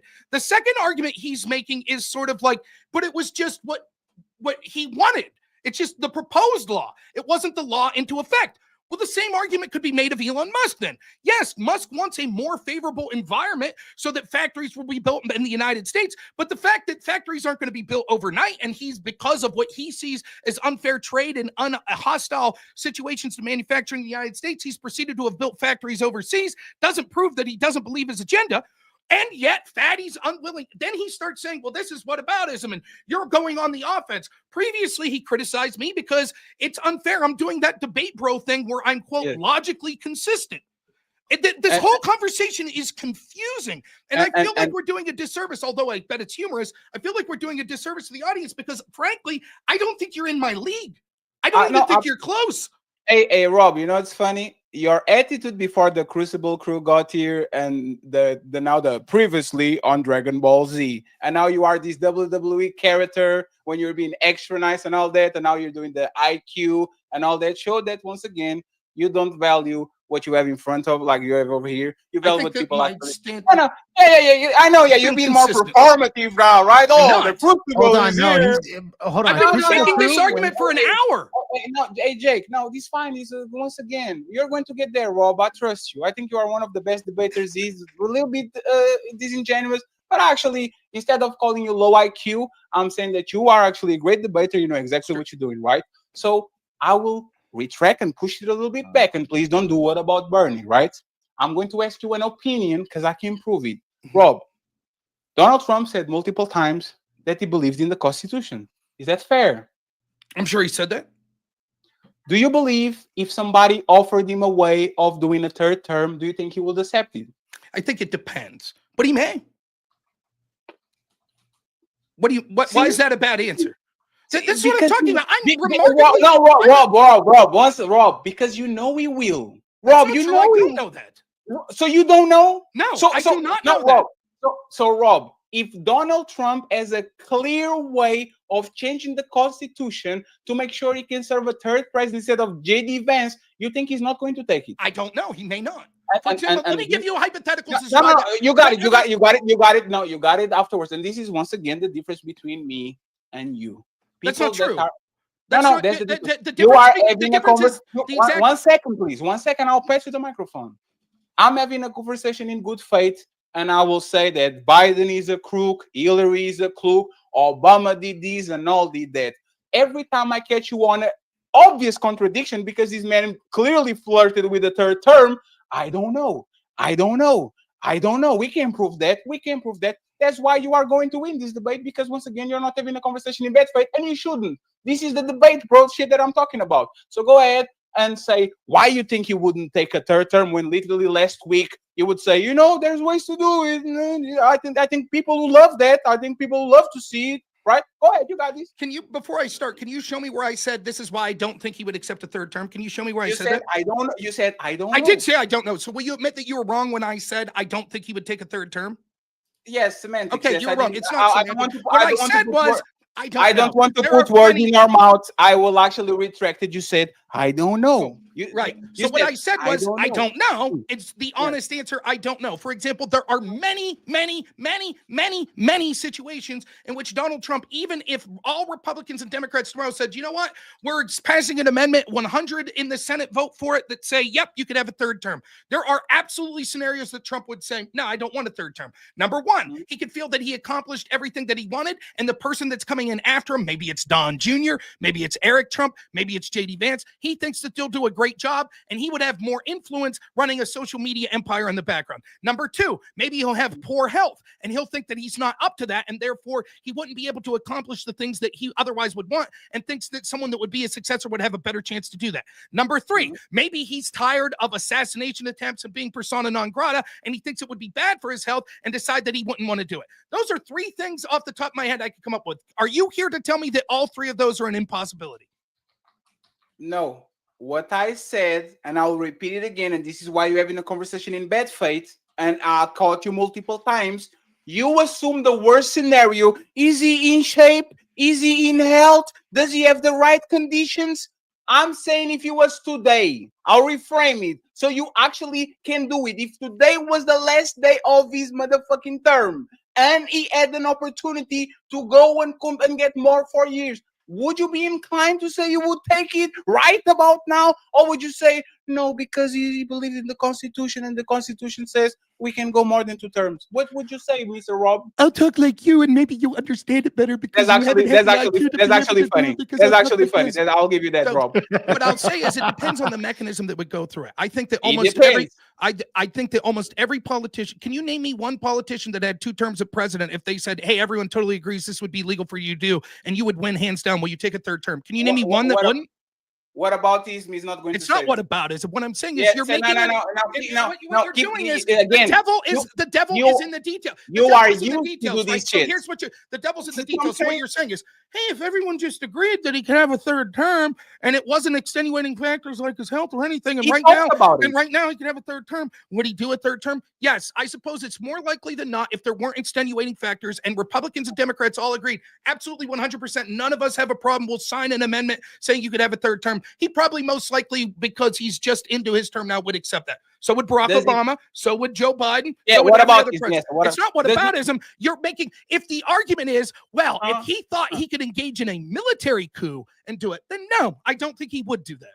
So the devil is in the details of how you suggest. Yes, I think that Donald Trump, in an action that would have no plausible immoral connotations whatsoever, if they changed the Constitution to say he could serve a 3rd term, would be amenable to operating for a 3rd term. Just like almost every other politician. Can you explain to me why it would be immoral if Republicans and Democrats 100% voted to amend the Constitution to allow presidents to have a 3rd term? It would be immoral for Trump to do so. You keep doing the immoral shit. I never said that is immoral. Well, let me say what I said. I said this once again is a proof of actually somebody that is inconsistent, flip-flopper, to use the Constitution to preach all the things that he wants to push, and then when it comes to a 3rd term, which is clearly unconstitutional, oh, we can amend this right here, and we can actually go ahead. Can you show me the section in the Constitution that, if amended, would be unconstitutional for him to have a 3rd term? Can you show me that? No, oh my God. Do you see what you're doing again? No, I don't see what I'm doing. Hey, Rob, let me ask you something, right? And this is totally fair.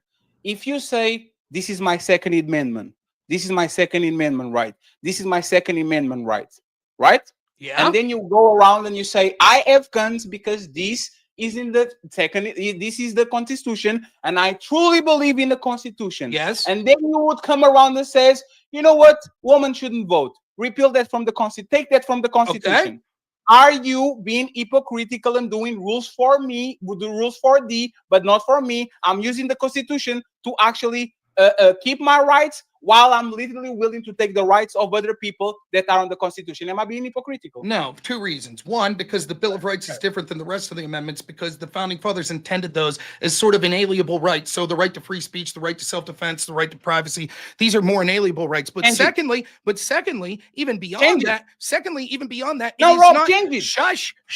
Secondly, Rob, change it. You listen to me. Another technicality. Gentlemen, Patty, another technicality, because I said the woman vote constitutional to be for an amendment to the Constitution. So, for example, when you talked about women's rights to vote, why do women have the right to vote? Where in the Constitution does it say women have the right to vote?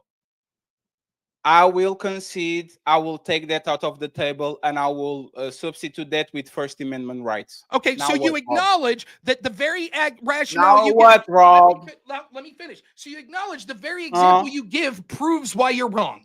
Because originally the Constitution didn't say the women had the right to vote. So we passed an amendment. So I'll ask you, was it anti-constitutional to push for the 19th Amendment? Here we go. The debate. I asked you a question. Hey, Jake, did I took back what I said or not? Took back what you said, specifically what?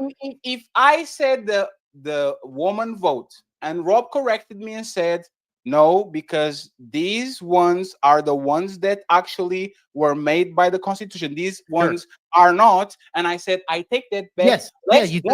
Let's change the vote for the freedom of speech, right? Rob, does he show that I'm a hypocrite by defending my right to own a gun, by saying I'm a constitutionalist and I believe in the Constitution, while I'm trying to take your freedom of speech that is still in the Constitution? But you still don't believe women should vote, right, Patty? Listen, we're in agreement with that. Let me. I know both of us agree that it's getting very difficult for you. Let me break this down very slow. I don't think that pushing for an amendment that goes through the legal process, no matter what that amendment would say, would make you an anti-constitutionalist, because the very document itself says that you're allowed to push for amendments that the Constitution doesn't imply. The reason I bring up the 19th Amendment is, do you think pushing for that amendment was anti-constitutional?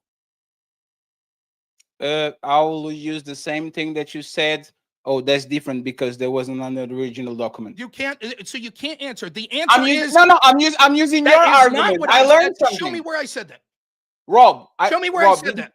Show me where I said that. You just said you were Rob. using my argument. Where did I make the argument? That's different because it wasn't in the original document. Where did I make that? Okay, Rob, can you clarify what you say? Yes. Was it anti-constitutional to push for the 19th Amendment and women's right to vote? No, that's not. No, I'm not talking about that. I'm talking about the fact that you said you can use the 19th Amendment. What did you say about that? I don't understand what you're talking about. When I used the example the first time and I used the woman right to vote, you said, no, this is not the same because this was not what the founding fathers put there. Can you repeat that? Yes. What I was saying is the Bill of Rights were clearly intended rights that the founding fathers had, but even have, so it's different than just the 19th Amendment. But secondly, even then, it is not being against the Constitution if you push for an amendment. Even if it was an amendment to end, if I push for an amendment to end the First Amendment, that doesn't make me an anti-constitutionalist. It means that I'm violating the spirit of one of the rights that the founding fathers thought were important, but advocating for the legal recommended process within the Constitution to amend the Constitution does not make me an anti-constitutionalist. So what is an anti-constitutionalist? An anti-constitutionalist would be someone that says, like, the Second Amendment says you have a right to bear arms, but I'm going to take away your arms without amending the Constitution. So if you are a constitutionalist and you try to change everything that's in the Constitution, are you considered still a constitutionalist? Not if you're trying to do it through the legally offered method within the Constitution. So if I'm the next president and I come in on my first term and I say I will change the first, the second, the third, the fourth, the fifth amendment of the Constitution, I can be called a constitutionalist? If you say, I think that we should pass amendments to do it, remove the first, second, third, and fourth, then yes, it would not be fair to call you an anti-constitutionalist. What if I remove them? It would be fair to say that it means that you're against the spirit of what the people that created the founding father or the Constitution said, but it wouldn't make you an anti-constitutionalist. So what if I remove those constitutions? I'm still constitutionalist? If you remove those through a process that wasn't the legal process, then no, that would be against the Constitution. Why is this hard? No, it's because you're playing semantics. It's not semantics. No, it's absolutely is. If I come into term and I remove all the amendments legally, I don't believe in the Constitution. I took it. When you say believe in the Constitution, what do you mean? Define what you mean by that. I'm talking about believing in the rules that are stipulated there. Okay, one of the rules says, do the rules allow for an amendment? No, absolutely. Do the rules allow for amendments that rescind prior amendments? Absolutely. Okay, so explain to me why it would be anti-constitutionalist to go for the rules? Because once again, you said you are constitutionalist, but you are turning around and making removing them from the Constitution. You don't believe in the Constitution. You actually believe in whatever you believe. No, you can come around. You can come around and say, I have the Second Amendment in my right to actually own guns, and then turn around and say, you know what? I will take the right of that person. That is not my amendment, so I will take it away legally. You are not a constitutionalist. You don't believe in the Constitution. You are changing what is there. Okay, so I just want to be clear. I know that you're incapable of answering questions. I'll try again and watch you deflect and not answer. Yeah. So because the Constitution didn't give the women the right to vote, the 19th Amendment's anti-constitutionalist.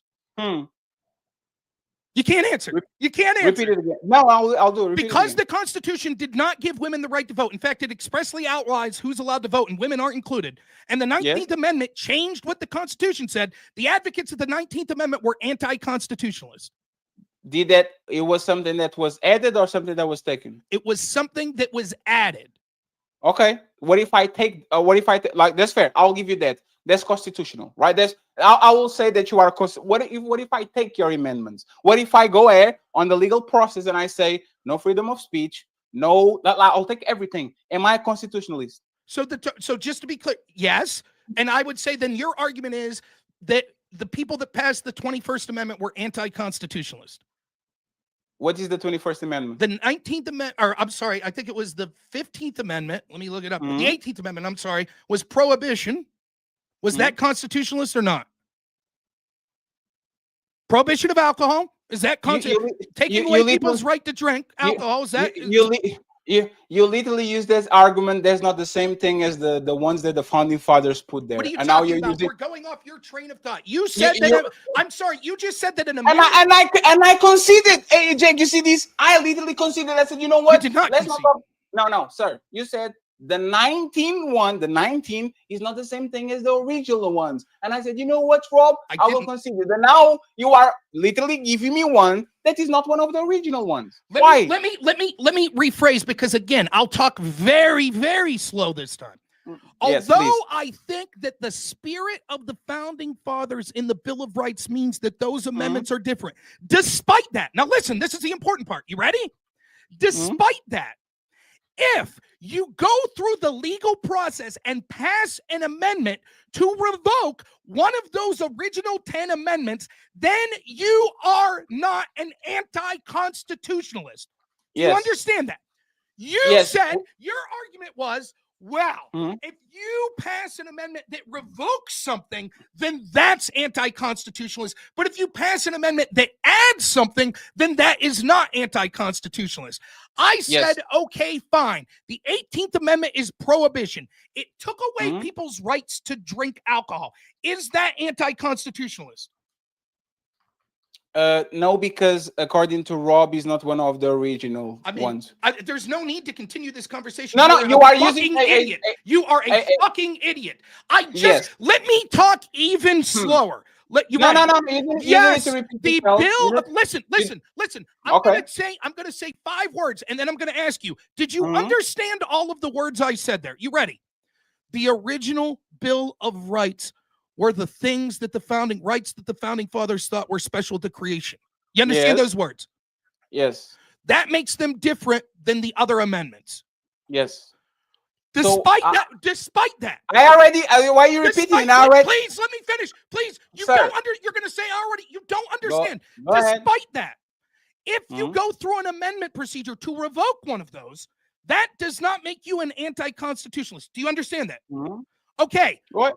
The argument aside from that is you're saying that there's not something we're all in agreement that despite the fact that I think those first 10 are special in that they're what the founding fathers agreed upon in order to ratify the Constitution. But despite that, you're understanding I'm saying they're not special in the sense that you're not an anti-constitutionalist for proposing an amendment to revoke them. You understand that? Yes. So therefore, if I talk about the 11th Amendment, the 12th Amendment, the 13th Amendment, and say, do you think that's anti-constitutionalist? It is not an argument for you to say, no, because they're not one of the first 10. Because we already said those first 10 aren't special when it comes to the process of whether or not it's anti-constitutionalist to revoke. That was I understood that. What about the first one? What about freedom of speech? Right, freedom of speech. We've argued that's the First Amendment, and we've already said. Would that be it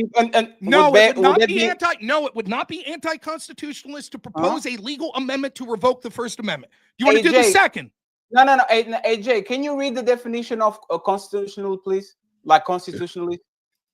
Wait, the definition of constitution? Yeah, can you no, constitutionalist. Can you read the definition? Why don't you tell me your definition?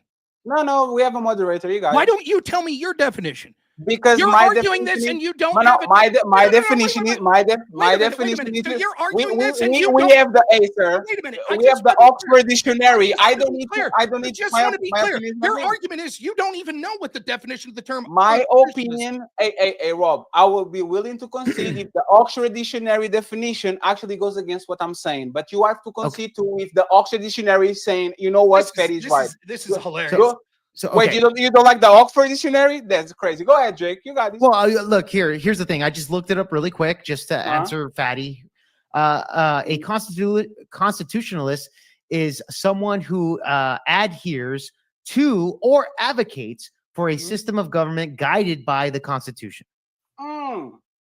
Okay, what's that proof? No, there's not more, Jake. They believe that the power of the government should be limited and defined by a written document. right? Ensure the laws and the actions align Keep going. with the Constitution's principles. Keep going. Like, did you got the part where it says constitutionalists often favor small government and strict limits on federal power? You can literally keep going. You can keep going. It's fine. Look. This is where the definition ends as far as what constitutionalist is. As far as the actions of that, this is just the definition. As far as the actions, it doesn't state that. I just want the fear definition. That's what it is. As far as the odds, it doesn't say the odds. I just want to ask one more thing, and then we're done. Because once again, we'll get to closing statements. No, I got you. I just want to ask you a question because this is the appeal to the moderator is getting very good. By the way, if I was getting blown out and had low IQ, I'd try the same. I'll go ahead and respond to all this bullshit. Rob, respectfully, I give you enough time to do what you. Go ahead, Fatty. Go ahead, Fatty. You need to Jake. If Bernie Sanders comes tomorrow into power and illegally repeals the Second Amendment, right? Do you believe people are going to say, yes, he's a constitutionalist, he believes in the Constitution, even though he took the Second Amendment and the First Amendment? Do you think people are actually going to say that he's a constitutionalist because he did it on a legal way? People would say, of course, Bernie Sanders is not a constitutionalist, and I believe that Bernie is not already. So if he were to appeal that, it kind of obliges by my already thoughts. And that was the crux of the conversation. Okay. Looking for a third term is unconstitutional, no matter if you change the rules or not, because once you got in there, the rules were in place, and you are changing the rules for your benefit. That was the whole point of the conversation. But and I will say that about Biden. Jake, I'll answer for myself. About Biden. I will say that about Obama. Trump is a constitutionalist the way you're describing it. Let me just land my. Please give him more time. He needs more time. Let me just land my parachute. Okay. I would literally side with every single Republican, Trump supporter, whatever, if Joe Biden said, you know what, I did 2 and I'm going for the 3rd term. I would think nobody will call him a constitutionalist, and I would say, yes, you are not a constitutionalist because you are changing the rules because the Constitution doesn't say that. But Rob wants to go on the technicalities. If you do it legally, that doesn't make you an anti-constitutionalist. Yes, it means that you don't believe in actually the Constitution because you are changing them for your own best interest. Was the 18th Amendment constitutionalist? You tell me. You tell me. You're the one that's making proclamation. My definition of constitutionalist is very simple. A person who advocates following the policy and procedures in the Constitution. Adding rights and taking rights are not the same thing, right? Okay, so taking away the rights to drink alcohol means that it's anti-constitutionalist. At the time, it was. Okay, so it was anti-constitutionalist. You also said that revoking another amendment, so revoking the First Amendment, would be anti-constitutionalist, correct? The First Amendment, absolutely. Actually, let me one second, please. 1 second. Well, you stated if Bernie took away the first and the second, it would be unconstitutional. Absolutely. Right? And okay, going to the 15 and to the 19 and to the 17. Why you don't stick with the first one and the second one? Great. So Rob, because the point is because you're making some argument. You're saying let me explain. So I'm going to take a long amount of time to talk since we had to listen to your inane gibberish where you're trying to appeal to the moderator. When you try to appeal to the moderator and you try to sort of argue with him because you're unable to keep up. I'm not appealing to the moderator. I'll explain what's going on here, right? My point was quite literally when we got onto this conversation, if it was any process that was within the amendment or within the amendment procedure, then no, it wouldn't be anti-constitutionalist for Trump to advocate for a 3rd term. Now, because you've got hung up on sort of the absurdity of sort of what does constitutionalist mean, you've sort of given a red herring that gets away from the point, which is the Constitution never as written before the amendment. Can you show me where it says how many terms a president should have? Wait, it's not in Constitution that you shouldn't, like, it's not limited to 2 terms? No, it's not. No, it's fine. No, enlighten me. I mean to learn. Go ahead, tell me. Go ahead. Gentlemen, Fatty, just really quick, like in the Constitution, is there anything in the Constitution that says that you can't serve 3 terms? That's the claim here. And honestly, I don't believe there is. So Rob, there's nothing in the Constitution. So if Donald Trump can go and do a 3rd term without amending the Constitution. Okay, let me just be clear. You said that an amendment that takes away I'm going to answer. Your position is an amendment that takes away people's rights is unconstitutional. Yes? That's not what I said. That I is said what the you word. said. You said No, that's not what I said. I Yes, said you are. those were different. So I that's said what- those. I then said those yes, were okay. different. Why is repealing the First Amendment through an amendment unconstitutional? No, that's not the point at No, all. that is the point. You keep saying. No, let's no, talk that's about not. the- That's it's you, yes or you no. keep, Oh my God! Oh my God! you keep going and going. Is taking away as an amendment. If we pass an amendment to take away the First Amendment and it goes through the legal process, is that anti-constitutional? Yes, Why? because you are anti-constitutionalist. You don't believe Why? in the Constitution. Oh, wait. No, But why? because You're because not giving an answer. Like, when you say you're begging the question, when you say it's anti-constitutionalist because you don't believe in the Constitution, I'm asking, but why? What about that behavior shows that you don't believe in the Constitution? if you have a written agreement and you don't abide by the laws of the agreement and you want to change it, you don't believe in the agreement. So the written agreement says the First Amendment says that you have a right to free speech. And so even if you pass an amendment through a legal procedure, that's anti-constitutionalist. Is you doing things that go against the Constitution? I'm asking yes or Absolutely. no. Is that your argument? No, sir. There's an out. Well, no. I will answer it. I'll answer it because there's levels to this. There's an outright unconstitutional policy. Example: the Patriot Act. No, like that's literally invasion of privacy. That goes against, once again, you have to have. What does that have anything to do with what we're talking about? Yes, Yes, we've all acknowledged that things that go against the Constitution that aren't through the amendment process would be anti-constitutional. No one's talking about that. It's totally I admit fine. the Patriot Act's terrible. No, I complain about it all the time. Okay. Now, the argument you seem to be making is when you said this several times. You said an amendment that adds something is an anti-constitutionalist, but one that subtracts would be. That's what you said. No, that's not what I said. You did say those words. No, that's not what I said. You could say I said that, but was mistaken. Hey, Jake, I said it's different. I didn't say one is one, and then I said it's different. They're not the same thing. So to you, continue with this conversation, you're taking rights of people and you're giving them rights is not the same thing. One is oppressing and the other is not. Yeah, but this is still within the Constitution, right, Fatty? Like you would say, okay, both of them would still be within the confines of the Constitution. Whether you have the rights originally, like the First Amendment, then you have an amendment to take away the First Amendment, it would still be constitutional overall, correct? Okay, so this is such a fucking. I'll make this as simple as possible. Was the 21st Amendment that revoked the 18th Amendment? The 18th Amendment said you can't have prohibition. Okay, you got that? Or it said you can't drink alcohol. The 21st Amendment says actually we're revoking that. Is the 21st Amendment constitutionalist? Because it took away the. Okay, the 22nd Amendment says you can only have 3 terms or 2 terms as president. If we pass a new amendment that says we're revoking the 22nd Amendment, is that anti-constitutional? That's not what you said. You said that there was nothing on the Constitution that it says that you can run 3 times. No, what I said was there's nothing. That's what you said. Let me actually. finish. I said that. I said I asked you where in the Constitution does it say that you can't run more than 2 terms? I asked you. I'll read it. The 22nd Amendment of the United States Constitution, no person shall be elected to office of president more than twice. Okay, so now let's follow it. Stop. No, you have to stop. You have to stop. You did. You have to stop. No, you have to stop. Fatty, just really quick, just to clarify, I'm the one that said, hold on. Just to clarify, I'm the one that said that I don't think there's anything in the Constitution. It's totally fine, Jake. I'm not talking. It's fine, Jake. So okay, Rob, it was me that said that. Rob, with Donald Trump ignoring the 22nd Amendment to run for a 3rd term personally, would that be him breaking the amendment and doing something unconstitutional? Yes or no, Rob? I'm going to proceed to keep talking as you keep interrupting me as you're incapable, and then I will answer your question. No. Answer first, and then you do whatever you want. If he did it, that's what you did to me. No, hey, Rob. No, okay. Rob, I'll answer, and then you're going to give me the dignity of leaving me finish my answer.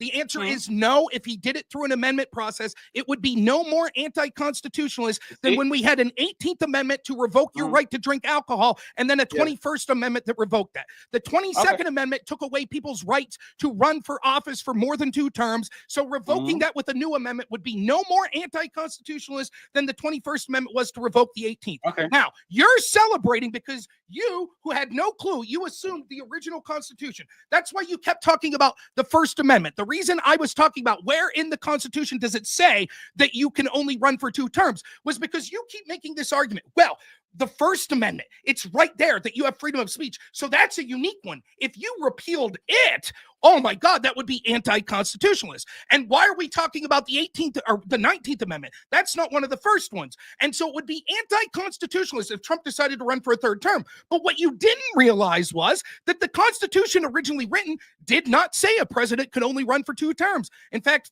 FDR ran for or was in office for 4 terms. It wasn't until after him that we passed the 22nd Amendment. So when I keep asking you, I'm trying to set up the argument and you're unwilling to fucking answer legitimately because you are exactly what you're accusing me of. Debate brewing. So you won't answer when I'm like, was the 18th Amendment anti-constitutional? You're like, why are we talking about that? Why not the first? The reason we're talking about it is because now we're going to talk about the 22nd Amendment. The 22nd Amendment is the amendment that you're talking about that says that you could only run for 2 terms.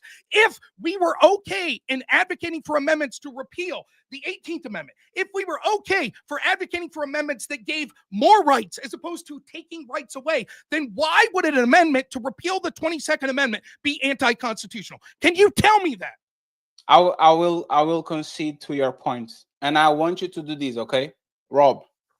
Next time a Democrat or a lefty, next time there's a school shooting, right? And there's a bunch of people saying that we should pass laws to make sure we take the guns of everybody because people are not safe. I want you to say out loud, these people are constitutionalists. They believe in taking my second amendment on a legal way, so they are not infringing into my constitutional rights. You see, I am willing to concede as long as you say consistent, Rob. As long as the next time the mass shooting happens and these people come in for your guns, as long as you are consistent and says, no, these people are just abiding, law-abiding citizens. They are not going against the Constitution. I will concede to say, you know what? Rob was right because at least it's consistent. That will not find a place on the internet why you say that man trying to take your rights is unconstitutional because they're trying to do it on a legal way. Okay, you have an unbelievable talent to talk. No, you got it. Okay. Right, you have an unbelievable talent to talk. I conceded. Why you mad? Again, you won't let me answer. I conceded in your minute. Okay, hold on. Patty, let him answer really quick, and then we'll get the closing. Why aren't you not happy? You have an unbelievable talent to drone on and on. How are you a star winner? You have an unbelievable. How are you a star winner, Rob? You have an unbelievable talent to drone on and on while contradicting your own point within the first 5 or 6 words. I conceded. How are you mad about me conceding? Like you are a star winner? I'm not mad. You have an unbelievable talent from droning on and on. You have an unbelievable talent from droning on and on while you contradict and answer your own position within like the first 5 or 10 words you said. And that entire spiel that you just gave, did you at one point say if they advocate passing an amendment? Or did you say when they suggest laws to take away your guns? Yes, if they suggest laws to take away my guns without repealing the Second Amendment, then yes, they would be anti-constitutionalist. If they suggest trying to pass an amendment to take away the Second Amendment, then they would be constitutionalist, though violating the spirit of what the founding fathers wanted. Got it? Absolutely. I just want you to be consistent, Rob, and to not do these on Monday. I wish you would be consistent. I wish you would. No, because Rob, there's I'm actually conceding. I'm saying, you know what? If you're actually going to keep the same stance, it is what it is. But I know what is going to happen is once upon a time, and it's going to be still this year, I'm going to tune in, and you are going to talking about people trying to be unconstitutional and try to take our Second Amendment rights. Can you show me? So would you admit that there have been plenty of Democrats that have suggested taking our guns? Absolutely. Can you show me one? You admit that I've been streaming for a lot of hours over the past 6 years, right? Absolutely. Can you show me once, or can you find anyone ever showing me once, me saying that Democrats suggesting passing an amendment to repeal the second was anti-constitutional? I'm not talking in the past. I'm talking in the future. Can you show me? Can you show me one Democrat that is seriously advocating repealing the Second Amendment through the amendment process? Can you show me? Do you think they're going to do it illegally? No, I think yes, they do it all the time. We have tons of laws on the book that restrict. So who was the senator? Who was this person that said we're going to take people arms illegally? Would you admit that the Second Amendment says we all? No. Answer my question. Okay. I think everybody goes to the legal terms. Nobody's crazy enough. The 96 assault weapons ban. No. Whoa. 1 second. Isn't that a law? That was a law. Yes. So it's not illegal. They're No, not it going was to say, hey, it was a law that was anti-constitutional. You see, Rob, you are tripping on Well, yourself Patty, again. if it's anti-constitutional, then that would be well. Beto O'Rourke is another one in Texas that stated about taking away guns. Now follow Jake. Follow what he's saying to its logical consistency. No. Then if there's not an amendment to repeal the 22nd, and Republicans just quote pass a law that Trump could have the third term, that wouldn't be anti-constitutional according to him, because it would be the law. Now, Jake, and this is what I'm talking about and the need to be right and the need to win. You made a statement. That Democrats are trying to take people guns illegally. Yes. I want to know who is suggesting that we go to the middle of the night to rob house and we take his gun from his closet because now it's ours without actually passing legislation. I did not use the word illegally, though I will accept that I think it's illegal. I use the word unconstitutionally, though I will admit that I personally believe that laws that are unconstitutional are illegal. What I'm saying is the Second Amendment is quite specific that we have the right to keep and bear arms, and Democrats and even some Republicans constantly push for laws that aren't amendment to take that right away, just like they do with the First Amendment. The First Amendment says we have a right to free speech, and constantly we see pushes to censor people and have the government limit what we're allowed to say in speech. Those are anti-constitutional. Your argument now seems to be, well, that's not illegal. That's not anti-constitutional because it was a law. Okay, if we accept that, then if Trump and company, please let me finish. Then if Trump and company pass a law, if Republicans have the Congress and they pass a law and they have a Senate, and right now they pass a law that says Trump could run for a third term, is that anti-constitutional?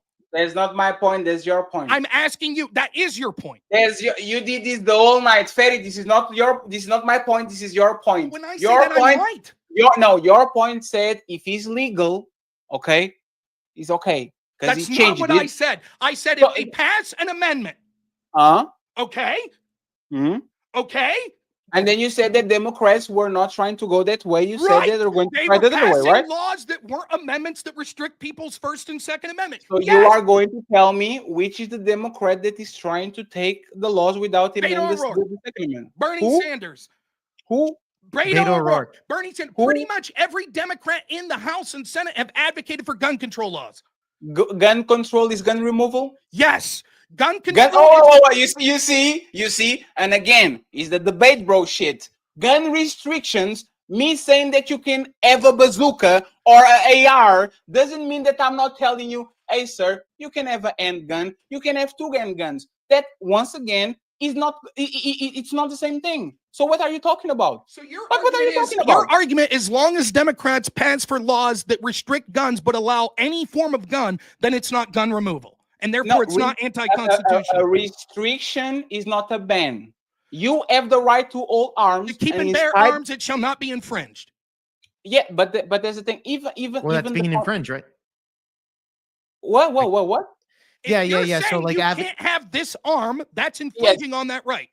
Is that no? There's gun control. That doesn't infringe on that right. Yes, they can actually. No, sir. It doesn't, because if I say people can sell drinks in this establishment, I can say you can be selling bleach. Bleach is out of bounds. You can sell Coca-Cola, iced tea, water, but me restricting your use of you selling bleach, that doesn't mean I'm against you selling drinks. It's completely different. I just want to be clear. So if tomorrow Bernie Sanders says we want to remove all guns except muskets, you would say that's not a violation of the Second Amendment because it still allows you to have a musket, which is a gun. No. Then what's the difference? Why is that actually, to be honest, I could take a gun of every single American without infringing the Constitution because it's a well-regulated militia, and if you're not a part of one, I can. You just disagree. No. Disagree. Fine. Fine. I'm not even going to have this. You're not mentally capable to have this debate. Let's go to the First Amendment. Let's go to the First Amendment. Is it? I have to go take a twinkle again. Is it like, hey, Rob, don't you like technicalities? No. Technically, I can go to, if Jake doesn't show me that he's on a well-regulated militia, I can take his guns and not infringe his rights. Do you see? I can play this game too. You don't have the intelligence to know what you're talking about. I'm not going to get into this militia debate with you. It's clear that it's going to be a red herring and go down. So we'll just move to the First Amendment, which you would admit is equally, if not more important. So does that, the logical extension of what you're saying before you change to the militia argument, which now you're going to say, no, I never said this once you realize the stupidity of your argument, is that, well, as long as you're allowed to say anything, then any restriction on your free rights, not actually anti-First Amendment, because you could still say words. Just like restricting any gun isn't a restriction or violation of your right to keep and bear arms, because there's some gun out there you're allowed to own. It's ridiculous. Like, I'm Jake, don't get me wrong, I'm having fun. I like this, but this is legitimately, I'm really having fun. And I'm not saying Fatty's an immoral person or anything like that. No, and it sucks to say this so brusquely, but it's only through hours of frustration. He's literally one of the dumbest people I've ever debated. He literally is. And I'm sorry to say that because he's probably a very nice guy. But it is unbelievable. And one of the things that frustrates me is when people can't follow a logically consistent argument.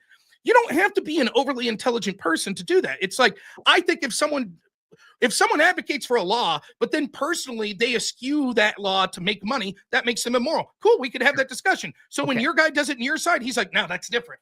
Whoever said that, we're talking about back to the conversation. Okay, go First back Amendment. Here we go. First Amendment. First Amendment. No, go back to the conversation. When I told you to make a definitive statement, you said, I don't know. I don't believe it. Can you prove he's lying? What does that have anything to do? What does that have to do with anything? No, Rob, is a debate tactic because like I told you, tomorrow you're going to go on your monologue and you are not going to say, what does this have to do with know. anything that we're you talking are about? going to say, because once again, we are doing the debate bro shit, but you guys, we're not, no, right? That's not what's happening at all. You're the only one who's being inconsistent. You literally criticize me for my consistency in this debate. The First Amendment, I just have a question for you. If the government says Rob can no longer criticize Israel, right? But I'm still allowed to say other words, you would acknowledge that. Then that's not a violation of my First Amendment, correct? Because I can still say other words, so I can still speak. The First Amendment protects from the persecution of government, right? It gives me freedom of speech. So? Okay. So nobody's going to prosecute you. What's the problem with that? What if they pass a law that says that I can't criticize Israel? Is that a violation of my First Amendment? Yes. Why?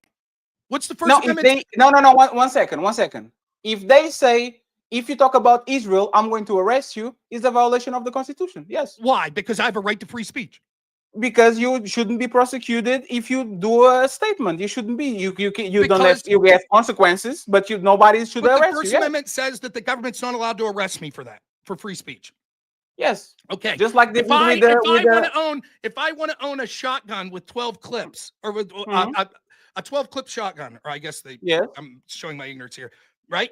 And the government arrests me for that. Have they violated my Second Amendment? Yes. So then an assault weapons ban would be a violation of the Second Amendment? No.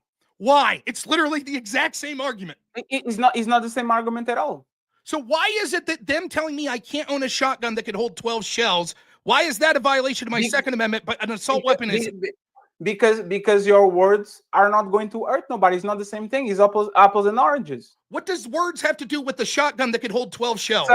Sir, if I go to your house and arrest you because you talk shit about the president, right? It's not the same thing about me having a bazooka in my warehouse. You just said, no. You know what?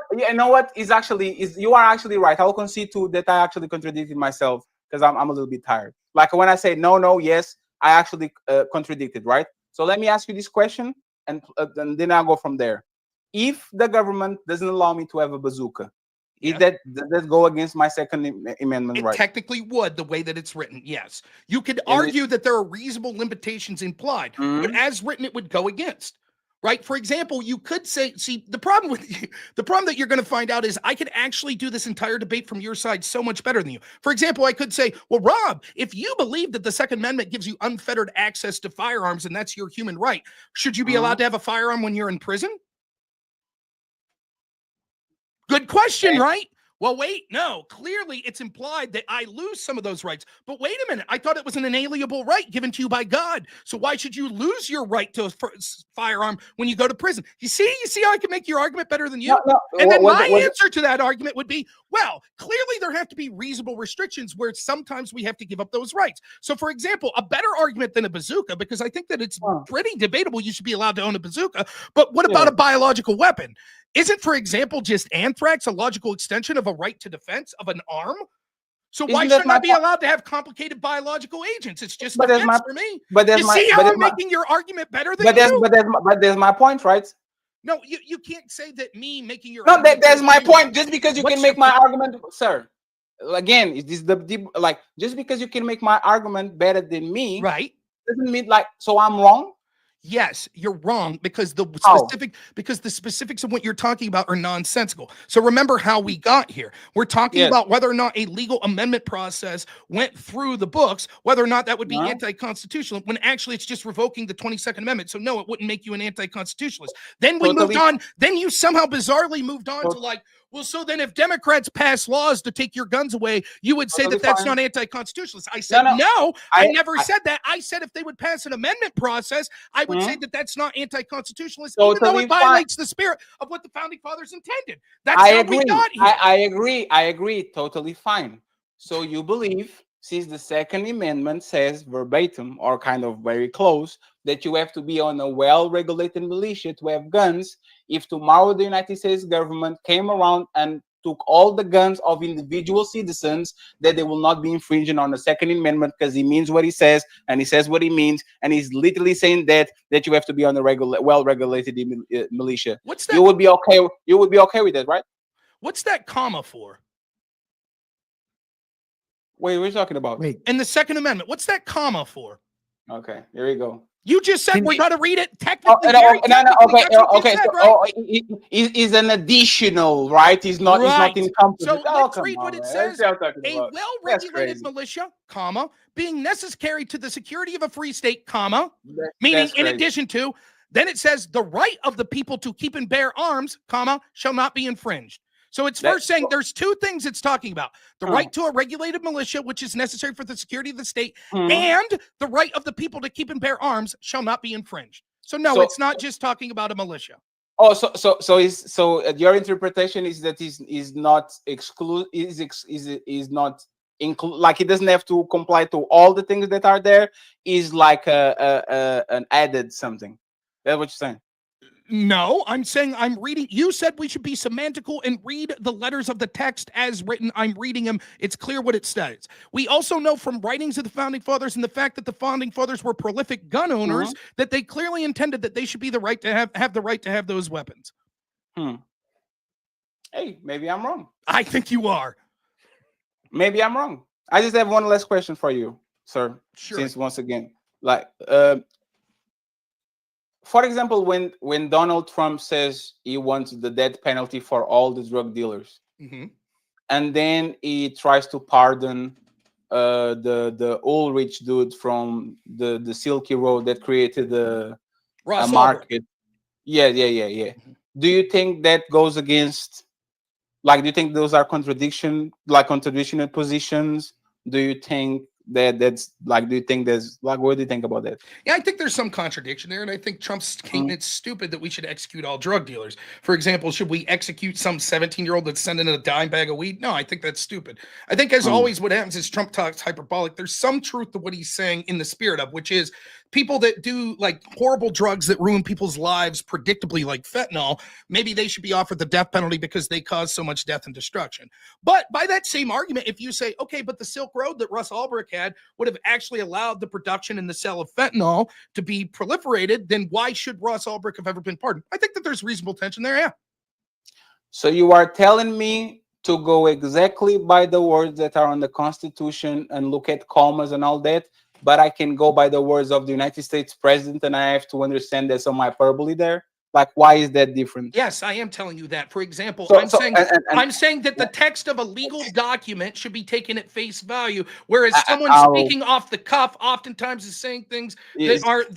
they have subtext to. Yes. Yes, And in addition absolutely. to that, it's amazing to me. Now, I just want to be clear for everyone listening. It is amazing to me you've controlled every topic and we talked about all the things that you wanted. It is amazing to me over and over and over when you said, will you criticize this? Almost every time I gave you some charitability and said, absolutely, there's room to criticism there. And you never do the same until you're forced to at the end of every single topic to go, yeah, I concede. Every Hey, single sir, time. when So people now your argument, just to be clear, your argument to what I just said, when I just said, absolutely, you have a point that there's some contradiction there, and I disagree with Trump's statement, but I think he's being hyperbolic a little. But absolutely, if you're going to make statement A, then pardoning person B would be something that's contradictory. And your point's like, oh, you're saying that we should interpret the Constitution different than someone speaking extemporaneously off the cuff? Yes, No, I am saying that.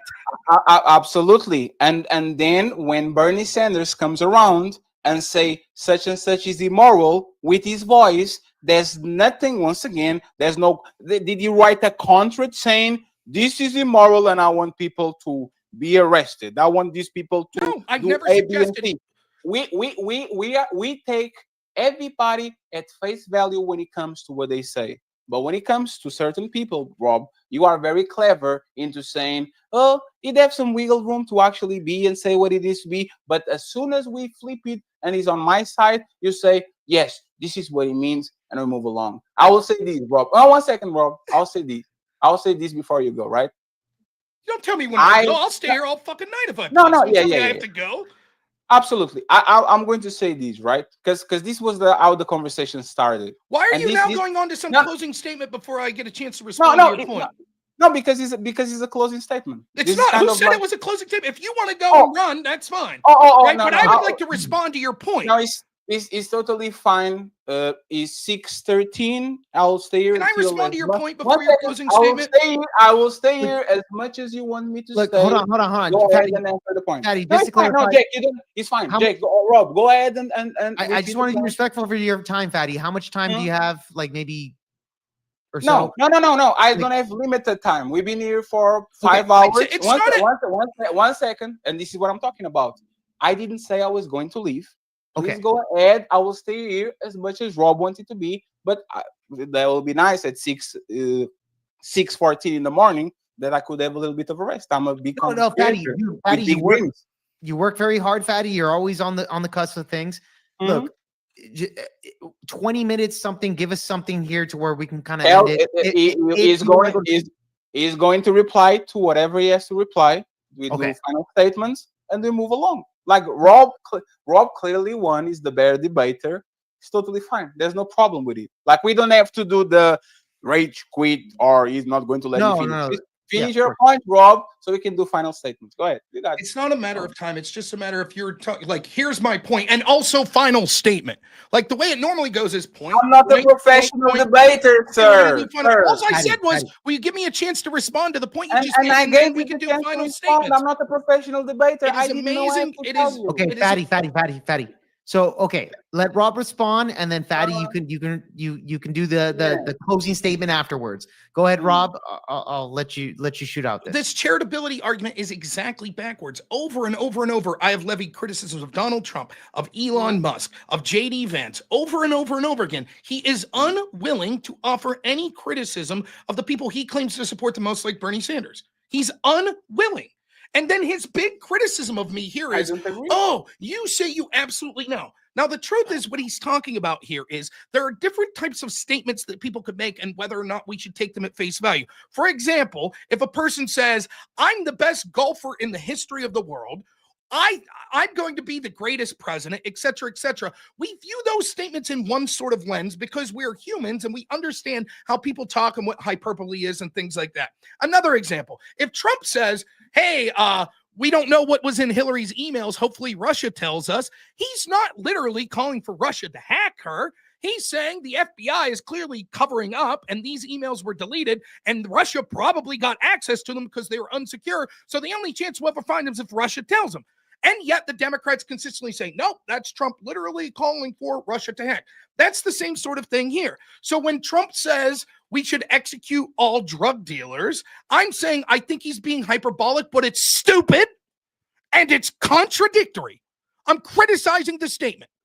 That's a different type of statement than Bernie. He's not saying, you keep hearing Fatty try to conflate this. When Bernie says immoral, Rob's trying to imply that he wants to lock them up. Show me once where I've ever said that. When Bernie says we shouldn't have millionaire senators, he is making a proclamation that is consistent with everything that he advocates for, that the very rich have too much power in our politics. The criticism comes when Bernie himself meets the very criteria that he was criticizing the morality of. And so you say, what's changed, Bernie? Why did it used to be immoral? If Bernie's argument wants to be, I was being hyperbolic, I didn't really think it was immoral to be a millionaire senator, I completely accept that. I don't think that Fatty thinks that Bernie was being hyperbolic and didn't believe it. I don't think Jake believes it. I don't think I believe it. And I don't think one of you in the audience believes it. I don't think one person believes that 1971 Bernie saying millionaire senators are immoral, that he was actually just like, I'm just joshing around. I don't really mean it. He meant it. You could disagree and say, I don't think he did. That's fine. But the idea that Fatty's sitting here saying like, well, if we have to take Bernie at face value when he said he believes millionaire senators are immoral, then every single thing that every person ever says we have to take complete face value. And if you're going to say that we should look at the text of the Constitution and look at the text as it's written, well, then that means that every single thing that everyone says we have to take a complete face value. It is a nonsensical, stupid argument. Lastly, I repeat the point that there's one person here, and if you get really bored with your time and want to go back through 5 hours, you could watch a logical consistency throughout this, that one of us has been willing to be critical of politicians on our side over and over and over and over and over again. And that charitability has not been reciprocated, except in facetious ways at the end of every single topic when he goes, yeah, you're a better debater, I concede. He's right to concede, and it's one of the only right things he said all night, that I am a much better debater than him. Okay, all right, Fatty. I'll give you the last word on that. Go ahead, my friend. I want to thank Rob for this opportunity. I learned a lot. I'm not ready to actually debate logical consistencies in detriment of the truth. I'm not. I'm an idealist on this point, right? I think I do pretty well when it comes to economics. I do pretty well when it comes to women and accepting who they are. I don't accept, but I will one day, the fact that being a good debater has nothing to do with trust, has nothing to do with right, has to do with if you can maintain a level of consistency and logically from the beginning to the end. As somebody that has very success in very short time, I truly appreciate Rob for actually making me better. And I appreciate you, Jake, for being here. Before the show, I told this several times, and this is not an excuse. Rob is a beast. Rob is going to kill me. And that's kind of what happened by the 3 hour and such. But once again, I don't think it's once again because you are on the side of the truth. I think it's because you are actually a better logical debater than me, Rob. So I hope let me just say this, Rob, Jake, and then I got it. I will activate my rematch clause in the next few years, Rob. You have my promise, and I will promise I will actually give you better pushback. And I appreciate that you show me like the showmanship once the Crucible people came around. I actually appreciate that. I appreciate the showmanship, and you become an entertainer instead of a boring debater. I actually appreciate that you are a low IQ, and I actually like that because I'm the type of person, and I will be better the next time we see us. And Jake, once again, thank you very much for having me here. Yeah. I appreciate you. Thank you very much. I'm not really a sore loser, but I will come back. For sure. For sure. Now, by the way, just to tell Rob, I told Rob that your future debater that's going to come in, he's told me that, Rob Noor, I believe that guy's actually a better debater than Andrew Wilson. It was this man. The Crucible crowd's here. They'll like that. And the Crucible crowd is here on Rob Noor's that Fatty stated that Rob Noor is actually a better debater than even Andrew Wilson himself. I don't think Andrew will be as charitable and understanding with you as I was. You know, you could debate Andrew Wilson on that, Rob. and the thing is, and once again, I'm not a cloud chaser, and being number 2 is not an offense. You saying you are the silver medal because I think there's people better than you actually is not an offense. It's actually Andrew is up there. That's why I'm not in a rush to actually. I actually enjoy this because once again, I'm a very fast learner. I'm not coming on conversations never again with the trust, inconsistency, but he did this and he contradicted there. I'm going to stick with the logic, and I'm going to run away from everything that actually pins me on a point, because once again, that's how you win debates. And I have to buy the Andrew Wilson University debate so I can actually win debates, not because I'm right, but because I know how to debate. that's exactly what we're going to do. Thank you very much, Rob, once again. Thank you very much, Jake. And Yes. I'm still a little bit less fatter than Rob because he actually is the biggest man in the room. Thank you very much. All right. I don't know if you're leaving, but I'll give a closing statement if that's fine with you, Jake. I'm not fucking leaving. Oh, okay. I just said there I you don't go. know if you are. It said the tone of it sounded kind of like, okay, I'm out. That's all. All right. No. I want to answer just Mhm. two things that you said there, and then I'll just wrap up, right? The first, this idea that I changed my presentation when the Crucible came in. I think that anyone that goes back and watches will see that I became frustrated about 45 minutes before the Crucible came in and started saying things like you weren't intelligent enough to keep up with the conversation, etc.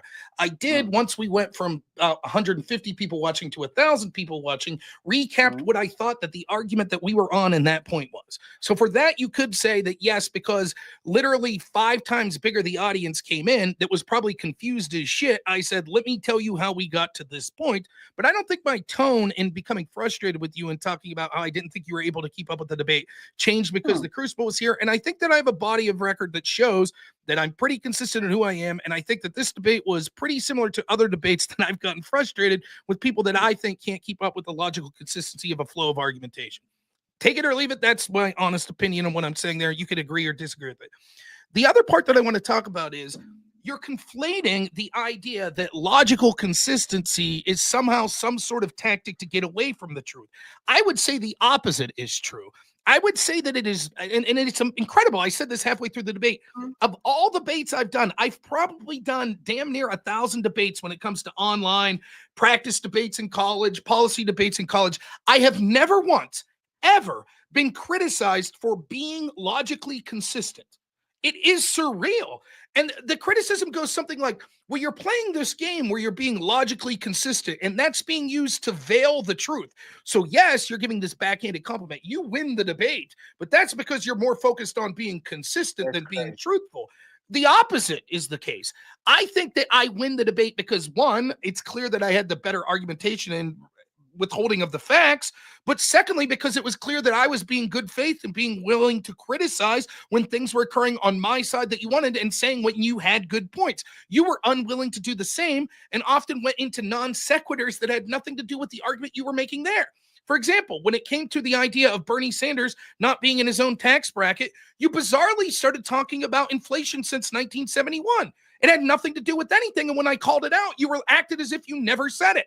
This happened repeatedly. At one point, Jake stopped in to try to make a point where he was like, listen, it's not a lie if you say, I think I'll be the best, and then you turn out not being the best. Tom Brady at one point said, I think I'll be a champion and the best. You would have said, that's a lie. Your skill set doesn't allow that. Turns out he was the best. Therefore, we would say it's maybe overly optimistic and not a lie. And you were like, yeah, exactly. But that's literally proving your argument wrong.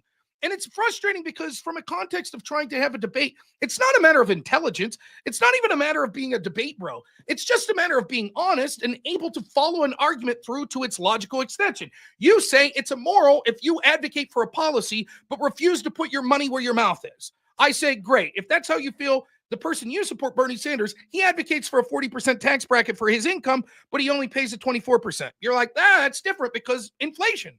And it's clear that when you talk about, me saying, hey, you should be logically consistent. If you think that's about Elon Musk, you have to give me a reason why it's different, where that shouldn't apply to Bernie Sanders in this situation where he doesn't put his money where his mouth is. And instead, you just attack the idea of wanting someone to be logically consistent. Look at where debate goes if that's sort of the argument. All it is a pissing contest for saying, well, my side's morally correct. Therefore, it doesn't matter if we apply to the standards that we wish upon you, which ironically is practically the official Democrat platform. They believe in holding their opponents to standards that they're unwilling to hold themselves to. And this entire debate showed that. I was willing to criticize when I thought my side was doing something wrong. He was not. When I would draw direct, as close as possible, apples to apples comparison, he would bizarrely bring up things that had no connection whatsoever and say that somehow I was bad faith for asking for some sort of logical consistency to be applied. Logical consistency is the root of truth, not veiling the truth. And until you learn that, I'm afraid that you won't get better at debate, because it's not some clever tactic that I'm employing. It's human nature, and it's understanding that philosophy and truth comes from being honest and having a logically consistent position, as opposed to just lying, deflecting, feigning ignorance, or just being too dumb to understand that you're not following a logical chain of argument, and you have a double standard that you apply for yourself and the people you like. Having said that, I appreciated the debate and had a lot of fun. I don't think that what I perceive as your inability to follow an argument means that you're a bad person or anything like that. I think that it's admirable that you came on here and wanted to debate me and have seen me before and know that I'm a pretty good debater. And I wish you absolutely well and be willing to debate you again, or to have you on my show for a discussion and not a debate or anything like that. I wish you no ill will whatsoever. And I thoroughly enjoyed myself. And lastly, I'll say this. I had a really fucking bad week at work, and this was exactly what I needed coming on here and arguing with someone that I think is kind of dumb in their arguments for 5 hours. Okay, Rob. So here's the thing. I saw your video on that, by the way. Hey, Jake, you know what's funny? Jake, you know my type of how I move, right? I'm kind of the ruthless guy. I literally said I'm not going to ambush this man. I watched his last video, 20 minutes of him saying I had the worst week of my life, and then the worst, and then the worst. And you know what happened?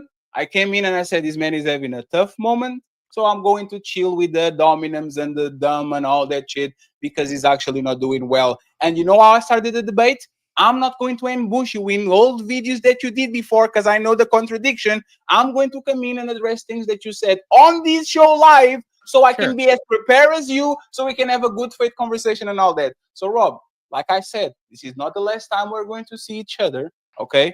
And the mercy that you got today, especially with all these things, I wish that your life actually becomes the best that it can be. You prosper and are proper, and I actually see you on the other side of the road. I just wanted to make that clear, because once again, we're going to absolutely see each other, sir. And we're Thank you for taking it easy on me. I really appreciate it. Go ahead, Jake. You got it. No, I was gonna say, Fatty, like, you know, in Mortal Kombat where you have like a certain thing to where you give mercy to your opponent and they give a little bit of health. We got a friendship fatality here, yeah. Yeah, you have the friendship, but like you have the mercy one where you give health to your opponent. Is that what you did to Rob? You gave him a little bit of health? No, it's not even that. I think Rob clearly won, because once again he follow exactly the logic. I think he had the best week of his life. It's not even that. I don't believe in sympathy. Like, it's not because I'm not calling you an dominant that I'm going to win the debate. That doesn't mean nothing. It's just a showmanship. So I don't call you dumb or a fat ass or your beard doesn't connect, because, like I said, it doesn't make me more logically sound. I left it alone. I focus on what we have to talk today. Next time, I'm actually going to be a little bit better, and I'll remember. Good. Okay. All right. Fair enough. Fair enough on that, Fatty. I love it. And again, look, guys, I put this debate together with the mystery thing. I didn't want Rob to even know who the fuck he was debating in the first place. I've debated Fatty already. It was frustrating for me to debate Fatty when he lost. No, I did not lose. I destroyed your ass. But however, it was supposed to last 2 hours. It lasted 4. We had to expand that fucking debate because according to Fatty, I was still frustrating on this. And I'm not gonna lie, Fatty's pretty frustrating. I get it. But this is why I kind of put it together, because Fatty's been nothing but nice to me on this. He seems like a nice guy. I do believe that. So, dude, Fatty's been nothing but nice to me. He's put me on his panels. Fatty knows that I'm a little bit of a firecracker on his panels, especially because he has leftists on there, and he knows that, dude. And dude, here's the thing: love Fatty, dude. This is why I wanted to put Fatty on here when I had this idea that I wanted to put Noor on my show, talk to him, have an interview, have a discussion. Kind of have like a bro moment with him. And then I wanted to put his fucking feet to the fire with a debate. And Fatty was the guy that I wanted to fucking do it against. And I think, Noor, I think you enjoyed it. I think Fatty enjoyed it as well. So it was a pretty good thing. It was a really good thing, man. I loved it. I enjoyed it. I have no complaints about it. It was fun. So and next time Andrew Wilson says to a woman that she's not going to get a 7-foot millionaire or billionaire, you have to say, hey, you can prove that she's lying. You can prove that she's lying. She might get a 7-foot billionaire because Andrew Biden and Lamar Odom are single and they're looking for a queen. And this is once again why I'm going to be frustrated next time I see Rob and one of the top debaters, because they go from debate mode to making assumptions about shit. And then Oh, I'm like, damn, who was this person I was talking to yesterday? But thank you very much once again, Jake. I appreciate you. Once again, Rob, salute to you. Yeah. I think you actually are a sensible dude, even for a Trump supporter. I think you never said something egregious. So I appreciate you. I appreciate Am you, I Jake. pretty sensible too, Fatty? Come on. No. No, you're not sensible. You are crazy, but you're cool. Oh, okay. You're crazy, but you're cool. And friends, if you guys want to find me, Team Fatty, tomorrow I'm going to do a very star-studded debate tomorrow with a bunch of important content creators. So if you can find me, I don't know, Jake, at what time you're going live, but I don't want to announce it so they can come here too. Okay. I appreciate you once again, Jake. Appreciate you, Fatty. Thank you so much, man. Love you, bro. Love you, Thanks. bro. Have a good one, man. And Rob, you better not be crying next time I see you. won't. I'm worried now. So I appreciate you. See you later. Yes, sir. Yes, sir. Rob, okay, so here's the thing. I got a super chat because, dude, one of the super chat questions came for you, and I don't even know what the fuck this means. What does Rob think of the Trump coin and the Melania coin? terrible. He put this fucking shit meme coin out like right before he was in office. I thought it was fucking despicable. It's one of the worst things I've seen Trump do. Right? Like he basically, it's a little different, but it was basically, you know, that Hawk Tua chick that put out that shit coin. Yeah, And everyone's like like, she was a fraud. it's different, but it's in the same vein that what Trump did with wow. the Trump and Melania coin. I thought it was fucking amateur hour and bullshit. I don't think it was illegal, but it's fucking scummy. That's what I thought about it. So, of course, I'll criticize Trump. That's what I'm This saying. book on me is always like, you'll defend Trump no matter what. I'm in a debate tomorrow night where the topic's like, has Trump's first month's been a success? And it's like, well, if that dude's watching, I'm going to give away some of my strategy. I don't know how to answer that. I'm a single issue voter. I don't think it's a success until people from the FBI are in prison. So no, in that vein, no, it's not a success because these fuck faces that interfered in our system are still running around collecting a paycheck and they're not in jail. But I could argue for the sake of arguing, there's a lot of ways I think it was a success. But for me, if 4 years end and these people haven't been in prison, then no. Just like the first 4 years, I'll criticize and say, you didn't do it. You didn't drain the swamp. Yeah. So, but I always think it's funny when the criticism of me from people like Fatty there, which I feel bad calling him Fatty, that's his name. And he probably always listens to me anyways. But nonetheless, like when their criticism's constantly like, well, you won't criticize your side. And it's like, holy fuck, what debate are you watching? Bro. What are you watching? Like, I don't understand it.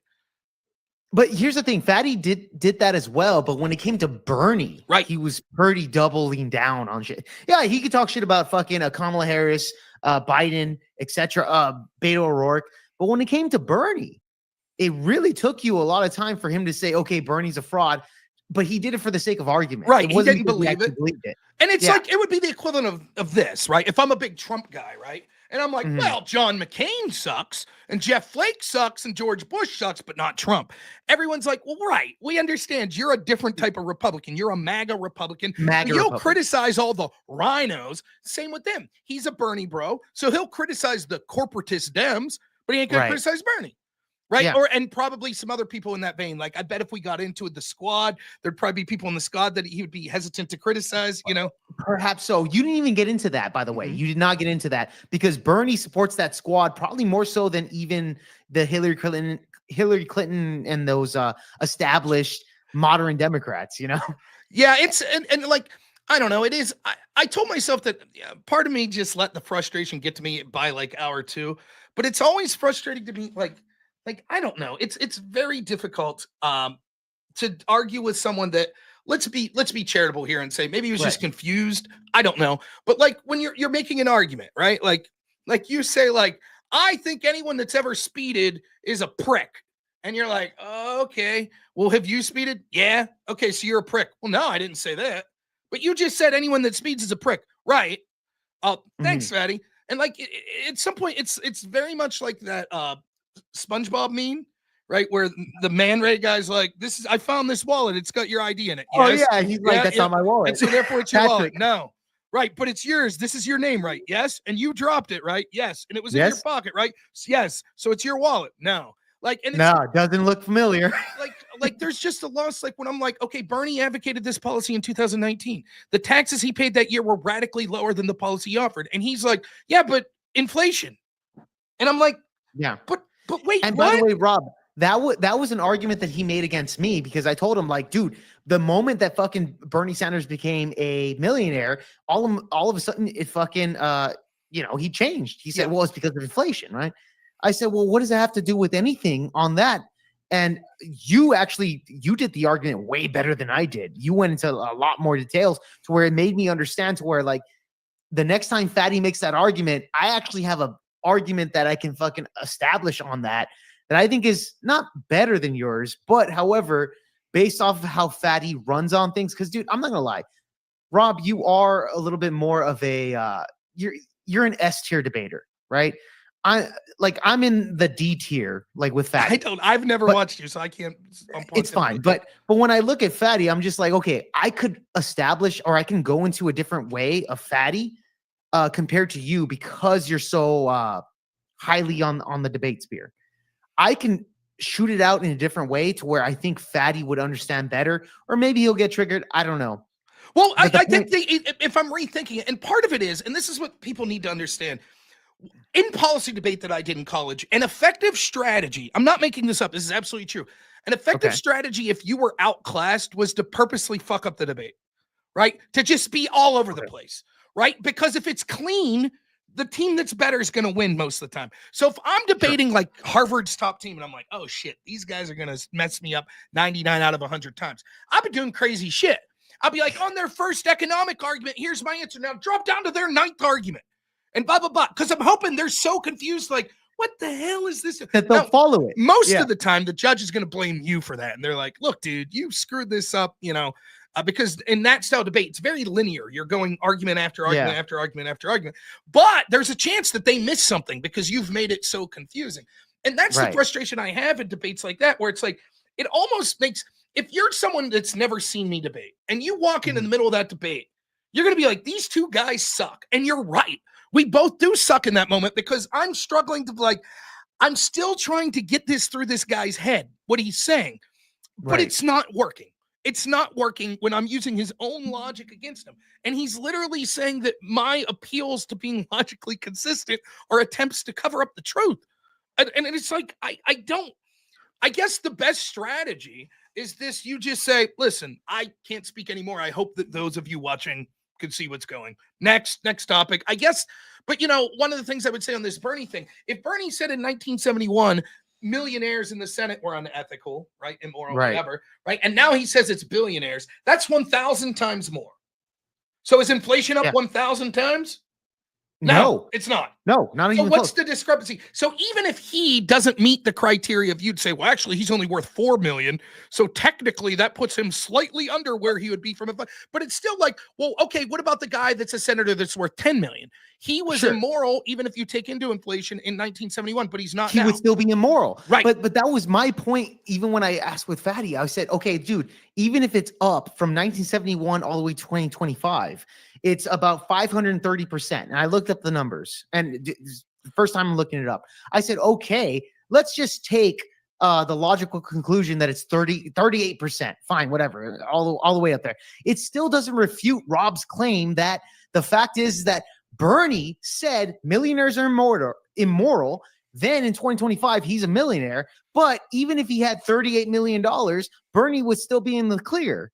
The point is that Bernie still said that. It doesn't dispute the fact that even considering inflation, it would still drive with the fact that, dude, it would still be considered, even with inflation, that these still would be immoral. And the worst on the numbers, it's actually very simple from his perspective. I can answer that. Watch this. I would say, well, Bernie's grown as a socialist. Originally, he was a full-blown socialist, but now he's sort of more of a democratic socialist. And so what he realized was sort of just every rich person is immoral. That's sort of nonsense. He could be forgiven for understanding that because he was advocating for poor and working class people that he saw that were being left behind. By the way, was he right? Yes. The labor movement has been crushed in this country, mainly because of free trade policies that Bernie Sanders was against and corporate oligarchies, which he's consistently been against. So yeah, you could criticize him because technically it was foolish of him to say that any millionaire in 1971 was immoral if they were a senator. That was clearly a bit hyperbolic and over the line. But I think his point's more clarified now that we're talking about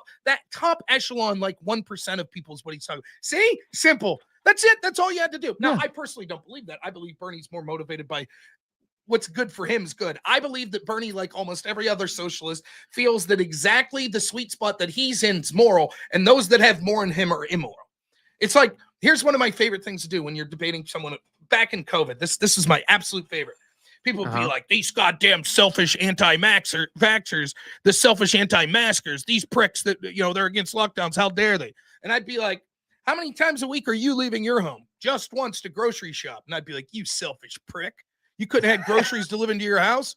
Well, it's reasonable to go out once. Oh, so the exact thing that you're doing is the exact threshold for what's reasonable. The people that go out twice a week, they're ignorant fucking pricks. And the people that go out zero, well, they're just pretentious, pretending they're better than you. It's like the guy, I saw this meme the other day. It's like, everybody that drives faster than me is a reckless maniac. Everyone that drives slower is a grandma that's clogging up the road. Me, I'm absolutely perfect. That's the socialist mentality in a fucking nutshell. It's always, everyone with $1 more than me is a fucking prick. By the way, George, if you're interested in this, Jordan Peterson has this lecture about this book called The Road to Wigan Pier.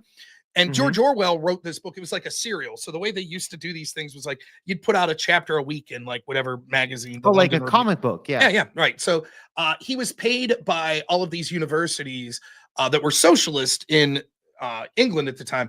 And so he goes to this place, Wigan Pier, and it's this like fucking place where all these like coal miners are working, and it's hell. Like he's explaining these horrendous conditions, right? Where it's like, women are all pulling their teeth out because teeth just become infected. So fuck it, just get rid of them. The guys have to walk like hunched over like 2 miles to get to work. It's just horrible. And so the socialists are loving this shit because it's like the plight of the working class. Then the second half of the book, George Orwell does a complete 180. And he's like, I'm starting to think that the socialists don't actually give a fuck about these people. They're just pretending to care so that they can go after the people that are ahead of them on the social stratus. So it's not that these people give a shit about these people. It's just these people are saying, you're bad because of these people. So we want to be here. Let's knock you down and then we'll be on top. But we're not actually going to do anything to help these fucking people. Fuck them. That's Bernie Sanders in a nutshell. Millionaires are bad until I'm a millionaire. And now it's that. And then when he's a billionaire, the trillionaires are bad. Right. God knows how many trillionaires there are. I'm humbly asking you once more to donate to my third lake house. Like, how is it that the top 1% owns 90% of the wealth?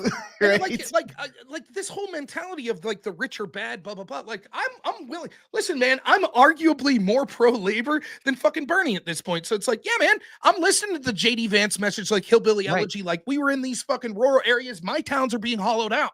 That speaks to me. I see this. I used to be 100% like completely free trade. I'm like, maybe not now. I'm willing to hear arguments right now. I still lean towards free trade, but that's where I'm at. So I'll listen to the socialist fucking claptrap about labor. I'll listen to that portion, right? Meanwhile, Bernie, who's like all these people that are like, oh, the fucking billionaires, Elon Musk. Where were you when it was Soros and Pritzker and fucking they didn't give a fuck. And even this election in Wisconsin, right? The judge election, the big Democrat message was, we prevented a billionaire from stealing this election. Yeah, because of Elon Musk, and that fucking goes 25 million or something. The Democrats spent like 4 times more money in the fucking election. And they're arguing, thank goodness we prevented someone buying this election. It's like, you spent 4 times more. Like, it's so fucking asinine to listen to these people. Like, where was Bernie Sanders? And like his fatty's fucking argument there that's like, well, the difference is, Bernie would never fucking talk shit about a guy and then suck up to him when he's in office. But that's what he did. That's what, and by the way, I'm not even criticizing that. That's what all politicians do, right? Sure. Like there's certain levels of it. And I do think that there's questions to be had about how significant Vance was. But I do buy Vance's argument that he's like, as a politician, right, to watch this fucking billionaire come in and basically usurp the entire party, you're going to be like, fuck this guy. Well, yeah, well, fair enough. But even with like JD Vance even said, like, that was like 10 years ago. Yeah. JD Vance admitted that, yes, I didn't like the guy, I didn't like his personality, etc. But as the time goes on, because you have to realize the culture war, like everything that was kind of going with the woman's transgender stuff, like all of the culture war issues got so amplified that JD Vance realized, like, you know what? We do need a guy in the office like Donald Trump who doesn't give a fuck about fucking political correctness.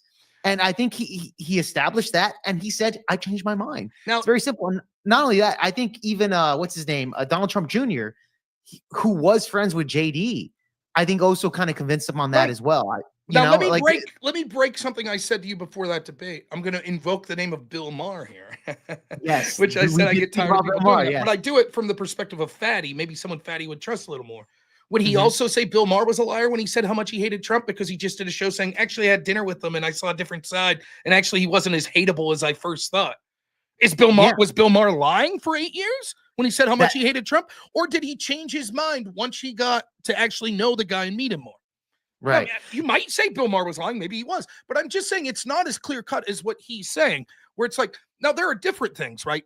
The specific thing where Vance is like, well, basically, I believe the accusations of this woman. That's something to fucking answer for. That's different, right? Than saying, I thought he'd be bad for the working class. I thought he was authoritarian. Like saying, I believe this woman. Well, do you not believe her now? Or do you say, I don't give a shit, it probably happened, but I don't give a fuck? It was the same problem I had with Kamala Harris. Kamala Harris said she believed the women that accused Joe Biden of like basically what was tantamount to sexual harassment. I remember that. And then like 3 days later, she went to work for him. So it's like, do you no longer believe those women? Or do you she also called him a racist and then became his vice president, etc. Right? Like that was a whole fucking thing. She talked about busing. Remember that during the debate with her and Joe Biden. So that's fair. I don't mind that question of JD Vance, and it's something to answer for. It really is. And I think like there's even more questions about other politicians, almost that go in the inverse way, right? Like if you're Ted Cruz and this guy called your fucking wife ugly, and now you're going like, I think there's a solid argument to be like, fuck that, man. If Donald Trump talks shit in my wife, I don't give a fuck if he's president in my party or not. Ted Cruz actually addressed that. Ted Cruz addressed that. He said, look, you guys have to realize that this is like a boxing match. Right. Look, you know, it was in the moment. It is what it is. But at the end of the day, the guy won. The people want him, and I'm going to support it because that's what it is, and right? At least that's He's adjusting to the voters. Now, here's the truth, right? Like, would JD Vance have changed his opinion of Trump if Trump lost? Probably not. Because he wouldn't think about him much. He'd be like, yeah, that guy was a fucking stooge. He cost us the 2016 election. Whatever, moving on, right? But once he's in office, one, people are selfish. And sometimes selfishness comes in the form of wanting to be altruistic. So, for example, let's take Bernie Sanders just to appease Fatty. Bernie Sanders might say, I'm willing to swallow my pride and work with Joe Biden, even though I think he's a prick, because I think it'll help my constituents. Right. Now, that's selfish. You're doing something to benefit your ideology. But still, it's altruistic in the sense of I think it would be best to help the people that I'm serving, right? I think that that's certainly part of JD Vance, that whether it be conscious or unconscious, once you realize this guy's wielding levers of power, and by having a good relationship with him, your ideology and what you think would be best for the country is more likely to be closer to be implemented. You're probably all of a sudden going to overlook some foibles that you wouldn't overlook if this guy was at your cocktail party and couldn't do shit all for you, right? You might tell the guy to fuck off if he's at your house spilling wine all over the place. But if he's the president, you're like, oh, Mr. President, no problem, right? It's all good. And the idea that Fatty was like, I would never do that. I would never, like, if I feel that I need to criticize someone, I would never relinquish that because they, not only is Fatty full of shit about that, I bet Fatty would do it for far less. And I don't even begrudge him. Like, for example, your boss at work, is there any of us that never wanted to tell this guy to fuck off? But you don't do it because, hey, I'm trying to do good at work here, maybe get that promotion or whatever. So this idea that he's saying like, well, not me. If I disliked a person, I would separate the politics from the person. And even if I had to work with them, I would constantly tell them, I don't like you. I find you to be immoral. Fuck you. You just don't bullshit me. Now, I can't tell. He'll say, oh, you're saying you know I'm lying. Yes, I'm pretty sure that you're lying. But you're right. I can't prove it. Fair enough. But it's, I don't know. Like it's frustrating to talk to. I've really tried to tone down. Like I'm trying to be more reasonable, but those are the debates that always brings it out of me. And I don't think it was over the pale or anything, but maybe I shouldn't say you're stupid. Maybe I shouldn't. This annoying fucking high pitched voice I have when I get loud. Here's the thing with Fatty. Look, here's the thing, man. Rob, I'm glad that you kind of like, dude, first off, this whole debate was entertaining. It was a really great debate. I had fun. I really loved it, like the back and forth, and you're really good at like sticking to the actual the premise of the claim. Because Fatty even said, "Well, Rob, JD Vance said X, Y, and Z." In fact, he even gave me a clip that he sent, and he sent it a while back ago when he said, "Hey, play the clip." You even called out. Okay, let me guess what the clip is. It's JD Vance talking shit about Donald Trump. Right. And then he's like, "Yeah, that's what it is." Like you called it out off the bat, and you already knew what was coming prior before. Like it goes to show that you are the spirit debater. However, I was thinking in my head, okay, what is this guy going to say? You called it out right off the bat because I didn't even know what the fucking clip he was going to send me. I was ready to play it, whatever he had, whatever you want to play, that's fine. And you called it out right off the bat. The point is, though, is that with Fatty, I'll tell you this. Fatty's not necessarily a political streamer. He's not. The guy specializes in like red pill type of stuff. You know, That's why he's he had not- a hard on for Andrew. He's like, the next time Andrew says that's sort of his spiel. Here's the thing. He kind of disagrees with Andrew a lot. Like, Well, that's what I mean. He's gonna, yeah. Because Andrew Yeah, goes he after does. the OnlyFans lady. So Yeah. But I'll tell you this, like Fatty also goes against like Myron Gaines and like Andrew Tate. Yeah. But he talks about like relationship women. Like his panel is filled with like women and men. Like that's and it's very entertaining. It is. And he's kind of like adjusting into the political sphere. This is why like I've been on his show multiple times because I'm the only like MAGA dude here to kind of go in there and kind of basically debate a lot of like the people that he has on the panel because all of them are leftists, bro. Like even ones that are kind of like against leftism, they're maybe center right or center left. I still argue with these fuckers. So I go on there and I'm the bad guy of the panel when it comes to Fatty's panels. I'm always I love the bad guy. that. Being the bad guy is always better. That's why I used It's to love always doing fun. it. Like one of Yeah. my favorite panels I ever did was a panel with this guy Wick. And he set me. I think he thinks he was being clever. He got paid by Progressive Victory PAC, so he set me up. Basically, the whole panel was lefties, and then Connor was supposed to be there. This Progressive Victory, and it was like Brianna Wu and like all these other people right there.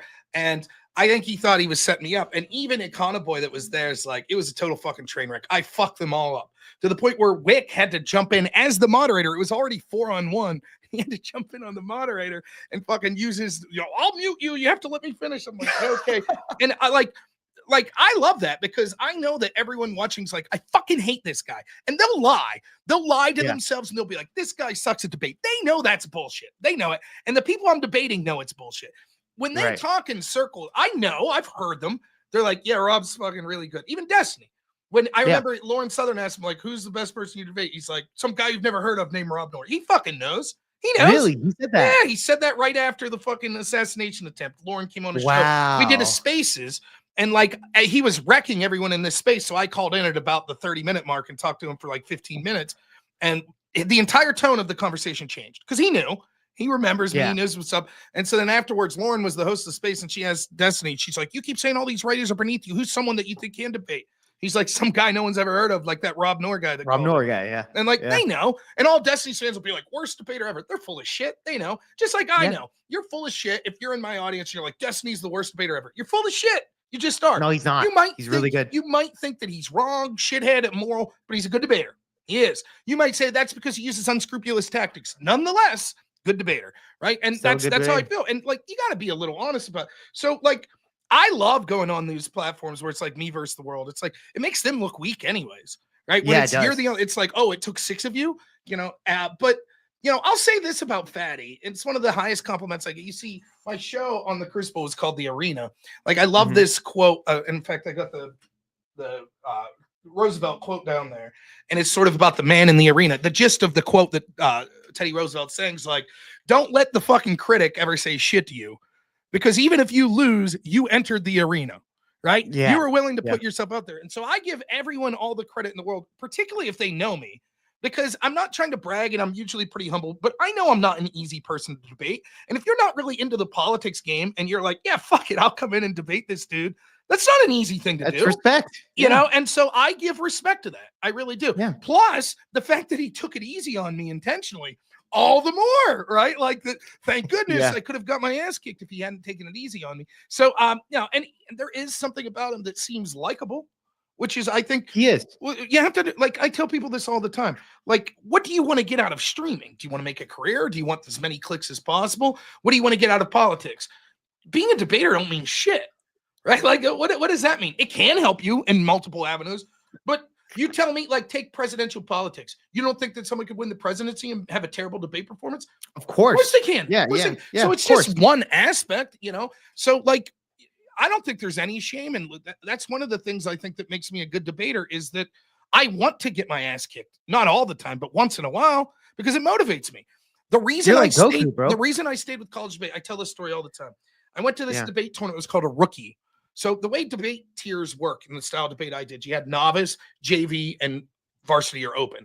And there's certain criteria, like if you win so many tournaments, you can no longer be novice, or if you had so many years that you debated, you have to bump up to JV. And then if you won so much there, you had to bump up to varsity. I forget the exact criteria. But this one particular tournament has rookie division. And what that is a tournament that occurs halfway through the year. And it's for people that it's their first tournament ever. So for a class, I had to enter the rookie tournament for this debate class I took at my university. And I took first place. And I was like fucking 18. I was like, I'm gonna be the greatest fucking debater that's ever existed in the world. I'm gonna fuck everyone up. Like I'm winning all these trophies. So I go into the next tournament. Now I'm at novice, and I had this girl as a partner who was pretty good. Like we're debating like this. I talked much slower back then. So like I'm walking in and we're talking about nuclear proliferation and we're ready to go, right? And we walk into the first round, and this team's like, observation one, proliferation. We see that the nuclear proliferation treaty came in and it suspended all this stuff. We see the nuclear war be mutually assured destruction. We need to be able to survive this other thing. We need to do is build all these bunkers and be. And me and my partner are just like, what the fuck is this? What the fuck is happening? We have no clue. We're just looking at each other, and it's like, it's a train wreck. Like there's all these rules that they're saying, like they didn't do this, they didn't do that, and we're confused. We lose the round, obviously. Second round, we debate some other team, and it was more on our speed. I can't remember if we won or lost. But then the third round's what I'll never forget. This moment will stick with me on my deathbed. I'll remember this moment. We're debating this team from Liberty University, and my partner's crying. And she's like, we debated this team round one, and you couldn't even understand. They sounded like auctioneers. It was the dumbest fucking thing I've ever seen, and I don't even want to do this anymore. I just want to quit. How could anyone beat a team like that? And Liberty's team goes, oh, who was it? And I was like, they were from Catholic University. And they said, yeah, we beat that team last round. And then they walk in and it turns out that's how people debate in that. And they crushed us. And at the end of that round, the girl, the better one from that team, came up to me and she said, don't worry, you're not the worst team we've ever debated. And that was it. I was hooked. I was like, you motherfucker. How dare you have sympathy for me? How fucking dare you? I was so mad about that. Like, I knew from then on, I was like, I'm going to fucking win every goddamn debate tournament ever. They tried to be humble to you, Rob. Oh, my God, did it piss me off. And so it took years. But I finally caught up to that team. And so when I was at the top level debate and I qualified for the national debate tournament, we debated that team a couple times. And both times we beat them. And both times I walked. And I know they didn't remember it. And I walked up to them both times. I was like, don't worry, you're not the worst team we've ever debated. And they're probably thinking like, what the fuck's this guy talking about? Like it was just a flippant comment that she made that she didn't think was rude. That shit's going to stick with me for the rest of my life. That loss was one of the most influential moments of my life. It steered me in such a positive direction. I was like, you motherfucker. I was so mad. Like I remember just on the car ride back from that tournament, like sitting by myself in the backseat of this van, like motherfucker, like at 2 a.m, still fucking pissed. That's how mad I was. I was like, never again. I will not have that happen. So I tell people all the time, I'm doing these fucking debates. Like, you know, tomorrow I got a debate and like, I have these insane work weeks where I'm working 90 hours and shit and all this crazy shit's going on. I come home, I'm hanging out with my family, like, okay, 7 o'clock, let's go upstream. Let's do it. Fuck it. Bring on the debate. I don't care. I'm not repping the topic. Let's fucking do it. Whatever the topic is, I don't give a shit. I don't have time to prepare anyways. Right. And it's like, I keep telling people, I'm like, one of these days I'm going to run into someone that just totally kicks my ass because I'm unprepared, because I'm just like, I'll just get by on skill alone. I don't have to fucking research. Right. And someone's going to whoop my ass. It's going to happen. And I'm going to walk out of there with a smile like, okay, that shit ain't happening again. Now I'm going to prepare. Next time I debate that motherfucker, it's on, you know, so I'm kind of waiting. I know it's coming. Might be tomorrow night. I'm debating this Adam guy. I don't know shit all about him. I was like, tonight, I didn't know. You said didn't even know like, who the fuck No, you said it was someone you knew. And I was like, I wonder if it's like someone I've debated before. Like, Never. I had no idea what they were going to talk about. I do think it was pretty respectful of him to like, I'll try to keep it focused to sort of the stuff that you've sort of been talking about. He didn't have to, though. He could have talked about, I used to have a debate show. It was every Wednesday. And the idea was I had a moderator, a friend of mine, Aftershock. He would pick one topic and my opponent would pick the other. And he wouldn't tell me what the topic he was picking was. And so that was the sort of game of it. Was like, Rob's going to come in completely unprepared. He doesn't know either topic. Well, that's what I wanted to do with you, Rob. Like, yeah, I love that. I already knew your skill set. So I said, okay, I've debated Fatty. And Fatty, you know, he wants to put his fucking show up, dude, because Fatty, like I said, Fatty's much more live viewership than me. I'm a tiny channel, bro. I don't get a whole lot of views. But however, Fatty has been very nice to me. So I wanted to kind of repay it back. And I said, okay, well, Rob's on here and I want to get Fatty on there. I don't think he quick. Oh, I'm sorry. Go ahead. Oh, sorry, there's really Wally. quick. Holy shit. I know this. Yeah, Wally. Yeah, Wicked Wally right here with the $5 super chat. He says, Rob had this drunk tubby guy with a beard on the arena once. Once who loved axes. Yep. Don't know whether happened to the guy. Heard he was quite a handsome devil. That last part's a lie. He was not handsome. That I assure you. Yeah, Wicked Wally. You could see that his name is 1, 2, 3, 4, 5, 6, 7, 8, 9th from the bottom there. That's all the people when I did the arena that appeared on it. And we were going to put all their names up. So Wicked Wally, one of them. Good guy. Probably. This is a great compliment. Probably the best dad joke guy I've seen online. Wicked Wally could be in your chat all night just telling the dumbest fucking dad jokes. And they start off stupid. It's never that they get less stupid. It's just by the time you're delirious on hour 5 of the stream, it starts to become funny. So it's nice to keep Wally around. You know, he'll make you laugh. Before midnight, he's shit, but like post 1 a.m. delirious ending your stream, Wally's funny as shit. So he is. But he's a good guy. By the way, Rob, I wanted to ask you a question before Fatty went on. Like we did the debate and everything. You were talking about how like you and Andrew would like kind of debate each other within the sphere. I wanted to ask, how the fuck did you and Andrew even like meet up or link up for the first time? Like, what's the origin story between you and Andrew Wilson? So Andrew used to be sort of the house debater for this show called Politically Provoked, right? One time Andrew was debating this guy, Dylan Burns, on sort of, I have no idea what the topic was, but it had to do with sort of LGBT representation in television shows or something like that. And I don't know anything about this debate happening or anything. I debated Dylan Burns before, but all of a sudden, people that watch me, and I was far smaller at the time, they started messaging me like, if you heard, back then Andrew went by the name Big Papa Fascist. And like, if you heard this guy, Big Papa Fascist, he's like on this debate talking shit on you right now. And I was like, what? So I like tuned on and I scrolled back a little to see, and he was like, you know, conservative, so-called conservative debaters in this sphere, they're a bunch of fucking cowards like this Rob Noor guy that won't even say that biological, that there's only 2 genders, men and women, you know, only 2 sexes, men and women. And he's just like running his fucking mouth. And he's like, you know, I fucking called Rob out to a debate and he wouldn't debate me. And what it was unbeknownst to me, he was in my chat one night and like, let's debate. And I didn't see it. So I was like, you motherfucker. So I went up and I was like, would someone give me this politically provoked chick's DMs? And I messaged her, I was like, I'll come on right now and debate that motherfucker. So she's like, hey, that Rob Noor guy wants to come on. BPF's like, or Andrew. He's like, bring it on. Let's go.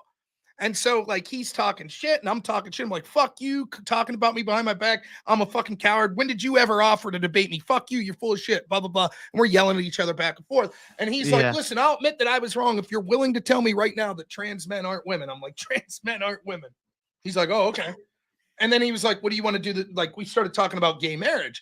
And the funny thing is, I've had these moments when I debate like Richard Spencer or I debate JF Gariepi, people that are like more in the sort of racial white sphere, or I debate like Andrew Wilson, who's more conservative than me.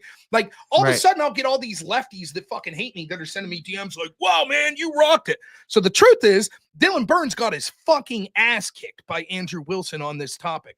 And he sat there like a fucking schmuck while I was debating Andrew on gay marriage. And even Andrew admits that first debate, he was like, yeah, I was unprepared for that. Like, you definitely got the better of me that first debate. And that was how it started. And then we started to realize like, oh, we both like debating each other because it's sort of, not to shit on Fatty here, but it's sort of the antithesis of me and Fatty debating.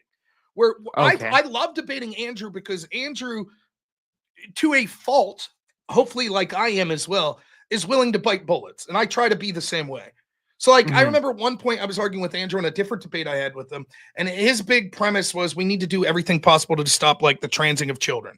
And so he's like, if I could draw a through line from gay marriage to leading to more of the transing of children, then we should ban gay marriage. And I was like, but what if I could draw the through line through interracial marriage to gay marriage to transing children?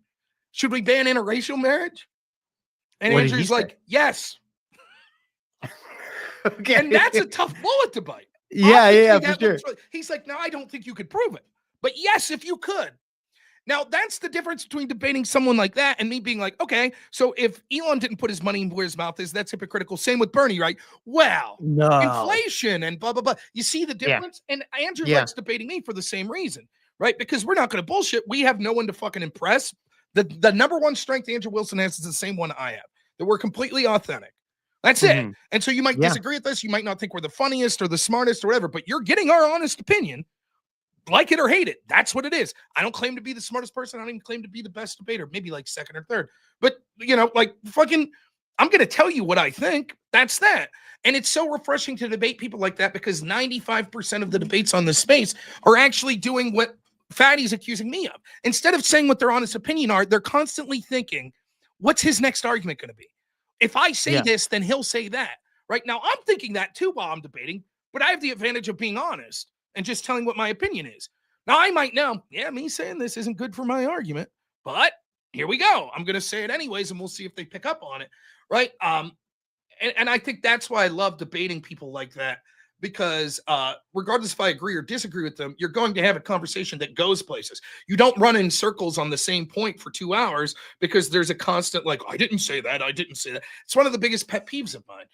Part of the implicit agreement of debate is what we say, with few exceptions, we're going to continue to advocate for unless we have reason to retract it. And so when someone says something and you make a response to that, and then they say, I didn't say that, and you spend 17 minutes going back and forth before they admit, yeah, okay, I said that. Boys, that pissed me off. It's like, and like at least a couple times there, I'll give Fatty props to this. He's like, okay, I shouldn't use that word. And then I tried to reciprocate that with the word loophole, which he had a problem with. I'm like, okay, I shouldn't have said loophole. Great.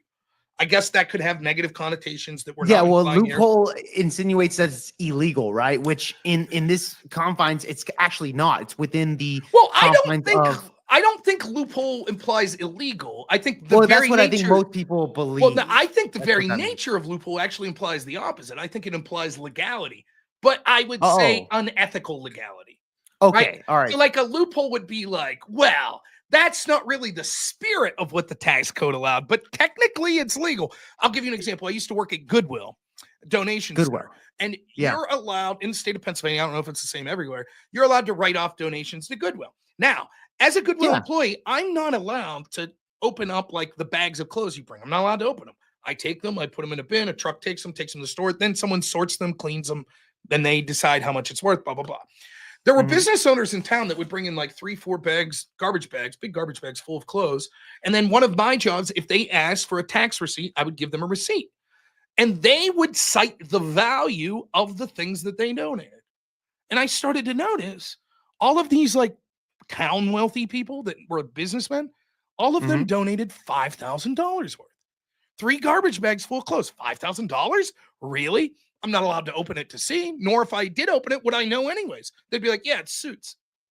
Yeah. Because that was the maximum charitable donation they were allowed to give to Goodwill. Now, is that legal? Yes. But is it a loophole? Yes, because it's violating the spirit of like, the intent was people that are being charitable and helping, not you take advantage of this system by claiming you've given $5,000. Right. So to me, that's legal. Now, arguably, that's illegal because if you would say, well, you secretly know that that's not suits, the person's claiming it, that would be a lie. But they might say, in my estimation, I think this is worth $5,000. I truly believe that. Well, So why it's a didn't Biden legal close the loopholes then? Like when Trump's taxes were there, why didn't Biden close the loopholes? I mean, one of my favorite like openings on SNL ever is Dave Chappelle, where he's like talking about Trump winning in 2016. Did you ever hear this bit where he's like, I knew Trump was going to win. I saw the moment. He's like, he's up on stage debating Hillary and he's like, he's like, the whole system's corrupt. Yeah. And Hillary's like, this man didn't pay his taxes. And he's like, Trump shot back. You're right. I didn't. Because I'm smart. Yeah, and because I'm Chappelle's smart. like, oh, someone's actually telling the truth.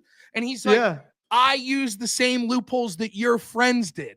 And the reason you don't close them is because it benefits your greedy friends. That's how I know. And that's the truth. Like, why didn't they close all these loopholes if they have such a problem with them? Right. And dude, that's one thing that when Donald Trump mentioned that to even Joe Biden, well, Joe, you had all this time to close out the loopholes and do all this. You didn't do any of that shit. I benefit the loopholes like anything else. The debates that I was having with people going into the 2024 election, it was surreal to watch these Democrats, right, all of a sudden pretend that they cared about the border, right? And they're making these arguments like they were literally trying to make it's classic like sort of rules for radicals shit, right? Where accuse your opponent of exactly what you do, right? Make your strength, your weakness, your strength, right? So they're like, not only do we care about the border, but we care more than Trump. Kamala and Biden care more than Trump, right? And they'd be like, because of the Langford bill. And Trump was against the Langford bill. Explain that. And it's like, well, that bill is shit. For example, it enshrined 4,000 people that came to the border a day were deemed legally allowed to enter until the provisions within it took place. And they were like, well, that's necessary. That's how we would stop the border. It took Trump all of what, like 4 days to lower that number to like 300 a day as opposed to 4,000 a day, right? And they were like, well, that's impossible to do without this shitty legislation. And so when you would try to talk to them, I would make the same argument all the time. I'd be like, was the border a crisis in 2021? Was it a crisis in 2022? 2023? Only in 2024 when election season hit. Then it was a crisis, right? Now all of a sudden it's a crisis. Now it's something we have to deal with. But whose fault is it? Trump's. Trump. Yeah, and he's not even in office. I'm like, on its face, it's absurd.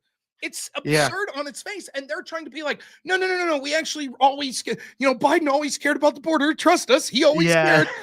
And you're just like, this is just like, just embrace your policy. Be like, actually, the border the way it is good. But the problem was they saw the internal polling was like, that's a fucking loss. And it's another argument. It's like, one of the things is someone who could research less that I'm relying on more and more. And I don't think it's a problem to rely on. I would like to research more, but I don't have the time. I'm just now going with my gut feeling and calling out bullshit a lot. And I know that Fatty's out there going, ooh, that's all right. You go ahead, Fatty, you flip out. Like, I'm tired of fucking sitting there and having to pretend that someone's like, actually, the Democrats cared about the border in 2021, 22. No, they didn't. Fuck you. Yeah. No, I'm sorry. I'm tired of being charitable and being like, oh, really? Well, how did they make a mistake? What happened? Or I'm tired of being charitable about like these corruption cases. Like, actually, it was a $500 million fines worth of stuff that Donald Trump overvalued Mar-a-Lago. Fuck you. We all know that it was bullshit. We know what was going on. It was bullshit. And I'm tired of pretending. I'm tired of it. And I'm tired of pretending a lot of shit. I'm tired of fucking pretending that like all of this racial grievance shit's true. Fuck you, no. I'm tired of it, right? Like I don't give a fuck. Yeah, it's not couth to say, and maybe I'll get maybe I should be a little careful. I don't want to get your channel in trouble. Rob, we need you as a full-time fucking streamer already. Because, dude, here's the thing, Rob. You are probably one of the most insightful political debaters. Not only that, just retaining the knowledge of like from 2016 to now and history. Like, you're very good at it. Rob, you need to fucking go full-time on this. I don't know why you're saying, well, Andrew did it. Yeah, but it's a risk and I have the family and that's fine. But Rob, I think you can actually pull this off, especially when you've been on Tim Pool. Spiro sent me $100 here earlier on Super Chat. So if he does that every day, I'll quit my. No, I mean, it's something that I'll consider. I really will. At this point, I can't jump in. The other thing is, I don't like to talk about this a lot. I just fucking pussing out a little at the beginning of my show talking about this, but I have a master's degree, which is absolutely fucking worthless. And never once will you hear me use that as an excuse for why I'm smarter than someone or more educated. I'm not doing that. Right. But it does sort of symbolize that there is a certain status of job that maybe that bullshit degree could get you in the door in. The job that I have right now, I'm not bullshitting you, you could get without a GED. Like, the only thing you need to pass this job is a valid driver's license, and you have to be able to pass an FBI clearance, like, so you can't like have diddled kids, which I win. I could drive and I haven't diddled kids. Yay. So that's it though. And I have this job, and for years, this job paid like $12 an hour. I did all these extra trainings and shit. So I'm up to the lofty wage of $21 an hour. That's what I get paid. Now I make about $100,000 a year because I work 90 to 100 hours a week. Right. Jeez. Which overtime, but one of the reasons I stuck with this job, if I'm really honest, is because I primarily work with one person who at this point's damn near a member of my family. For 14 years, fucking 2/3 of the week, I'm literally in a room with this dude, like who's like one of my best friends, who's comes to my house, who hangs out with my practically children, a brother. And I don't want to leave him.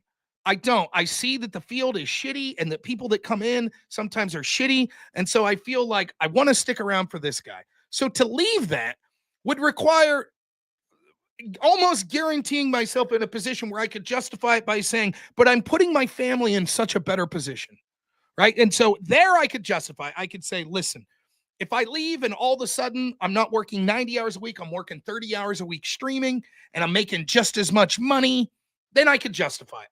But until then, it's hard. And even then it would fucking wreck me. Now, unfortunately, no, I don't want to talk about this, but I'll just say, unfortunately, that decision may be taken out of my hands. So that's all I'll say about it. But now, okay, here's the thing. You did insinuate a little bit of that earlier in the podcast. I don't want to get into it with that. That's probably personal, more than likely. it's a health issue. That's what I'll say. So if you do home health care and the person no longer exists, then it's hard to do health care. So that's sort of where I'm at. And if that happens, I could still work at the company, but I don't want to start with someone new. So I think I've made that known to my company. So I only don't want to talk about it because of the morbid nature of it, and I like to have fun on my show. But if I'm being totally honest, that's what I'm talking about.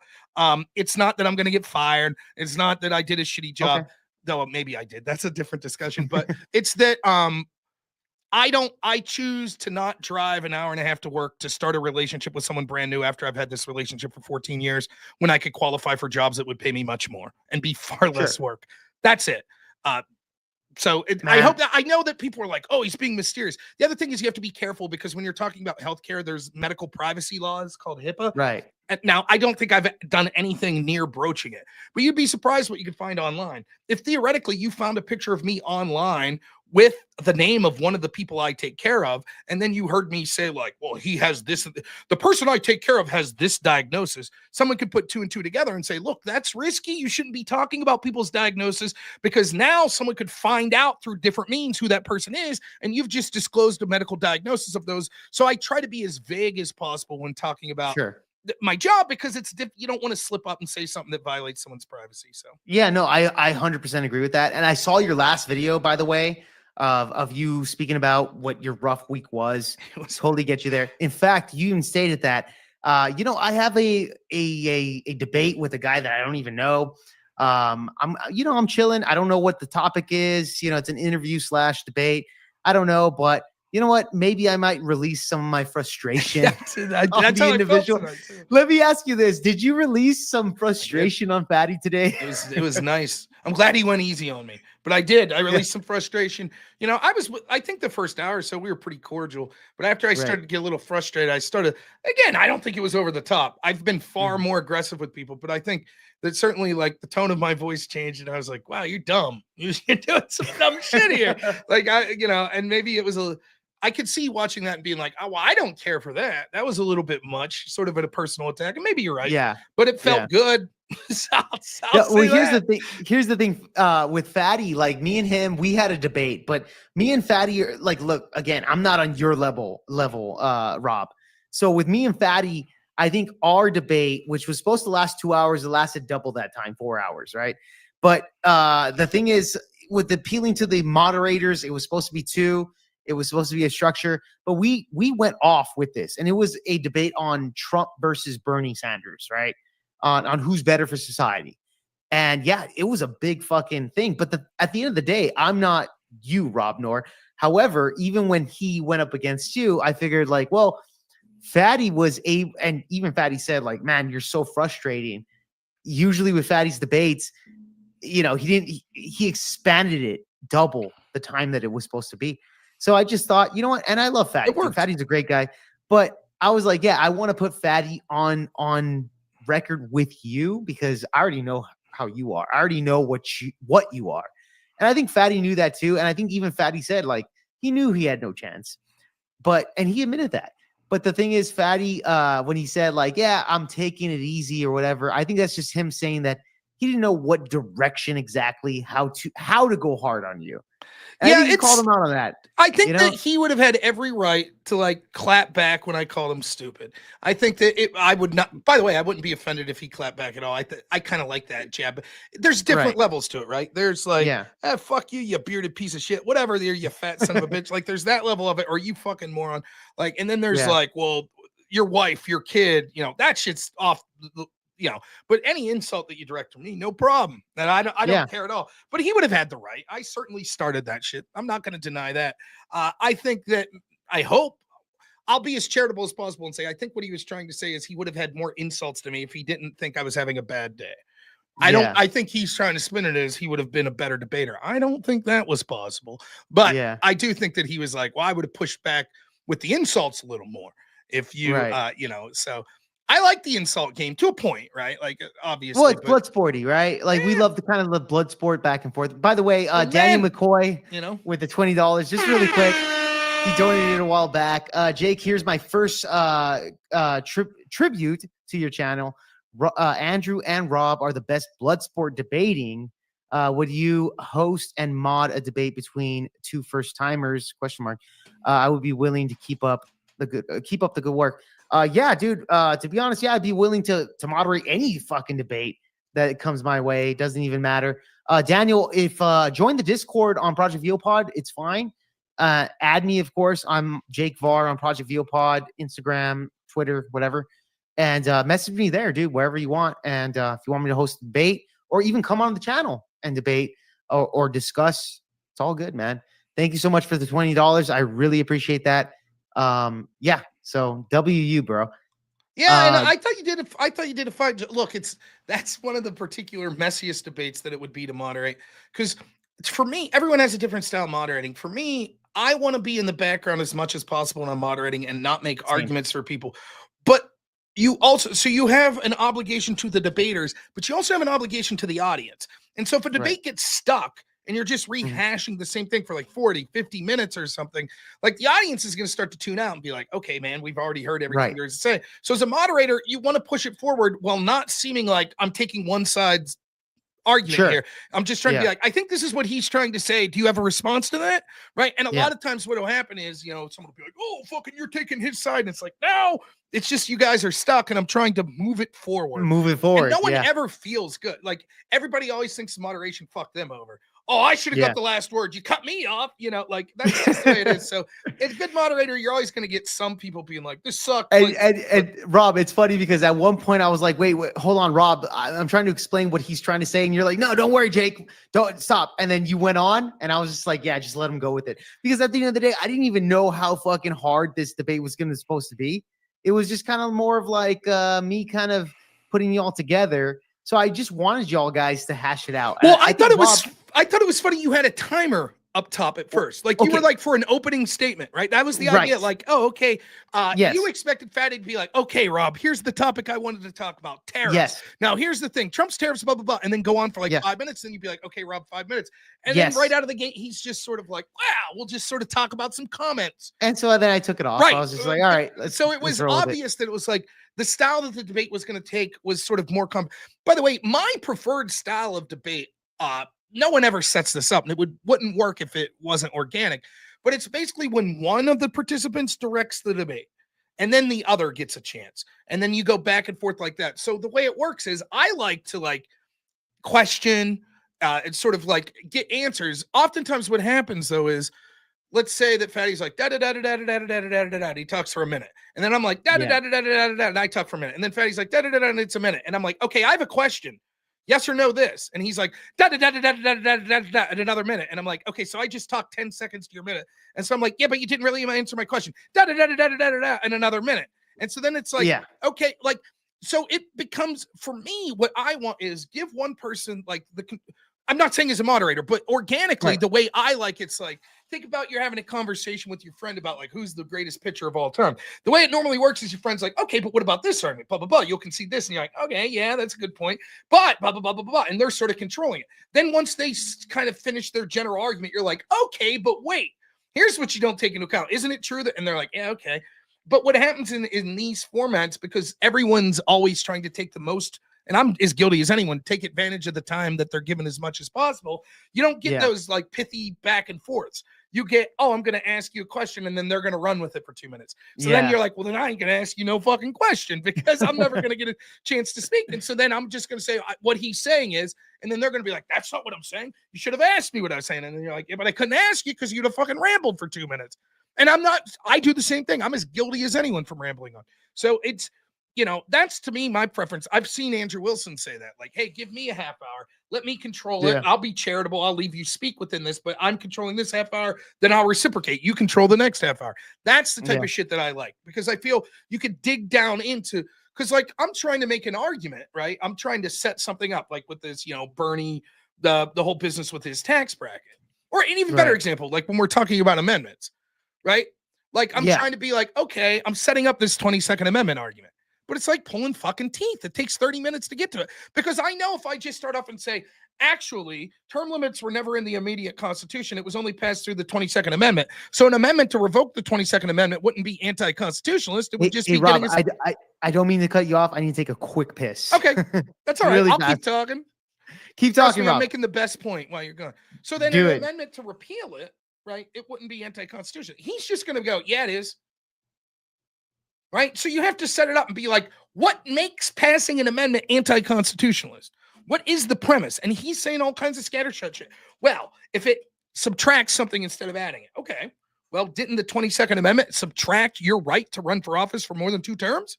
That's a subtraction of an individual's rights, right? No. That's not what I said. I never said that. Yeah, you did. Well, it's because you're taking away one of these core values of like the Bill of Rights, the First Amendment. Right? Like, okay, so only amendments to or at one point he's like an amendment that repeals another amendment because you're repealing the First Amendment. That would be anti-constitutional. Okay. But then what about the 22nd or the 21st Amendment that repealed the 18th? Is that anti-constitutional? And so you're trying to get to like, what is the premise of it? Like, it was clear he didn't know what he was saying. He's just like, what would be anti-constitution because it's against the Constitution? But that's just begging the question. It's like, that's saying nothing, basically. What is anti-constitution? Something against the Constitution, right? And what's the Constitution? Well, it's the things in the Constitution, right? So if the Constitution says you could have an amendment, how could that be anti-constitution? Because it's against the Constitution. What? And like it gets like, so you're trying to seal the argument up as much as possible before you get to like, okay, here's my final point. But you can see what happens if you're debating someone who's basically just willing to be like, well, I'm just gonna fucking throw shit to the wall, scattershot, and then go, no, I never said that. I never said that it was about taking away rights as opposed to. I never said that. And it's like, well, yeah, you did. It's on tape. You did say that. You could say, okay, I was mistaken. I retract that. But you did say that. And that's sort of why I'm making this argument now. So, I mean, and also I have to say this, as someone not from the United States, I myself am no expert on the Constitution. So I certainly won't behold someone to being like, oh, you didn't know that like the whole, you can only be 2 terms is actually pretty recent development. Like that wasn't FYI, Rob, Fatty's second language is like English, etc. Like he speaks Portuguese. Yeah, that's impressive. And I always say that to the people because like the only other language that I could speak like 3% of the language is French. And if I had to do a debate in French, it would last all of 2 minutes and I'd be like, yeah, I'm fucked. I don't know what anyone's saying. So kudos to the people that do this in the second language. I think that it's very impressive. I do. It is, yeah. But, you know, this idea, and it's unfortunate that that's how a lot of these debates have to go. Again, that's getting back to why I like debating Andrew Wilson. You don't have to set that shit up. You could just say it. Like, I could have just said to Andrew Wilson, like, so do you think repealing the 22nd Amendment would be anti-constitutional? And if he thought it was, he'd be like, yeah. Yeah. That would be it. I wouldn't have to be like, well, if I frame it like that, he'll say, yes. But if I actually get to the truth of it, he'd be like, well, of course not. Why would it be? Right? By the way, Rob, have you ever debated Andrew Wilson on the repealing the 19th topic? Ish. Not a formal debate. I was on Jake Rattlesnake's show like 2 days before the fucking election, and I'm advocating. I was with this dude that's like one of the guys. He's working with Doge now. I forget his name. Fishburne. So he's kind of that the guy that was on Jubilee? Yeah. I know the Yes, that's him. Okay. And he's like Vivek's boy. He's like friends with Vivek Ramaswamy. So we're on he there. He kind of looks like Michael Knowles. Like he kind of debates a little bit like Michael Knowles. A darker skinned Michael Knowles type guy. He looks like. So he's like, you know, we're trying to like 2 days before the election push, you know, Trump, push him. And Andrew Wilson like pops on. Is like, fuck all that. Repeal the 19th. And I'm like, dude, why you fucking sabotage? Like everyone that's watching that's on the fence is like, I'm not gonna vote for these fucking lunatics. They want to repeal the 19th. Why couldn't you have this argument like 2 weeks from now once Trump wins? Then we'll have the debate. Then we can agree on it. I haven't really, I don't agree with that, but I haven't really had that debate specifically with Andrew Wilson. I have had that debate with Jim Bob, moderated by Andrew Wilson. And then, you know, Andrew, like at the end, he jumps in and asks questions. So we basically debated for like a half hour at the end of it after the formal debate was over. But I've never had a formal debate. I have talked, a lot of my fans are Crucible fans. And I will tell you right now, when I do a call-in show, the number one topic I get is 19th Amendment. People want to repeal the 19th. Yeah.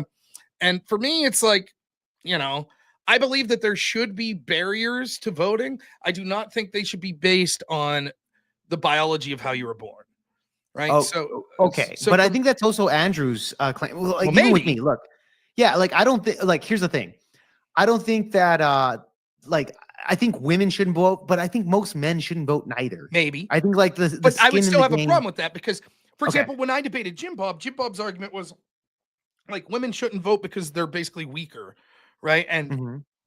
but the problem is, then I would say, well, then every man that's weaker than the average woman also shouldn't be able to vote, right? I'm fine with that. Then. Because if Go it's a, for it, if we but, can get but you rid see of it, and like it's like, well, and I'm like, dude, if you just say, here's the threshold, you have Mhm. to be able to physically disarm a knife wielder before Mhm. you could vote. Okay. And it'll just so happen that that weeds out 99% of women. Now, I'm not saying I agree with that, but on a philosophical level, I'm like, okay, you're not excluding people based on how they were born, the biology of how they were born. I wouldn't exclude someone from voting for being black. I wouldn't exclude them from voting, for being a woman. Right. Now, the most compelling argument against that, because I say immutable characteristic, is, but you'll exclude based on age, and that's immutable. You can't choose that you're 16. Yes, but that's Sure. something that hypothetically you will one day get those rights, or you won't be excluded from those rights once you get to a certain barrier. So that's a little Right. different type of immutable that I'm talking about. But I have no, and I'm consistent on this because it's the same argument I have with affirmative action. Let's say that you're Joe Biden. You want to pass a plan that gives poor black farmers a bunch of money, right? And so the way you institute that plan is to say, we're giving the 100 poorest farmers in this country $100,000. And it just so happens that 99 of those 100 are black. I might disagree with that policy just as far as a government spending policy, but as far as a moral, it's not racist. You're giving a Right. policy that the data ends up benefiting one particular race, but it wasn't based on that criteria. But if Joe Biden says, actually, I'm going to give this same policy, except instead of the 100 poorest farmers, it's going to be to the 100 poorest black farmers, then no, that's racist. Because you're advocating a policy based on someone's race. You're picking winners and losers based on an immutable characteristic, how they were born. Now, you could do the first policy and basically get the same outcome, right? But the problem is, right, they don't want to do that because it doesn't get to the outcomes that they want. They'll bullshit you, right? They'll say all Mhm. the poor farmers are black. Well, it turns out that's not true, right? And so if we're really interested in helping poor farmers, why the fuck would we care if they're white or black, right? If we're really interested about helping poor Okay. people that are disadvantaged get into college, why Mhm. exclude poor white? And the example I always give, right, is like, let's say you have two mothers side by side in the hospital, both in the exact same apples to apples position. Where on Right. one hand, you have a white woman who has a kid named Will. So W Will. And on the other hand, you got a black woman who's giving birth to a kid named Bob, and Bob's black, right? And Mhm. both the mother of Will and the mother of Bob are single. Scumbag dads left them hanging high or dry. Both of them come from families that are poor. Will's family came from a family that's poor because their family used to work in the steel mills. And then when Okay. manufacturing left, now they've been poor. Bob's family is poor because, they have an ancestry that goes back to slavery and they were never able, maybe even for racist reasons, they were never even to get a foot in the door. And so now both of them make $20,000 a year, both single Mhm. mothers. Why in God's name would we prioritize helping Bob more than Will? Who's to look at that infant and say, well, you're black, so you get more programs than this white kid? Sure. Both of them are in the position they're in through no fault of their own, through the financial situations that are totally analogous. It doesn't matter to me that the reason that Will's family is poor, but hell, let's go further. Let's say it's not because the steel mill's leaving. Let's say it's because Will's grandpa was a fucking abusive alcoholic and he pissed away all the opportunities he had. And Bob's Mhm. grandfather was the hardest working motherfucker that no one would hire because he's black. What does that matter to Bob and Will as infants? Of course Right? not. Okay, Rob, I got another question here. I want you to answer this one. Okay, so obviously you're Republican. We want, in other words, you want to get into power. You want the your specific Republican Party to be in power at least for the next several years. JD Vance, etc. Right? Mm-hmm. If I told you, this is hypothetical, by the way, repeal the 19th, we take away the 19th, women cannot vote anymore Mhm. going forward from 2028 moving forward. And if you can guarantee that the Republican Party could, let's say I guarantee that we will win the next 4 elections if we repeal the 19th, and you can push a button to do it, would you do it? No, and I'll explain No? why. This ignores the practical reality of the situation, which I'm willing to do for the hypothetical. But what this basically Okay. comes down to is a fundamental principle of utilitarianism versus deontology. So in other words, if the practical on the world applications would be better by you taking what you feel is an immoral action, would you do it? Right now, the truth is, here's the problem with the debate between deontology and utilitarianism. Because for those that don't know, deontology is sort of the what's morally virtuous, and utilitarianism, what's the best for the greatest number of people, right? So, like, if you want a comic book reference, like a deontologist would be Rorschach, and a utilitarian would be Ozymandias, right? Where Ozymandias is like, I'm willing to kill 1 million people in New York because I think if we don't, then billions will die in nuclear war. And Rorschach's like, I refuse to fucking accept that. And he wants to do the truth. Yeah. You have to tell the truth no matter what. It is never justifiable to kill millions of innocent people, period. Sure. End of story. Now, the truth is, all of us operate in a scale somewhere in between that. For example, right? If you say we must always do what's morally virtuous, consequences be damned, right? Well, then we'd probably be in nuclear war with China right now because of their mistreatment of certain groups of people, right? We'd say it doesn't matter. We need to go as far as possible to stop these abuses, right? So clearly we understand, like, well, no, it's not worth all of that. But simultaneously, like, would you be willing to like skin a baby alive to save 2 babies' lives? Saving 2 instead of 1, right? Well, no, you'd probably say that utilitarian calculus isn't worth it. So we're also— wait, hold on, Rob. Like taking away women's right to vote so that we can get in power at least for the next fucking 4 elections. How is that skinning a baby alive? Like here's the thing. Go ahead. Like I'm just asking this: if you can guarantee your ideology, that you're what you believe is best for the country, and that you believe is the best thing going forward, at least for the first 4 elections, to repeal the 19th, you're saying still no, even though that possibly AOC is around the fucking corner, you know, that she's apparently she's the next face of the Democratic Party, knowing that if Bernie Sanders and AOC could do that, that would be way more detrimental to anything that we've seen. If they actually get in power, the progressives get in power. Now, push the button and you will never see that. And we can destroy that during those 4 years of that election period. C makes a point that's worth bringing up here, that the repealing the 19th isn't necessarily just about preventing women from voting. It's about a barrier that says that everyone should preventing be able to the progressives and the gay people, etc. Like, but let's just stick with it. It would mean women vote. My argument would be that I feel that our government should not enact discriminatory policies based on the way you were born.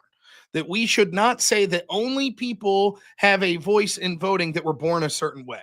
If we want to put limitations that say like landowner or only people that net pay in taxes, I'm more open to that. The personal barrier that I think is practical that would solve many of our problems are that you at least have to give a shit enough to wake up, to get an ID, and to go vote on election day. I think that solves 90% of the problem that we're saying with progressives winning, because the truth is they're not going to be able to win like they do without ballot harvesting. So other options to solve that problem outside of just revoking the 19th. That's what you're trying to do. Okay. But what I can't do is say that, no, I'm willing to take something that I find morally reprehensible, which is to tell people that they do not have a right in a voice of government based purely on the biology of how they were born.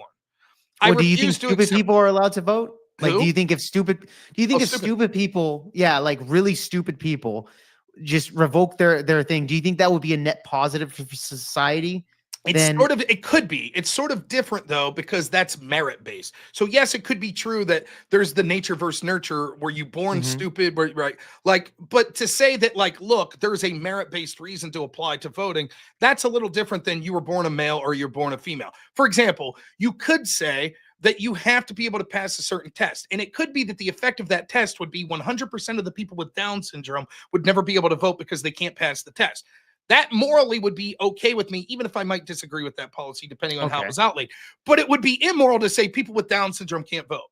Because on the off shot that there was a poor person with Down syndrome that could actually pass that threshold and smarter than like 60% of the populace that votes, why shouldn't they be allowed to vote? And it's the same, because the average doesn't matter when you have more specific detail. Like, apply this argument. It's the same argument that like the white supremacists make. So white supremacists will say something like this: I want a town with only white people. And I'll be like, well, why? And they're like, well, let me tell you, because black people are more prone to violence, and they're more prone to the sort of progressive ideology, and they're more prone to having children out of wedlock. Well, and that's all true, right? It could all be true. But then my question would be like, okay, so then if you had a neighbor, you know, your little city block had 4 houses, right? Right. And you could have 3 white people, and then the fourth is either a white person who is violent, a drug addict, has children out of wedlock, etc. All the things that you said is reasons you don't like black people. Or you could have a black guy who's a Christian, who's happily married, who's You'll take the black hardworking. guy. Why wouldn't you take the black guy? The problem is you're saying, like, what you're doing here is basically saying those this. are general We statements, though. Well, right, but you're Like- saying basically we want a system of voting where only smart people vote, right? That's basically what you're saying. Like, take the dumb people out, right? Okay, Yeah, sure. okay. And so then you would agree that would be better for society, right, Rob? maybe. Well, it depends. It depends on how you illustrate it. But let's, for the educated sake of voters. argument, say yes. Smart's Like different somebody than with Down educated. syndrome can cancel out your vote, Rob. How do you feel about that? Well, Like somebody with it Down sucks, syndrome, but who decides who's educated? who decides who's What if, for educated? example, they say we agree only smart people should only people with college degrees should be able to vote? Let's do an IQ level of things, right? Okay. Well, Like those average people IQ might. people. Oh, so let's say the top 20% of IQ people, right? You think they're going to vote conservative? Maybe, maybe not. Probably so. Probably not, would be my guess. My guess is many of those people are probably in this sort of progressive. Okay, do you believe that college educated people would score higher in IQ than people that are high school level? It's a difficult question. My guess is slightly, but it's not really as correlative as people on the left would have you believe, because education certainly does not dictate intelligence. But my guess is because there's certainly a lot of very high IQ intelligent people that never graduated high school, let alone went to college. But I think that there's probably a lot of people that barriers to intelligence prevented them from getting through high school anyways, right? So you have multiple pool of people. And so I think there would be a bigger aggregate of people that were on the lower IQ. For example, if someone's 60 IQ and has Down syndrome, do you think they're going to college? Probably not. So that person's only in that pool of people that didn't graduate college. So it'll bring down that IQ number. But as far as someone that doesn't have an illness, that like never went to college, do I think that they're more likely to have a higher or lower IQ than someone that went to college? It's probably about equal if you take out those disparate groups. But again, that fringe would matter in that, okay, you would still end up with I don't know, but let's just say hypothetically, right? Like for the sake of argument, right? Okay. If you're saying that smart people voting would be better and we should stop dumb people from voting, the thing that matters there is the intelligence, right? That's what matters. Right. Now, we might say, what are the factors we would look at to predict whether or not someone would be intelligent? One of those factors might be strong mental health. You don't have something like Down syndrome, something like those are factors, but it's not necessarily correlative. So even though it could be true for 99% of people, there could be the odd person that has Down syndrome that's actually very intelligent. And you would say, if you couldn't see them and you just saw their answers on a test and you never saw the person, you'd say, sure, that's a person that passed the test. They should be allowed to vote. Why should they not be allowed to vote because they're where they were born? Because we only want smart people to vote when they qualify for the smart people metric that we've set out. I don't understand that. Why wouldn't we allow that person to vote? It's the same argument when you hear the diversity of strength people. Most of the time when people are saying diversity of strength, they mean I hate white people. But let's talk about hypothetically what they would mean. They basically mean diversity of thought, right? So yeah, sure. Yeah. I 100% agree with you on that. So the problem is then, like, let's say you're creating a team at work and you have two options and you want diversity of thought. Option one is you got fucking every skin palette diversity you can imagine. There's your Asian in a wheelchair, that's a lesbian. And here's your fucking gay, Hispanic man, whatever. Each group, it's like a rainbow, all different religions, all different sexual orientations, all different pronouns. Yay. But they all think exactly alike. Right. That diversity don't mean shit. That's superficial. There's no real diversity. Yeah. Whereas the next group's 10 white men who all think radically different. Right? Which group's more diverse when it comes to, well, it would be group B. In other words, we allow ourselves to predict, oh, this person comes from a different background. They're disabled. They're a person of color. They came from they're an immigrant. They grew up in the inner city. They grew up in rural America. We think those are predictive that they will have diversity of thought. But once we get the more specific knowledge, actually, no. They're actually all thinking the same. Therefore, that's not diversity. So it doesn't qualify for the real diversity that we're after. Similarly, if the goal is only smart people vote, fine, have the test, let smart people vote, but you shouldn't say, oh, and white people tend to be smarter, therefore black people can't vote.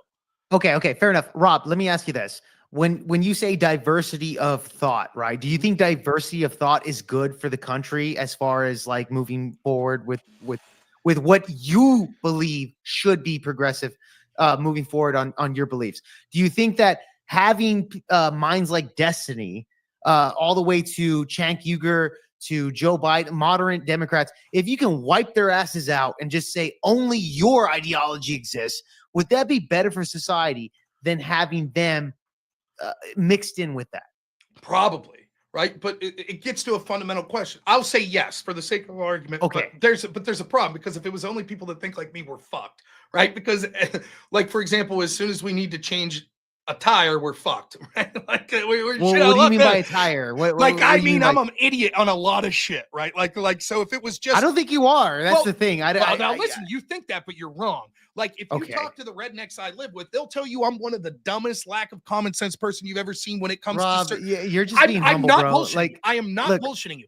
Listen, no, you know very well about politics here. And I just wanted to ask you on your ideology, if you could take out the progressives and defeat them permanently, would you do that? Well, and yes, would that be but, better but, for but society? what I'm saying is, I understand what you're fundamentally saying, that there are people that Okay. have such outlandish, antithetical to me Yes. beliefs that to have them lose access to all the levers of power would be beneficial for the country as a whole. I agree with that. I certainly agree. Okay. But what the point I'm trying to make is, I wouldn't want people that just are identical to thinking as me, because I have blind spots. There are certain things I'm not good at, or certain things that I'm not smart at. And so it would be a mistake to have just me making all the decisions without Okay, what if delegating. it's similar, like Andrew Maybe. Wilson and you, Maybe. right? Like, Well, then- something, at least we're all conservatives. Maybe you're a Christian conservatives, or anything that actually wants to. In other words, fucking men are men, women are women. Like Sure. basic biology. Yes, I right? agree. I think things would be better if we believe that.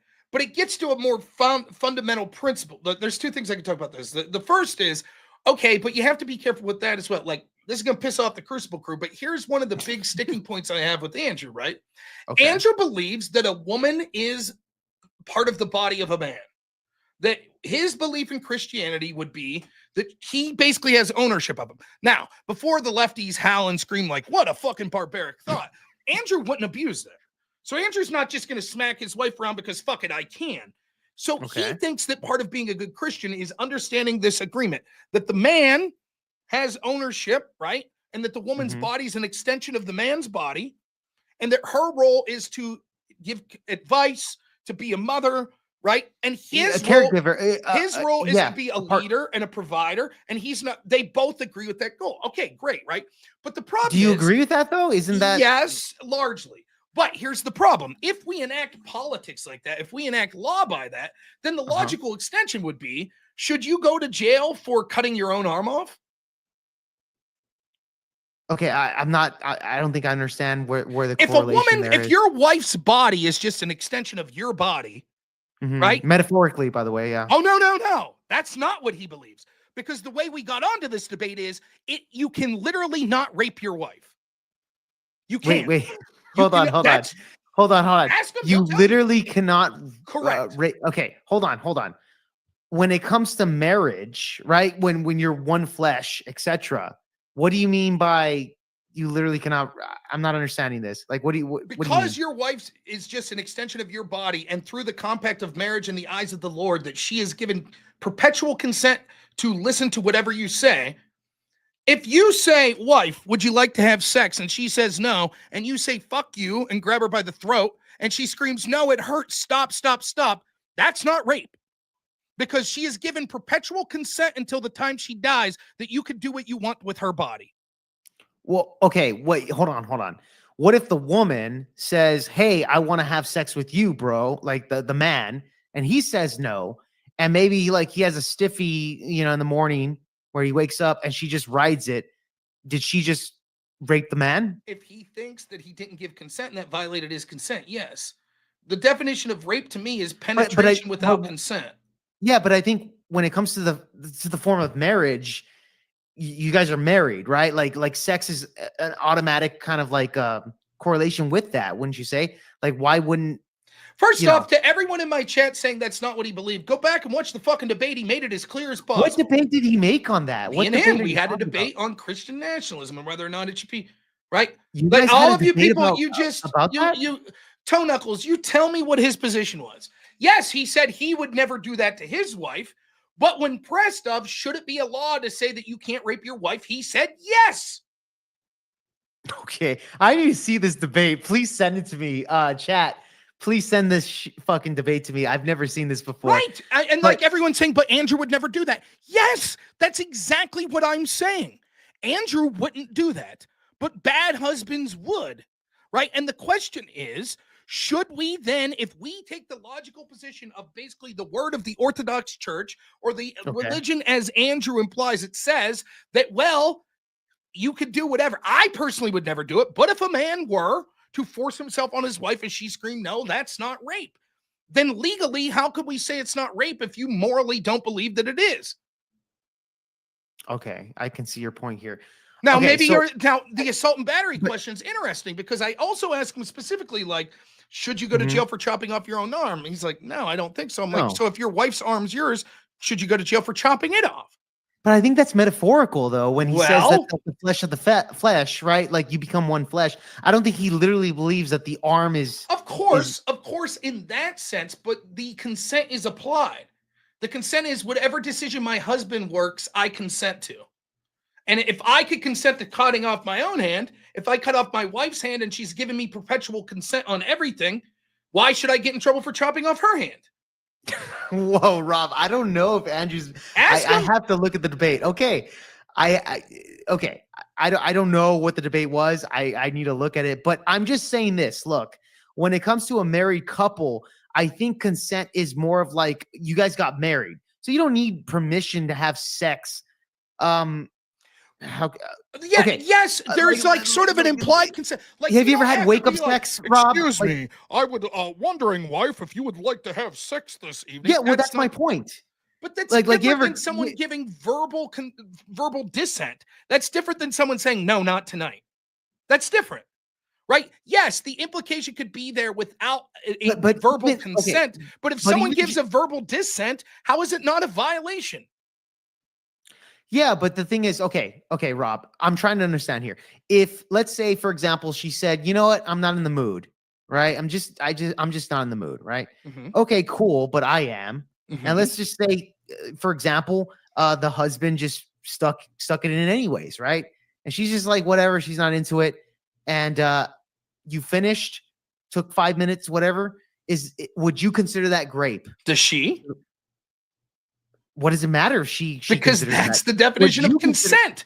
The definition of consent. I can't give consent to someone else. I don't want it. I'm not in the mood. I don't care for it. So then you did it anyways. I feel like you did it anyways, but you're married to her for 30 fucking years. If she says afterwards, I feel that my consent was violated. Yes, he raped her. Okay, you believe? Okay, yes. Wow. All right. So you believe that even though they've been together for a while, and then he just did it anyways. Yes. That would be considered rape. Do you believe that man should go to jail for that? It depends on what the woman thinks. Why does it depend what because she might think that I was raped and it violated my consent, but I don't want him to go to jail. Just like a woman could think. Do you think a man should go to jail for beating the shit out of his woman? Yeah. What if she doesn't want to press charges? What if she doesn't want to press charges? Well, at the end of the day, he broke the law when it comes to assault. So that's considered assault. So you either think, way, right? Just to be clear, you think that even if the woman says no, I don't want to press charges, he should go to jail. Well, here's the thing. Let's say I commit assault on somebody, right? Live broadcast, whatever. Well, even then, I don't know the law specifically on that, but if I do beat the shit out of somebody and they said I'm not going to press charges, that person still goes to jail, doesn't they? Yeah, so the prosecutor can decide the same concept here. Okay, but again, we're asking what it ought to be. I would think if the woman doesn't want the charges pressed, I'm against that. That's my personal opinion. But the reason it matters in the context of this is like it all gets back to that word consent. Can a woman consent to get the shit beat out of her? No. Well, of course she can. Of course she can, but at the end of the day, Rob, that's actually considered assault. We're talking about what the definition of rape is, right? Like rape. Well, look, even in California, they actually have to where even if you, for example, without penetrating the woman without your penis, you can penetrate the woman with like a pencil. Why don't you define the word for me then? You tell me what the definition is. Of what? Rape? Yes. Forcefully. Without forcefully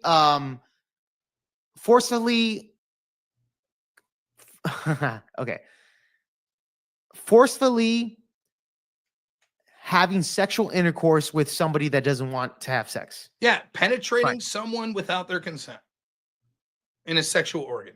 So That like doesn't want anal okay. penetration, debatable. I would say oral as well, but penetrating an orifice with an orifice Mhm. sexually without their consent. So how's that any different than what if But that here's the woman? thing, when it So comes the to marriage, definition you just here- gave, the well, hold on, argument. hold on. But Rob, here's the okay. Let me ask you this. Let's say because here's where the waters get muddy here. Rob, for example, I've had situations where I would wake up my partner with sex. Like, for example, she's sleeping, I just stick it in her, and then that's what it is. She didn't consent to any of that, right? And and that's what it was. And I've had the same situation. Would that be without the consent, right? Because we didn't know the consent ahead of time.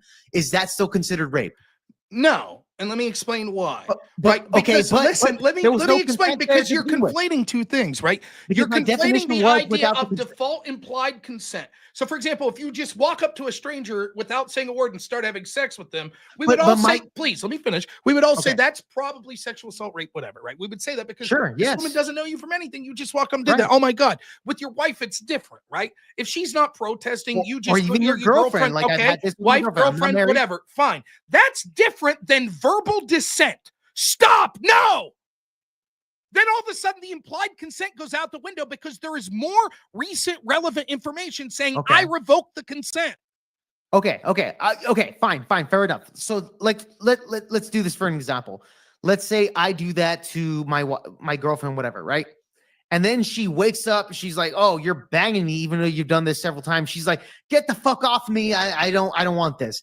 Then you would say that would be great. Yes. Even though I've done it several times, now it's great. Now she can call the cops and put me to jail. Now I And will you'd be admit, okay I with will that. admit that there's a gray area for people that are giving verbal consent and then during the act Well, let's say say I I've done it revoke several consent. times. There are thresholds there, but if there was never in the moment verbal consent given whatsoever, you just start having sex with a sleeping person who's your girlfriend, and she wakes up and goes, "Get the fuck off me! What are you doing?" Your argument is you should be allowed to finish, keep pumping for 4 minutes. No, that's not my argument. That's straw man. Hold on. That wasn't my argument.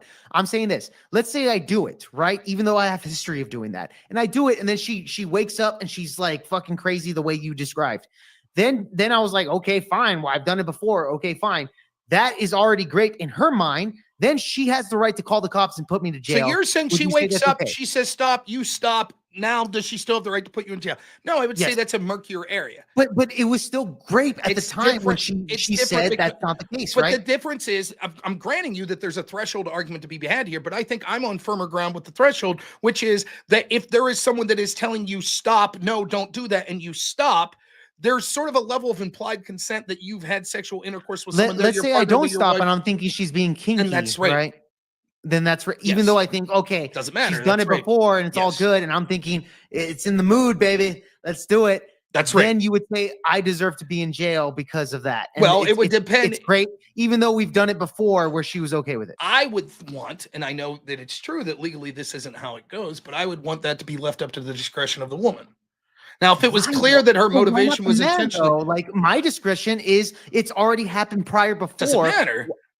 Your mistake. Okay. So let's say the same. Let's say you let your girlfriend put your fingers in your ass once, right?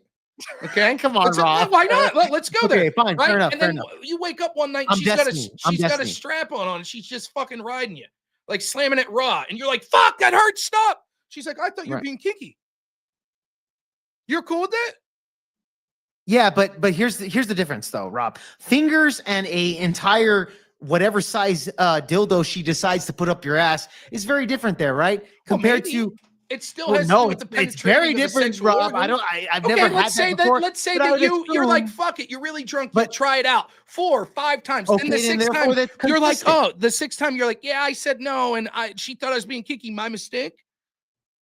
Yeah, well then if she has the consistentness, that goes back to my argument that, hey, I always fuck her with wake up sex. All of a sudden she's saying no, this and that. I'm like, okay, what the fuck is this? Simple. Whatever happens. Now no. you agree that she should go, or I'm sorry, I should go to jail for a grape, even though let's do opposite. That's not what I said. I said that if she starts screaming no and you keep going. Right. Well, that's what I'm saying. Let's say I do. Okay. Now let's say your new analogy, oh, she bangs you all the time with the dildo, etc. Now all of a sudden you're saying no, and then theoretically throughout the history, if you guys are married, that's the consent form of that. Then why not say that, hey, why would that be great if there's already history of that, Rob? You've already, so first up, you've already lost the argument if you concede. Like, we'll start, we're going into weird thresholds. I'm already arguing, right? Your argument here. Listen, I'm already conceding that there's weird threshold arguments that the implication of consent changes as you get more serious in a relationship. So if you're, for example, married, but you've never had sex, even though you're married, if you start banging your wife while she's sleeping, that's probably less implied consent than if you have a girlfriend, even though you're not to the level of marriage, but you have sex all the time, particularly when she's sleeping. That level of implied consent seems to be more thorough based on the past actions you've had. But there does seem to be a threshold where implied consent goes out the window when you have more specific knowledge. Where exactly that window is can be debated. But the original premise of if it's your wife, you can't rape her. If you're a girlfriend, you can't rape her. You disagree. Well, you would think wives. Let's do with wives, because with girlfriends, I get it. But with marriage, obviously there's you're under God, etc. I think it's more, as far as a religious point of view, it's more stable on that. So let's just work with marriage. I don't understand. Like, well, let me make this. Daryl Short says this. No, you don't need consent every time. Wake up, Rob. If she says no, not tonight, then you could grape her possibly, but never asked a woman, can I have sex with you? That's literally my argument. Let me make this argument as clear as possible. No, it is not grape if you have implied consent. Very rarely are people saying, excuse me, wife, can I have sex with you? It's implied most of the time. That's how it happens. Now, by no means am I a sexual aficionado, but I'm pretty sure that's how most married relationships work. My argument is to the realm of she's screaming, no, don't get the fuck off me. So your argument where you say, if she says no, not tonight, that could possibly be, that's the argument I'm making. So you're not you, but this particular Daryl person is straw manning me. You're actually making my argument for me. Right? That's my exact argument. Now, let's start with that nature of it, right? The furthest extent is it's your wife. She's screaming, no, please, it hurts. Stop. I'm in so much pain. Stop. Something's wrong. Right. Like, we're taking it to the logical. Then I would say, yeah, if it hurts or something of that nature, it would refer to me that maybe something's wrong within her bodily fluid. So but it's not because she feels she's getting raped, Rob. It's probably because what you're saying. But it would be because you are penetrating her without consent. No, well, hold on. If she's saying no, stop, Rob, it hurts. Even though you've done it a million times, how does it hurt? Even though you've done it a million times, so that would tell me that, Rob, maybe something's wrong with her inner vagina or something like that. And you're hurting her legitimately. Then you would stop. Well, but you might stop. But should it be? If you don't, should it be rape? If you don't, should it be raped? Not necessarily, Rob. So then, what's the differentiation matter? Well, okay. Here's the thing, Rob. Here's the thing. Even if you don't stop and then you realize it, okay, fine, fair enough. If you're doing it just for the sake of like control and you just want to do it, then maybe you have an argument there. I'll concede to that. Okay. But I am saying this. Look to my argument that you stated that if you fucking wake up your girlfriend with wake up sex, okay, and then she says, stop, I'm not in the mood, just stop. Even though she's not screaming. Let's say she's not screaming. She just says stop. And you just decide not to, and she's not fighting it. But you do it. You do it all the time. She hasn't said stop in a while, but then now she does. Does she have the right to put you in jail? You say yes, because her perspective is, I got raped. Yes. I think there's a threshold there. If you over-exaggerate saying that, hey, stop, and this and that, and she's worried about her life, in danger or whatever it is, then you can make an argument. But if she's just saying like, hey, stop, because she's just not in the fucking mood, there's always consent within a marriage, right? No, I disagree. I think that there is an assumption of consent until it is consciously and verbally revoked. Okay, so then my first example, would that be considered like, okay, her saying she's done this before, then she says stop because she's just not in the mood and she doesn't want to have sex, but you do it anyways. Should that man be thrown in jail for rape? If she chooses to press charges, yes. Wow, Rob. Okay. What is the difference between she's not in the mood for it? The big difference is, okay. Let me finish. You've already said if it's hurting her, then yes. So it didn't hurt her. It didn't hurt her. But you said in the scenario where it's hurting her, yes. That's rape. Okay, let's say the scenario Now that we're she's into not. the scenario You- where it's not hurting her, but she just says, I don't want to do this. Yeah, but she says it. So I just what's don't the want to do difference this. between it's causing her physical pain versus just causing her emotional pain and she doesn't want to do it? Well, what's the difference between emotional pain and physical pain at this point, Well, Rob? the difference is that I have a clear bright emotional- line. My clear bright line is once there is verbal dissent, once consent is revoked verbally, consciously, then that's the time to stop. And anything past that point is unwanted intercourse, unwanted penetration, which is my definition of sexual assault or rape. Right? That's right. You're on murkier ground because you're like, well, if you're doing that and it's hurting her, then yes, that's sexual assault rape. But if it's not hurting her and she just doesn't feel like doing it, then no, it's not.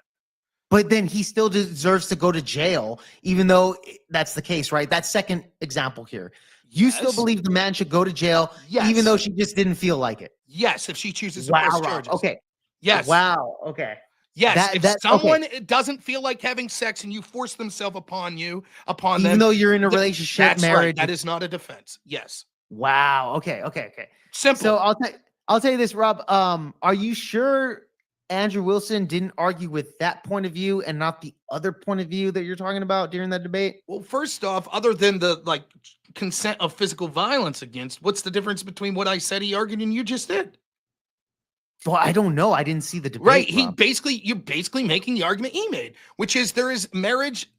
He's making it a little more religious than you, but he's saying there is an implied consent that in the eyes of God, marriage legally, who gives a shit about marriage? In the eyes of God's what matters. And in the eyes of God, marriage means a specific thing. It means that there's a defined role for the man. There's a defined role for the women.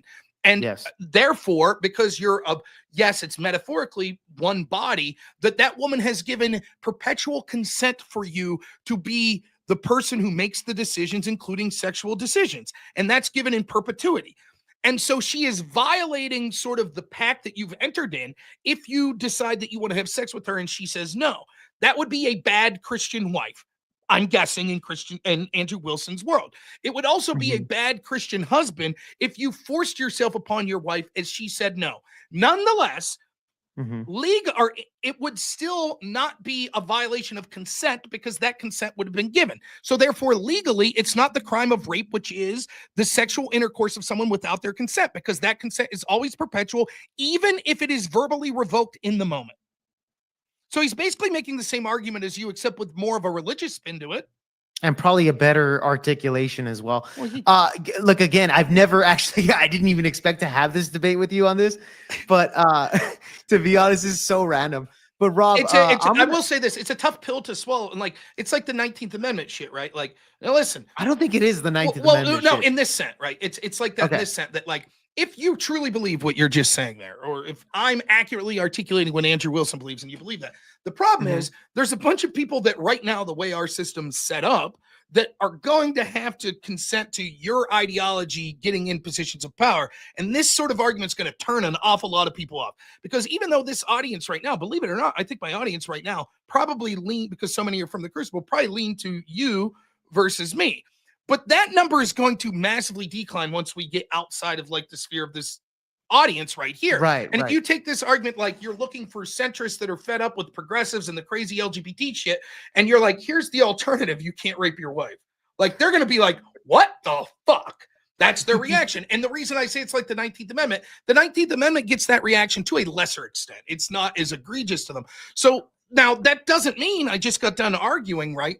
I don't think that you should give up your deontological beliefs most times for a utilitarian victory. So should you lie and pretend that that's not your belief in the hopes that you win more elections? No. If it's what you really believe, then defend it. Let me give you an easier example, right? The people, and I think this is far more, in my opinion, morally defensible. The people that believe life begins at conception and any termination of a fetus whatsoever is a termination of a life.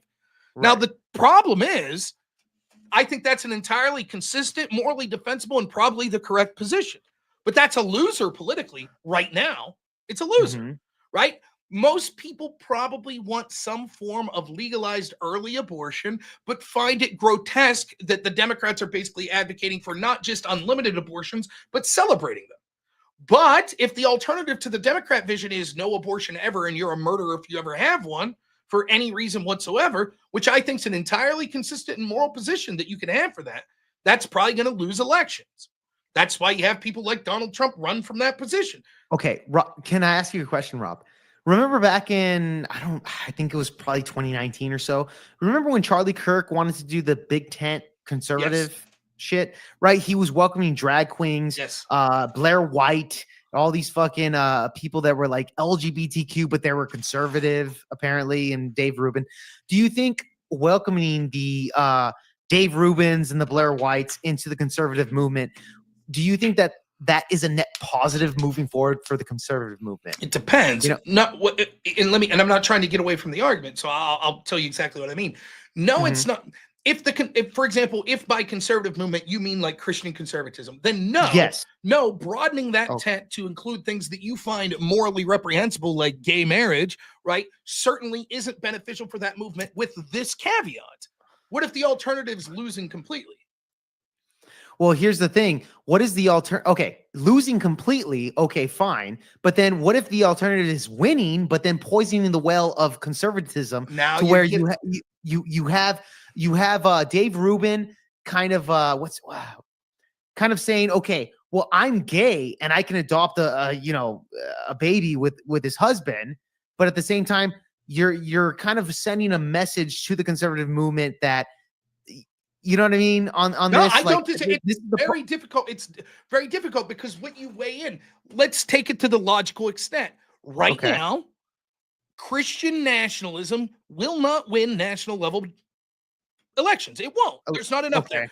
But if you dilute it to the point where it's unrecognizable to Christian nationalism, doesn't matter if you win elections, right? So if, for example, you're like, I want a country that's governed in the eyes of God, right? That rejects sort of the sins of the flesh, this sort of fucking, secularism. To clarify, would you want that? Well, not like in a perfect world. In a perfect world.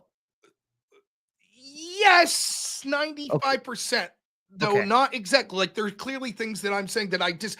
The idea is, how do we interpret that, right? So if we have differences on the, like a Catholic might interpret it different than an Orthodox might interpret it different than a Protestant, and all of them would say, but if my vision of what I think God prescribed for us was implemented, it would be the best implementation. So, for example, if I'm saying, no, I don't believe that my view of religion is that means that even if a wife verbally revokes consent, that she can't do that, and therefore you can still do what you want, then no, I don't necessarily think that would be the best way to govern.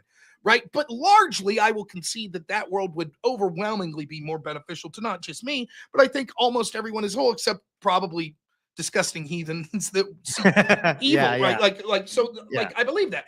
But the problem is, it's like it's the philosophical sort of conundrum of politics. Like, for example, I'm hesitant to do this because I'm a very bad Christian. I'm very ill-read. I'm very ill-read on the Bible. Maybe someone will be able to quote. Maybe I'm making this up, and people are going to say, "You bought into the progressive bullshit about the Bible." Does anyone know the verse of the Bible that talks about like easier to get a rich man defined than eye of the needle? Than, it's easier to put a camel through a needle hole than it is a rich man or something. Maybe someone in the audience can quote chapter and verse, right? Yeah. In general, though, I think most Christians would agree with this sentiment: the path of Christianity is walked by few. Right? Secularism, like being satanic, giving into evil, is a far more common path. Right? Yeah. Now, your mileage may vary on what that means. For example, I was surprised to learn a lot of Orthodox don't really take a prescription on whether or not individuals go to hell. They just say, this is what God wants for us to do, and we should, without the threat of hell, follow that path. It's not about doing it out of fear of punishment. It's about because this is righteous. Following God, right? Like, so maybe I'm wrong, but that was my understanding of how Andrew explained this to me once, because I was like, well, do you think I'm going to hell because even though I think Christ is the Son of God, that I'm like, maybe we should allow gay marriage? And he's like, we don't really take a stance on that. That's not really in our purview. We're just sort of like, this is how we should behave. And this is how, these are what we should push for on this world. Here we go. Darth Maul, Matthew 19. 23 and 24. Then Jesus said to his disciples, assuredly, I say to you that it is hard for a rich man to enter the kingdom of heaven. And again, I say to you, it's easier for a camel to go through the eye of a needle than for a rich man to enter the kingdom of God. So given that, like if we start with that premise is that legitimately in the eyes of God, that it'll be a very few that walk that path that is righteous. Well, the implication would be in a system of representative democracy, it's going to be hard to win national elections if everyone gets a voice and the vast minority of people are those that are truly Christian? The numbers just won't add up, right? Okay. So your argument is that because it's the minority based off that status, why bother even pushing that in the first place? No. That's not what I'm saying. Okay. Right. But you're getting to it, right? So the point I'm trying to make is if we have that assumption, then truly the virtuous would be in the minority and they wouldn't. So then, well, how do you win? If you're actually interested in outcomes on this earth, what are the ways that you could overcome that? Well, you could convince people through righteousness to vote your way. That's going to be hard to do with the secularists. And without some secularists, it's going to be hard to win national elections. You could lie to people and dupe them. Again, that's going to be hard in different ways, and there's questions about the moral efficacy of that, but nonetheless, that's a potential, right?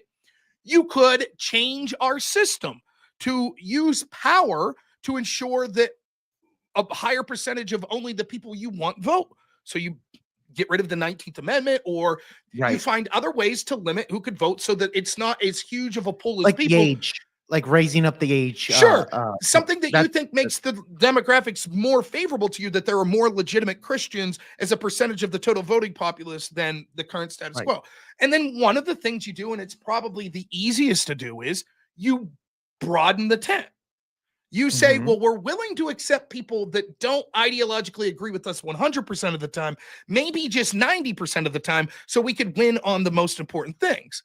And so then the threshold becomes, how far are you willing to broaden the tent for it to be worth it? If the only way to win is to broaden the tent to the point where you can't recognize the party anymore as being a party connected with Christianity, was it worth it? For example, I don't think it is. It's a very difficult question. So, for example, let's say as a Christian, your primary issue that you're concerned with is abortion. If you could be guaranteed, if Republicans would completely give in to Democrats on abortion, but they would win every election. So all the tax policies you want, all the foreign policy you want, all the border control, would it be worth it? Many Christians would say no. We will not stand on the bodies of dead babies. We already have millions of fucking abortions a year, Rob.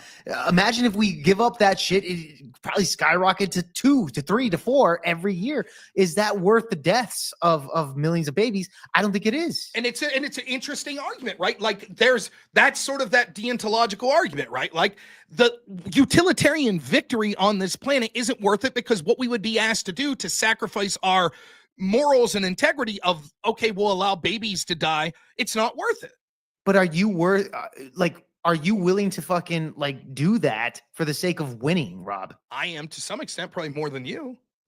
I think so too. But I'm not necessarily coming from the same if 5 million unborn children, lives, were to die every year, would you, for the sake of winning, would you do that?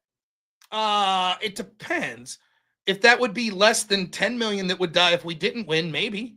If the Republican Party, less than what you say, 10 million? If you say 5 million would die so that we win every year, if every year. I knew that we didn't win, that 10 million would die, I would consider it. But let's say, would you hit that button? 5 million deaths a year, right? 5 times more than what we already have. For the sake of winning for the Republican Party, would you push that button? Again, it would depend on what I would think the consequences would be if we didn't win. So if you're telling me if Republicans win, there's more abortion than Democrats, then no. What do you think the consequences would? Would that outweigh that button? Would you say, okay, I think it would be beneficial for society to that we win, that 5 million people, innocent lives, die every year for it? If the only alternative is 10 million dying a year, I would consider it. Only 10 million? What about 6 million? Well, I said 5. Okay, so but what the argument I'm making is if we're just looking at it as a calculus of dead babies, and we say, okay, well then let's talk about the threshold of this. If another way to frame that would be, what if 1 million more babies would die if you don't win? What if 10 million? Okay. Well, here's the thing. Logically speaking, if 5 million babies died every year because we would win, the birth rate would go so down that how would we even replace our fucking birth rate where the birth rate's already gone, Rob? Well, it doesn't look like a long term. That's so far beyond the pale, well, right? You're gonna give what Bill Gates wants. Bill Gates and these elites want less and less people in order for them to control them. Maybe, but again, Rob? if the alternative is that it accelerates it even worse, there is an argument to be had through a framework of utilitarianism that you could make all of these arguments, but if you had the ability to look at one of those 1 million children that would have been saved as you won, and to look at the person they would have became, will you look them in the face and say, no, I chose for you to die because if I would have won the election and did what was necessary, others would have died that already died anyways? It's a difficult. I'm not saying you're wrong. I'm saying these are very difficult moral questions to ask. It is, and that's why it's just kind of like it's more of like it's a really hard thing to kind of debate here. Well, and then there's like, for example, it's again this weird. Everyone wants to be disingenuous and be like, I'm a consequentialist, I'm a utilitarian, or I'm a moralist, I'm a deontologist. And the truth is, almost all of us are some mix of those two. So, for example, if you want to be a complete deontologist and a Christian, here's the argument you can make. No, I will never vote for anyone that's not 100% against abortion, not 100% against gay marriage, not 100% a bunch of shit that we would say is anti-Christian behavior. And even if you make the argument that, well, that will assure perpetual losses in the dooming of this country and this earth, because that will ensure that the secularists will win out politically in this world, I could say I don't give a shit because I know there is a greater place to be. And I was put on this earth to do what was right in the eyes of God, and come hell or high water, if that means that this world suffers because the other people in this world refuse to listen to what I said, so be it. But I will not give up my convictions. It's an argument. Right? Like, and there's certainly persuasiveness to that. So no, we will not compromise, no matter what whatsoever, right? Right? Then there's an argument to be had, but yes, but none of us is perfect. None of us are without sin. And so what we should try to do is alleviate pain and suffering and make the country as Christian and godlike as possible. And if that means that we have to give other people the freedom to make horrible, horrendous, anti-Christian choices, so be it. If the outcome is better at the end of the day, then we should go for that, because what we should care about in this world is us ourselves engaging in moral Christian behavior and trying our best to set up our countries and our culture in ways that encourage that and give that opportunity and maximize it to as many people as possible. And if we refuse to ever allow anyone outside the scope of what we consider Christianity to participate, that will ensure perpetual victories for the secularists, which means that there'll be less people that ever have a chance to be seen positively in the eyes of God. You know, Rob, I'll tell you this. I love your arguments on here. I need to watch that debate that you had with Andrew Wilson. I'm going to find it, by the way. I will find that fucking debate, because I don't know anything about Andrew debating about grape or any of that shit with the wives, etc. But I'll look it up for sure. I got to get going because I got work in the morning. Rob, thank you so much, bro. You gave fucking literally like eight hours of your time to Project VOPod. I had a lot of fun. Anytime, man. And listen, if you would like, you sound like someone who likes Andrew Wilson. I'm sure he'd be more than willing to talk to you someday to come on your show. So I could definitely put in a word for you. And I think that'll be even better for you, because Andrew's got a big audience. And it sounds like even more than me, you're sort of in line. So I think maybe a lot of the Crucible people right now would appreciate going and giving you a follow. Well, here's the thing. I've already interviewed Andrew in the past. I've spoken to him already. So, but the thing is, I've only I did an interview with him like a long while back ago. But Andrew's very well aware of who I am. I super chat him. But the thing is, like, yeah, dude, like I would love to do that. Yeah, Andrew's great, man. You're a good guy. He's a great guy, bro. He is like the opposite of like, I think in this space, what you tend to see is so many people that put on this face that's like, oh, I'm a really nice guy, blah, blah, blah. And then behind the scenes, they're backstabbing you. Andrew's the opposite, right? Andrew, the complaint with him is like, oh, he's this prick guy. He's got this braggadocious behavior. But then behind the scenes, he's like the nicest guy in the world, right? So it's funny to see someone that's sort of like bucking the trend in both ways. Like me and him will debate. We'll call each other every word you could think, but that's how we both are. We don't mean anything by it anyways. But like, even many of the shitty lefties, he's gone out of his way to get opportunities to hook up with like certain people that could help their channel. He's had them on his channel knowing it would sort of give them. I remember one time he interviewed Vosh, and a bunch of people in his audience were like, why aren't you pushing back? And he's like, because it's an interview. It's not a debate. When I debate Right. the guy, I'll fucking wreck him. But just Yeah. to introduce him to our audience and so they can make up their own mind, I'm going to give him the platform and say, let me ask you some questions and leave you speaking your own words. Now, fortunately, with Vosh, that doesn't matter because he's so fucking shitty that just letting the guy speak illustrates to everyone why he's an idiot. So, but no, I was fun. It was fun to do this. I would do it anytime. And it really was, my wife's going to be pissed. I probably should have been downstairs 4 hours ago, but what's she gonna do, right? She can't fucking deny consent. Hey, you're the leader. That's you're right. the leader. Give her one of these. Smack Dude, her, I and tell you're good. Now, I've never told anyone this, so I'll just tell you and the people that are listening. All the time, like if we have a little, I think I have a very good relationship with my wife, but all the time, if we have a little argument, I'll be like, hey, actually, I have someone that I want to talk to you. My friend Rachel Wilson, she has some opinions on how you should behave as a wife. And she's like, I swear I'll fucking kill you. Shut up. Because I'm like, Rachel would say you need to be a little more submissive here, Courtney. How about that? And she'd be like, shut up. Like, I always think that's hilarious. It's a good threat to throw out her way. So big time, Rob. Oh man, dude, I'm so happy that you came by, bro. And it's funny, the first hour, like when we were talking and stuff, I wanted to kind of like shoot the nail with you. And first off, you and your debate with Fatty was great. I loved it. It was so entertaining. I'm glad that I got some time afterwards with you because we at the end of the day, I actually found some stuff to kind of disagree. Yeah, to have it. Yeah. The pushback. I love it. Yeah. So it was really fun on that, dude. 90% of the time, talking to someone that you have disagreement with is far more fun than people you agree with. That's how when I do call-in shows, I tell people all the time, I'm like, can we get some people that are like shitty lefties? I'm tired of like finding fringe things to argue with on people that I like. Let's get some shit burgers in here that I really hate. Let's argue with them. But it is nice, even when you agree with someone to by the way, I know that there's a lot of people watching from the Crucible, so I made sure to put your link to your YouTube channel. Is there anywhere else that you would like people to check you out on X or anything else, or just go to YouTube? Yeah. Okay, so for real quick for the Crucible crew, you can find me on Project VealPod on YouTube, Project VealPod on Rumble, and then if you want to follow me on other social medias, it's Jake Var on X and Jake Var, of course, on Instagram. So those are the two platforms that I usually do as well. So it's just my name on the other two. I'm glad though I finally got to meet you not in person, but actually talk to you. And I look forward to doing it again. I think it was a lot of fun, and I think we'll have a lot to talk about. So good stuff.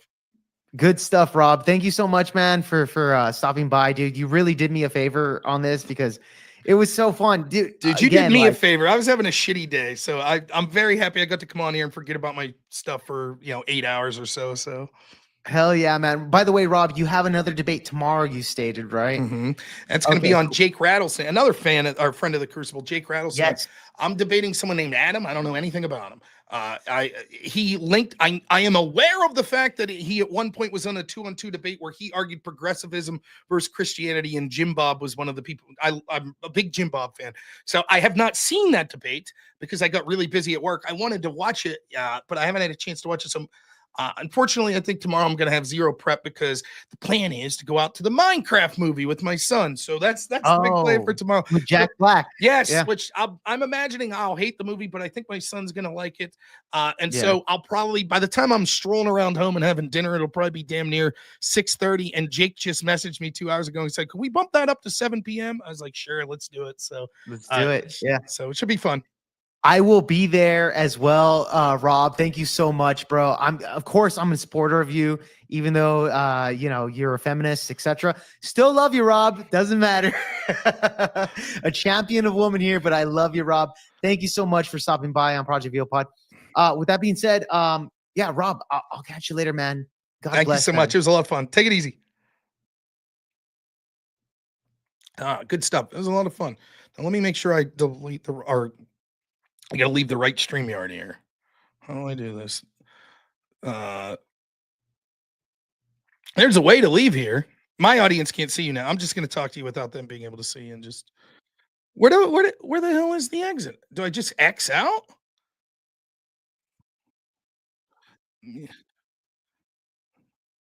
All I see is mute, stop cam, settings, present, and then hide chat, exit screen. There's no exit studio.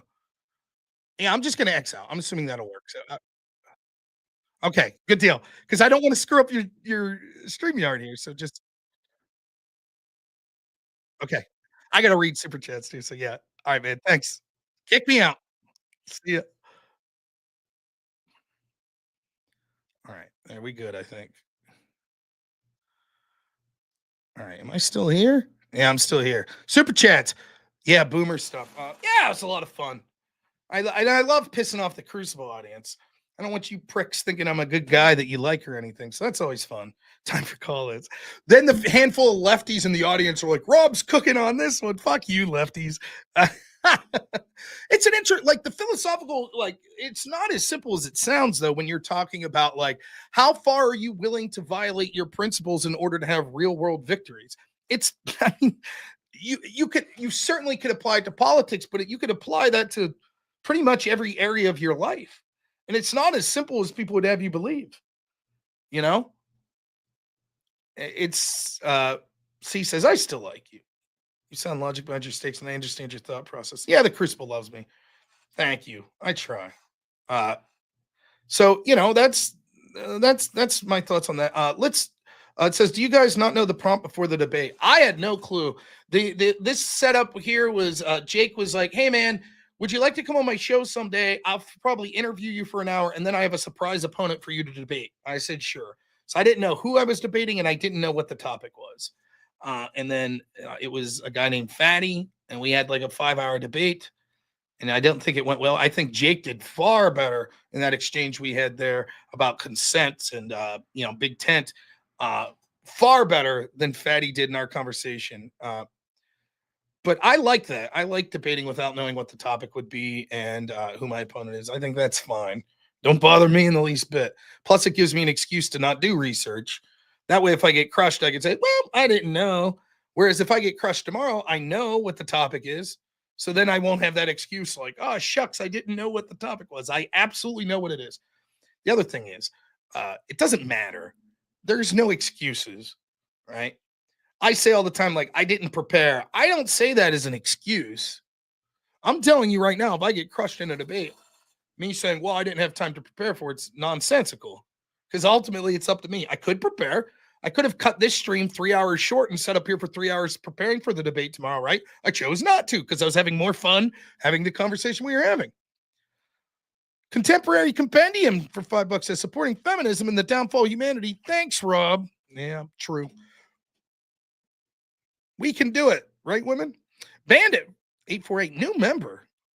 Man, that surprised me. I thought Bandit's been around a while. Thank you, Bandit, though. John Rock for $2 says, welcome, Crucible Raiders. Thank you. Zen's Forehead, always one of my favorite people to hear from. Member for 3 months. Are you not entertained? Send a super chat. Thank you, Zen. John Ruck again for $2 says, wow, this guy does not deserve to debate anyone. Not talking about Jake, the guy that was on there at the end, but that would be more towards Fatty that I was debating. Project VOP, that's Jake that I was just talking to, gives $10, says, thank you, Rob, for coming on the show and sending money. Rob is working overtime, one of the most entertaining debates I've seen in a long while. Thank you. It was my pleasure. DeFreak for $2 says, bet he didn't wash his hands. Shout out Fatty. Fatty got up to go to the restroom. Daniel McCoy for $20 says, Fatty's the type to take a dump and poke his finger through the center of the toilet paper and then wipe his butt cheeks with his finger and clean his finger with the toilet paper. Rob is fun to watch. Keep going. Wow, that's a hell of a comment. And Rob's fun to watch. Thank you. I appreciate it. 42 attack for $20. Thank you so much, says Rob. Sorry, got here late, so I'll watch the full thing later. It's 8.5 hours. Good luck. Just wondering why this guy talking against arms sounds exactly like a guy that should throw a 98-mile-an-hour fastball. Should have an arm. What a waste. I hear that. Bandit again for $2. Thanks. He says half-ass attempt to snatch victory at the last minute. Yeah, his closing statement a bit weak. Bandit again for $5 says, I think Fatty's full of shit because I've been there, but I'll agree with Rob. He's a good guy. Rob, if you had failed, I would say so, but you won easily. Thank you, Bandit. I appreciate it. I appreciate the people that will offer me criticism and say when they think I'm wrong. That to me is worth more than 20 people saying, oh, you're right all the time. James Marone, thanks for the $5 says, your favorite debater's favorite debater. The one thing, the one, the only Rob North. Thank you, man. I appreciate it. How do I say this? Balsania 69 for $2. Thank you. Says I'm throbbing for a Robin. Thank you. You're probably the only one, but thank you. C, member for a month, says that's just your white privilege, Rob. Duh. Yes, thank you, C. And lastly, Zen's Forehead says, $5. Committed the fallacy of being logically consistent during the debate. Shame on you. Yeah. I mean, that was, if you missed the debate, that was one of Fatty's argument, that I was using debate tactics by being logically consistent. That's a new one on me.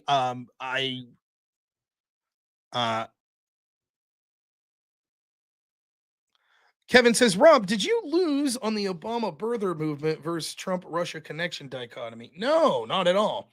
Because the first point he brought up was, who's more responsible for the division in this country? And Jake asked me that question previous to the debate, and I said, well, I think a lot of the division started with Obama. Certainly, I admitted not all of it. There was division before that. There was division that he's not responsible that occurred then and afterwards. But I think Obama and the people behind him was sort of a turning point where the country seemed to be coming more and more together and just having sort of political disagreements on policies. And it seemed to really diverge during the Obama years. And that's largely because Obama, we didn't even talk about his assaults on Christianity, clinging to your guns and Bibles, and sort of this erudite sort of veneer that he had where it was all about this academic class and, oh, we're you know, this sort of sneering contempt that they had for people that were deemed of like the working class, rural America, etc.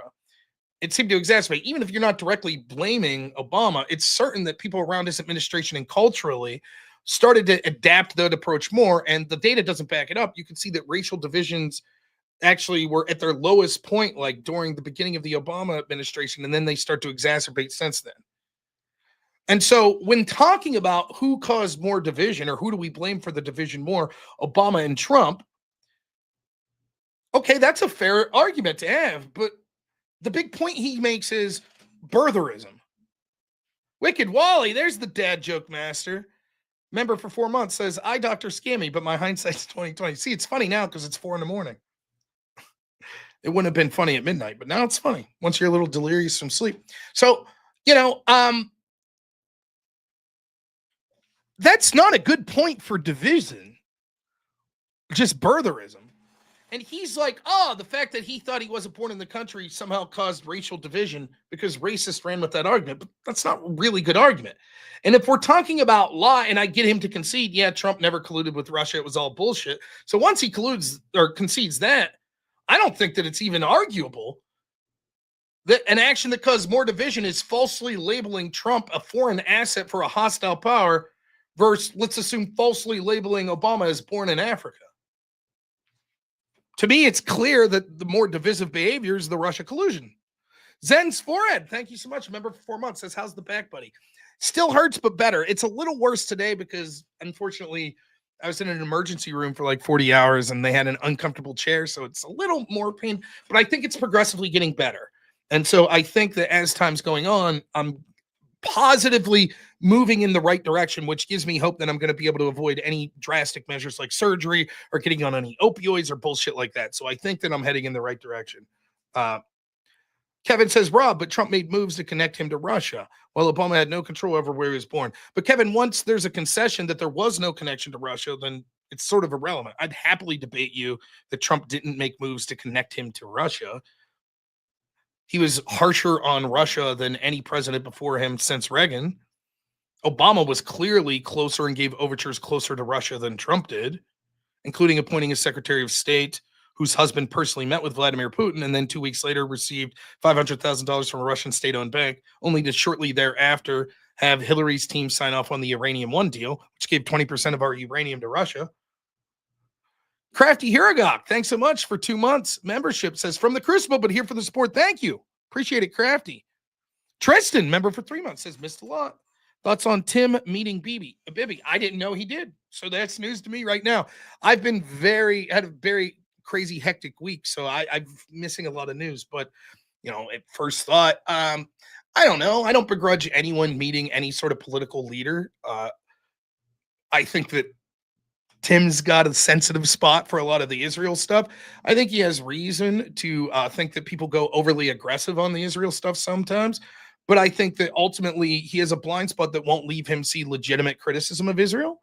So the fact that he's meeting with Bibi probably will further enhance that blind spot in not a good way. And it'll certainly, rightfully or wrongfully, lead to people saying, oh, he's bought and paid for by Israel. But that's sort of my thing. Who are you fighting on Rattlesnake tomorrow? Someone named Adam, who's debated Jim Bob before. He's apparently argued in that debate of being a progressive versus Christian. Yeah, it's almost 4. I'll be done by 4, I assure you. Does this chat believe Trump is great for America? How about very good? Not great. Zen's Forehead says, speaking of the grape comment, Andrew amended the grape position a couple of streams ago. Can't remember which one. Good. That's awesome news. I think it's fantastic. So yeah, I'd be interested to see that. I can't stress this enough. I find Andrew Wilson to be an incredibly moral person. And him talking about his view of legally what should marriage be, given his beliefs of what marriage is through his religion, is different than what he would personally do. Do you understand the difference?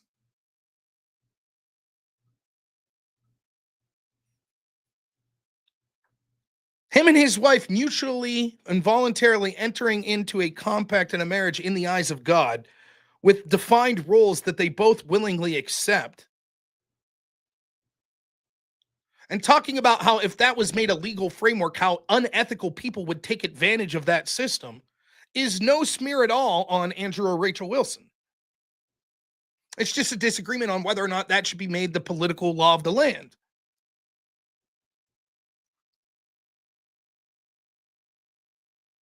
So a lot of less intelligent people don't understand the difference, right? Him saying, look, this is illegal or illegal is different than him saying, I would do this. Andrew's not relying, and many Christians, this is the same, not relying on the legality of something to prevent him from doing it. He has a moral code that's higher than the legality of this country, which is the law according to God, as should every Christian. That doesn't mean that you should break the law of the land, but you see the point. Keno Flex, man, good to hear from you. He says, this is Jack from Cider House. Cider House. Everyone should check it out. Love the Cider House. Did you check out Joe Rogan debate between Dave Smith and Douglas Murray? I have not seen it. I've heard stories of it, so maybe that's something I'll review. Let me give a shout out to the Cider House. So let me see if I can find their website here real quick. So my friend John Ward, he's out there in State College. Yeah, here we go. Here's their channel. State College, or as you all know it, Penn State, is a burgeoning young Republican community. It's actually the first that I saw on the map that like young men are overwhelmingly becoming more and more conservative and more Republican. John Ward, someone who had experience in sort of the film industry and decided to put his money where his mouth is, much like Andrew did, create a studio and bring a bunch of young guys on that he's sort of mentoring that are going to be the voices of the future that are actually advocating for like conservative and Christian politics going forward. So I can't speak highly enough of the Cider House, John Ward, Jack, and those guys that are running it. So I hope that they keep crushing it. They're actually doing stuff like real world on the ground too, particularly in the state of Pennsylvania. And they're actually fun. That's one of the things you notice about like sort of a lot of us on this side of political out. Isn't it obvious we have fun? Right? Like I come on here and I basically have tears in my eyes talking about my bummy work situation because I'm a sissy. Right? And then look how much fun you can tell that I've had all night. Then you see these lefties, they all look miserable. They're just miserable people. Not all of them, but so many of them. Oh, Keto says they got a bunch of project plan, including a movie called Killer Whale. Awesome. Yeah, check it out.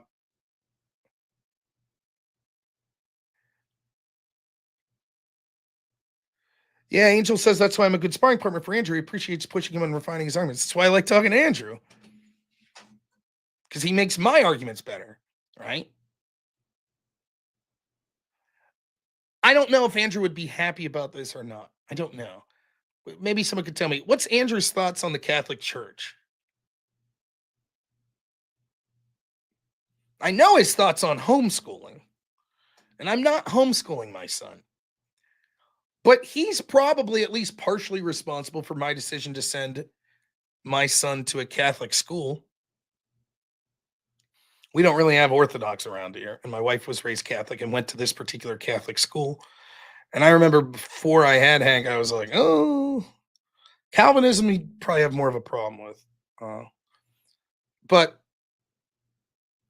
my former radio co-host, Carlos Saldivia, he paid Andrew one of the highest compliments he can. And that's Carlos's son, because he saw Andrew on a debate or a show with me, started to check out Andrew, and has actually became Eastern Orthodox, which I'm sure is a great feeling to know that you're out there as a streamer and you're pushing sort of your religion and your worldview, and you're actually making a difference. People are deciding to embrace that, and I'm sure that's not the only person. So I always thought that was cool. But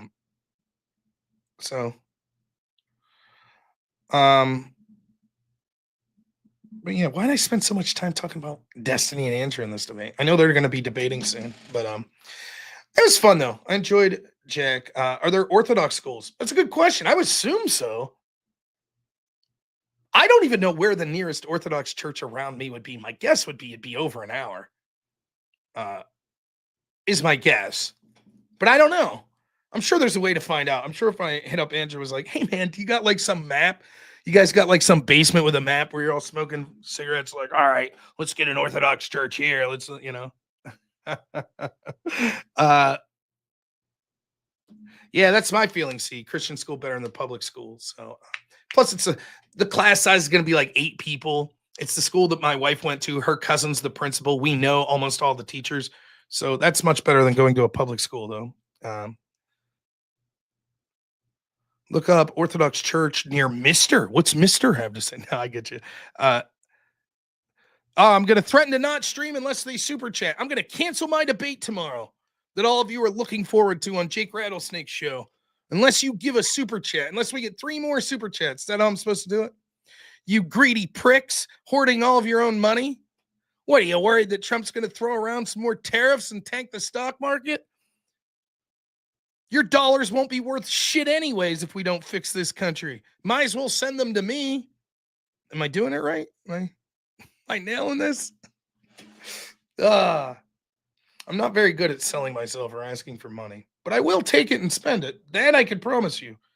If I heard about the uncensored debate between Andrew and apostate prophet, or whether or not Christians should support Zionism, I believe I've heard that debate is forthcoming. Yes. But I don't know much about apostate prophet, though. I'll have to admit. But so I am getting tired. Tomorrow night's debate, I believe, is going to start at 7 p.m. Let me check my notifications. I think Jake asked if it was so cool if it starts a little early.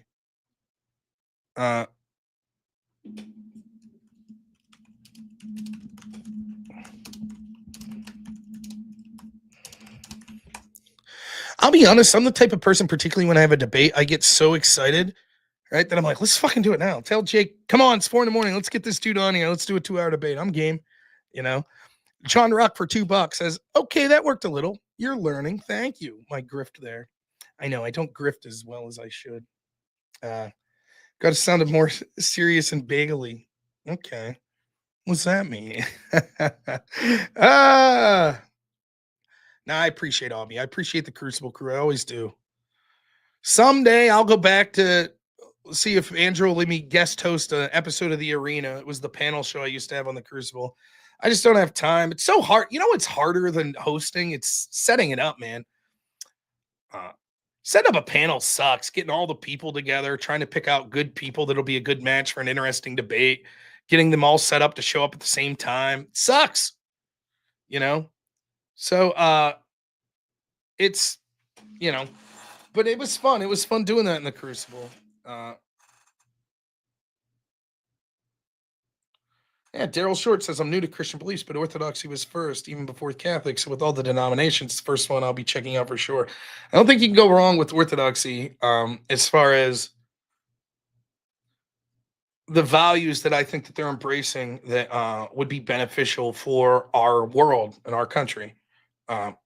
Thanks, Kino. Thank you. I'm glad you enjoyed the debate. It means a lot from you. It really does. So it means a lot anytime someone says I did a good job, but when it's people I respect, it really means a lot. So even more. C says, for $2, would you give more buying my mom my new expensive? Would give more, but buying my mom a new expensive bed. Thank you, man. Well, if there's one thing more important than spending money on me, it's spending money on your mom. So good on you. Did I find the white identity debate with JF Gariepi and Sean Last? I have not. I need to look for that. It was a fun debate, man. I enjoyed that. Debating JF's weird because JF is objectively way smarter than me. Like he is. I think his IQ would be through the roof, would be my guess. He's a weird, smart dude. He's probably autistic. But I won that fucking debate, didn't I? And I don't know that he would agree I won, but I bet he'd agree he didn't know who I was, and he left that debate going, fuck. Yeah, I thought it was gone. It was a good one, though. Daryl wants to know if anyone knows what, but yeah, okay, Tristan nailed it. It was interesting. You know, I like that, even though I don't like some of the positions Jaffer Sean advocated for. It was a cordial debate. And it was competent debaters that are intelligent, that you could actually get places with the argumentation. That I like, as opposed to sort of the frustration of dealing with this debate with this fatty guy today, where it's like, sometimes I just have to remember, like, I have this like arrogant mentality that through the strength of my sheer persuasiveness, that I could take even the most stubborn, bullheaded person and convince them that they're wrong. And sometimes you're just talking to someone that just doesn't have the mental capacity. It's not even like nefariousness. It's just like they don't get it. And there's no amount of explaining. You could have 14 hours and it's not gonna click. And at some point you just have to like throw your hands up and say, okay, I don't know what more to say.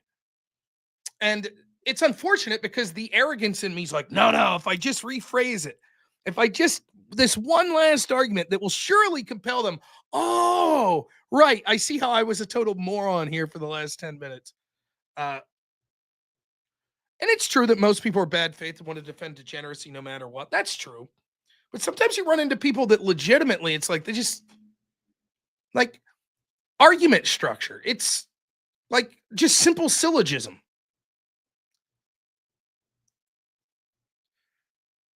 A, people that are consistent put their own personal money with where their political values state.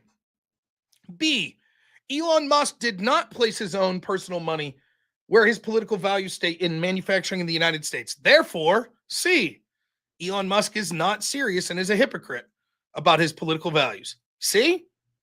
Cool. Understands that. My opponent's like, got that. And it's like, hey, same premise. Don't put your money where your political statements are, then you're not serious. You're a hypocrite. B, Bernie Sanders doesn't put his money where his political commentary leads. Therefore, Bernie Sanders is a hypocrite on it. He's like, no. Why? Because of inflation. What?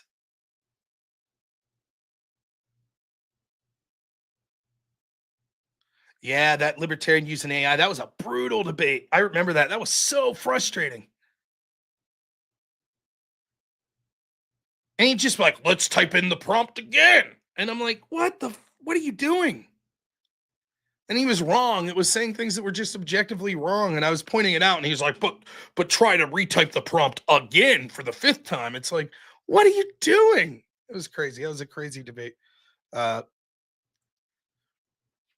again, like, I never understood, like, I don't know if I could be more clear on this, right? Like,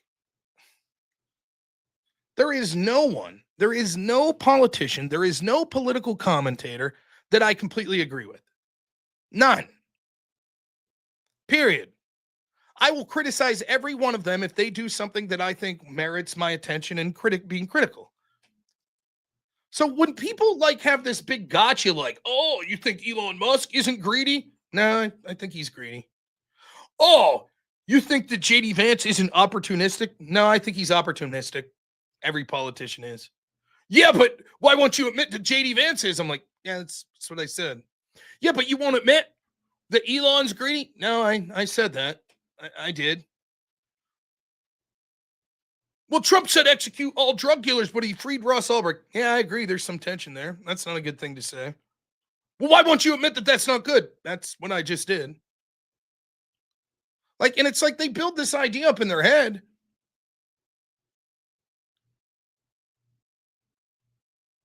And it's like, it's not representative of the argument that we're having here.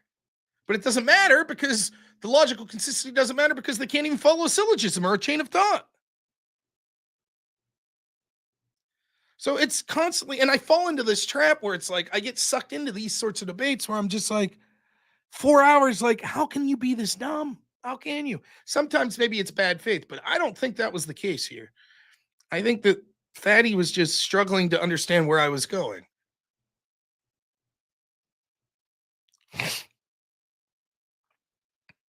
That's right, Daryl Short. What I always say, Daryl says, you're not changing the mind of the opponent, you're changing the mind of the viewers.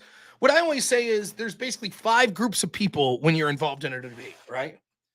There's the people that completely agree with you already and the people that completely disagree with you. The chances of you changing either of that group's mind is not going to happen. Like, it's very low. It could theoretically happen, but it's very low.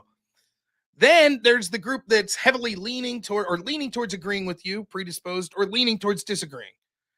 And then there's people in the middle that are completely indifferent or they're completely ignorant. They don't know enough to have an opinion.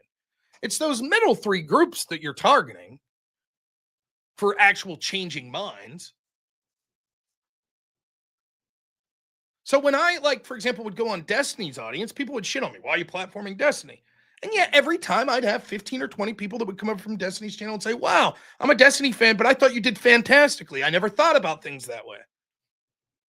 Yes, the vast majority, 80 to 90% of Destiny's audience right out of the gate's going to hate me and say you're wrong no matter what. Of course. By the way, 80 to 90% of my audience is going to say the same thing about Destiny.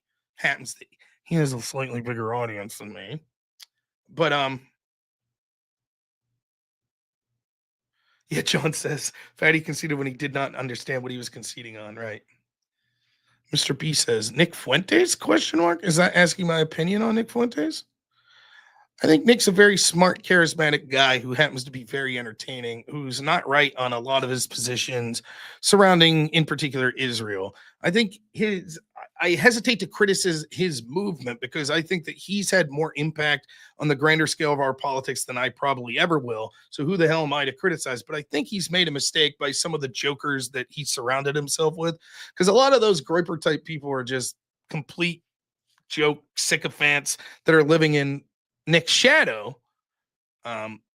Is he a Fed? Maybe. I don't know. Yeah, Imaginarium says, I've seen a couple people in chat say they're Destiny fans, but like you better. Thank you.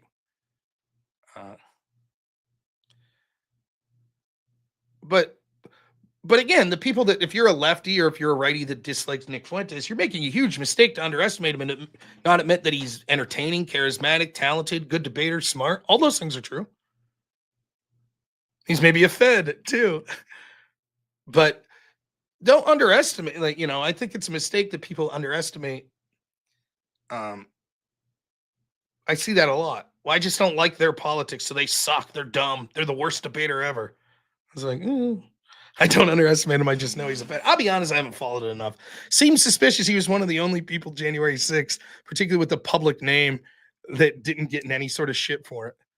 Is it true that Jola adopted me? I don't know. I haven't received an allowance, so that's odd.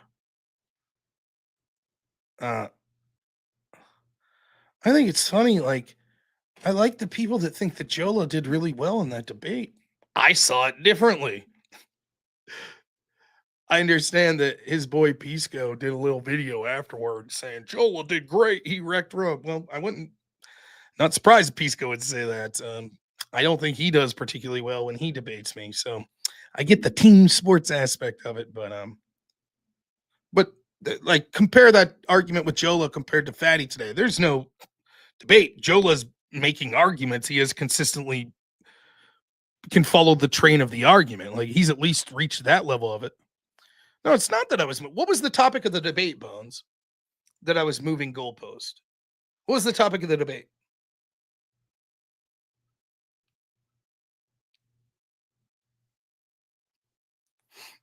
So if I moved the goalpost, that means that there was a topic of the debate that I moved goalpost. Authoritarianism. Can you show me where that was said? Can you show me that was outlined as the topic? I don't remember that. Half the people that were Jola fans said the topic was tariffs. Then half the people said it was authoritarianism and sort of the situation occurring at Columbia.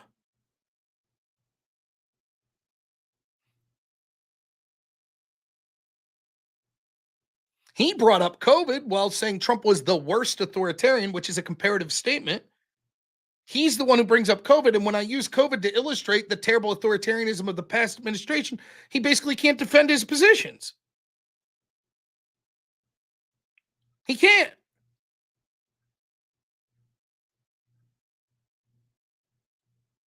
And again, once more, that's a debate where the irony is I'm actually arguing at the level that he wants me to argue at. Do I have problems with some of the ways that Trump's going after places like Colombia? Somewhat. Some of the deportations I've voiced opposition to, the way that it was carried out. Did I have problems with some of the policies Trump made under COVID? Yep, admitted as such. Do I have problems with some of the ways that tariffs are being suggested? Yep. And yet, what's his position? No, I'm not going to talk about anything. I'm just going to say bullshit and not take it seriously. Like, actually, video games are most responsible for deaths of people.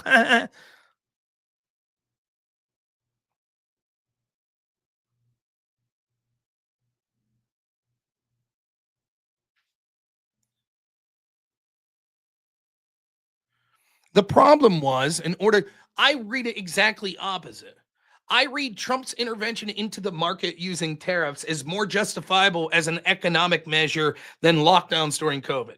Because lockdowns during COVID were not just an economic intervention, but they were also an intervention into people's personal lives in ways that we haven't seen in this country since Korematsu, where we saw the internment of Japanese Americans. But the fact this affected far more people in significant ways was probably the greatest amount of infringement on our freedoms that we've seen on a day-to-day basis that almost every single person in this country saw the effects of, in addition to the grotesque effects it had as an intervention in our markets. All done for scant to no benefits. Meanwhile, the tariff strategy, it's debatable whether or not it'll have its desired impact. Certainly there'll be short-term pain. We already see some of that from the market. But the book is out on whether or not it'll lead to better trade deals or whether the tariffs themselves, even if it doesn't lead to trade deals, would be better for the country in the long run.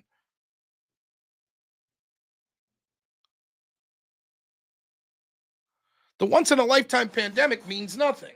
If we saw a once-in-a-lifetime pandemic, therefore we said we're going to shoot every Asian person, would you say that's less authoritarianism than Trump doing tariffs? Because, well, hey, it was a pandemic, so it was so grotesque, we had to do something. Of course not. You would say, but the action wasn't well thought out, and it was authoritarian in a way that didn't help anything and violated people's rights in a significant way. You may say people were more scared shitless under COVID, which is why they made terrible authoritarian decisions, but that doesn't mean the decisions were any more justified.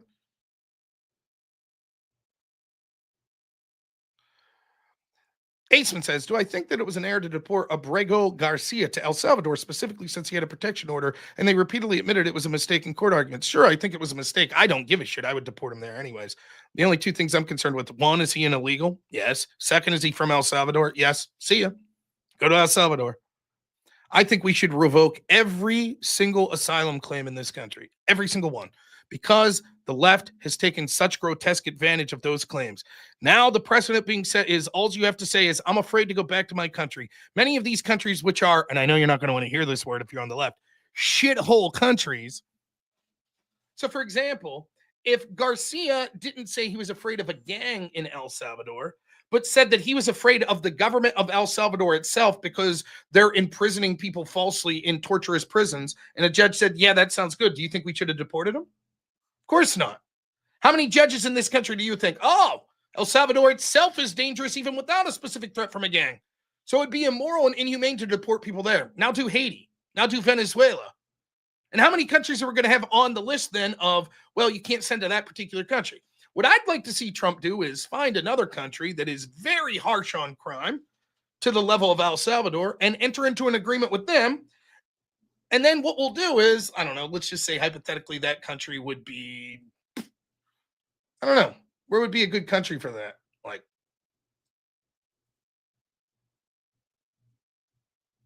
fucking like Nigeria or something?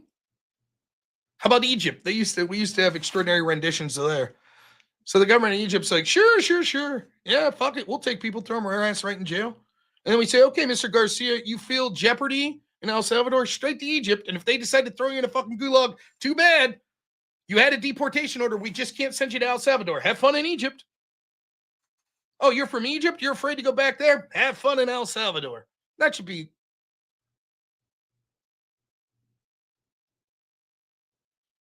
Now, I actually have more of a problem with sort of, now it's different with Khalil, but the sort of students that's being revoked, because I think that it's obvious the reason that they're being looked in the first place is because they're saying things on campus that are critical of Israel.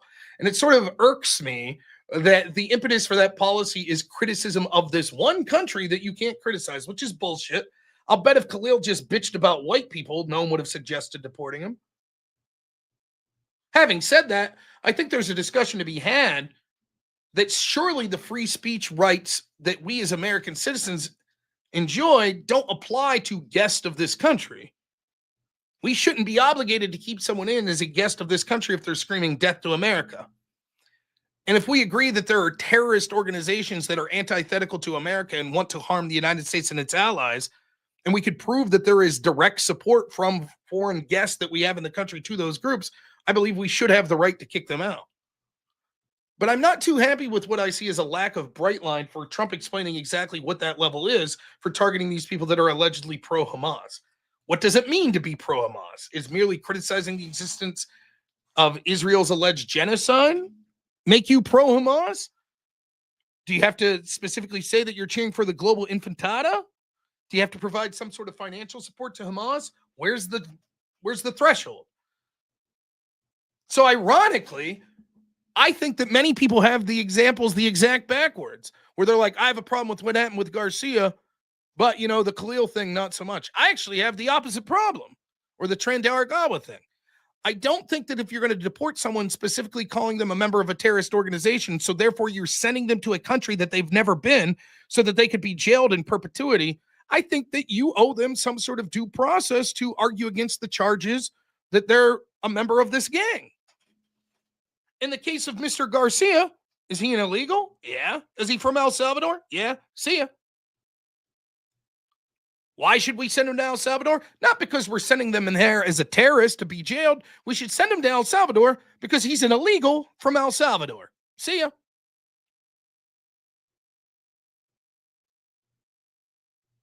Maybe he was a rat. Oh, well.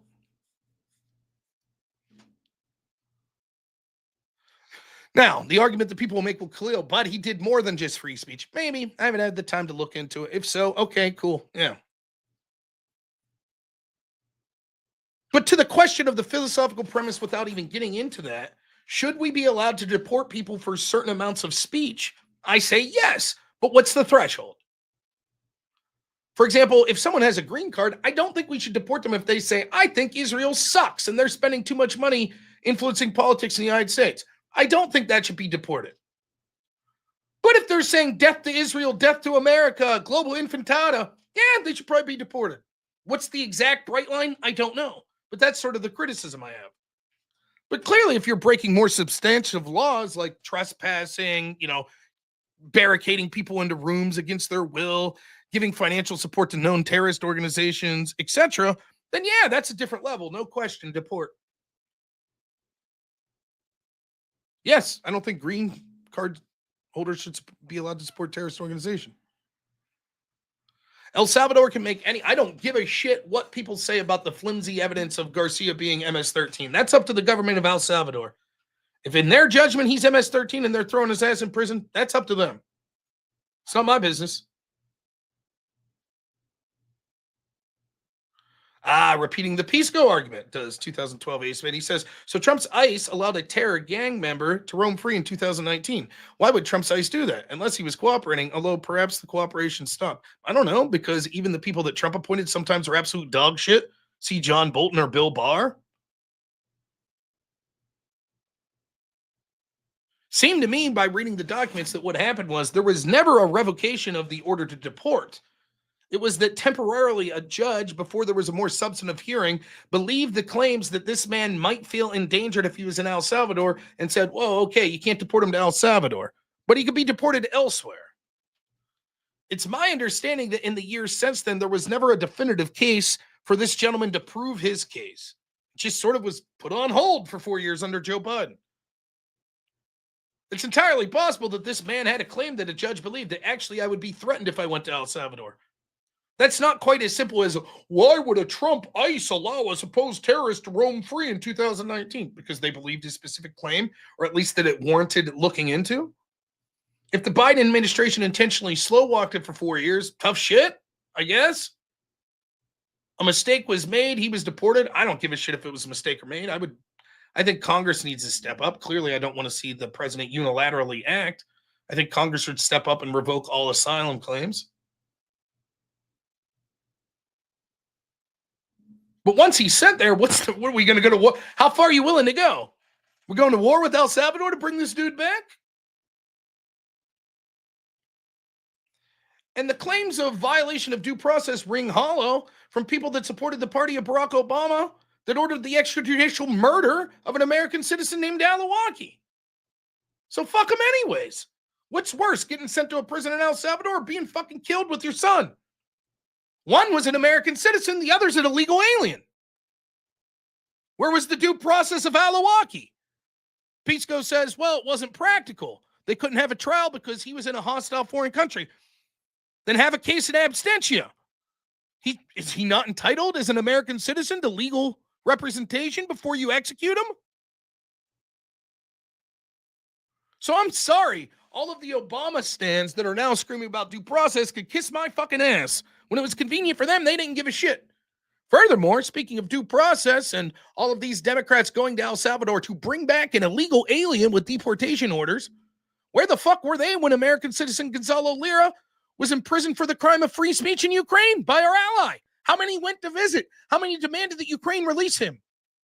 That was different. But all of a sudden, the government of El Salvador is corrupt, and they're arresting people for crimes that they are antithetical to what the United States believes in.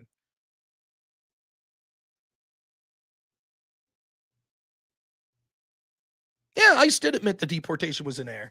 I guess that's better than saying, yeah, we knew about it and said, fuck it anyways.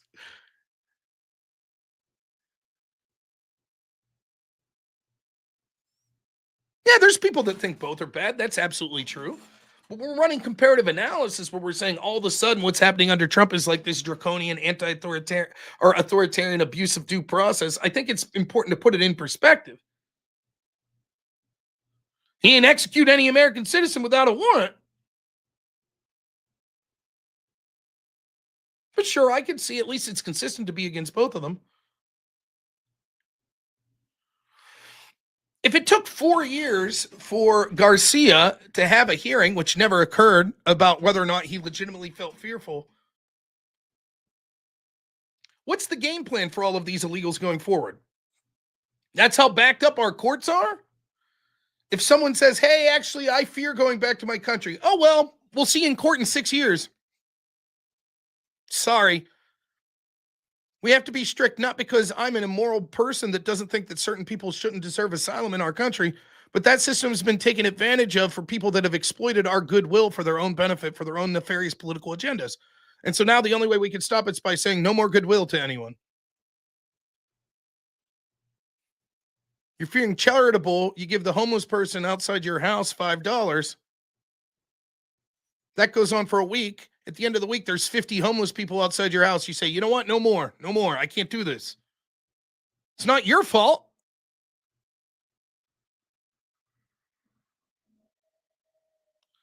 What do I think about Trump not ordering the plane to turn back? I think it's entirely reasonable. There was already international deals that were made. You don't turn a plane around mid-flight knowing the dangers that could imply because of the whim of some judge that blatantly didn't have jurisdiction.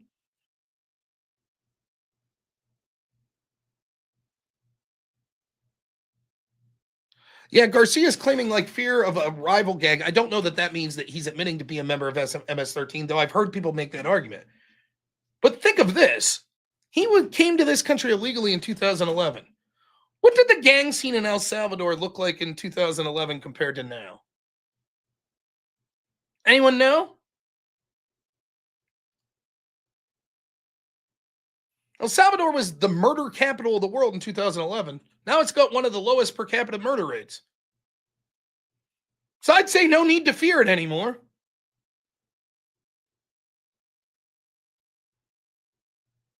I don't disagree that the order in which things happen could be important, but what's the remedy if it truly was a mistake? Now what?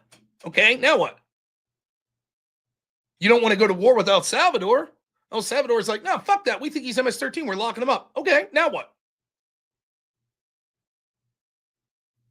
Grind our country to a complete halt because one person that should have been deported anyways was deported? Sorry. Where was the crocodile tears for the January 6 people that weren't getting proper due process? Where was it for Gonzalo Lira? Where was it for Alawaki? Sorry. Shit sucks. Innocent people are locked up all the time. Doesn't mean that we should celebrate and not try to correct when those sorts of things happen.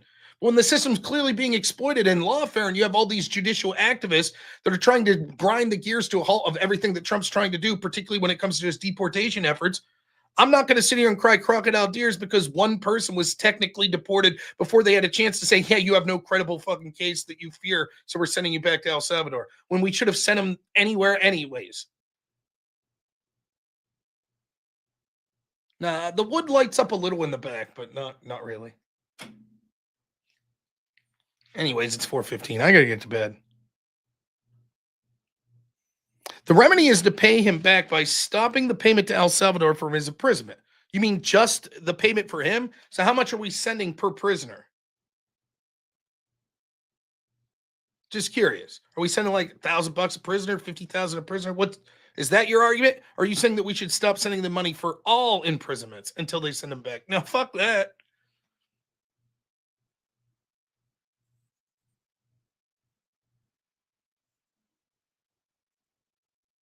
Yeah, it was fun. I'm glad you guys enjoyed it.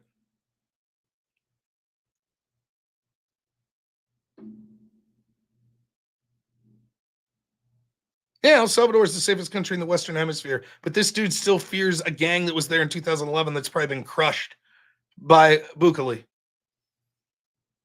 And it doesn't matter, right? Again, how many judges and Democrats would say, well, even if it's not a rival gang, everyone that gets sent to El Salvador could have fear of being persecuted?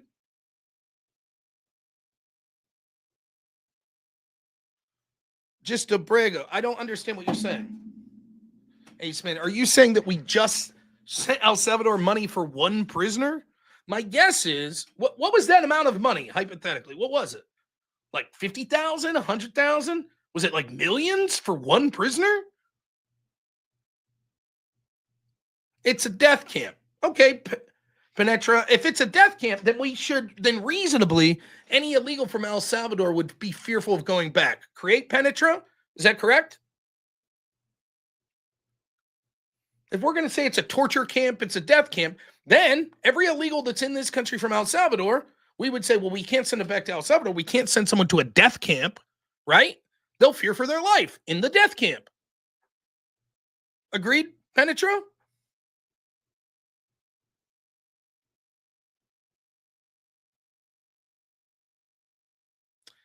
We gave them millions for all prisoners, prorated, right? So what's the prorated?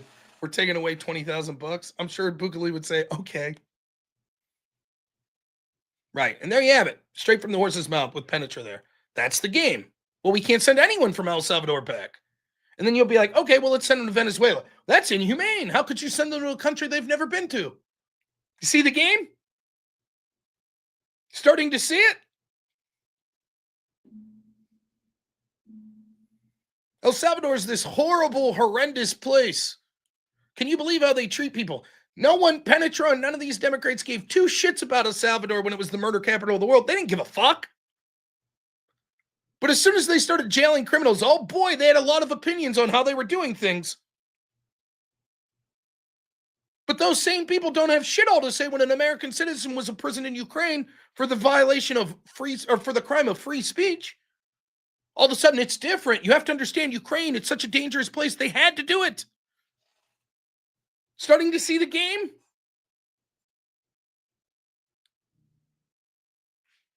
They can't even be honest about the lack of evidence of him being MS-13. I don't give a shit if he's MS-13 or not. It's irrelevant to me. Is he illegal? Is he from El Salvador? Cool. I guess the MS-13 argument's used to buttress the claim that any halt to a deportation order would be legally revoked if the person's a member of a gang. There we go. You see? This is the goal. Why not just keep him here?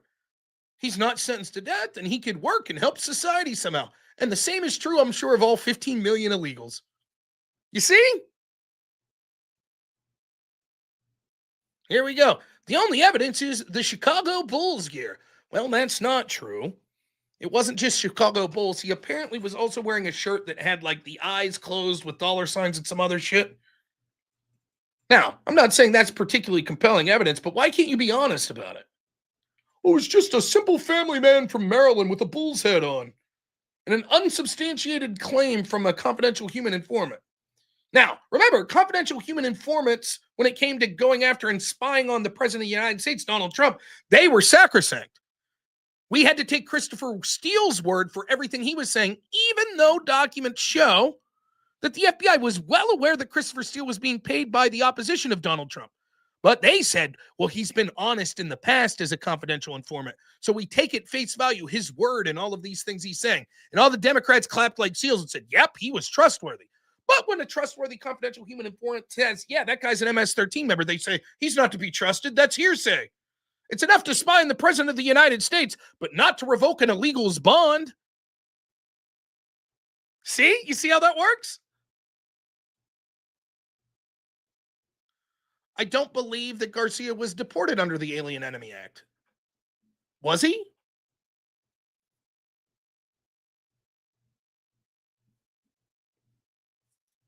I was unaware of that. I thought that he happened to be deported because there was space on the plane for members of Transdargawa that were being deported under the Alien Enemy Act, and this guy was an illegal sent to be deported from El Salvador.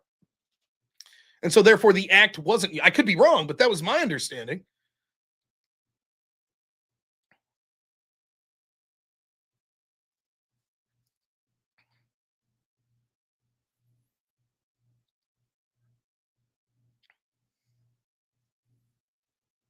Yeah.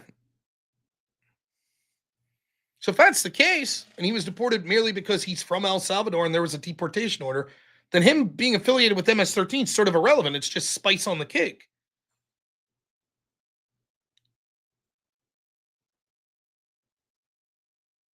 Regardless, hearsay itself, even from a position of authority, is not good enough. Says who? Then what would your standard for revoking bond be? What's the standard for we're allowed to deport someone because we suspect them being in a foreign gang? I'll tell you right now, the law doesn't say that they're entitled to a trial by jury like me and you would be. In fact, we could deport people without committing a crime whatsoever, let alone gang affiliation.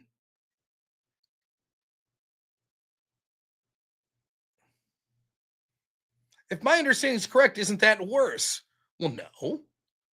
My understanding isn't that he's not a member of MS-13. It's just that it's irrelevant. He's an illegal from El Salvador. Where do you deport illegals to? To the country of origin. The fact that the El Salvadorian government might decide to say, and we're going to throw this guy's ass in prison, none of my business. Sorry. Again, ask yourself this, Aceman. How couldn't every single illegal that we're going to deport from El Salvador say, but I think Bukele might say I'm an MS-13 member and send me to prison. Therefore, you can't send me to El Salvador. That would be torture. So then what do? Have a trial in the United States to see if they're a member of MS-13 before we're allowed to send them to their country of origin?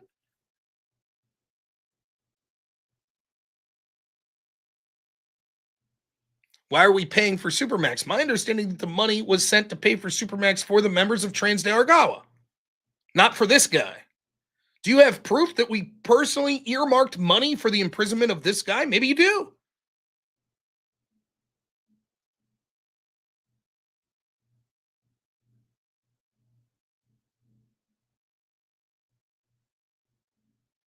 I'd be willing to see it. I don't know how much of my calculus it changes, but it's an interesting tidbit. Again, I can't stress this enough. It's not my fault. It's the fucking Democrats that wanted open borders. They took our money through USAID went to NGOs that instructed people on how to lie and say the right things to claim asylum so that they knew it'd be next to impossible through our legal system to deport them in a timely manner. And so I just don't give a shit. I'm sorry. There will be good people who came here illegally but did so because they really wanted to provide for their family, and they're going to get sent back to shithole countries, and I actually feel bad for that. What's the alternative? Give everyone a trial, 15 million people a trial that takes years to happen?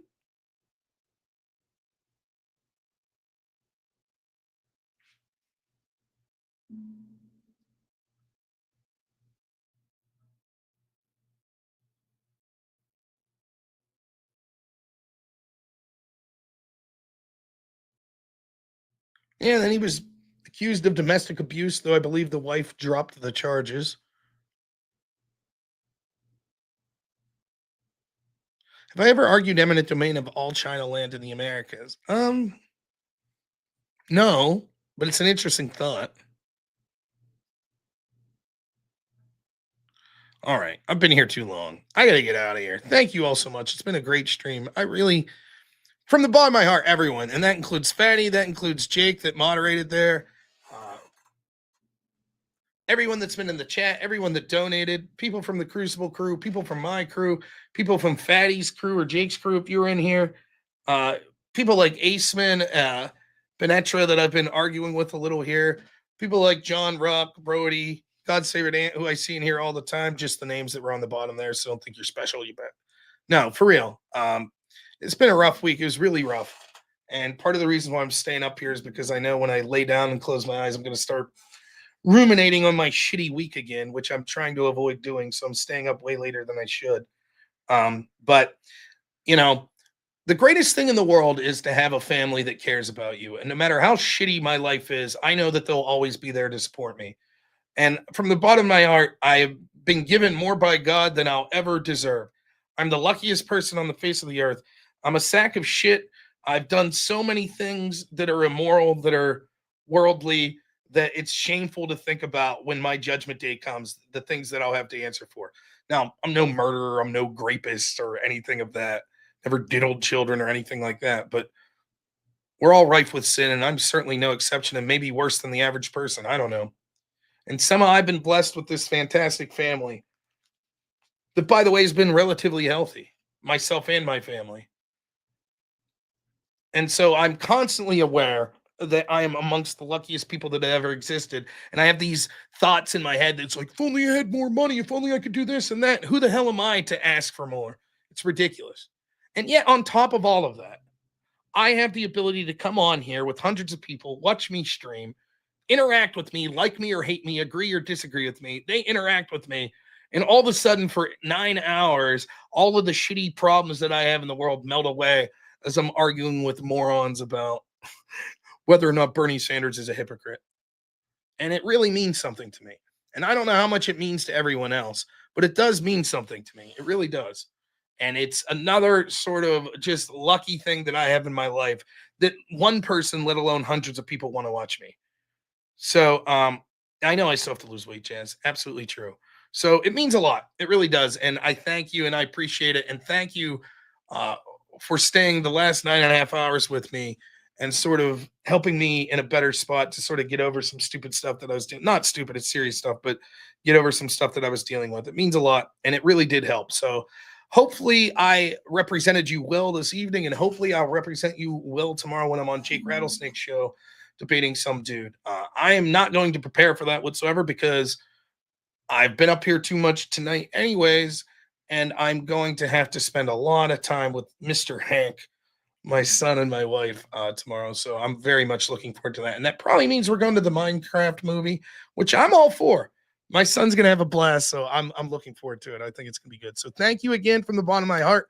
We'll see you all tomorrow night around 7 p.m. Eastern. I'll probably be on a couple minutes before then. Debate's supposed to start at 7 p.m. Eastern. I think it's supposed to be 2 or 3 hours, and then we'll roll from there. Thank you so much, everyone. Appreciate you all. As always, have a good one.